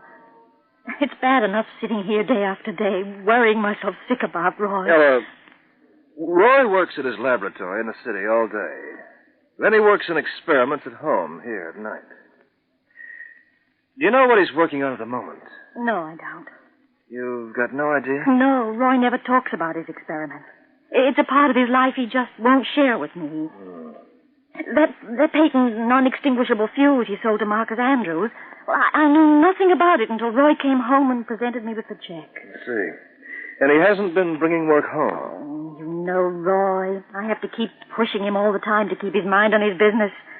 If he had his way, he'd always work on experiments and let his industrial lab business go. You've had a pretty rough spin, Ella. No, I haven't. Roy's a model husband in other ways. You've just got to get out and push with him, that's all. I wonder how it would have been if you'd married me instead of Roy. Oh, Rue, that's ridiculous. I never married, Ella. Oh, Don't try and fool me. It's very fashionable to be the town doctor and an eligible bachelor. They go together. You're just not the marrying sort. Do you know what's happened to Roy? No. No, but I am alarmed that he should be carrying around 2 demijohns of nitro... Nitroglycerine? Well, I could be wrong, but that's my guess about the glass containers Dolly saw, the ones marked high explosive. Then Roy is planning... To do away with himself? Perhaps not. It does seem a rather elaborate method. After all, he has cyanide in his lab, and that's very quick, very efficient. Oh, for heaven's sake, Ruth. I'm sorry, my dear. I'm afraid surgery makes a man somewhat callous, a little cold-blooded. I do think we ought to go down and have a scout around in his lab, though. What do you expect to find? I don't know. Nothing, probably. Perhaps some reason why Roy's mental tension has reached the aberration point. Come along, Ella. You'll have to show me the way. I'm not so familiar a visitor here.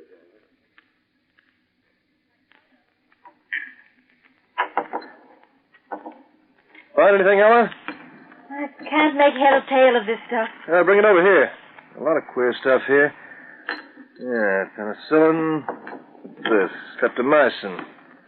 Over here, antibiotic derivatives. I don't get this. Oh, I found this newspaper cutting. I may be onto something. Read it out to me while I rummage.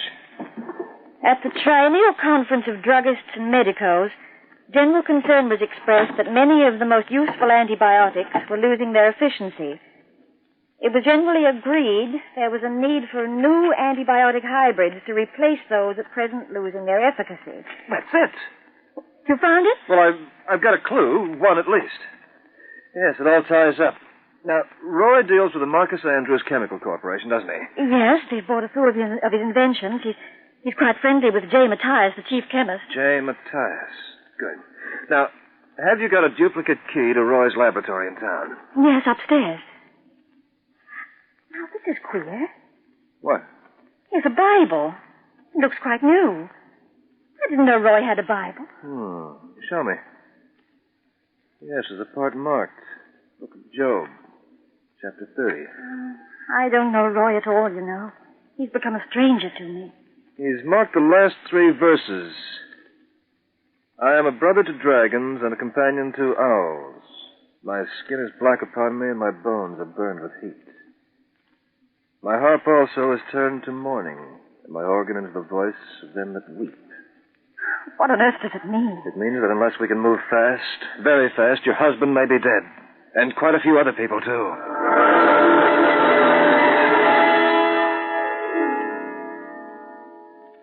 Dolly! Dolly! Where are you, girl? Dolly! Coming, Mr. Barney, coming. Found the woman. Confound her. I didn't expect you back so soon, sir. Now, there are many things to attend to. Where's Mrs. Varney? I think she went off somewhere with Dr. Harris. Oh, that's good. I saw her the best way. She's wasted too much time on me. She'll be better off with you. You sure you shouldn't lie down, Mr. Barney? Lie down? Lie down? What for? You look sick. Sick? I'm only sick at heart, girl. Torn asunder. I've gone into captivity because of affliction. You don't look well, sir. No, I suppose not. But there's no time to rest. No rest for the wicked, girl. The righteous have need of none. Come along. Where to, Mr. Varney? I want you to come with me. I think you should lie down and wait for Dr. Harris to come back. That wouldn't be much use, would it? He won't be back. It's always wise to cut your losses in this world, isn't it, Dolly? What do you mean, sir? Never mind. Come on. I don't think I ought to go out, sir. Blast you. Can't you do as you're told? Now get your coat. I want you to come with me. It shall all be destroyed, all of it. Nothing shall be left. No, not even one of the hairs of the head. Where are we going? To my laboratory in town. Yes. There are things to be done there. Won't you need your key from the hall stand? Oh, no, I finished with that. All that old stuff, it's done now.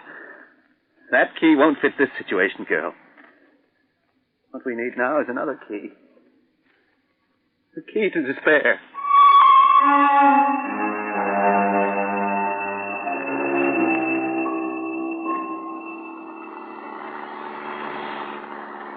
Where are we going now? To Roy's industrial lab in town. What do you expect to find there, Rue? Oh, nothing, I hope. Why won't you tell me what Jay Matthias said? You just sit tight, Ella. There'll be time for all that later on. You've got the duplicate key to Roy's lab? Yes, in my purse. Oh, good. Well, here we are. The place is in darkness.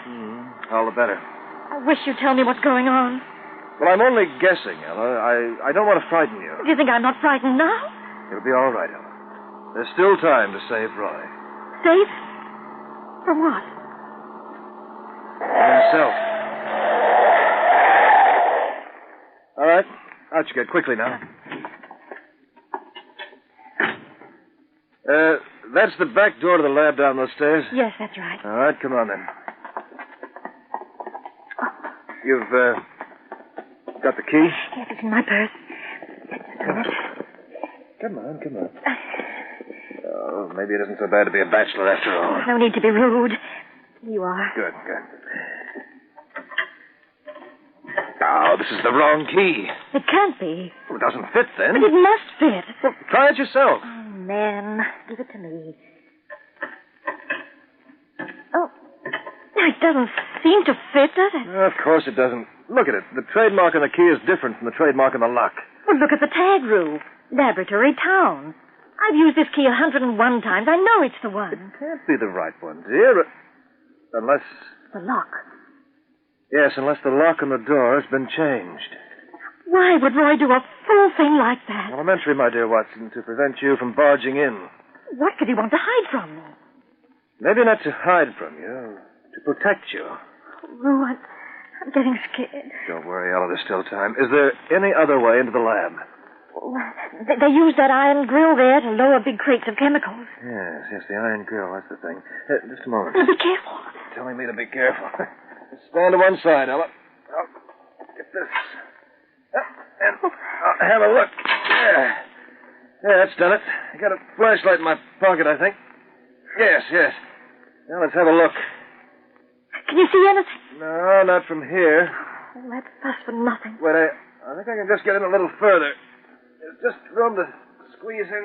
Yeah, I think I can get a better look. Be careful, you might fall. I can see right into the lab now. Can you see anything? Yes, I can see something all right. 2 big glass demijohns marked high explosive.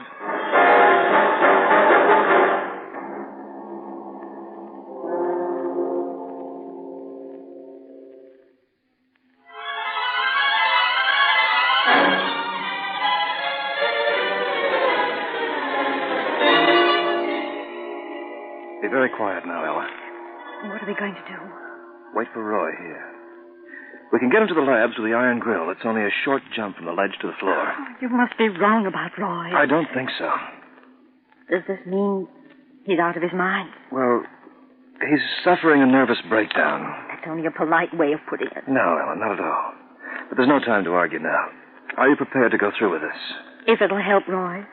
It's our only chance. All right. All right, take off your shoes and hand them to me. I'll go in first, then I can help you. Speed is the essential thing. Roy will be coming back here, and we can't tell how soon. It may not be altogether demented. You can read it.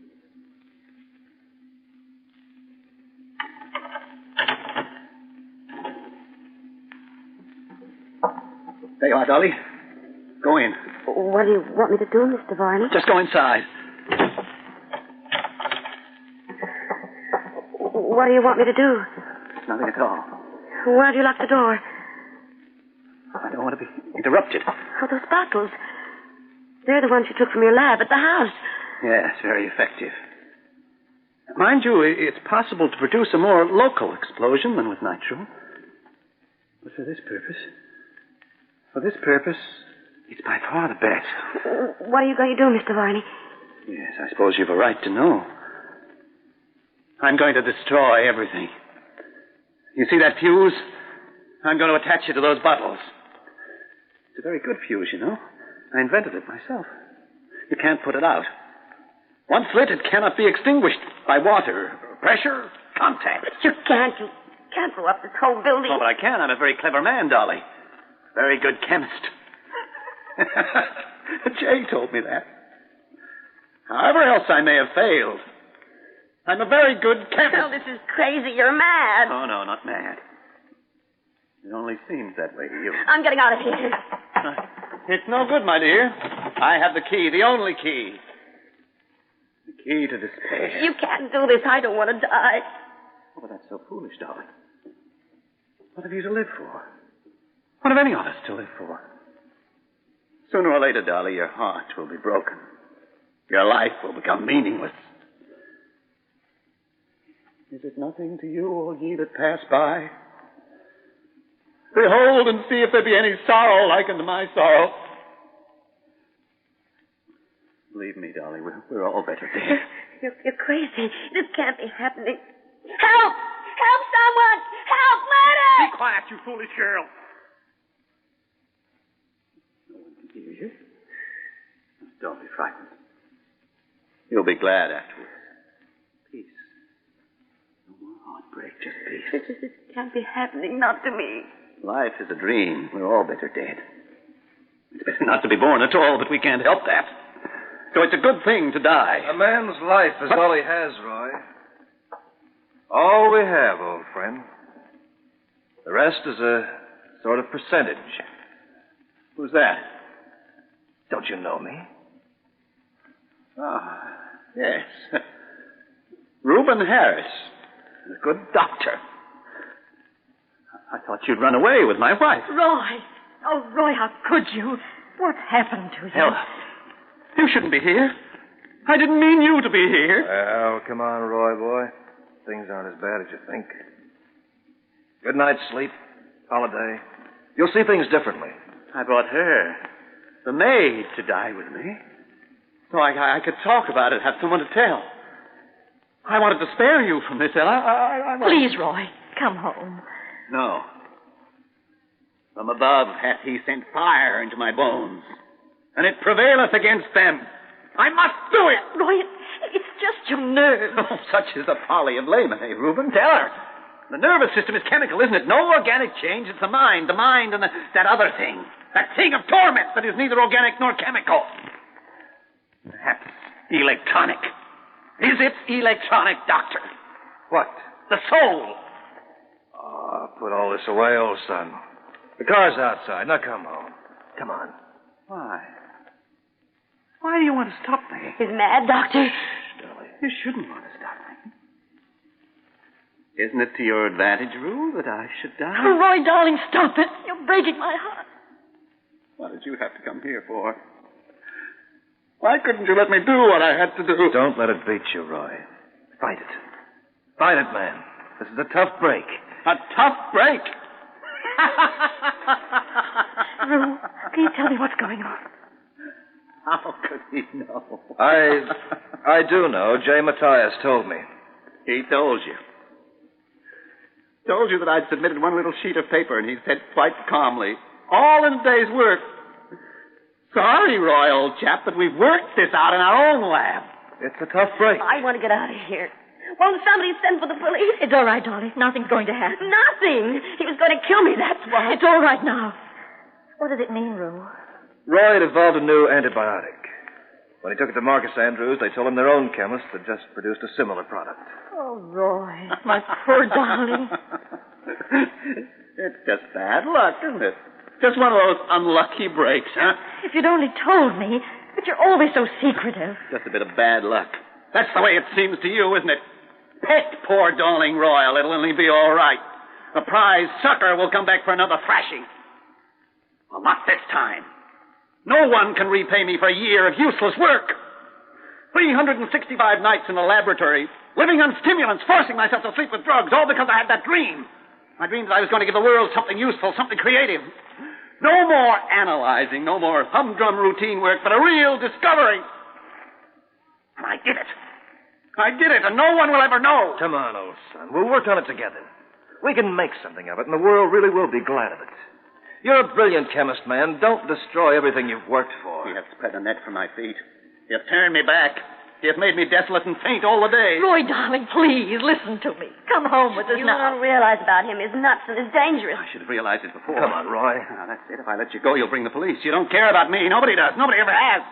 But you'll bring the police. You want to stop me. It isn't like that at all. Get back. I told you he's dangerous. He's got a gun. Yes, I didn't see why I should need it. It was just a precaution. Give the but gun to me, Roy. Keep back. Come on, Roy, give it up. You aren't used to firearms. Keep back, I tell you. Why, you crazy fool. You might have hurt someone. That'll show you I mean business. Roy, it's me, Ella. Won't you listen to me? It's too late. I won't take any more. I clung to hope. I fought off despair. But it kept coming back. But I believed I'd succeed. I believed it would happen. And it was all a joke. A foul, diabolical joke. But you can't do this. An explosion like this, it will kill and maim innocent people. I don't care. You don't care. He's crazy, I tell you. Get a policeman or we'll all be killed. Stand quite still. I won't be thwarted. The other thing is gone, finished. I'll have this last glory. I'll destroy everything I've created. Including me. I didn't ask you to come. You should have gone away with him, Harris. You've always loved him. You don't love me. How wrong can a man be? Don't move. I'm going to attach the fuse now. Stop him, can't you? Don't let him murder us all. There's nothing any of us can do. He's holding the gun. That's right. I'm holding the gun. You mean you've got to stand here while he blows us all to kingdom come? Try and be brave, darling. I don't want to die. I haven't done any harm to anybody. There's none righteous. No, not one. No one is fit to live. You don't realize it, but I'm saving you. Saving you from the horror of disappointment, of disillusion.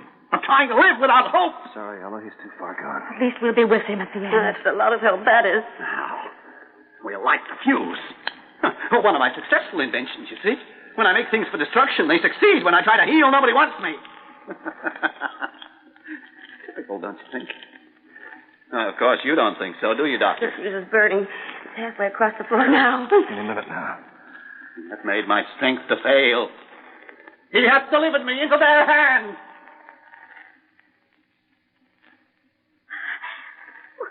What's happened? No explosion.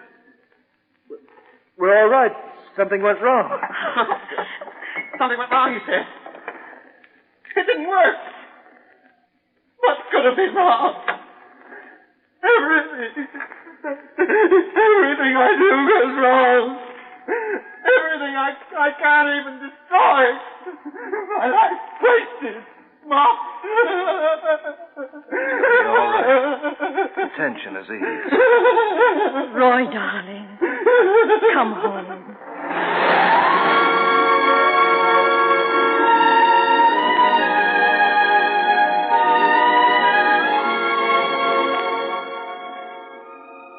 How is he, Rue? He'll be all right. He's relaxing much better now. What happened that night at the laboratory? Well, Roy doesn't realize how many good friends he's got. Jay Mathias, when Roy went and ordered 500 cc's of nitro, suspected something was wrong. He knew Roy wouldn't have any use for nitro in his work. Those demijohns didn't contain nitro. The distilled water. Funny, when I think how scared we were. Nothing good or bad, but thinking makes it so. I guess so. Mr. Barnes is awake, ma'am, and asking for you. Oh, thanks, Dolly. Come on, Rue. How are you feeling, darling? Not too bad, sweetheart. Just very weak. Well, when I give a guy treatment, Roy, he stays treated. I don't remember a lot of it. Seems I tried to kill us all. Maybe now you'll stop serving two masters. What do you mean? Well, I did a little fiddling with that formula of yours. Between us, I think we can produce something really good. A new treatment for rheumatic sufferers. If we both work on it, we... Rue. Do you think it might be all right? My formula isn't wasted. No. And since you've taken to quoting the Bible, Roy, old son, let me give you another one. For thou renderest to every man according to his work. Hey, isn't that something? It isn't wasted after all. I'll leave you two men to work out your little plan. Honey, take this with you, huh? What is it? The new key I had made for my lab. I won't be needing it anymore. little one will do quite well.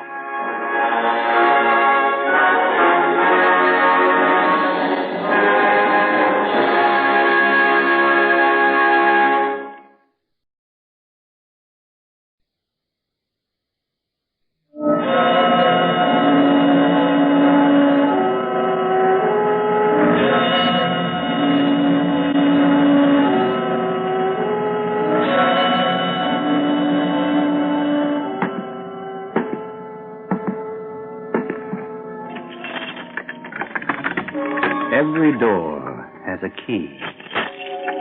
There's a key to every situation. Behind every unopened door, there is a mystery. And the opening of this door introduces us to another in the series, the key. Come on, Joe, come on. How often have I got to tell you, Jeff, an act like mine requires control. And you can't have control if you're hustled or worried. Sword swallowing isn't so special. Just an act like any of the others. It's genuine. Real. No make-believe. Mouth, gullet, throat. They've all got to be in a straight line. Tighten up, get nervous, have a hiccup, I'm dead. An act to you, maybe, Jeff, but a living to me. I mean living. Here, Jeff, take Koto's sword, will you? All you artists, carry on. I make a living, you make a living, that's all there is to it. Sword swallowing. I'd as soon have a snake charmer any day, and don't you forget it. Get yourself one if you like. I was only fooling. Steel, Jeff. For real. When you see the handle sticking out of my mouth, you know it's steel all the way down. All right. You're calm and cool, but you haven't collected yet. Bread and butter's out there, and right now they're afraid to see you swallow that sword, real or not. Now, come on.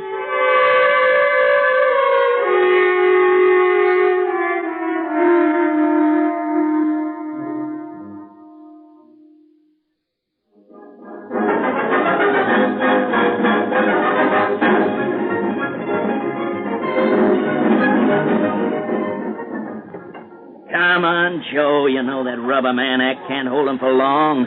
Rubber man. A dozen double joints, and he wants a rise for something he was born with. The fortune teller's going pixelated on me. Kodo the clown's more like an indigestion pill. And Fifi the contortionist has got backache. What else is going to happen to me?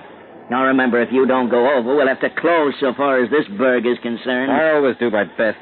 What do you want, a hula dance with 2 feet of steel down my backbone? I want you to please the crowd. Now, come on.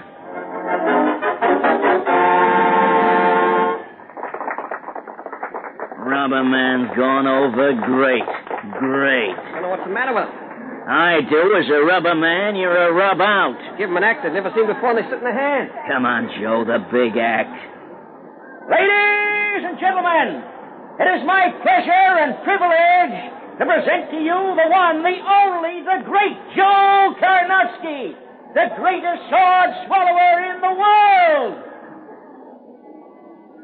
Joe Karnofsky, who has amazed both science and the greatest thinkers in the land, will now swallow, ladies and gentlemen, this sword you see. No illusion. Solid steel. Deadly. And I must ask members of the audience to remain quiet during this amazing demonstration of skill, for danger lurks during every second of it. Ladies and gentlemen, the great Karnofsky!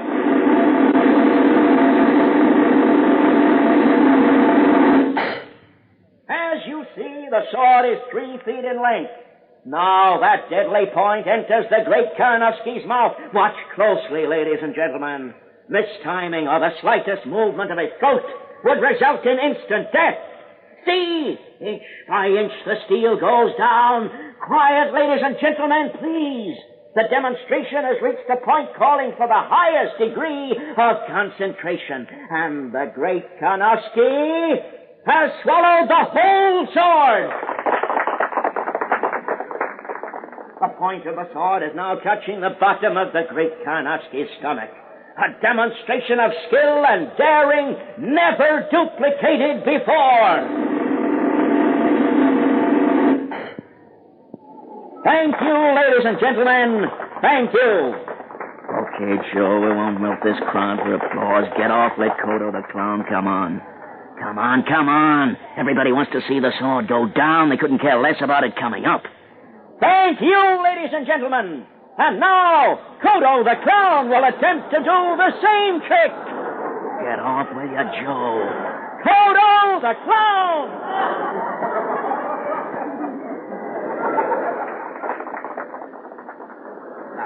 All loud. Do you think I'd appreciate a trick like that? Not even a trick. I know it's genuine. Oh, Hicks don't know anything, Joe. I'm tired of it, Fifi, tired of it. Better I get myself a job on the railroad or something. One day they'll appreciate you. Really, they will. Maybe. Don't see much future in sword swallowing. Can't even make a meal of it. You know, I'd ask you to marry me if I had any sort of future to ask you to share. I like sideshow life, Joe. Really, I do. Between us, we could knock out a living. Me, a sword swallower, and you, a contortionist? Jeff said you had a bad back. Licked it a bit, that's all. I'm not even doing my act. Huh? I seem to like Kodo. Grease paint and a pratfall. You can't go wrong. Who been bothering you again? Pathetic looking man. He has been bothering you. Oh, you can't take him seriously. A bit smarmy. Silly, really. Well, I can look down on the top of his head. Anyway, I told him you and I were going together. What did he say to that? Just look. I wish I was out of it. Wish I was. Hello, you two. Getting together? 5 acts a day and 2 at night. What chance have we got to get together? How's the fortune telling, Gertrude? Like yours. A genuine act isn't so easy to carry. Genuine? I'm seeing things. Way off the bottle. Seeing things happen before they have. Sort of in my mind without having to think. You thinking of leaving the sideshow? Thinking? I don't see why he should, Gertrude. He's making a living, isn't he? Living? Yeah. What are you getting at? Like I said, things happen in my mind. And they happen for real. It's nasty. I don't like it. Customers will be getting a good run for their money. Seeing things about you. Me? About Joe? What sort of things? Saying I heard once. Something about those who live by the sword perish by it. You call what I make a living? You can make a living, but you can't make yourself live. What are you getting at, Gertrude? Something I saw in my mind. Listen to them laughing in Kodo. Don't know what this outfit would do without my son. They're seeking me. I told you. What? What are you trying to hint at, Gertrude? Seemed like it was almost like a memory. In my mind, see. Man lying on the ground.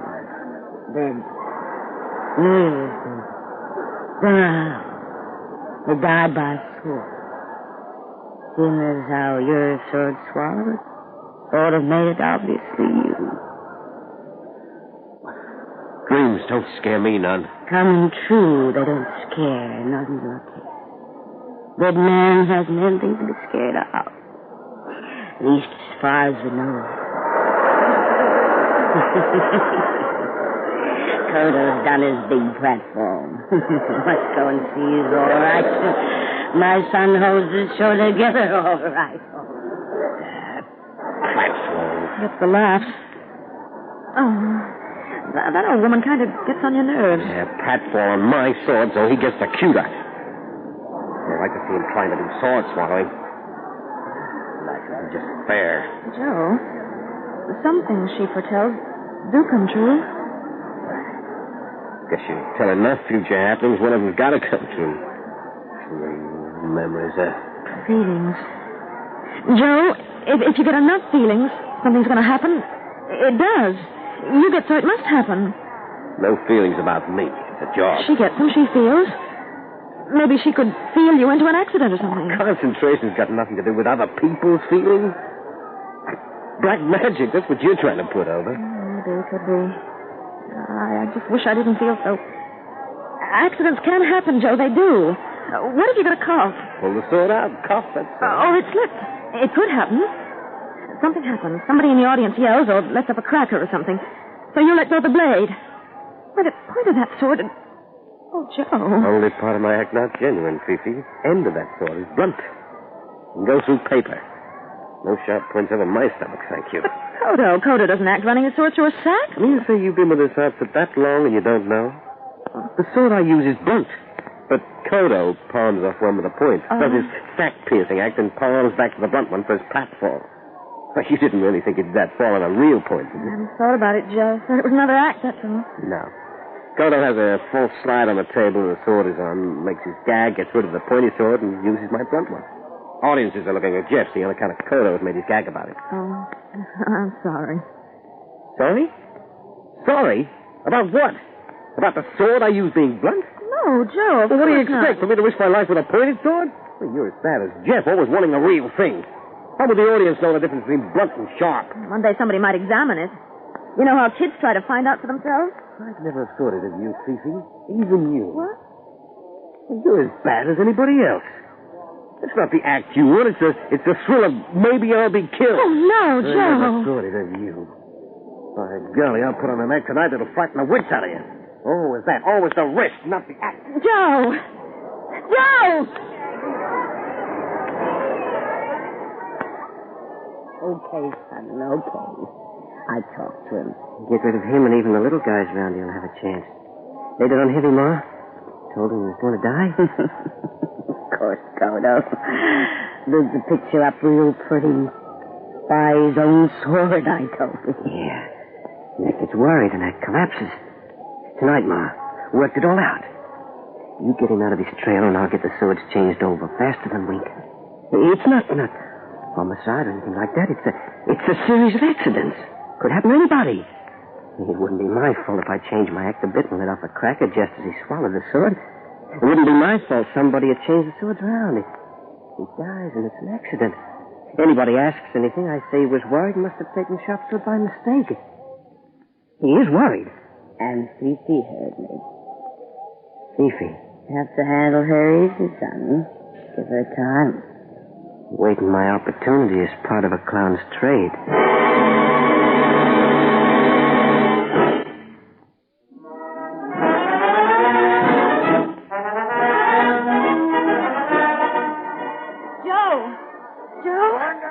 Joe, I didn't know what you thought I meant. Honest, I didn't.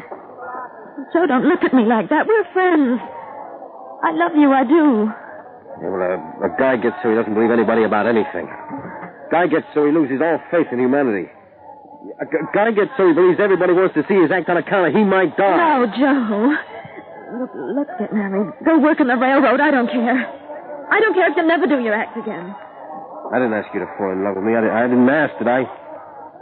Anyway, what woman would be happy with a sword swallower? Poor old sword swallower uses a blunted sword. But you wait till tonight. You wait. Hello, Fifi. Huh? Oh, hello, Gertrude. Looking for somebody? Joe. You're kind of pale, dear. Something on your mind? No. Girl like you needs to be taken away from here, Fifi. Girl like you could make plenty in the big time. I'm happy. I don't need much. Especially if you're married. Married a clown or somebody who can make the real dough. I'm not making much more than, say, a sword swallower, though, but I'm on my way up. Managers come and see me. You watch. One day and soon I'll be filming.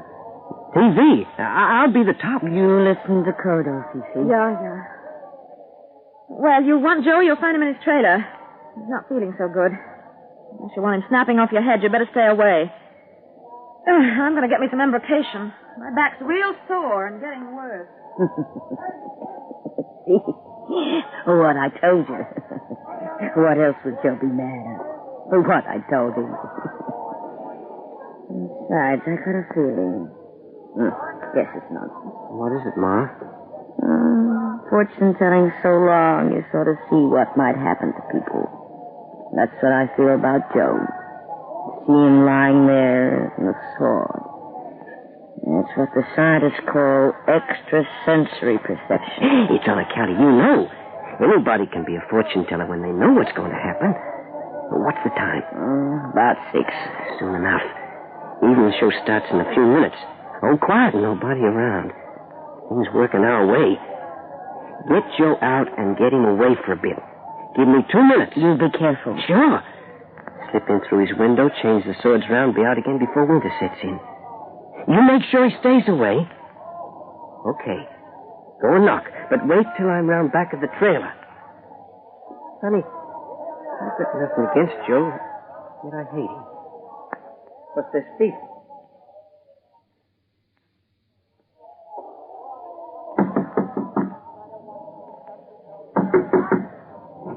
Hello, Joe. Yeah? Thought I'd talk to you. Wanted to talk to you.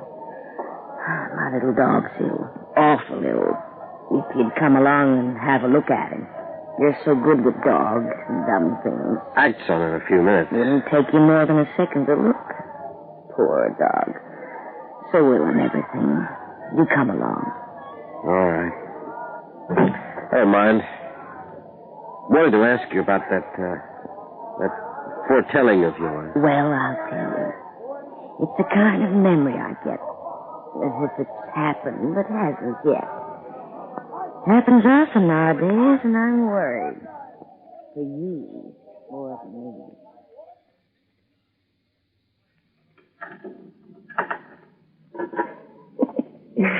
me. Easy in swapping toothpicks.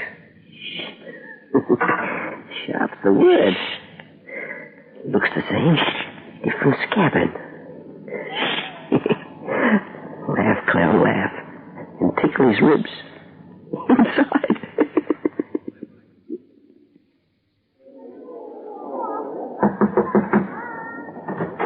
Come on, Joe, come on. Why is it I have to come and fetch you for your act every time? Maybe because I'm never ready. That sort of buck won't get you anywhere. Remember, I can give you the sack. And sword swallowers are commoner than June bugs in June. Oh, all right, I'm coming. Swords. I'm coming so I hate them. What's the matter with you? What's the matter with everybody? Oh, Gertrude scattering predictions round like they were chaff, and that Kodo being so nervous he couldn't even warm up the audience properly. Here, give me Kodo's sword. Here you are. Oh, come on. Can't have the audience going cold on us. Not that there were anything else but. You sure this is Kodo's sword? Feels different somehow. Well, don't keep harping. All right. Ready? Yeah, ready. Sure hope we don't lose that audience altogether. That audience is going to see a show like they've never seen before. Only they won't know. Oh, that's fine. Big help. But others will know. What difference if they haven't paid? Money's all that counts. Please them and you please the bank. Now, what's the matter with Fifi? You and her been quarreling? No. Doesn't trust me. Doesn't believe my act's genuine. Well, now you can show the audience, huh? And that look of agony I told you about, see if you can't get a bit more life in it. Most of the audience think you're laughing. All right, here we go.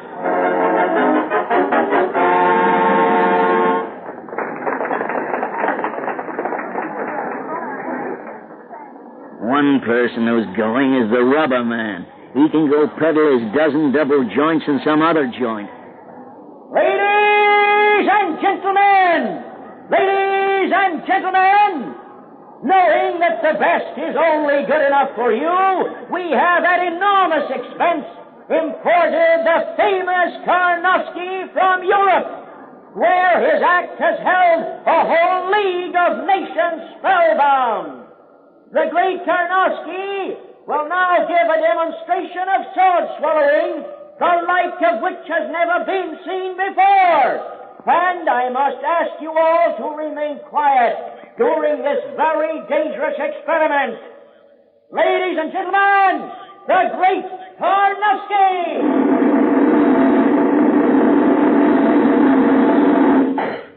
This sword is real. Hard steel with a razor edge. And, as you can hear, is in no way a trick. 3 feet in length and every inch of it liable to be deadly. See how the great Karnofsky holds back his head, how his mouth and throat make one straight line. Now watch this. Inch by inch, the cold steel is edged down. You must all be very quiet, ladies and gentlemen, please. And behold, the great Karnofsky has swallowed the whole sword. The point of it has now reached to the bottom of his stomach. Oh, let that firework off! All right, Joe. You all right? Look, ladies and gentlemen, so powerful, so complete is the great Ternowski's control that even in moments of supreme danger, he can withdraw the sword without causing himself physical damage. If, ladies and gentlemen, the great Ternowski had moved or jumped, he would at this very moment have died before you all. Good man, Joe. Good man.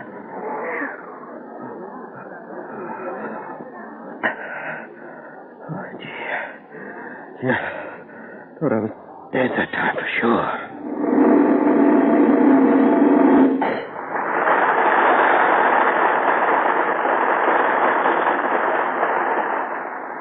Thank you, ladies and gentlemen. Thank you. And as for you, Kodo, letting off that firework, you might have killed Joe. You wait till afterwards. And now, ladies and gentlemen, Kodo the clown will attempt to do the same trick. Kodo the clown. All right, Joe? All right? Yes, you're all right. Thought I was a gunner now. I was going to show you. I was going to make you feel small. Here's the real sword, the one with the point. I was going to show you. You could have let off that firework. I let go of the sword. I don't know what happened, but I should be dead now. The point of that sword should have... the arrow set to the apple. No need to go into that. You see, I switched swords. That settles it, Joe. Tomorrow you go and apply to the railroad. And if they say they don't take single men, you know how to fix that. I was so lucky. If I do this act again, I use a sword with a flat iron on the point. Kodo's great catfall coming up. Good luck to him. Say, you know, my act's never gone over better than it did tonight.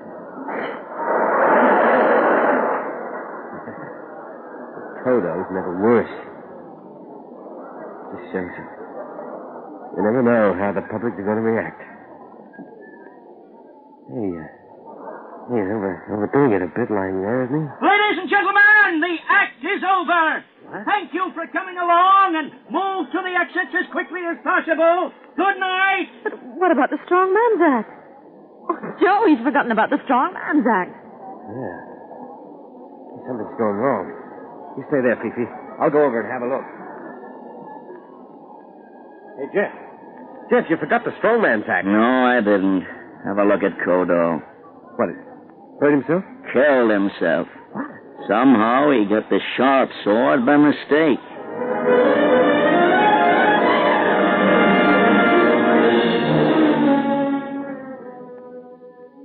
Joe, that act tonight was terrific. I'll give you another $10. We can arrange it. You'll know the fireworks going off, so there won't be any danger. I'm sorry about Kodo, though. For some reason he switched. I don't get it. How did those swords get changed over? How could they? Here comes he. He did his prep fall on the sharp one, huh? I guess that's something we'll never know. Oh, I guess nobody will ever know. Oh, come on. What about it, Joe? No, Jeff. Me, I'm going to work on the railroads. As far as I'm concerned, this is the last time I close this sword cupboard.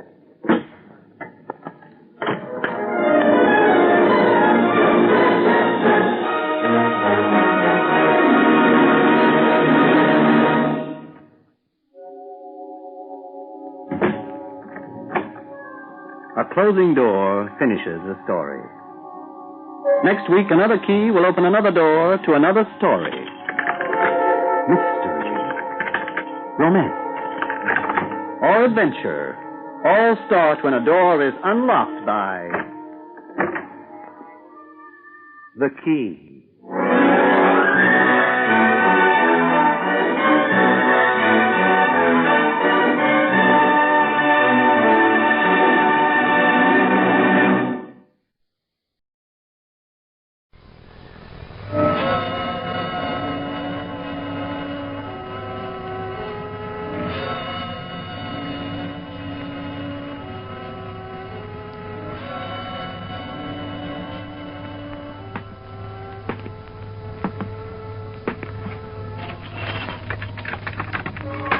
every door has a key.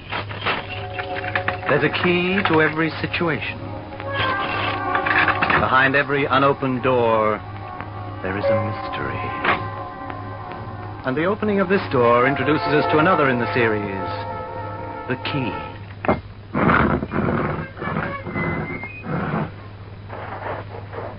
Well, there it is, Oliver. Yes. There it is. Isn't that what you wanted? It's what I wanted. I wish you wouldn't keep repeating everything I say. Oh, was I? I didn't notice. A whole year's work, and there it is. We'll either find a heap of dust or riches beyond our wildest dreams.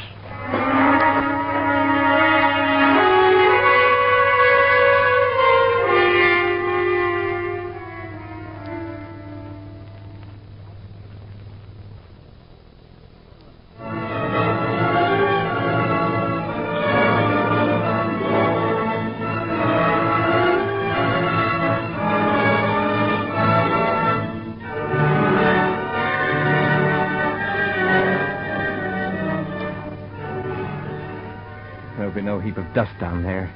There'll be gold and precious stones.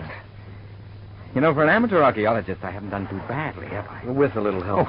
Oh, sure. Without you, Garvin, I'd never have stuck to it. They all told me I was crazy. All except you, Garvin. You were the only one who believed in me. And I'm grateful.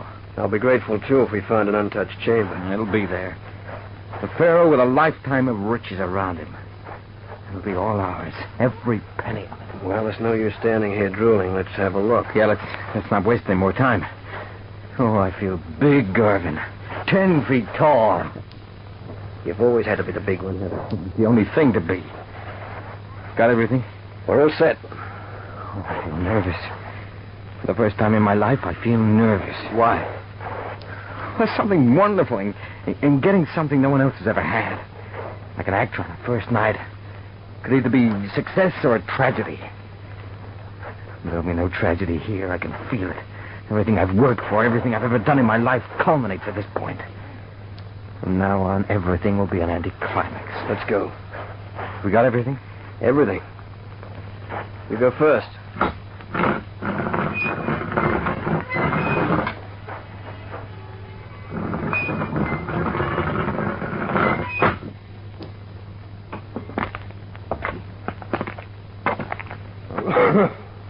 Here's bad. It'll be all right. We pumped enough oxygen into the place. Yeah, I forgot. Too excited about everything. Point your torch over here. Yeah, I think we go this way. What about the guideline? Oh, forgot it. I'll go back and get one. No, don't bother. We'll find our way out. All right. We won't go far today. No, we won't go far. You're at it again. I'm too excited to think of words of my own. That's something I thought I'd never get to see. What? Oliver Nod without a word of his own. There are times, Garvin, when words aren't necessary. And this is one of them? This is one of them.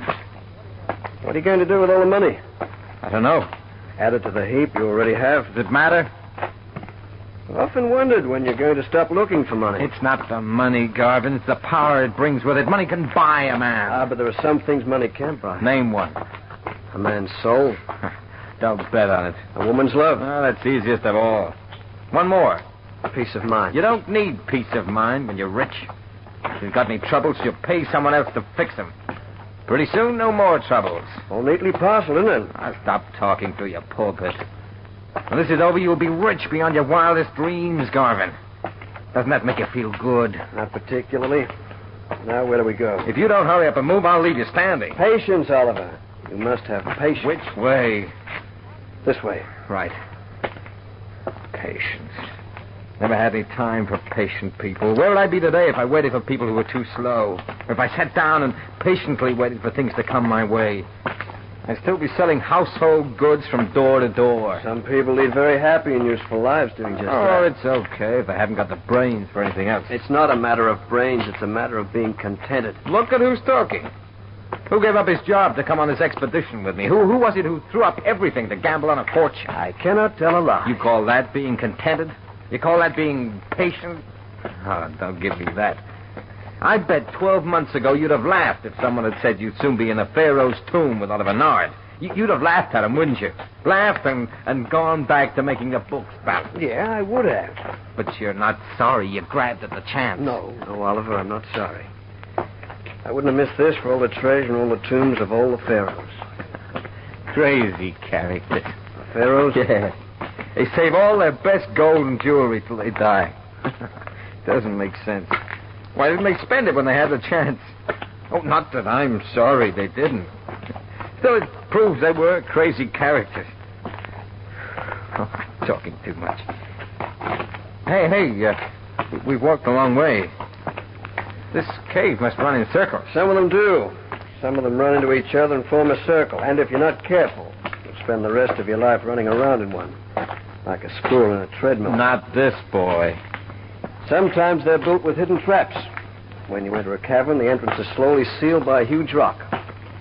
So slowly and quietly that you're 100 yards into the tomb by the time the rock rests on the floor. You're a very happy boy today. Maybe we should have gone back to the guide rope. Too late now. Hey, what's this? Over here. Will you shine the light over here? Look. The vase. Solid gold or I'm a monkey. Look at it, just sitting there on its own, waiting for us to pick it up. Hey, here are some scrolls. Hey, I think we're getting hot. Will you step it up? You're like a cat on hot bricks. I'm always like this when I know I'm close to the thing I want. I'll leave the vase where it is. It can act as a signpost. Yeah, a gold signpost. Yeah, I like that. Maybe I'll have some gold signposts put on our road, just to make it different from any other road. Yeah, I think we're close. What are you going to do with your share? I hadn't thought of it, really. Hadn't thought of it? Here's a man within an ace of having millions in his lap, and he calmly says he hadn't thought of it. Well, must be something you'd like to do. Maybe 2 or 3 yards, a country house. What would I do with those things? I've no one to share them with. No, I'd forgotten about that. Well, I don't mean I'd forgotten. I know what you mean. Pretty tough about Stella. Pretty tough. About 2 years, isn't it? About. Sadie and I never could figure it. You two were the couple in the book. Everybody looked and said, well, that's it. Sometimes things just aren't meant to be, I suppose. Anyway, this trip's taking your mind off things, Ulad. Yeah, it has. It's given me a new interest. Something I didn't think I'd ever have the opportunity to do. Sadie was pretty broken up when Stella committed... You can say it? Committed suicide? Well, it could have been an accident. It could have been, but it wasn't. She and Sadie were pretty close. Hey, remember in the old days when we first I remember. met? Stella was my girl. Then what happens? Along comes Handsome Joe, and I'm out of the running. She was never really your girl, Oliver. Oh, I wouldn't say that, son. We've been going out together a long time. Yeah. Well, anyway, it doesn't matter one way or the other. More water under the bridge. You know, I was just a little annoyed when you two decided to make it permanent. Still, I couldn't have been cut out by a nicer guy. Thanks. And I'll say this much. You certainly worked hard to make a good home for Stella. Never saw a man work so hard. You know, you should have taken that job with me. You'd have been a big man in the Nord Realty Company by now. A man has to play his cards or they come out of the pack. Well, anyway, let's hope you get what you want out of this trip. Let's hope so. I think we struck a blank on this cave. Yeah, dead end. Shouldn't be. You know, for a man who doesn't know anything about this business, you're making pretty good headway. I didn't say I didn't know anything. I said I didn't know a lot. Always were a cagey devil. Hand me that pick, the small one. What are you doing? Looks like a crevice. They sometimes built the continuation of a cave going off at right angles and set the door in a swivel. That way, when someone reaches a blank wall, they think it's a dead end. Cunning people. See? Well, yeah. Yeah, look, it's a door set in the wall. How do you know? Just chip away a little more. Yeah. That's it. Oh, fine. Now, how do we get through? It'll probably be set in a swivel. Same principle as a revolving door. Give me a hand. Right. Oh, genius. Genius, that's what you are, Garvin, a genius. We're not there yet. Oh, but we're getting closer by the minute. Oh, those museum know-alls who said there was no such tomb. When I wave $1 million worth of emeralds under their noses, they'll turn... You know, legally, this all belongs to the government. Oh, does it? Legally? Well, for mine, they can go chase themselves. Anything I find belongs to Oliver J. Nard, and that's that. They might argue. Let them. I'll waste a lot of breath. And they might stop you from taking it out of the country. Well, if they're not very careful, I might even decide to buy the country. Oh, no, Garvin, no. This is ours. Yours and mine. I'm glad you included me in. Included you in? You were never included out. I told you up top if it hadn't been for you, I'd never found this hole in the ground. Come to think of it, I really didn't find it anyway. You did. But it was your money that made it possible. Yeah, that's for sure. And that's why no government is going to stop me taking the loot. I've never invested anything in my life just to hand over the profits to some museum. You know what they do with this stuff? They put it under a glass case for a lot of creeps to look at. Oh, not on your life. There are people who get a lot of pleasure out of looking at something beautiful. If they want to look at this lot, they can buy it. I'm no charity show. I came here to get something, and what I go after, I get. And if I can't have it, I make sure no one else gets it. Come on. Let's find this graveyard.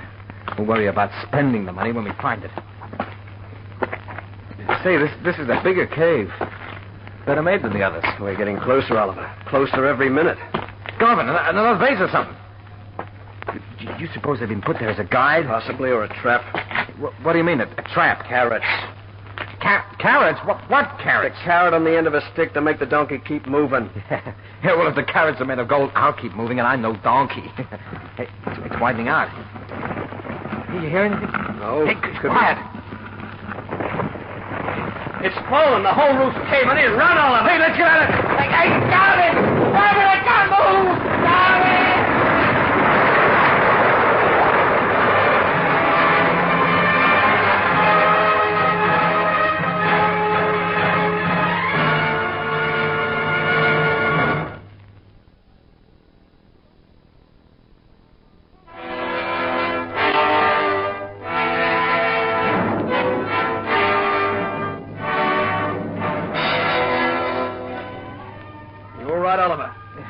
Think so. Leg hurts like the dickens. Try walking on it. Yeah. Pretty sore. Yeah, nothing broken, though. You'll live. Thanks. You very nearly didn't get back to the Nard Realty Company. I said thanks. For what? My life. I'm not going to forget it. You want to go on? Yes, I guess we go on. I knew I did the right thing when I talked you into the trip. You're my good luck charm. I'm glad I brought someone some luck. Never made a mistake in business in my whole life. That's the way to get on top. You bringing you along wasn't a mistake. You know something? If I'd caught it back there, you would now be the one-man band around here. But you didn't think of that. How do you know? You'd have left me to lay. You never know. I may be saving you for better things. Thanks a million. You're becoming another turn. We're probably traveling in circles. Well, I'll be a two-way stretch. Which way this time? Left. Left it is. Say, whatever happened to you with that deal you had working a couple of years ago? Which particular deal was that? Oh, you know the one. You and some fellow were going to buy out a big farm holding and subdivide for building lots. It went bust. Yeah, I know that, but why? A big realty concern underbid us. They made a fortune out of it, too. Oh, it's too bad. Who did the dirty? Well, Hornby and Spence. Oh, well. I suppose it's business. I suppose so. Tough break, though. Yeah, tough break. Funny thing, it wasn't until a few months ago I found out you were a major shareholder in the firm. I think we're coming to something important here. Look up to your right. Well, hey, I hope you don't hold me responsible for that. Well, I didn't know till you just mentioned it. I might be a big holder, but I don't dictate their policy. I did hold you responsible for a little while, but not anymore. Oh, fine. I'll make it up to you when we get back. Look just above your head. See the head cut in the wall, pointing towards the other surface? Well, yeah. Yeah, what is it? I'm not sure, but I think we're struck pay dirt. Oh, boy. Well, come on, do something. Why don't you do something now? You're supposed to be the man who knows all about these things. Don't give me that. You know as well as I do, I don't know from nothing about Egyptology or what have you. Then why pretend? Well, I guess everyone's an amateur at something or other, so... Well, I picked on this. But you didn't learn anything about it? I read a book. Oh, look, Garvin, when you've got lots of money, all you need to do is read a book, then you go out and hire some jerk. Like me. Oh, no, don't get me wrong. I wasn't talking about you. Well, we're partners. Oh, I admit I made a big spiel about me finding this tomb, but well, I knew I couldn't do it without someone who knew something about it. Oh, come on, like a good guy. Where's this hole in the wall or whatever it is? Starting with a small pick on that wall about 4 feet up. Don't get your hopes up. This is just a chance.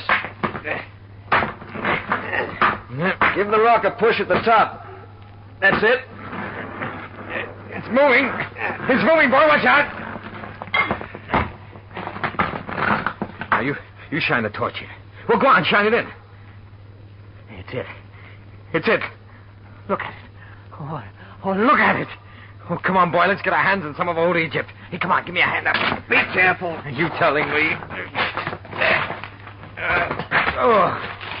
It stinks in here. Hey, come on in. In you go. All right. I like the other torches. Coming up. Oh, look at it, Garvin. Just feast your eyes on that. Yes, I am. Oh, millions and millions and millions of beautiful green money. What a beautiful sight. Oh, hate the look of that statue. Solid gold. One thing I'll say for the pharaohs, they certainly knew how to die. Yeah, they certainly did. You know something? When I die, I want to be surrounded by all my wealth. I'll try and arrange it. Yeah, I've just decided. And a vault filled with greenbacks. Hey, get a load of this. See the eyes in this lizard thing? Emeralds. Big as my fist. Not quite. Oh, hey, why don't you jump around a little? Half of all this is yours now. It really belongs to the government. Oh, look, Garvin, I don't want to hear any more about this government racket. They want it, they can queue up and buy it. All my life. I know. You've taken what you wanted. And if you couldn't get it, you made sure no one else could. Yeah, that's right. That's dead right. Too many weak sisters in this world try and preach the open hand. Yeah, well, I've always been my own open hand. That way, I know exactly when it's going to make into a fist. Yes, Oliver, I think you've put it very well. I don't like to leave here. Phil, we'd better get back, I suppose. Tomorrow we come in here and start packing it out. Stella would have loved a sight like this. Yeah, sure. Well, come on, let's get out of here. The quicker we get back, the quicker we get the stuff out, and the quicker we shake the sand out of our jeans. They made these holes a bit bigger. Yes, Stella would have dearly loved to see something like that. She could appreciate beauty. Yeah, she sure could. If you'd taken up my offer, she'd have had beautiful things. Not that she didn't have lots of things anyway, but, well, you know what I mean. The extra things a man with money can buy. Stella wasn't interested in the things money could buy. She saw beauty in other things. Great kid. Yeah, a great kid. I still can't figure why she'd go and commit suicide. Hey, how much do you think's in that big hole back there? More millions than I like to think about. Oh, there aren't enough millions not to think about. You asked me why Stella committed suicide. What? Oh, yeah. It beat me. She thought I was being unfaithful to her. What? You heard. Oh, that's a heck of a reason to kill herself. Well, just because her husband's too tiny her. How did she find out? There was nothing to find out. Come again? It was all a mistake. Well, you don't mean... You don't mean she committed suicide for nothing? Yeah, for nothing. Oh, that's tough. Well, anyway, there's something back there to make up for some of it. You'll be able to have a new start. And don't forget, you're coming in with me when we get back. Am I? You certainly are, boy. You saved my life and beat me to a half interest in the treasure in one day. I don't mind admitting it. You did treat me to the treasure. Without you, pal, I'd have been a dead duck. And when we get back home, you can start off with a clean slate. It's never really been dirty. Well, you know what I mean. Sure, I know. Won't it be something? Garvin McLeod, big man. Too late, I'm afraid. Why? I wanted to be a big man once. I wanted to be a man Stella could be proud of. I used to point to you and tell her that one day soon I'd be as big a businessman as Oliver Nod. It never came off. Well, some of us are born beautiful and some of us are born lucky. I was the lucky one. I used to wonder why every time I tried something it'd blow up in my face. I'd be within inches of success and somehow I'd lose my grip on the thing. And I'd be back where I started. Hey, are we going in the right direction? I think so. Just don't remember this part of it. Oh, yeah, there's the vase back there. Our solid gold signpost. Hey, you notice it's cold? No. Must be imagination. I couldn't figure it out. Stella started to get sick, worrying about me worrying. Then slowly I started to find out why I hadn't been able to build any sort of a business. Well, like I said... It was well, because someone was always stepping in and underselling me, or buying in before I was ready, or offering more money. Well, you can't blame anyone for that. That's just good business. Hey, there's our other signpost. Nearly home, boy. It took me a longer time even to figure out why you did it to me, Oliver. What was that? Why pick on me, your friend? I couldn't figure it out at all. What are you talking about? This is crazy. Then one day I hit on it. You always wanted Stella. You've got desert rats. And when I came along and we fell in love, you couldn't stand it. So you made sure I'd never be a success in anything. Look, Garvin, I don't know what you're getting at, but it's wrong. You figured if I failed often enough, she'd come back to you. In the finish, I don't think you really wanted her. I think you just didn't want anyone else to have her. And all because she turned you down. Why suddenly tell me all this? If you knew, why didn't you come out with it before? I didn't really care. You see, I had Stella. And I grew tired of trying to make a fortune. But you found another way to get at me. You started writing poison pen letters to Stella. Now I know you're... Horrible letters. They made Stella cringe. I didn't find them till after she was dead. You see, she didn't bother to open the last one. You sent them, Oliver. I did not. Why, Garvin, that's a shocking thing to say about a friend. Yeah, it is, isn't it? It was all a mystery to me. I couldn't think you'd do such a dreadful thing. Then I had a look at the last one. The unopened one. You know, you wouldn't think a person could do it. She committed suicide because of those letters. They killed her. Look, don't do anything, Garvin. You must have given your secretary the last one to post. You always did employ efficient staff. She wrote the sender's name on the back. There it was, Lodge's life. Returned to Nard Realty Company. Let's get out of here. Yeah, let's. I waited, Oliver. I waited such a long time. Then you gave me the opportunity yourself. Garvin, take it easy, please. Please, Garvin, just take it easy, huh? Hey, what's going on here? We're back again. Yeah, you're back with your treasures. You're back with the symbols of your power. Yeah, but we can't be. Your golden we followed the Bazes. Were working for me, Oliver. I changed them. No. Look, Garvin. Look, I'll give you my share of the treasure. I'll give you anything. Just get me out of here. But Garvin. you can manage it yourself. You're such a self-sufficient man. I don't know anything about this tomb business. Please, Garvin, please. You once read a book. Try and remember what it said. I can't stop down here. You wanted to be buried among your riches. Well, here's riches far beyond your bank balance. Please, I'll get out. You just see if I don't. Where's the hole in the wall? There are 3 entrances to the tomb, Oliver. If you hadn't been so blinded by the gold, you'd have noticed them. I'm going back to where I came.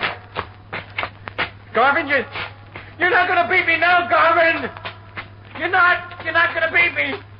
I'll get out. You're not going to beat me.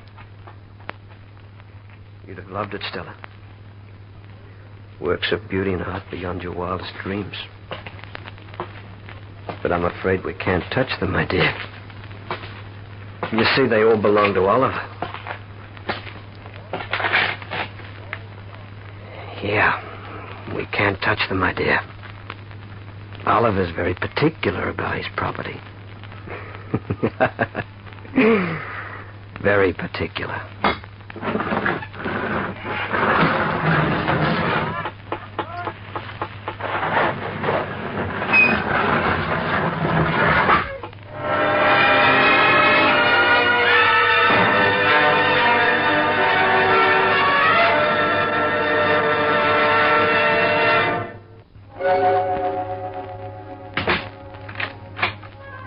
A closing door finishes a story. Next week, another key will open another door to another story. Mystery, romance, or adventure all start when a door is unlocked by the key.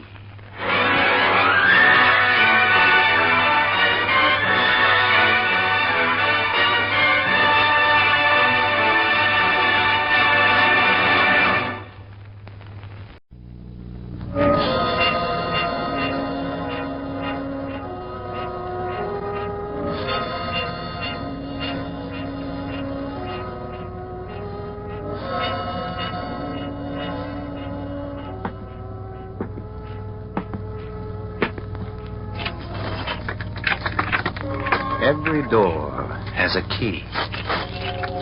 There's a key to every situation. Behind every unopened door, there is a mystery. And the opening of this door introduces us to another in the series, the key. Barry, I want to talk to you. Come in, Vivian. Look awfully serious about something. What is it?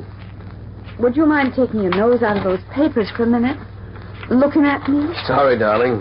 I've just got into a rather nutty problem, and you know how it is. Yes, I know how it is, only too well. That's the great thing about you, Vivian. You understand. I was a fortunate man to have married you. Being married to a scientist can be quite a strain, unless the wife sets out to understand. Yes.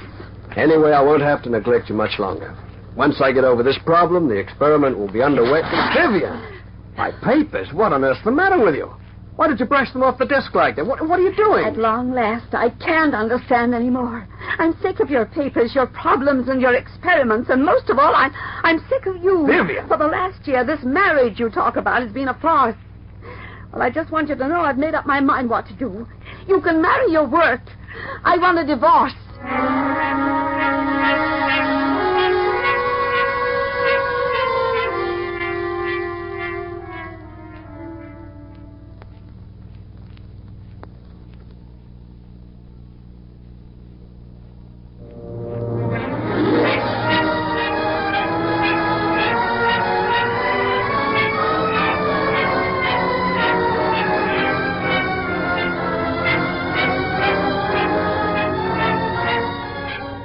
Divorce, but Vivian, I don't follow. You shouldn't have any difficulty following it. I'm always having it impressed on me that you're such a clever man. Someone of your intelligence should you should follow a simple thing easily. I don't want to be your wife any longer. But why? I mean, I've no idea. Of course you wouldn't. If you'd spared me one thought in the last year, I'd be amazed. What's happened these last 12 months? You've left home at 6 in the morning. You've come back at 8 or 9 at night. You've had dinner alone in here, in your study. And you've worked till midnight on your infernal equations and diagrams. And then you've fallen into bed exhausted. That's happened 7 nights a week for 52 weeks. And I won't stand it anymore. I can't stand it. Well, I'm sorry. I didn't realize it was getting you down. Getting me down? I'm down so low now. Oh, it's impossible. No one can be expected to live the sort of married life you make me live. Well, I know I've been dreadfully busy, honey, and maybe it has seemed as though I've been I want you to come to the lawyers with me first thing in the morning. I won't ask for any more than my freedom. I don't want a settlement. I just want the opportunity to start again with some other man. One who knows how to treat a wife. But you don't realize the only reason I've been working so hard is for our future. Once I finish this thing, we'll never have to worry about money or security again. Since when has my only concern been money and security? Well, it's my main concern. I want to give you a good life, Vivian. I've been working hard to see you'll have everything you want. If this experiment comes off, and I know it will, why, I'll have every chance in the world of getting the Nobel. And once I have that, there'll be no looking back. We'll be able to buy the house you've always dreamed about, the car. You'll be able to walk into a Fifth Avenue store and buy whatever clothes take your fancy. All I've ever wanted from you is a little attention, some affection. You've had that? Well, I mean, I haven't ignored you completely. You think again. I haven't. And, well, you must realize I don't slave away because I like it. It's for you. Oh, shut up. I tell you, I've had enough. I'll be ready to go to the lawyer at 10 tomorrow.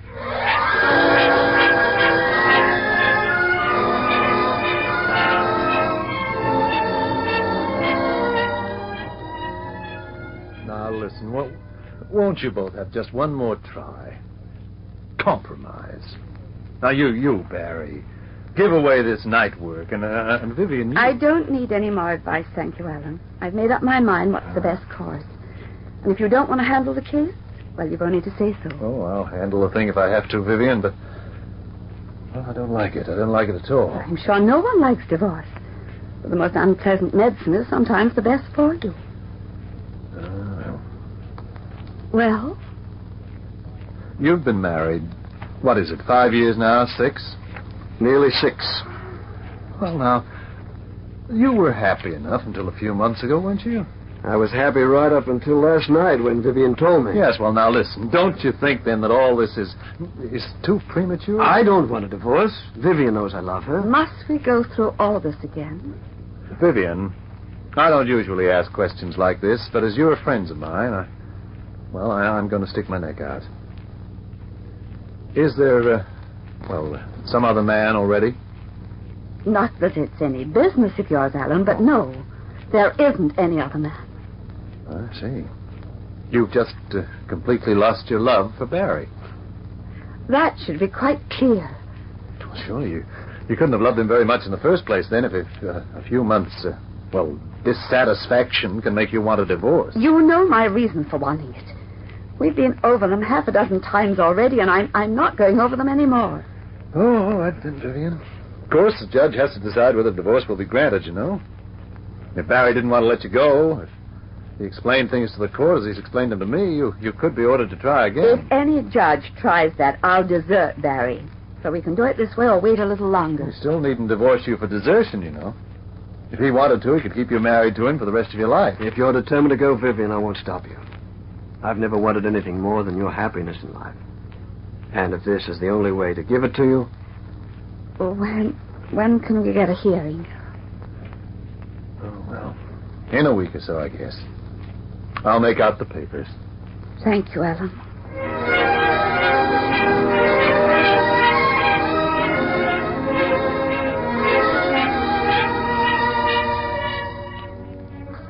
I've made some coffee.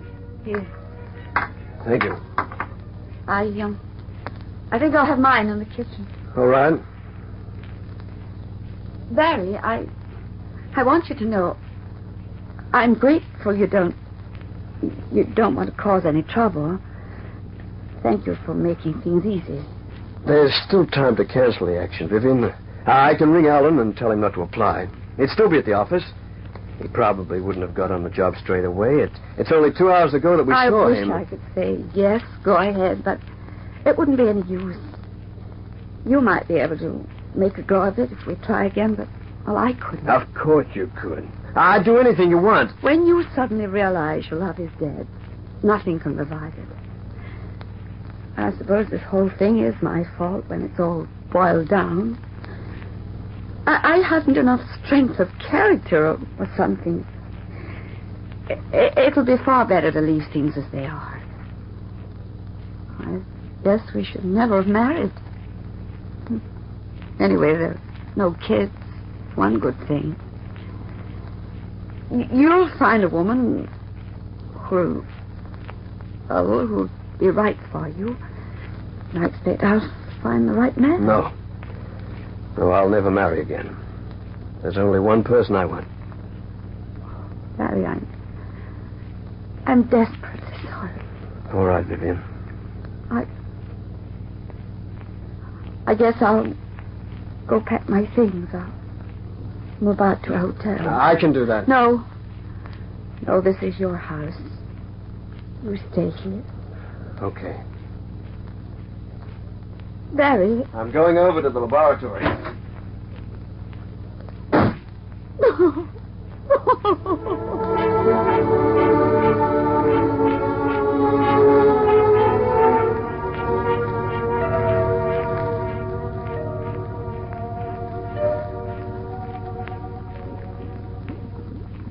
How are things going, Frank?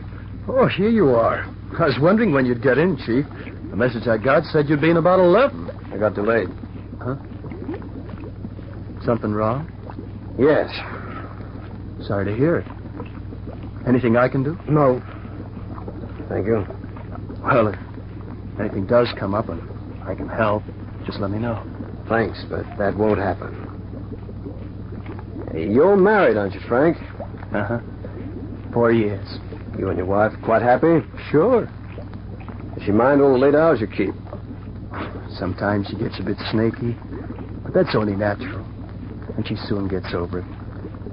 She knows I just got an eye on the future, and she understands what I'm doing and why. Mm-hmm. You can tell your wife you won't be doing any more night work from now on. Hmm? There's no reason why our work should kill two married. But... Oh. My wife is divorcing me through this. I won't let you run the same risk. Chief, Well, I guess it doesn't mean much. But I'm sorry to hear it. So am I. Switch on more power, will you, Frank? I'm going to add the B12 mixture now. Right, Chief. Power up. Stay there. I may want more. And keep your fingers crossed. If we get over this tricky bit, we're home and dry. Here goes. Cut back the power. Cut it back. There's been a mistake. Cut it off.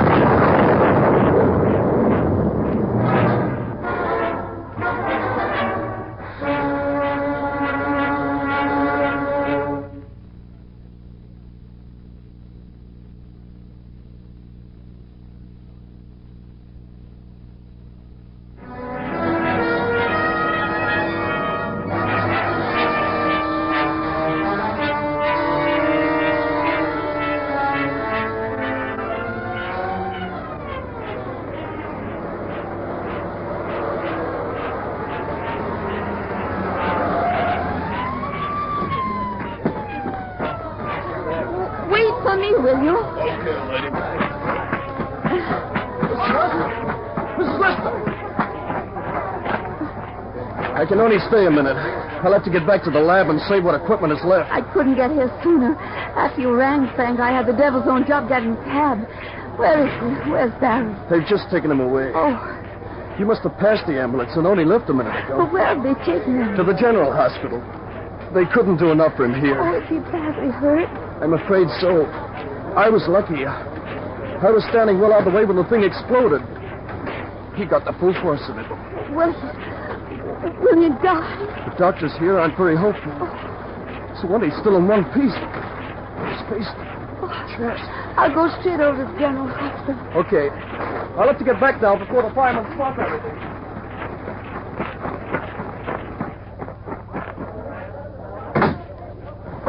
The general hospital, as quickly as you can get there.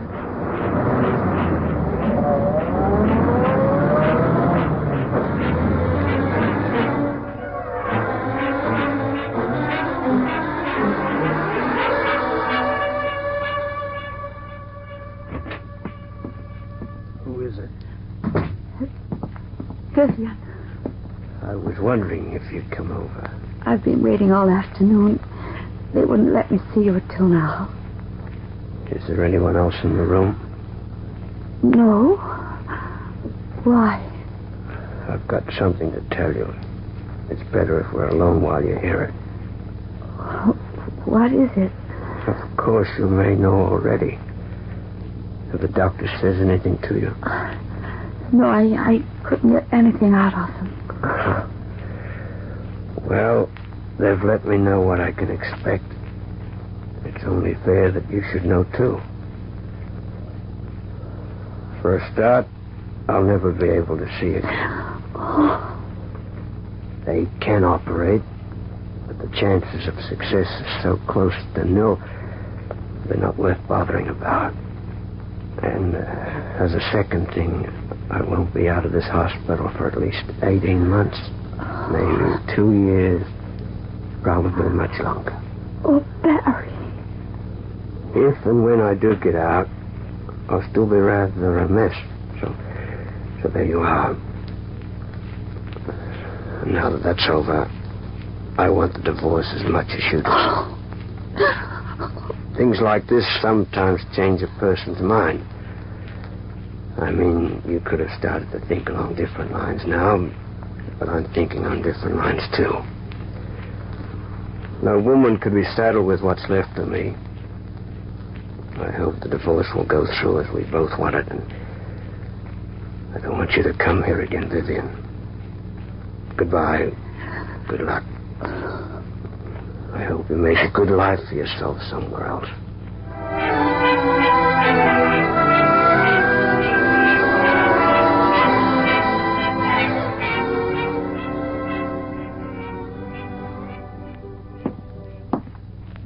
Well, Barry, how are things?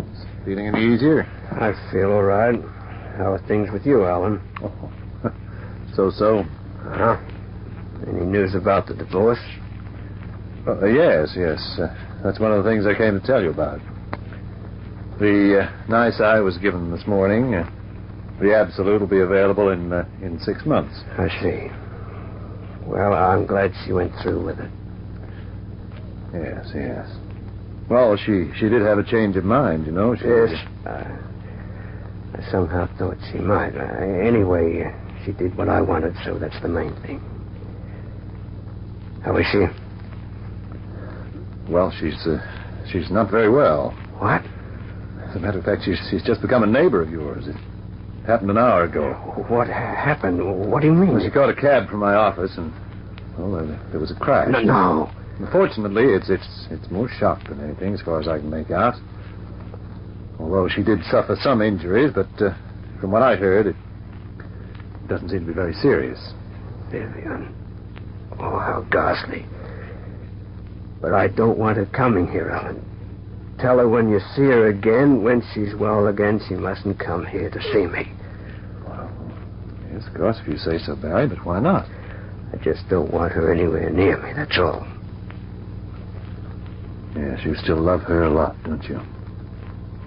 I love her more than anything in this world. But if she stays away from me, it won't seem so bad. Give her my regards. Tell her I hope she's up and about again soon. Yeah. Sure, Barry. I'll do that.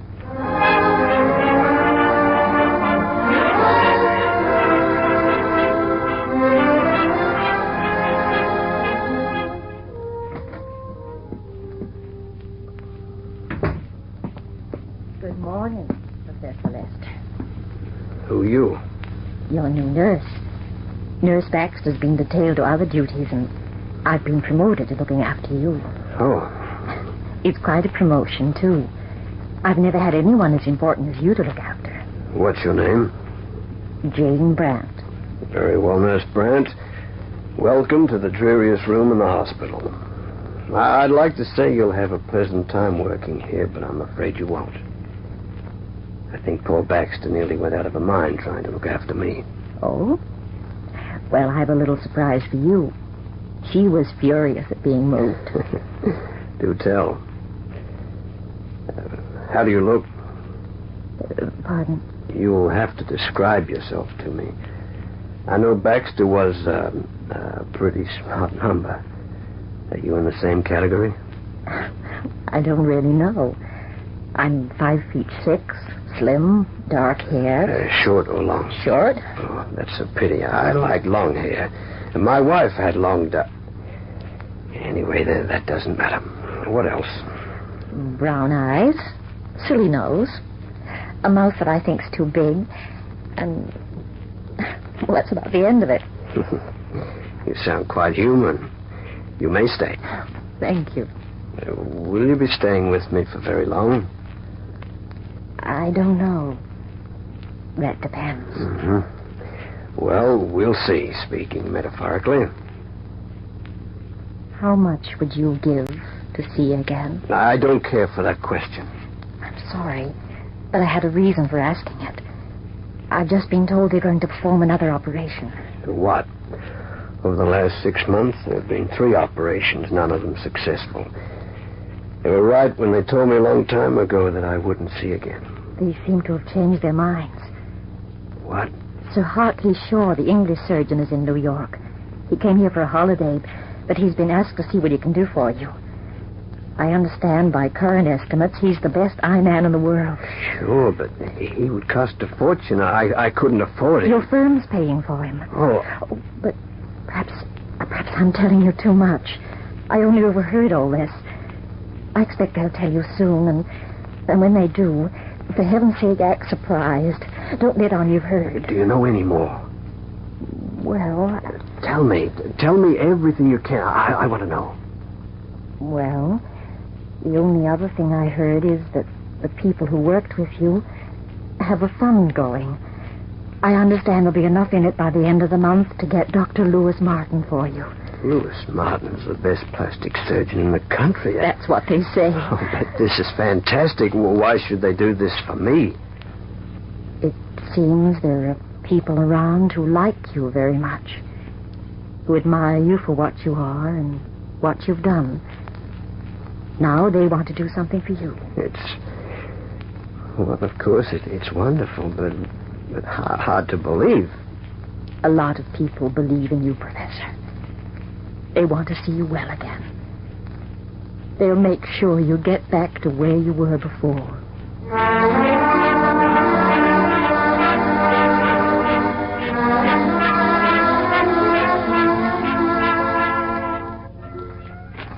There's not much more in the paper. They just seem to be filling up the columns with a lot of nonsense these days. Do you want to hear why Hollywood's reigning movie queen eats yogurt for breakfast? No, thank you. I didn't think you would. And that concludes this latest news bulletin. Thanks for reading the paper to me again, Jane. That's all right. I wonder how many papers I've read you since I've been on duty here. It seems like thousands. You know, I think I'll miss it when I can't read any more to you. When the time comes that you can read them for yourself again. You're so certain this last operation sure will be a success. Of course. Sure certain of it, so the rest of us should be, too. To see you again. That'll be quite a day when these bandages are taken off. It'll be a great day. You've so much to look forward to now. The plastic surgery a success. The eye operation undoubtedly the same. Uh-huh. I'll be able to see and move about in a world of my own. Why do you say of your own? It's just the way it'll be. Do you still want to see her again? Your ex-wife? No. I don't want to see her.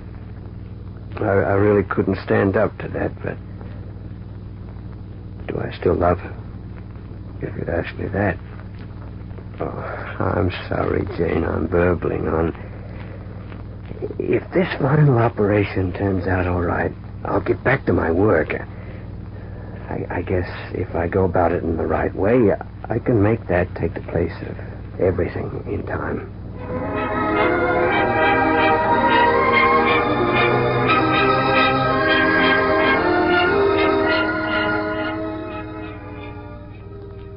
You ready, Professor?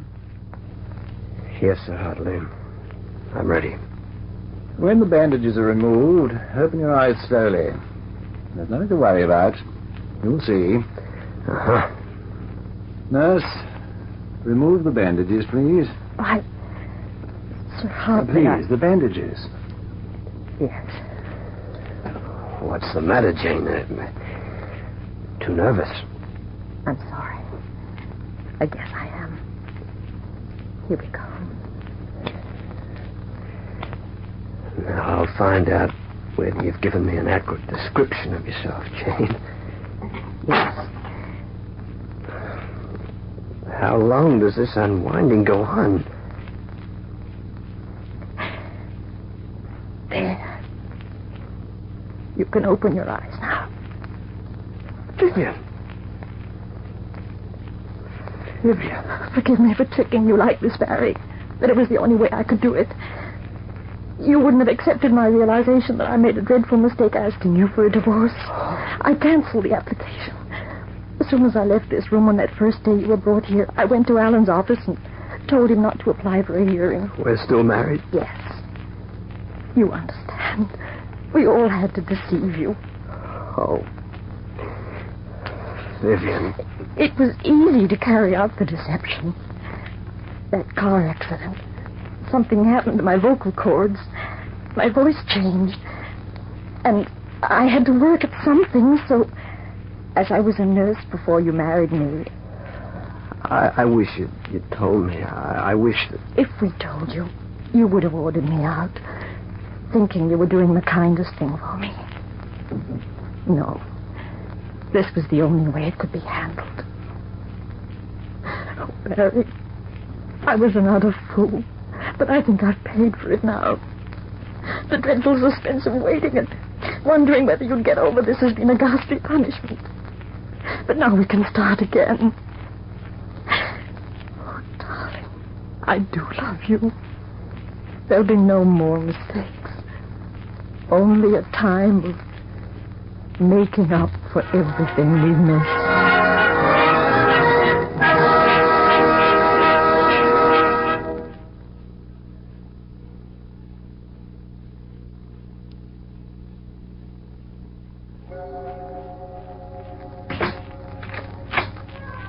A closing door finishes a story.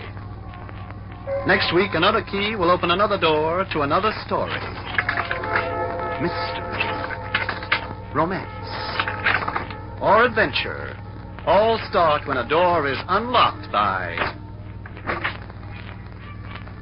the key.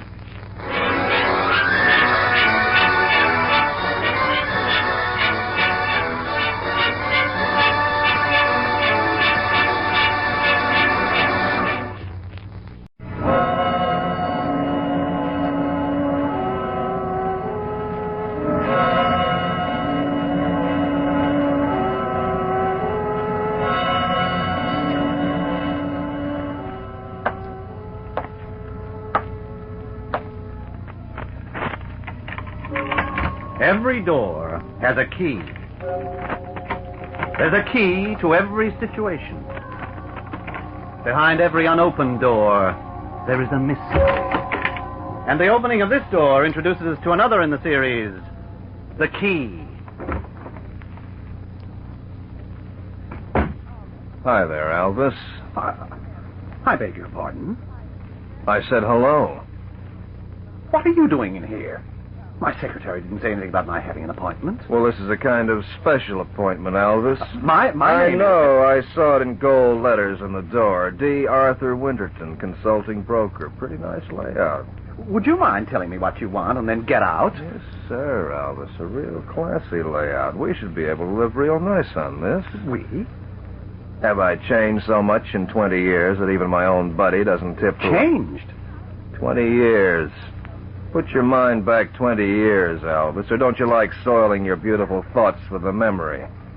Con Stanhope. The same, alive and kicking. Con, but I thought you'd be... Yeah, I'm back to get my share of the break, which should be a nice size, what with interest. 20 years. I'll bet that 20 years has passed like a cloud in the sky for you, Elvis. But not for me. I sweated out every minute of it. Once I went a little stir-crazy and hit a guy, and they put me in solitary for a long time. It was dark, cold, wet in that hole, and they fed me bread and water.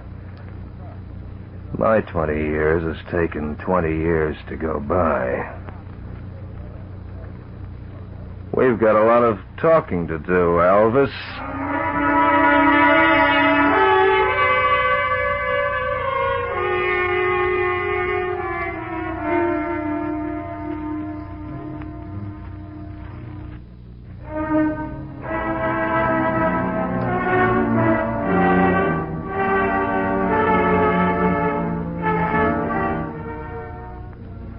We can't talk here, Con. It's as good a place as any. But there are people who might hear you. My secretary. This is your place of business, isn't it? Yes, but... Well, I'm talking business. Can't we leave it till this evening? You talk like you're not pleased to see your old buddy. Of course I'm pleased. It's just something of a shock. Yes, I can well imagine. 20 years of a shock. Did they let you out? I didn't break out, if that's what you mean. But they gave you life. Well, life doesn't mean forever sometimes, Elvis. Sure, they gave me life, but it was a manslaughter charge, Elvis. Remember, 20 years was enough, they said. You're all free, they said, so I walked out. Good. Yeah, good. I thought you'd be pleased. I certainly am. If there's anything I can do to help you get a fresh start. I paid my debt to society. You got no idea how it feels to have paid one's social debt, Elvis. It's a nice, clean feeling. That's what it is. Good. The first thing I did when I walked into the free air was look up my old friend and buddy, you. And I wouldn't have it any other way. Yeah, that's what I kept telling myself. I said to myself, Con, you shouldn't ought to bother Elvis like this. And then I said, why not? We're still pals. 20 years don't frizzle a man's feelings, do they, Elvis? Indeed not. No. In fact, in 20 years, a man can build on those feelings. They can grow till that's all he's thinking about. I thought about you heaps in prison, Elvis.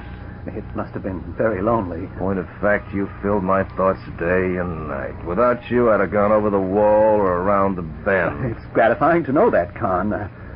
Now, what can we do for you? Sir, day and night I thought about you. I've got a luncheon engagement in a minute, Con, so if we can meet later on, we can talk about that. Well, I feel like talking now. There are so many things I wanted to tell you. First off, it's kind of hard to think. You ever get that way, Elvis? Ever find it hard to think? Quite often.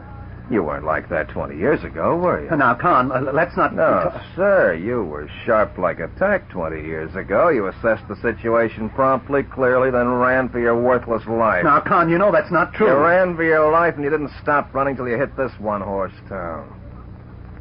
I didn't run, Elvis. I stood and covered you.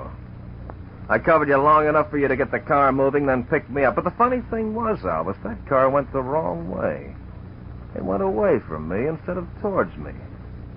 There I was, standing all alone like the orphan on a rock with a gun in my fist and half the city police force in my hammer. I remember that real well, Elvis. That's not how things went at all, Con. I admit I ran, but not till I saw that there was no hope in the world of getting the car to you. And, of course, having come to that conclusion, you didn't bother trying, did you? What was the use? And in that car was $100,000 in small bills. It was nearly impossible to get rid of it, Con. I had to drop a lot to clear it. You had to drop $70,000 to clear it, Elvis. Isn't that right? You dropped all that much because you were cold, scared you'd be landed with a lot. How did you know? A little bird told me. It's not a great deal of money, Con. Well, my share was a total of $12,500. Yes, well, I think we should have a chat about that. You're so right. Do you have anywhere to stay? Yes, I do. Oh, fine. If you'll give me the address, I'll look you up tonight and we'll have... You know the address, Elvis. I do? 21 The Crescent. But that's my place. Our place. You wouldn't do it, Con. I've done it. But my wife, what'll she think? I wouldn't know. I've never met the woman. You'll think of something to tell her you're her husband. She'll wonder. Con, it was a mistake coming here. We all make mistakes. My first mistake was 20 years ago when I stood and covered for you. When I stood in the dock and refused to name the guy with me on the robbery. Now, your first mistake was when you ran out of me. I've explained that, Your Con. second mistake was when you ducked out of your obligation. You didn't even bother to find a good lawyer for me. I had the public defender. He had a toothache right through the trial. I had to hide out, Con. Oh, fella, your next mistake was when you didn't try and get word to me and stir. Your next mistake was not telling me how much you got for the loot. All mistakes, Elvis. I couldn't, Con. When I moved here and started afresh, I met people. I got married. And I turned respectable? Yes. I don't want anything to upset that. Oh, I can see that. Hey, you're worried, aren't you, partner? Yes, I'll admit that What did you call me? Partner. Now look here, Con. Look here, partner.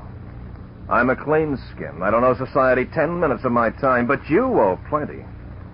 You're the missing link in a crime committed 20 years ago. That's a long time, I know, but the police have a long memory, Elvis, even longer than mine. And they'd be kind of interested in my tale of woe, and I can go to them with a light in my eyes because I've paid for my sins. You wouldn't do it, Con. I've paid for my sins, Elvis, and now I think it's about time you started paying for yours. Partner.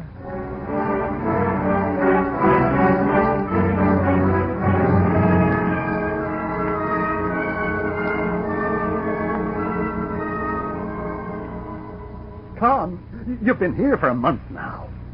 My wife is beginning to ask questions. Know any good answers? And the people around here are thinking things. First time for years from the look of them.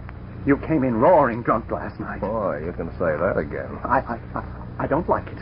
Well, I enjoyed it immensely. And I have something else to tell you. You remind me of a little old bee buzzing in a little old bottle. I've been reading some law books, and I found... That's a heck of a way to spend your spare time. Now, what did you find, Elvis, old pal? I found that I can't be charged with a crime I committed. Well, now, the first thing you learn is never admit you committed any crime. Somebody might be listening. My crime of 20 years ago is outlaw. Not murder. That's never outlawed. You read the wrong book. I didn't murder that guy. Go and sit down, boy, before you fall down. You were an accessory before the fact, and I was there. That makes me a witness. All right.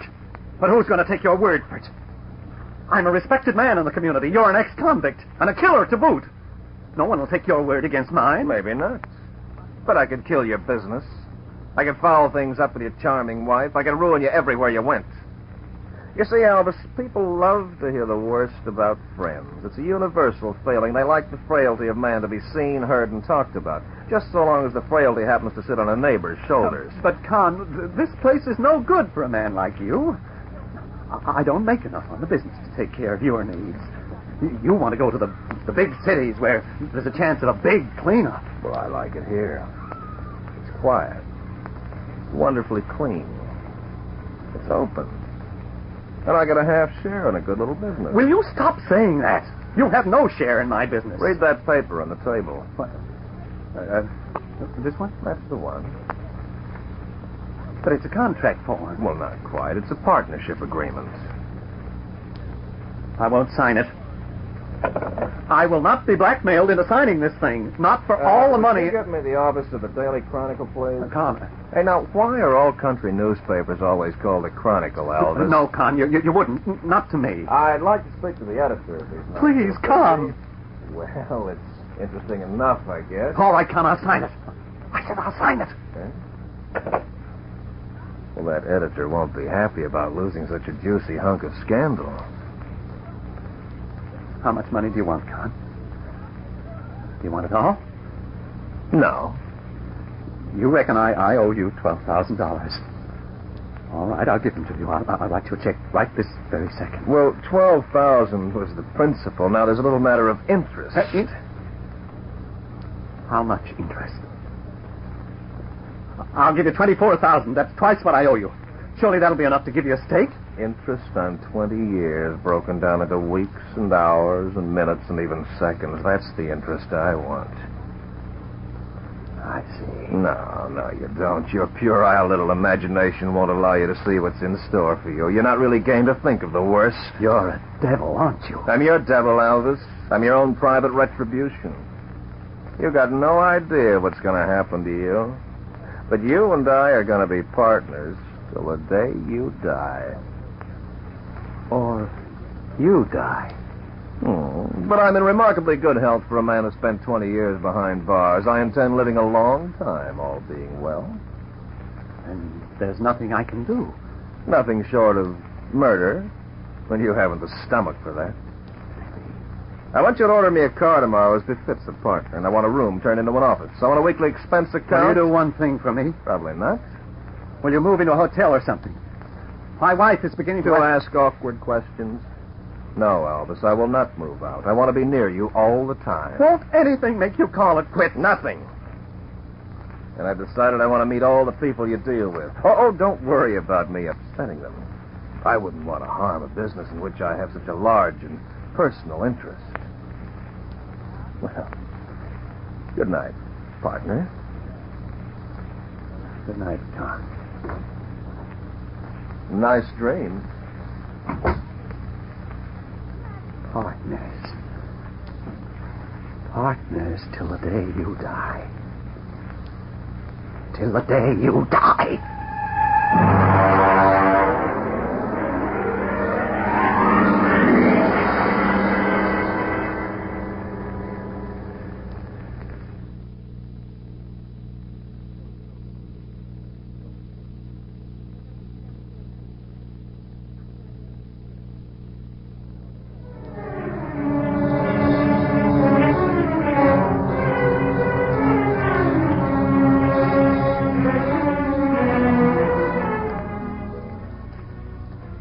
Would you care for some more coffee, Mr. Stanhope? Don't you think it's about time you called me Con? Mr. Stanhope, I don't know what hold you have over my husband, but it doesn't entitle you to expect civility or friendship from me. Maybe I should start insisting. Wouldn't do you any good. Don't worry, Delia. I won't insist on anything. I want to live in friendly relations with you, and I mean that. But if you insist on the freeze treatment, I don't think I'll worry too much. Good. We know where we stand, don't we? Don't we? What is it you've got against Albus? Is he a good husband?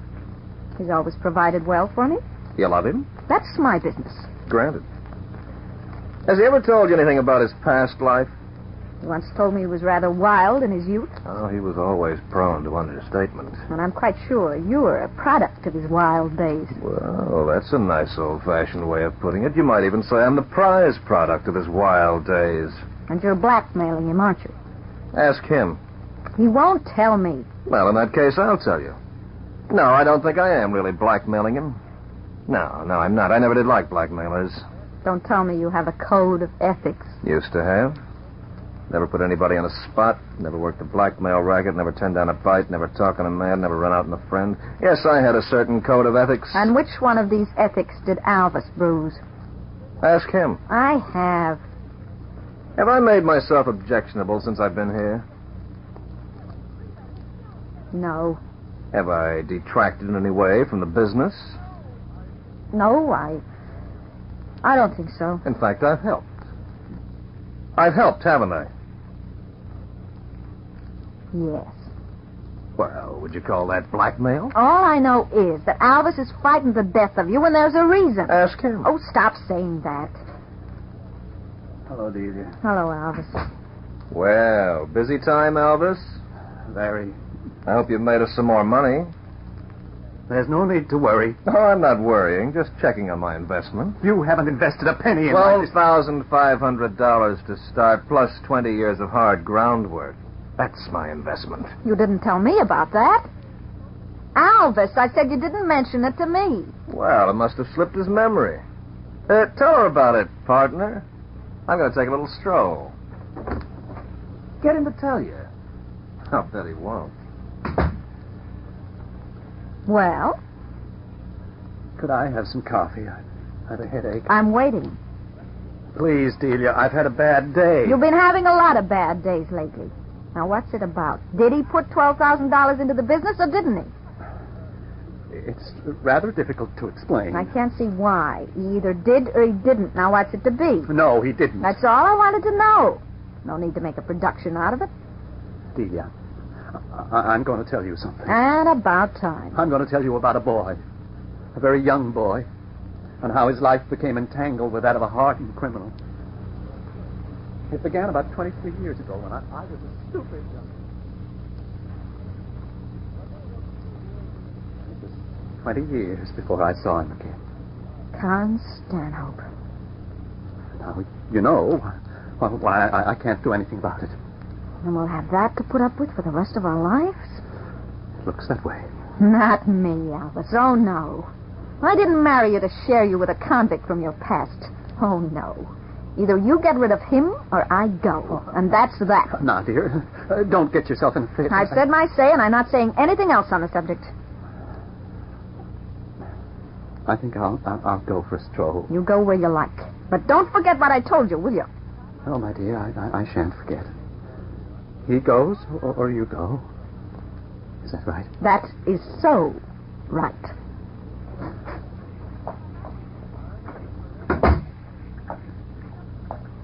He goes, or she goes. He goes, or she goes. That's the first sign. Oh, you frightened me. Talking to yourself, first sign of madness. Delia has delivered an ultimatum. Strong-minded women give me a pain. With Delia, it's not so much a matter of being strong-minded. Tell me your troubles. The ultimatum is that either you go or she will leave me. It's apparent that she can't stand the sight of you or the fact that you're forcing yourself on the household. Did you tell her the little story? Yes, I did. And she thinks you're a nasty type. Well, for what it's worth, I don't think she's so hot either. You're ruining my home and my life, Carl. You shut up, you little worm. You locked me up for 20 years. Well, that doesn't matter, does it? No, you little creep, you fat little worm. Don't talk to me about ruining anybody's life, you hypocrite. I still can't have you doing this dreadful thing to me, Con. I really can't. What a pity. It's just that I've spent so long building things up here and having a well-ordered, smooth life. I can't lose it. I'm sorry. Sorry, Con. I'm awfully sorry.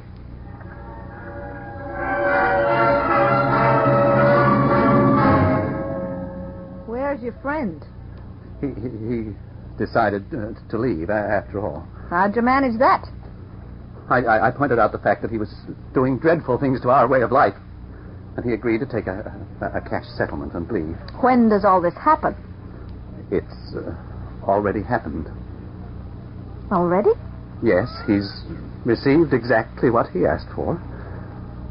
I'm sending his luggage on. But I didn't think he'd give up that easily. Oh, after talk, he gave up arguing altogether. Shouldn't I ask any more questions, Albert? No, my dear, you shouldn't. Now, I think I'll pop off to bed. It's been a full day. Good night, my dear. Good night, Albus.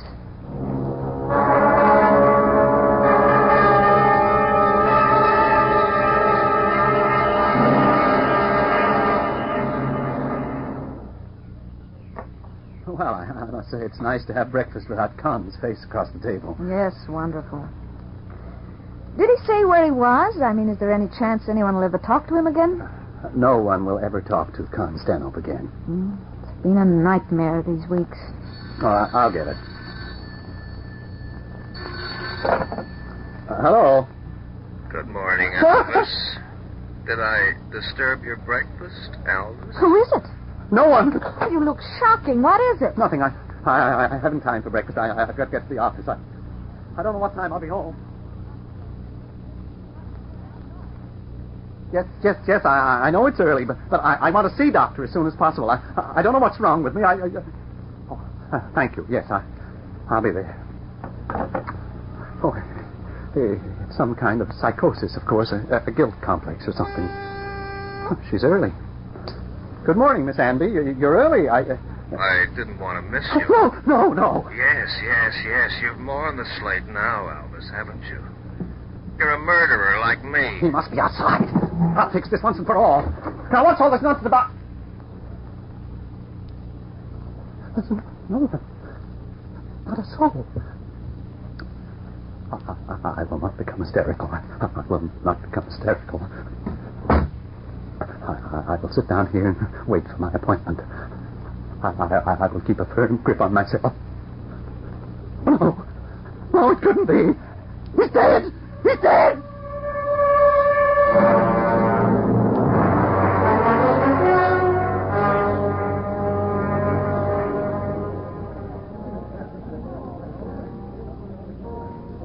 Well, it's very nice, Albus, but we haven't been to a club in years. Why the sudden desire for nightlife? Oh, didn't want to be on my own, I suppose.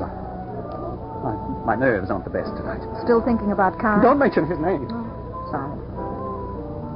Let's sit down. Okay. No. Let's go home. Want to tell me about it? You said you'd rather not know, didn't you? He's gone, and that's all you've got to think about. He's gone. He's dead. No, I don't want to know. It's best. It's the only thing you could have done. Don't think about it anymore.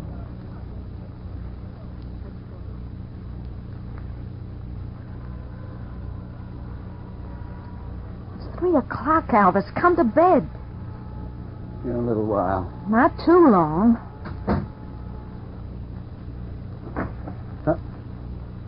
Don't turn around, Albus. You can't. You've been expecting me? Yes. You can't escape your obligations, Albus. 20 years of interest is too much to dodge. You'll live with this, Albus, always. You're a dead man, Con. I'll never be dead for you, Albus. Never. Think about it. I won't live with it always, Con. Not with you hanging over me.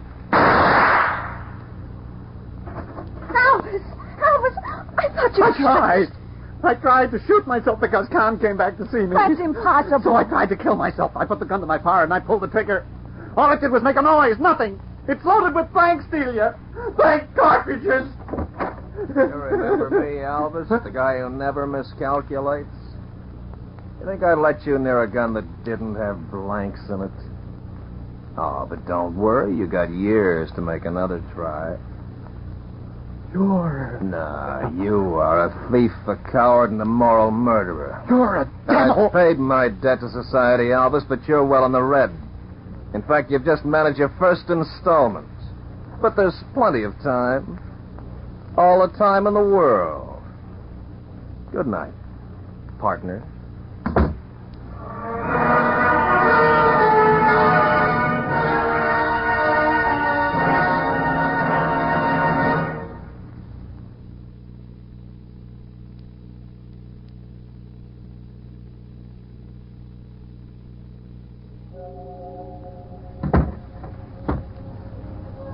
A closing door finishes a story.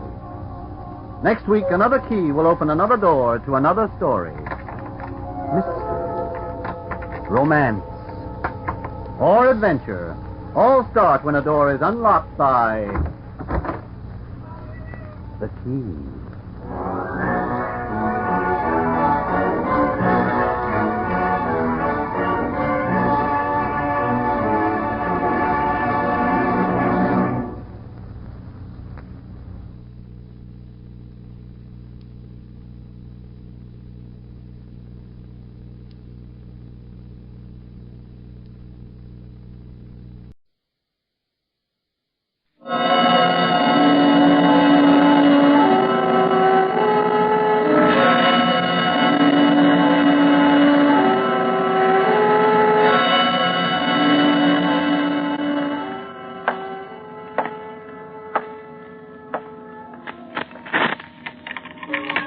Every door has a key.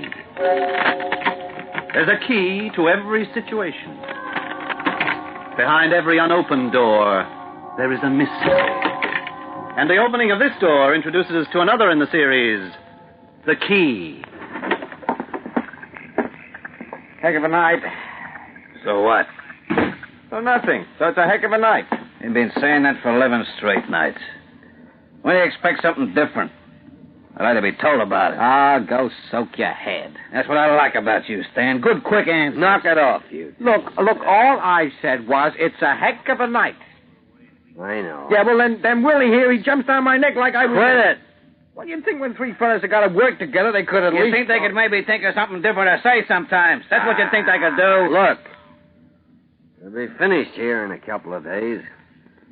Then it won't make any difference what you say. I'll let it rest, huh? Oh, you know, it's funny being the only three guys from Mars around. Just like we were the only people left on Earth. Hey, wouldn't it be funny if we got back and found everyone not there? You see what I mean? Kind of scary. Yeah. Well, some of the people I know, I'd be happy if they weren't there. Not me. I want to get back to the big city. I want to hear some noise and see some lights and drink some good whiskey. That's what I want to do.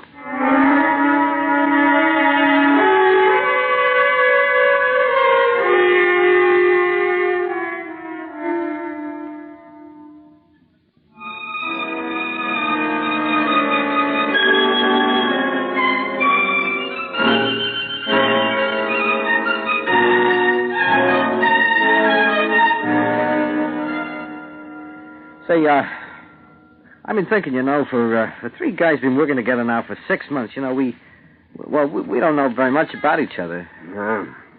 Maybe there's not much to know. Oh, everyone's got something interesting up their sleeve. Hey, Arnie, you married? Married? I got 7 grandchildren. Oh, you married? Well, only if I got 7 grandchildren. I almost always got them in the house. We figured when the kids grew up and married off, we'd have some quiet around the house. Uh-huh. Not likely. As soon as they were married and had some kids of their own, they come and visit. And then a couple of them had some bad luck and they come back to live. And pretty soon the house is full of screaming kids. Well, that's life. Still, I guess I wouldn't be without him. What about you, Stan? Not married. Not yet, anyway. Oh, I see. You got somebody in mind? Oh, couple. I'm going to wait for a big dowry. Or maybe a rich widow. Look, with a face like yours, you should get what you can. Oh, I'm not handsome, but I got sex appeal. Who told you that? The weighing machine. Got my weight wrong, too. Hey, you know, it must be pretty good to have a nice house and a heap of kids. Say, I bet you're never lonely. Lonely? Why do you think I took this job? It's the only way I could figure to get me a holiday. Still, I sure miss him. Yeah. Roy. What? You married or anything? You say that again. Well, are you? I sure am. Hey, sounds pretty good. Pretty good? Huh. You just sit here a minute, boy. I'll show you what's pretty good. Well, it's the first time I've seen Willie interested in anything. He must be some doll. Yeah, I'll show you what's pretty good. Yeah. Take a look at that. Oh, yeah, me too. Is that your wife? Nobody else. She used to be on the stage. Went under the name of the Pink Pearl. Used to do a specialty act, very high class. Yeah. How long you been married? 6 months. 6 months? And you'd leave her to come and work on a stinking job like this? Oh, you're crazy in the head. Well, I figured the dough was good, and I wouldn't spend any out here. And that way I could save a lot. You see, Pearl, well, she's been used to nice things. I didn't reckon it was fair to make her do without them, so I decided to take this, and with the dough I saved, we can maybe put a deposit on a nice business or something. Well, it's the first time I've ever heard you say more than 10 words at a time. This doll sure has you. Yeah, she certainly has. Well, what are you staring at, Stan? Huh? Nothing. Just looking at the picture. Real nice. Yeah. Well, you looked enough. Hand it over. I still wouldn't have left the doll like that. Not for a million. Well, we figured it was worth it. Of course, I didn't do it without a long talk about it. Did Pearl like the idea? Yeah, of course she didn't. But like me, she figured we needed the money, so that was that. She still working? Yeah, but not on the stage anymore. She told me she was taking a job in a bakery. No, not that there's anything wrong with the stage. She had a very refined act. It's just that, well, she's a married woman now, and, well, you know how it is. Oh, sure. Yeah, I'll bet she was a wow. And then some. Yeah, never could figure why a good looker like her married a pan-faced guy like me. Must be love. It's the only reason I can figure. Yeah, I guess so. Say, bet you'll be glad to get back to her. That's not the word. When do you figure they'll pick us up, Arnie? Well, job's finished. Just about. Could take us off any time. You know, it's a funny thing to think this whole valley will be flooded soon. Wonder how long it'll take to fill. Well, when that coffer goes, you'll be a lake before you can spit. Yeah, I suppose all we got to do now is keep the people out of the area, huh? That's about it. Yeah, that won't be hard. Everyone for 100 miles around knows about the dam, so they're not likely to be silly enough to come near it. Hey, they're going to take us out in that helicopter? I suppose so. 2 of us, anyway. Someone has to drive the Jeep. Won't be sorry when we get the green light. Me. Well, you two can chew the fat all night if you want. I'm hitting the sack. I'll sure be glad to sleep on a decent bed again. Well, we all.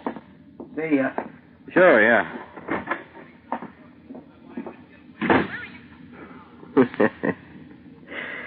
I never seen Willie so talkative. He's sure gone on that wife of his.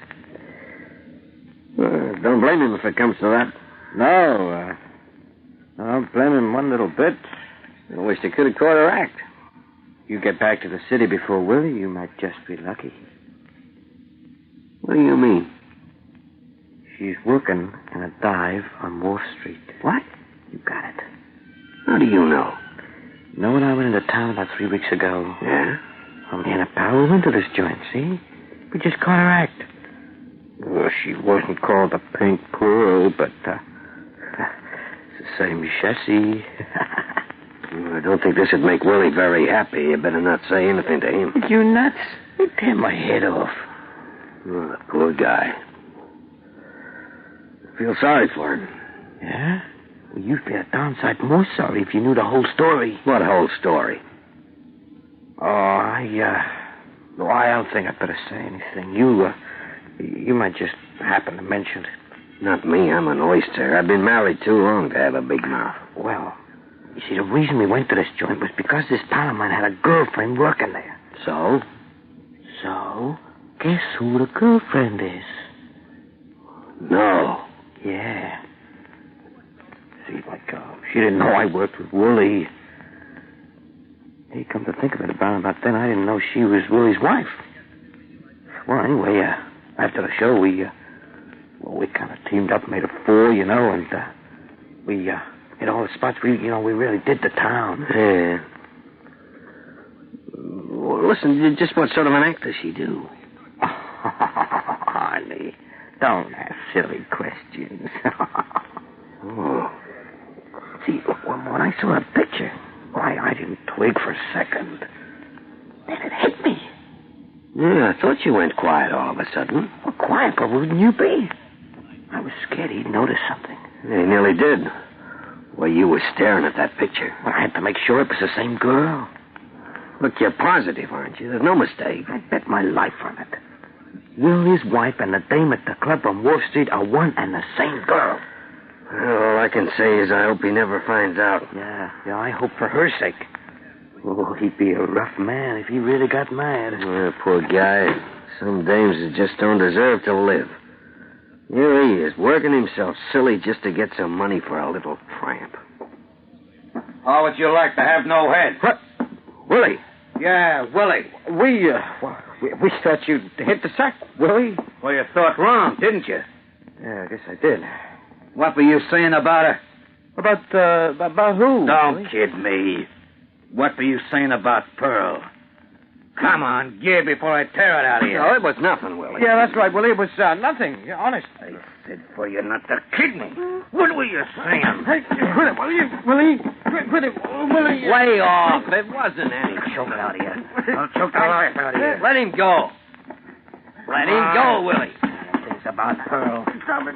I saw the way you was looking at the picture. Why, now you really done it. Now you're in trouble. Get away from me. Leave him alone, Willie. Leave him alone, I say. You shouldn't have hit me, Stan. I don't like it. But what do you expect me to do? Lie there and take it? You're no good. I'll teach you to say things about my wife. No, you get away, Willie. No good backing off. I don't like people telling lies about her. I don't like it. Nobody's telling lies. Yeah? You like that, huh? Huh? I didn't like it, Willie. Yeah. And, Willie, you're not going to like this. Stan? Your wife's a two-timer, Willie. How do you like that? She's a dirty, no-good two-timer.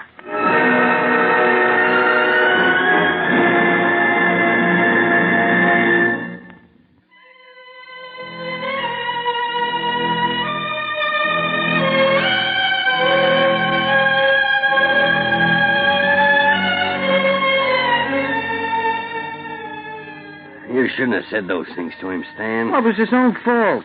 He nearly killed me. I've never seen a guy go to pieces like that. It's like you've been hit with a poleaxe. Yeah, I should have kept my big mouth shut in the first place. Yeah, I guess so. Well, anyway, I'm as much to blame as you. I wanted to know. Poor old Willie works like a dog to save money while his wife goes off and works in some crummy joint. Yeah, tough. I suppose you could forgive that if she figured that she could make more money there than working in a bakery. But it's the other that's so hard to take.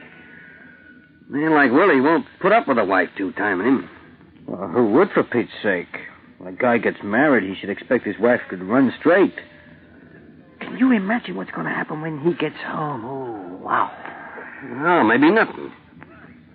Maybe you just leave her without a word.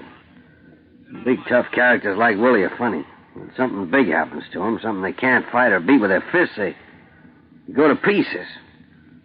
That's what's happened to Willie. Yeah. Well, no good worrying anymore, I suppose.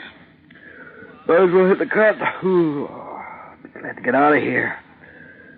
Be glad when the whole joint's full of water.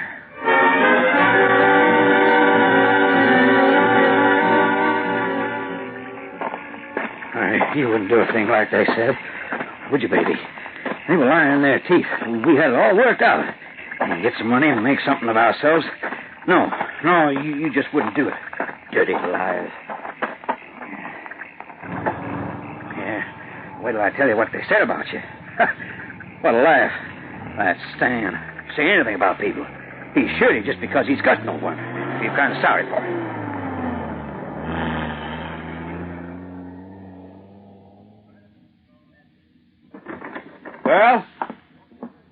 Pearl, honey, I'm home. It's Willie. Pearl. Honey? Pearl! Hey, Pearl! I must have took a walk. Yeah, that's it. She's gone for a walk someplace. That crazy pair. Just because you're a good-looking doll, they make up lying stories about you.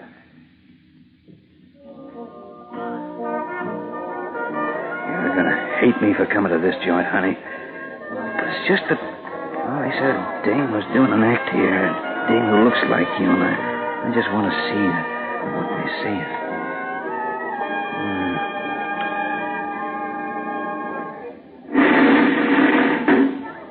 Ladies and gentlemen, we have great pleasure in presenting to you the toast of Wall Street. The little girl with the best act this side of any place, the fabulous Molly. It ain't you, Pearl, is it? Say it ain't you.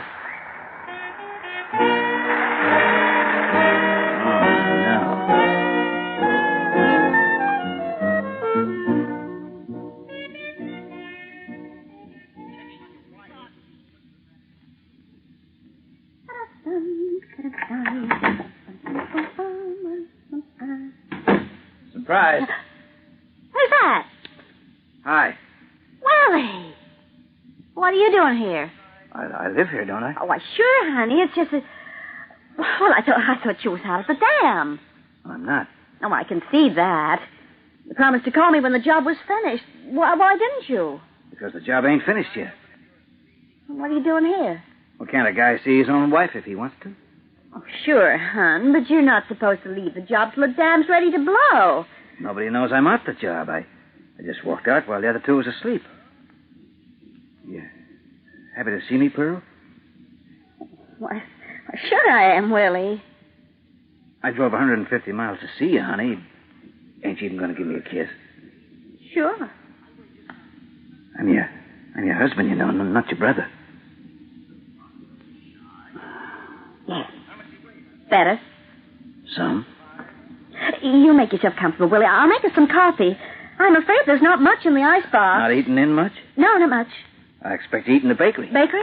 Yeah. Yeah, I eat there. They give me real nice meals.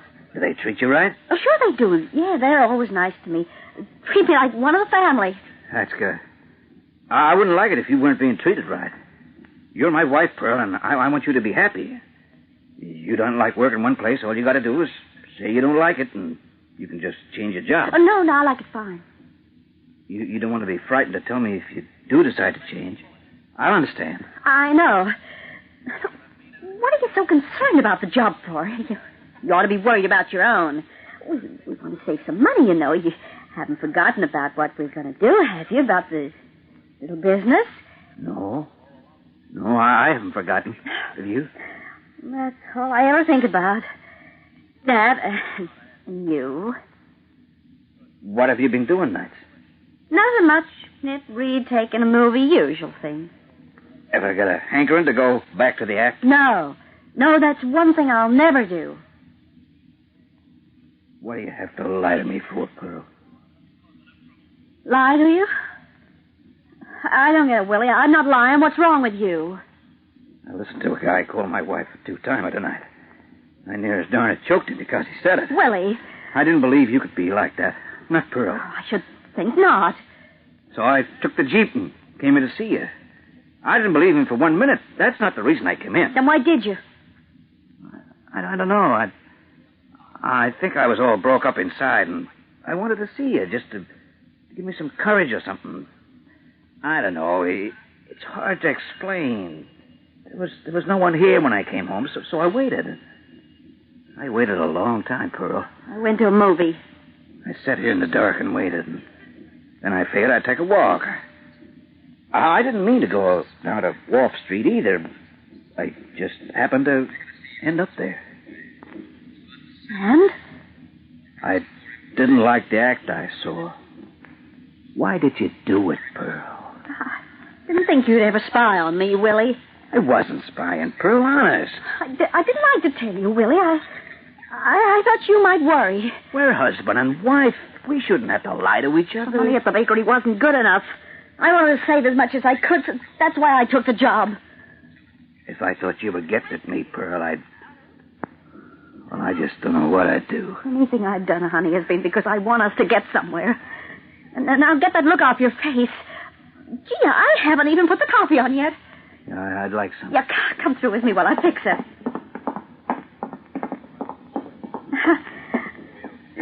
Gee, it's nice to have you home.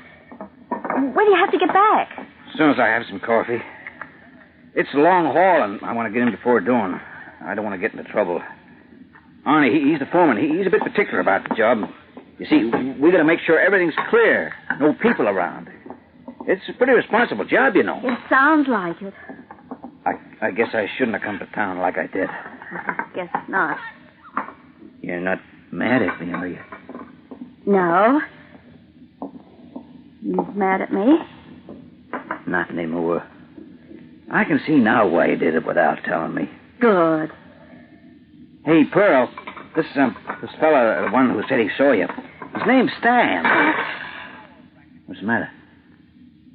Nothing, just clumsy. He said he and another buddy of his made a 4 with you and another girl. Willie. He seemed pretty sure of himself.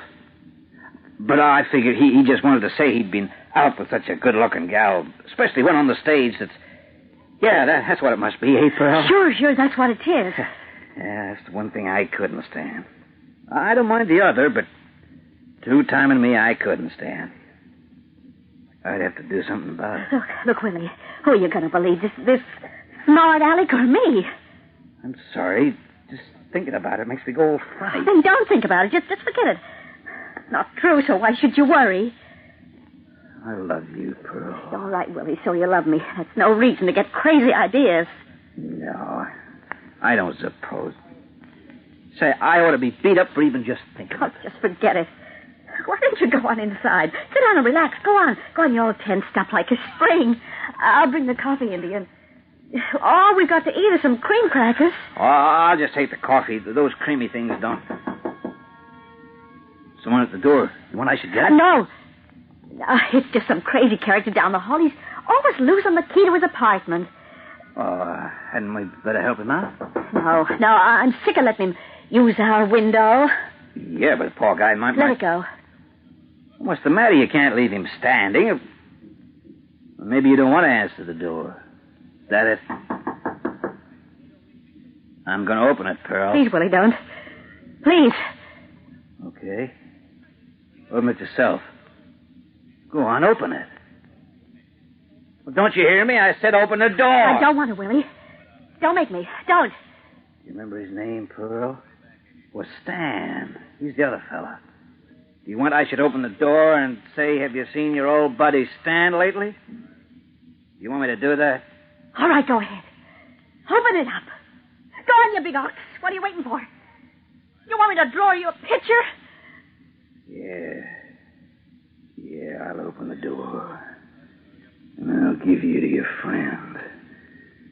I'm sorry for you, Pearl. Real sorry for you. Please, Willie, please. I didn't mean it. Willie!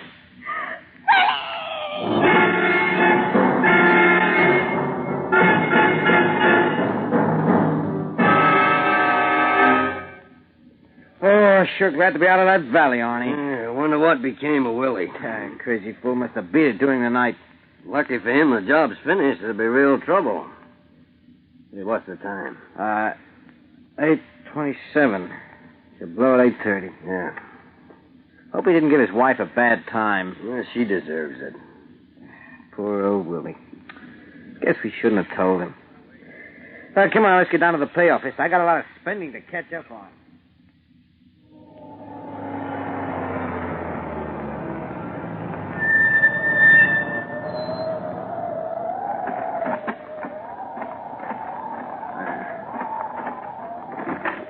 Now, don't start giving me a bad time, boys.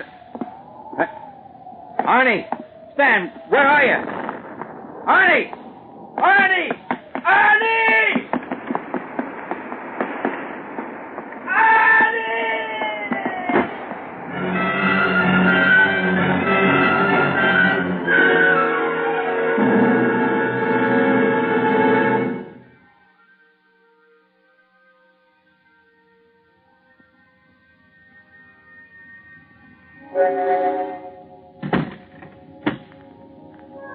A closing door finishes a story. Next week, another key will open another door to another story. Mystery, romance, or adventure all start when a door is unlocked by the key.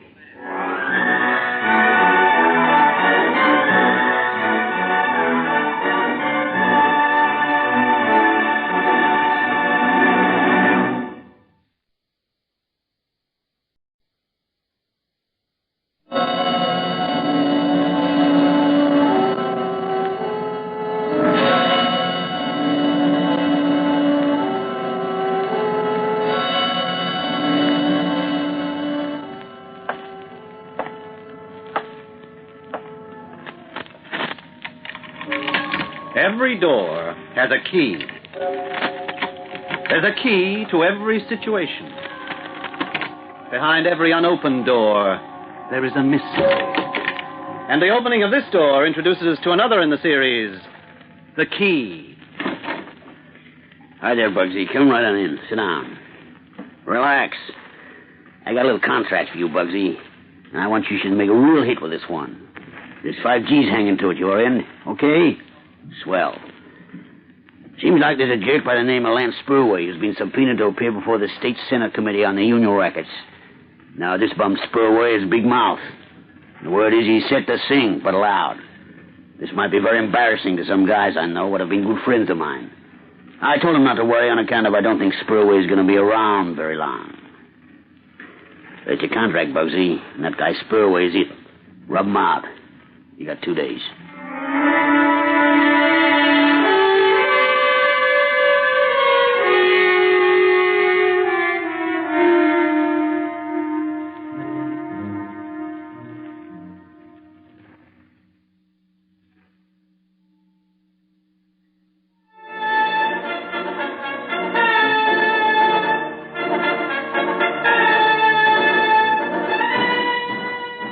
Yes, I know, Bart, but...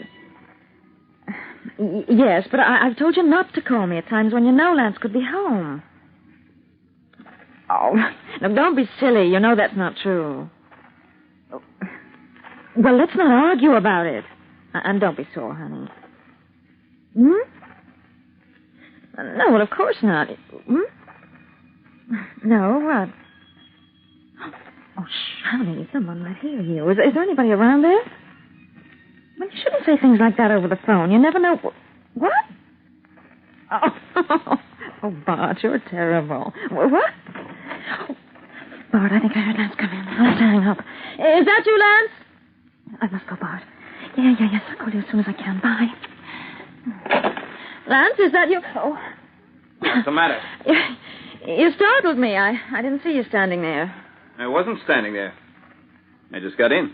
Well, you might have answered me when I called out. Why? Who else were you expecting right now? Some other guy got a key to our home, huh?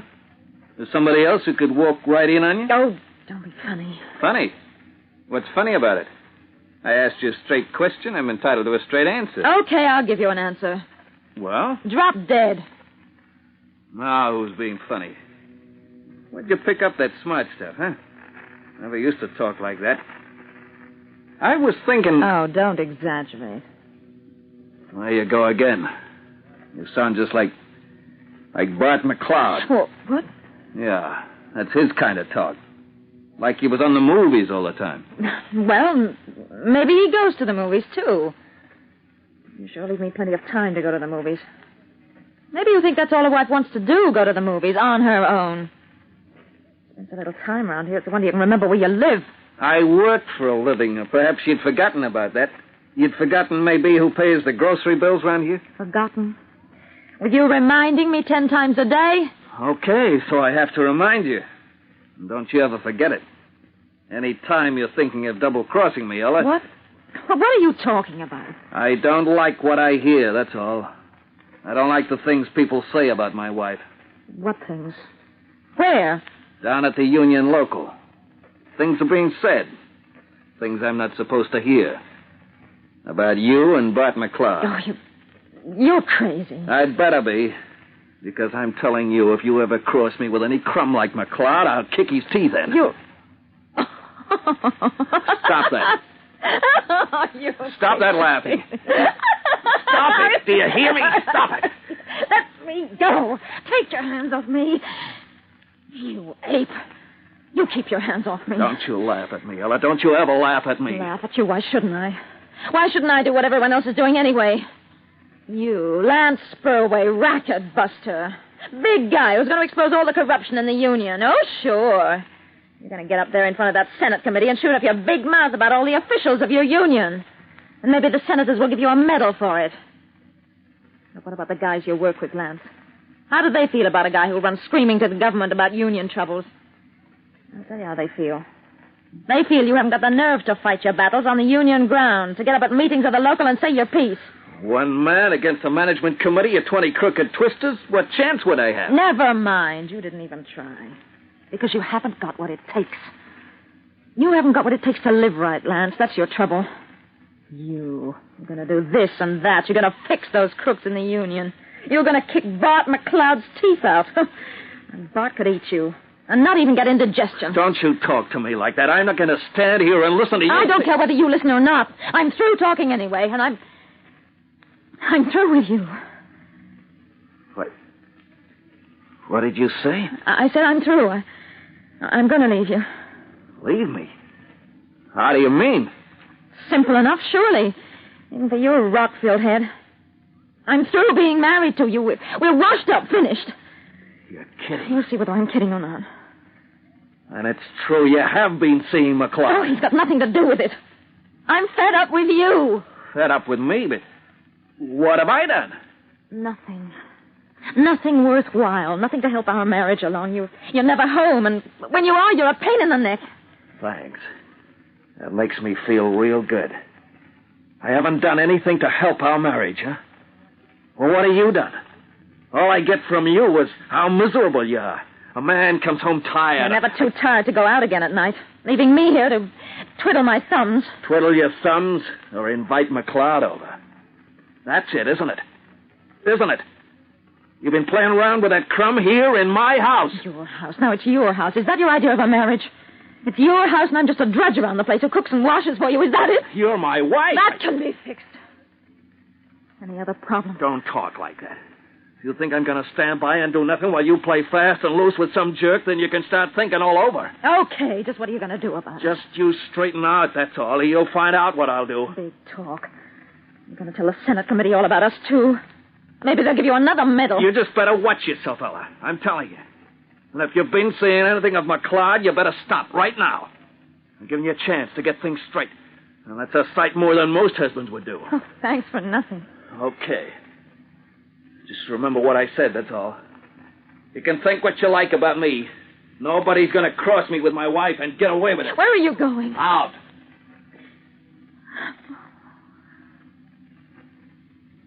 Ella, where's my coat? It's raining outside. It's over there where you left it. Oh. Well, don't expect me back tonight. Just think over what I said. You're my wife, and that's the way it's going to be. I'm giving you a chance to think it over. That's all.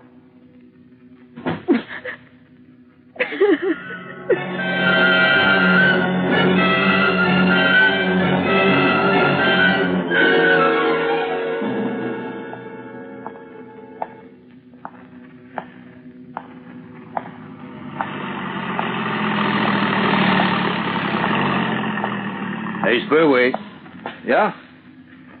What do you want? Come on, get in. Captain wants to talk to you down at headquarters. What's the matter? What's he want me for? Search me. You know, it's a funny thing about it, Captain. He hardly ever tells me anything. Come on, let's go.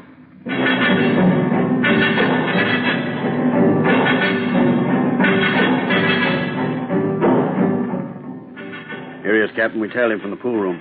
He was taking a pretty lonely walk downtown. He's getting pretty wet in the drizzle, too. So we picked him up, like you said. Okay, Jameson, that's all. Well, that walking in the rain, guy must think he's Johnny Ray.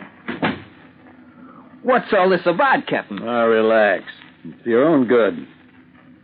And just for the record, where were you headed when the car picked you up? What's that got to do with you? I'd committed some crime or other? No. But I'll tell you something, Spearway. I'd rather pick you up for no reason than go hunting town for a couple of hoods who beat you up. Beat me up? Well, nobody's beaten me up. Not yet. What are you talking about? Look, you're due to appear before the Senate Committee on Union Rackets day after tomorrow, right? Sure, everybody knows that. Yeah, everybody. Including a bunch of crooks who'd give a lot to stop you testifying. You mean that some guy... I mean that you've got no place going for lonely walks at night right now. You're just asking for trouble. A couple of zombies will lay for you in a quiet street or an alley, beat you to a pulp, and tell you there'll be more of it if you testify to the Senate Committee. You think those crooks running the union will do that? Well, intimidating a witness is a corny old trick, but you'd be surprised how often it works. I'm not scared. I can look after myself. Yeah? Well, I admire your courage, Spearway. But one man against maybe 3 or 4 using knucks and lead pipe? Take my advice and go on home, straight home, and stay there. Especially at night. But I don't get it anyway. What's with you? Like Jameson said, you were just walking alone in the rain. What for? Where are you going? Oh, nowhere in particular. I had an argument with my wife. You know how it is. Don't remind me. I've been married 20 years. Yeah, well... You know, maybe you're right. I guess maybe I've been a little rough on her at that. Yeah, maybe I should go home and straighten things out. Yeah, you do that. You may not even remember what you said to her, but apologize for it anyway. Women like that. Believe me, I've tried 100 different systems for winning at this marriage racket. That's the only one that works. Say you're sorry and take it back. Well, you're 15 years up on me, Captain. Guess you ought to know. Brother, I learned the hard way. Yeah. Yeah, well, I'll be on my way. Yes, well. Just take it easy the next few days till the hearing's over. Stay home at night. I'm supposed to look after the safety of the citizens of this town, Mr. Spearway. Right now, I'm keeping a special eye on you.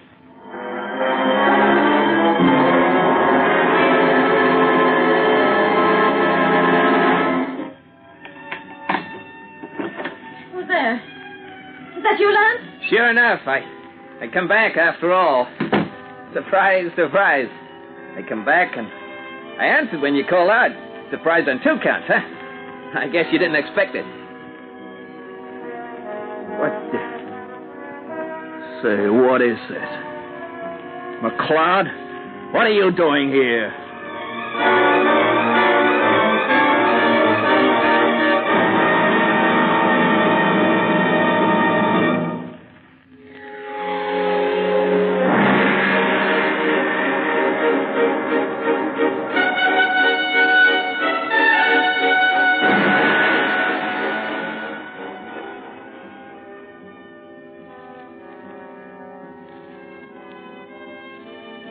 Well, if it isn't no Racket Buster Spearway himself. Well, come on in, Racket Buster. Join the party. Help yourself to a little drink. Get out, McLeod. Get out of my house. Oh. Now. Hey, take it easy now, Racket Buster. You sound like you don't feel very friendly. Why, you make me feel I'm not welcome. You heard me. Get out. Lance. I'll get to you later. Are you going, McLeod, or do I have to... Do you have to what, Racket Buster? Break my neck? Was that what you were going to say, Well, now, I'd just love to have you try that. I just adore that.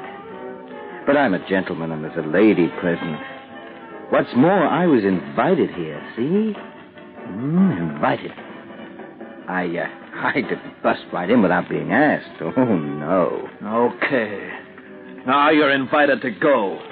Get moving. Whoa, wait. Now, just you wait a minute. No, that will never do. You see, it was Ellie here who invited me.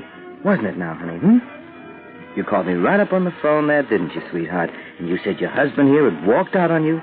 You were lonely. You wanted me to come right over now, didn't you, honey? Lance, it's no use making a scene. I told you how I felt. Yeah, you told me. And you walked out. You said you wouldn't be back. Well, I am back. Maybe it doesn't occur to you I had a reason for coming back. Oh, sure, you had a reason. You came back to spy, didn't you, Racket Buster? Yeah. You're good at that. You could leave me for dead on that. Oh, you're very sharp when it comes to gum-chewing around checking up on people like you did with Harrison and the other guys on the management committee of the union. Oh, you checked up on them okay. You checked on them good.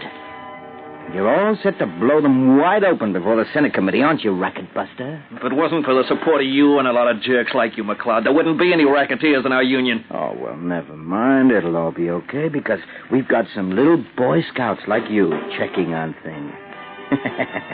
Oh, you're a great one for keeping tabs on people. Always making like the tax collecting guys, poking your sharp little nose into other people's business. Checking on the union officials, checking on your wife. God, please. What's the matter? It's true, isn't it? That's what he's doing. Goes out and says he won't be back tonight. That is what you said, isn't it, Racket Buster? Sure you did. Now here you are. Make you feel good inside and make you feel good to know your wife's got someone else. Oh, stop You it. better lay off needling me, McLeod. Now, who's needling anybody? All I'm saying is the truth, isn't it? Can I help it if you're a sleazy crumb? One who doesn't know how to behave? I know what you're trying to do. You're trying to make me take a poke at you so you can play the big hero in front of Ella. Well, it won't work. No? Oh, well, now, that's a real shame. I'd sure like you to take a poke at me, Racket Buster. Come on, you're a big guy, big as me. I weigh just on 200 pounds. How much you weigh, Oh, come on, don't be shy. How much do you weigh, honey? 185? 90? Hey, what are you doing? I like that program. Put it back on. We don't need it. Seeing you're determined to stay, we may as well get this thing settled. Huh? What thing's that, Ella, I want you to get this straight. I'd rather talk it over privately with you, but it seems I'm not going to get a chance. When I left, I didn't have any intention of coming back here tonight. Something happened to me, and I came back. I came back to apologize. Does that mean anything? It's a bit late, Lance. That is the understatement of the century. You've got some nerve, Racket Buster. Ella, maybe it is too late. Maybe that's my trouble all along with you. Okay, where do we go from here? We can't go back, Lance. It'll never be the same. I'm not asking you to go back. I thought maybe we could start afresh. Well? Seems to me you're not making out so good with that line, man. Seems to me like you better fade. Why don't you button your fat lip, McLeod? Haven't you caused enough trouble? Me? I haven't done anything. Like I told you, I'm here on invitation, see? A lady calls me and says she wants my company. Now, what am I going to do? Not only is it hard to resist a lady, but also I admire her taste. So, here I am.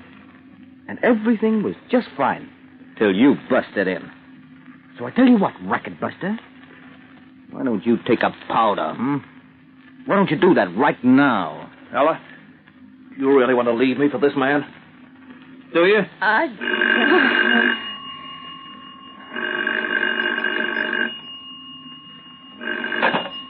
Hello. Hello. Is Lance there? He's busy right now. Call back later, will you? Listen, this is important. Is that Mrs. Spurway? Yes. Listen, Mrs. Spurway. I got to see your husband right away. It's about the Senate hearing. I got some more information for him. Who's this speaking? Martin. Harry Martin. Tell your husband I'm a friend of George Malloy. I got to see him now. Tonight. Tell him to come to Joe's pool room right away. I'll be waiting for him. He's got to know what I got to tell him. Okay? But look, I got to go now. You tell him to come right away. Oh, wait. Hello? Hello? He hung up. Who was it? A man named Harry Martin said he's a friend of George Malloy. Friend of George's? He wants to see you right away now. Says he's got some more information for you about the hearings. Well, if he's a friend of George's, he must be okay. If he's a friend of Malloy's, he's a creep. Another Boy Scout running around telling tales. Another racket buster. Oh, please, Bart. I've had enough. You've had enough, huh? What do you mean you've had enough? Take it easy, McLeod. She's not... Now, you just keep quiet, racket buster. Just don't say another word right now. I tell you, I've heard all I want to hear from you, and I'm not going to listen to another word. You're going to hear what... Bart! Bart, stop!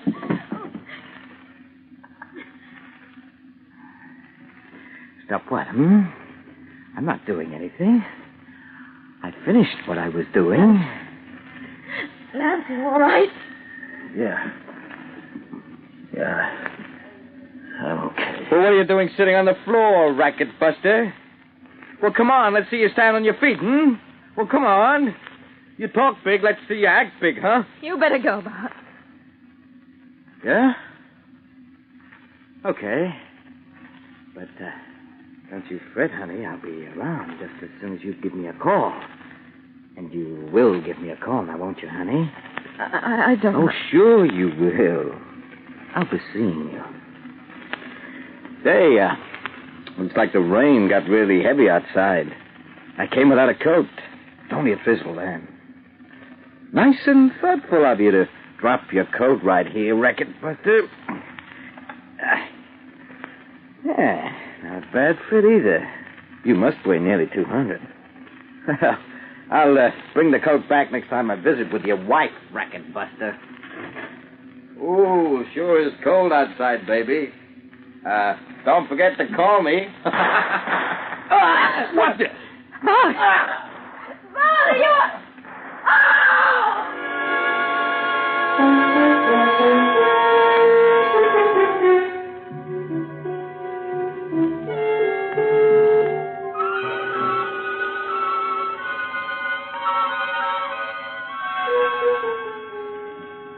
Well, that looks like the complete story. We picked up the gunman at the bus station when he was trying to leave town. Yeah, but... I don't get it. You mean to say he tried to kill me because of the Senate hearings coming up? Nothing sure. But who is he? I didn't think... Oh, he's nobody you'd know. He's a notorious hood named Bugsy Metz. Somebody employed him for the job. We'll sweat out of him just who that somebody was. Way back of him was probably some of the crooks in your union, Mr. Spearway. But probably even they didn't know Metz. They just hired somebody who hired him. I still don't understand. Well, it figures this way. Metz was hired to kill your husband. He might have shot him down in the street if I hadn't warned Mr. Spearway against staying out and sent him home. The delay annoyed Metz, who decided to hurry up the job by calling you with a fake message. He was the man on the phone? Oh, no, be sure.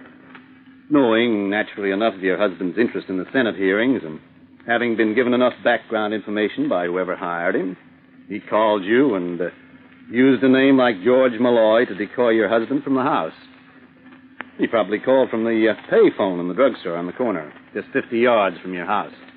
And he thought McLeod was me, leaving to keep the appointment. Yeah. McLeod was about your build. He was wearing your overcoat. Metz had probably seen you dressed that way earlier tonight at the pool room.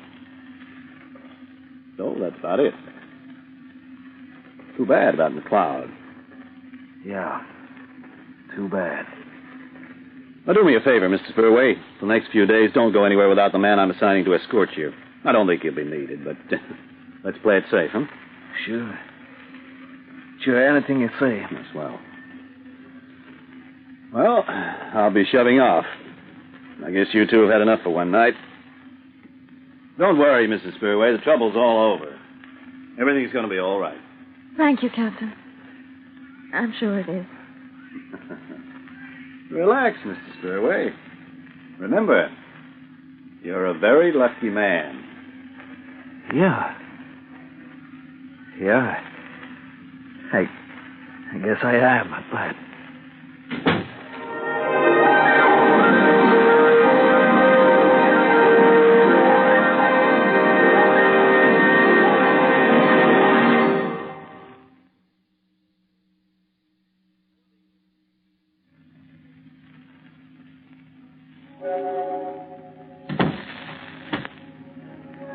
A closing door finishes a story. Next week, another key will open another door to another story. Mystery, romance, or adventure all start when a door is unlocked by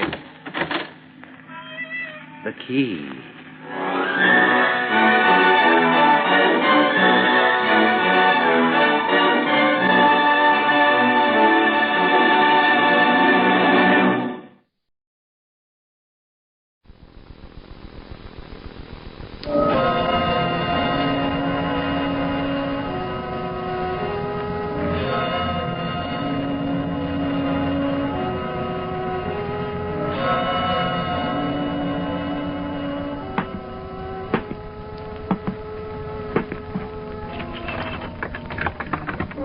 Every door has a key.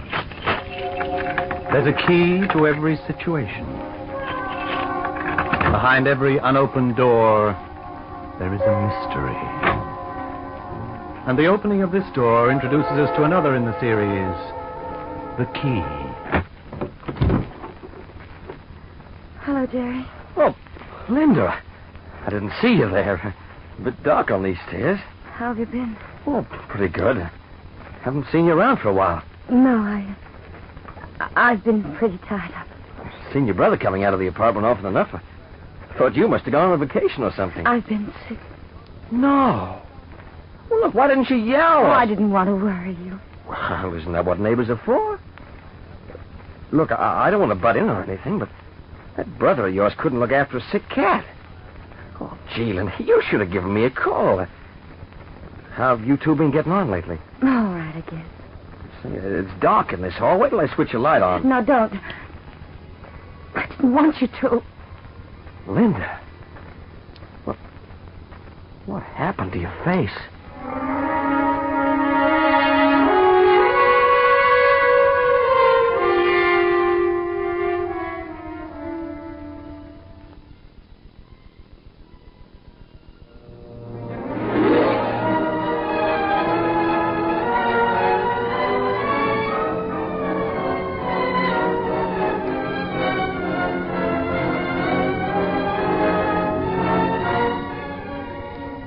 Nothing happened to my face, Jerry. I was in an accident, that's all. An accident? I don't like it. I don't like it at all. I was in an accident, that's all. Yeah, that's all. That brother of yours ought to be shot. Oh, please, Jerry, not so loud. He'll hear you. So he'll hear me. He doesn't like me talking to you. Well, we're neighbors, aren't we? I think next door to each other. What's wrong with our talking? He just doesn't like it. Linda, why don't you leave him and get somewhere else to live? Well, he's rotten doing that to you. He couldn't help it. Oh, his hand slip or something? He's got a bad temper, that's all. He's not very well sometimes. Yeah, that's a good way of putting it. What was he drinking when this happened? I can't leave him, Jerry. I'm the only family he's got. Yeah, it's happened to other people. I'm the only family I've got, but I don't go around beating girls up because of it. It's no use arguing when he's feeling well. He's all right. Linda, you know I think you're pretty swell. Sure. I never mentioned it to you right out, but if I got the chance, I'd like to take you around a little. What I mean is I know what you mean, Jerry. I think you're swell, too. Much too nice a guy to get mixed up with Stan and me. I don't want anything to do with your brother. It's you. Linda, you need someone to look after you. Oh, that'd be nice, but it's not you, Jerry. I don't think it's in the cards. Cards? What gives with cards? Linda, I'll lay it on the line. I want you to be my girl for keeps. Funny thing. No one's ever asked me to be their girl before. It makes me feel kind of special. Well, you are special. I'm older than you, Jerry. 5 years. Yes, 5 years. What were you doing when you were 17? College. I was hustling drinks in the bar until they threw me out. I was too young. Look, stop knocking yourself, will you? Then I worked in Burlicue for a while. That'll be about the time you were graduating. I graduated in the wrong school, Jerry. You can argue all you want, Linda, but it... Linda! I've got to go. Well, will you see me later? Linda! If I can. If he does that to you again, so help me, Linda! Goodbye. Poor kid. Not before time. Oh, how did you get in here? Well, if you must know, I was most unladylike and crawled through the transom. Well, if Mrs. McCready saw you, I'd get thrown out. On the contrary, Mrs. McCready helped me crawl in. She couldn't find the pass key. She approves of me. Now, that just shows what a bad judge of character she She is. thinks I'm good for you. Little she knows. Hey, what's that I can smell? Well, don't say it like that or you won't get any. Irish stew? Got it in one. Now, how do I rate, Miss Mulligan? You're an angel. That's just what you are. Is it ready? I wish you'd get that eager look in your eye when you thought about me. I get an inferiority complex when I'm around you. Beaten by a pot full of meat. Say, how come the hospitality? Well, I figured you wouldn't be eating much tonight, tomorrow being payday. And I also figured that if you came here, if I came here and cooked your dinner, you'd have enough tomorrow night to take me to a movie. Oh, haven't you any pride? I did have once, but a girl can only wait so long. All right, you win. Matter of fact, I have enough left over to take you to a movie tonight. Goody. So if you'll just serve the stew, I'll clean up. Oh, and hand me a double service. I'm starved.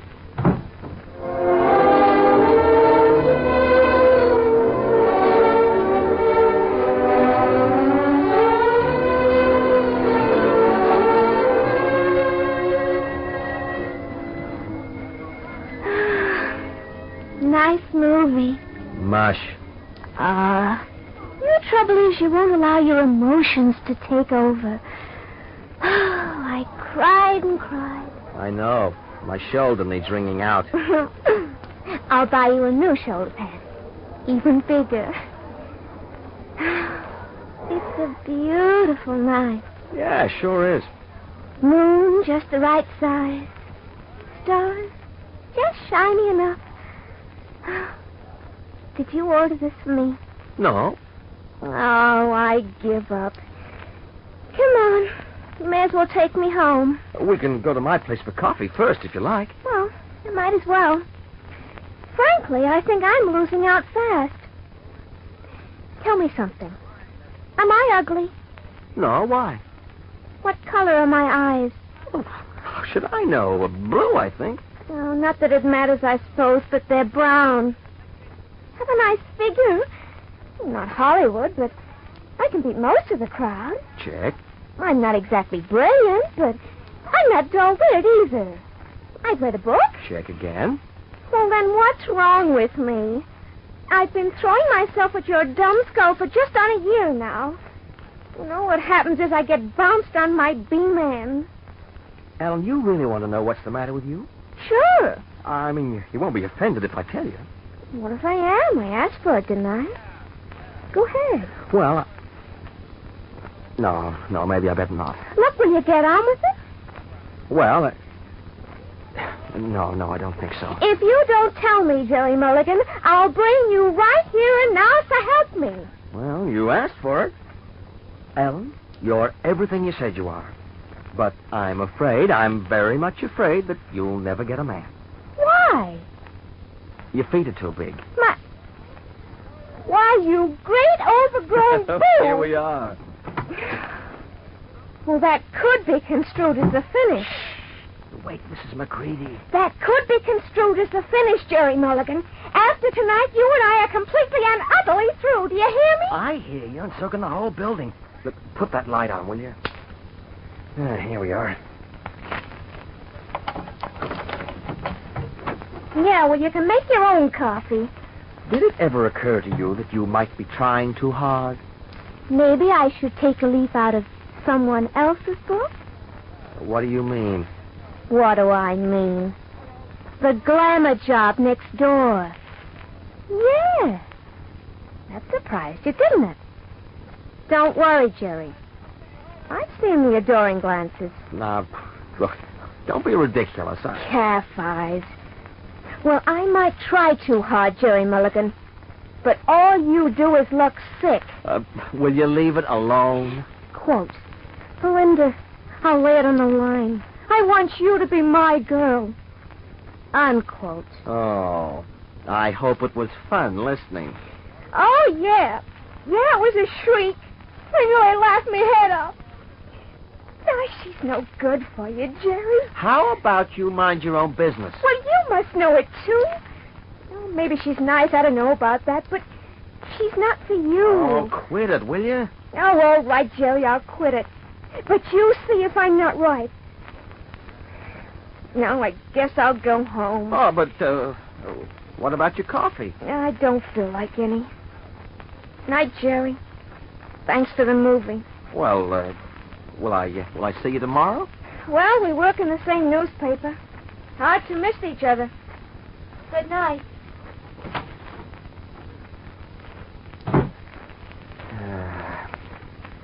The guy who said women were unpredictable was sure right.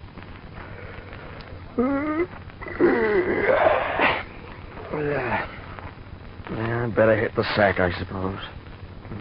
Women. Jerry. Jerry.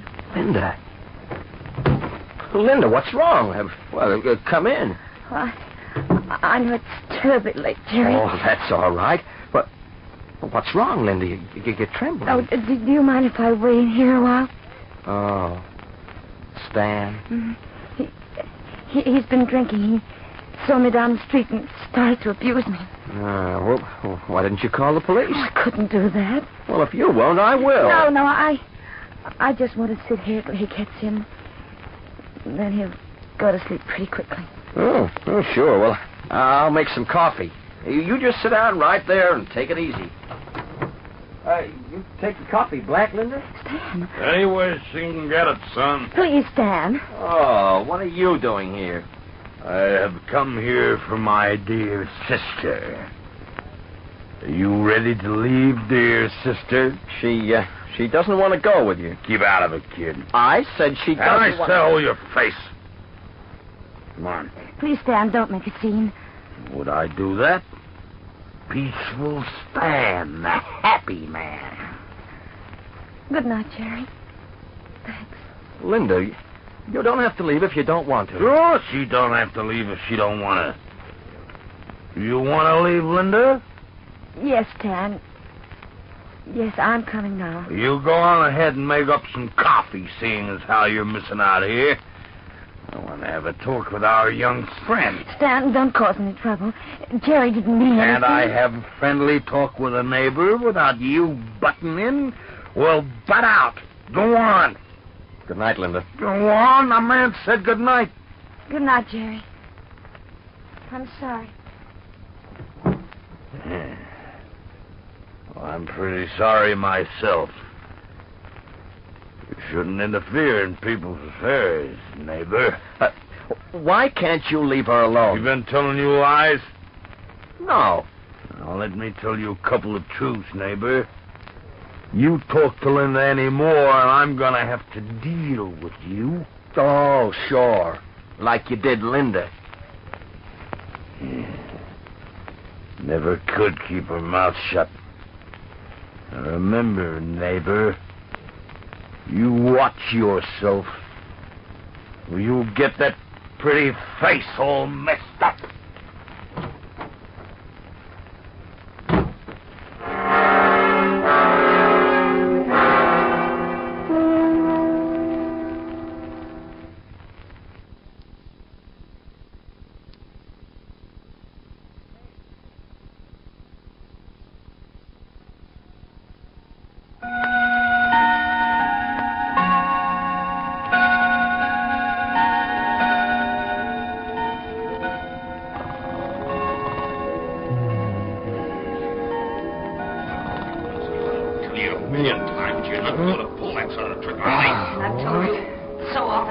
Oh, no. Here. Look. Learn how to stand it. I wonder what woke me up. So you know, so what? So I'm getting out, that's why. Fine, get out, tell everyone. What's going through your crummy little head? Tell everyone. You shouldn't have done it, Stan. Shouldn't have done it, Stan. Why not shouldn't I have done it? Because it's wrong. Where else do I get that much money? Come on, you're so smart. Where else? I don't know. Do I dig ditches? That'd be better. How better? Break my back better? It's $18,000. Get that through your head. $18,000. I don't care. You should have said no. You promised me. Will you pay me $18,000 to keep a promise? You got that much laying around? It's no good, Stan. I'm leaving. You reckon? I'm leaving, Stan. You dumb or something? I keep telling you, you are not leaving. Get it? You are not leaving. I've never been crooked, Stan. Time you started. I've never been crooked. Or smart. Maybe. I'm stuck all these years, but not anymore. I'm finished now, Stan. Are you deaf or just plain stupid? I'll say it again. You are not leaving. And just to convince you, you are not leaving. I won't. Stan, please. No, Stan. No.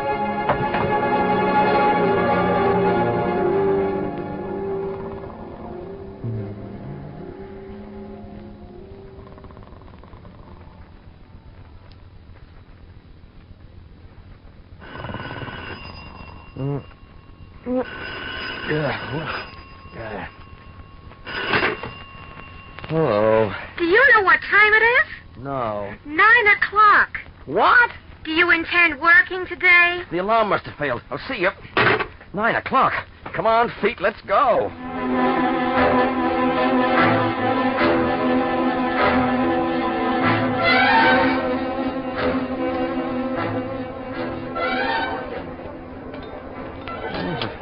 Sort of dream I had about Linda and her brother. There it is. Nothing funny about it. The girl must be on your mind. Oh, not again. I just meant because of last night. Anyway, you're lucky he didn't hit you. You can say that again. He's a big boy. Oh, it's funny, though. It feels so real. It's just like I wasn't dreaming.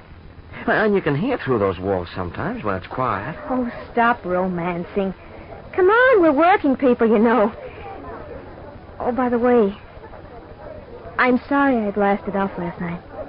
Me too. See you tonight? Got some study to do. Okay.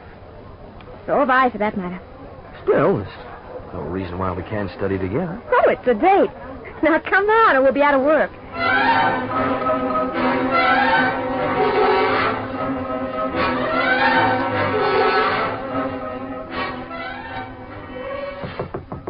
Enter. Hi. Oh, hello. Oh, such a welcome. I'm overwhelmed. Oh, sorry, I was thinking. About? Mrs. McCready just told me Linda and her brother checked out. Oh, that was quick. What time did they leave? I don't know. Mrs. McCready found a note and a week's rent when she got up this morning.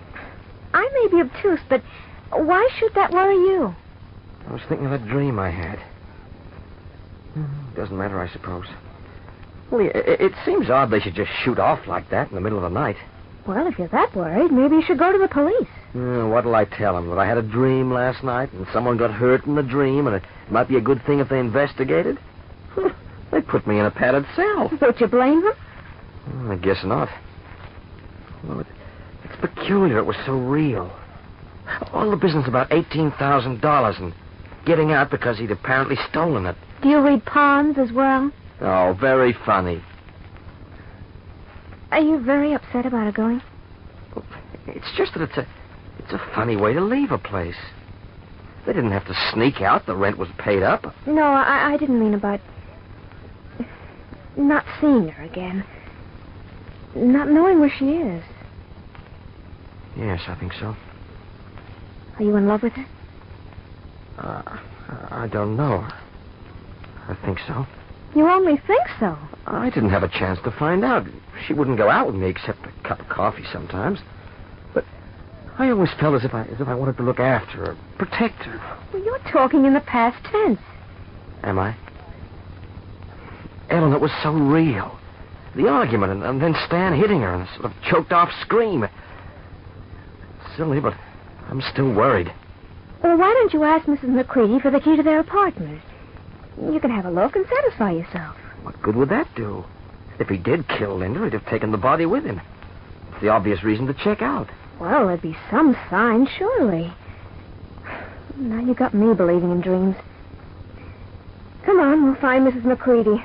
I couldn't bear to have this to think about all night. Well, come on. I don't think I want to.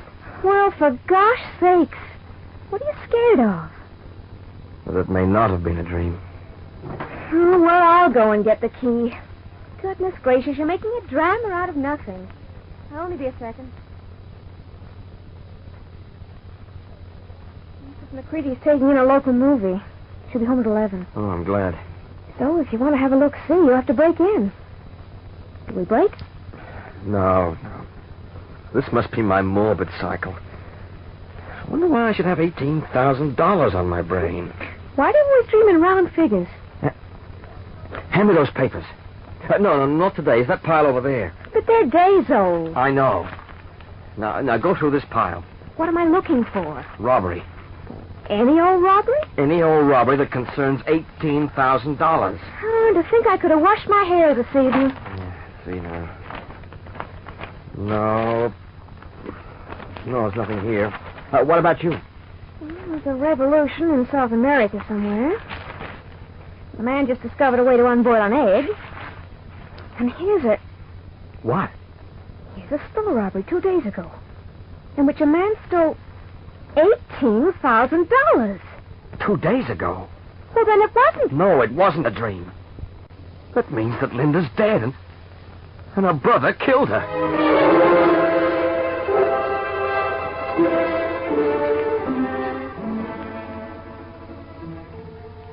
You've been gone for hours. What did you find out? I found the manager of the store. He's the man who had the money lifted from him. I thought you were going to the police. Well, I wanted to be absolutely sure first. And? The description I gave of Stan Carno tallies with that of the man who robbed the store. It's got to be him. Oh, where do we go from here? The police. Come on. Oh, next time you dream anything, remember not to tell me about it. Come on, will you? We'll get a cab. Taxi.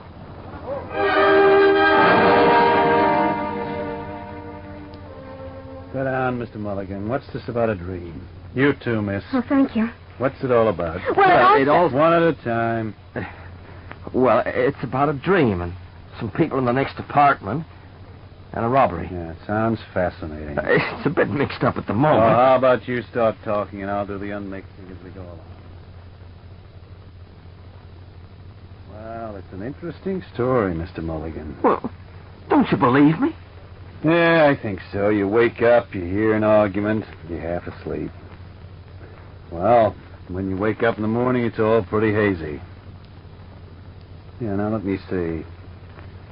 Why did you contact the store manager before seeing us? Well, I wanted to be sure of everything. Uh-huh. You got any personal stake in this? Well, I... You see, Detective, he thinks he's in love with Linda. Oh. Well, let's go back to the apartment. But that's no good. He's already checked out. I know. We found his car about 20 miles out of town. You found it? I mean... The car was burned out. Come on, kids. We'll take a look at the apartment.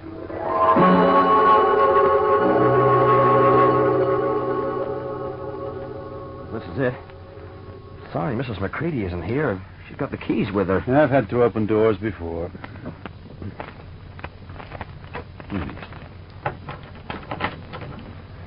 gosh. I'm scared. They must have been arguing in the kitchen next to my bedroom. Uh-huh. It's through the... Linda. Linda! Oh, no. Oh, no. Come on, kid. But, Linda, Yeah. You had the right dream, kid, but the wrong corpse. I thought Stan was the one. I was trying to... You knew, didn't you? Yeah, we found a body in a burned-out car. A husband's body. Husband? Why? Why? In Burlicue, you get more jobs if you're not married. Why did she come back here? Well, I think she lost her reason a little after she killed her husband. You know, she could have told us about it, plain self-defense. She must have dumped the car and figured she had nowhere to go, and, well, I guess she just gravitated back here. Don't worry, kid. We would have found her. Will she have to... No. No, I don't think she'll come to trial. I'm glad. Jerry. Ellen, I know. Come on.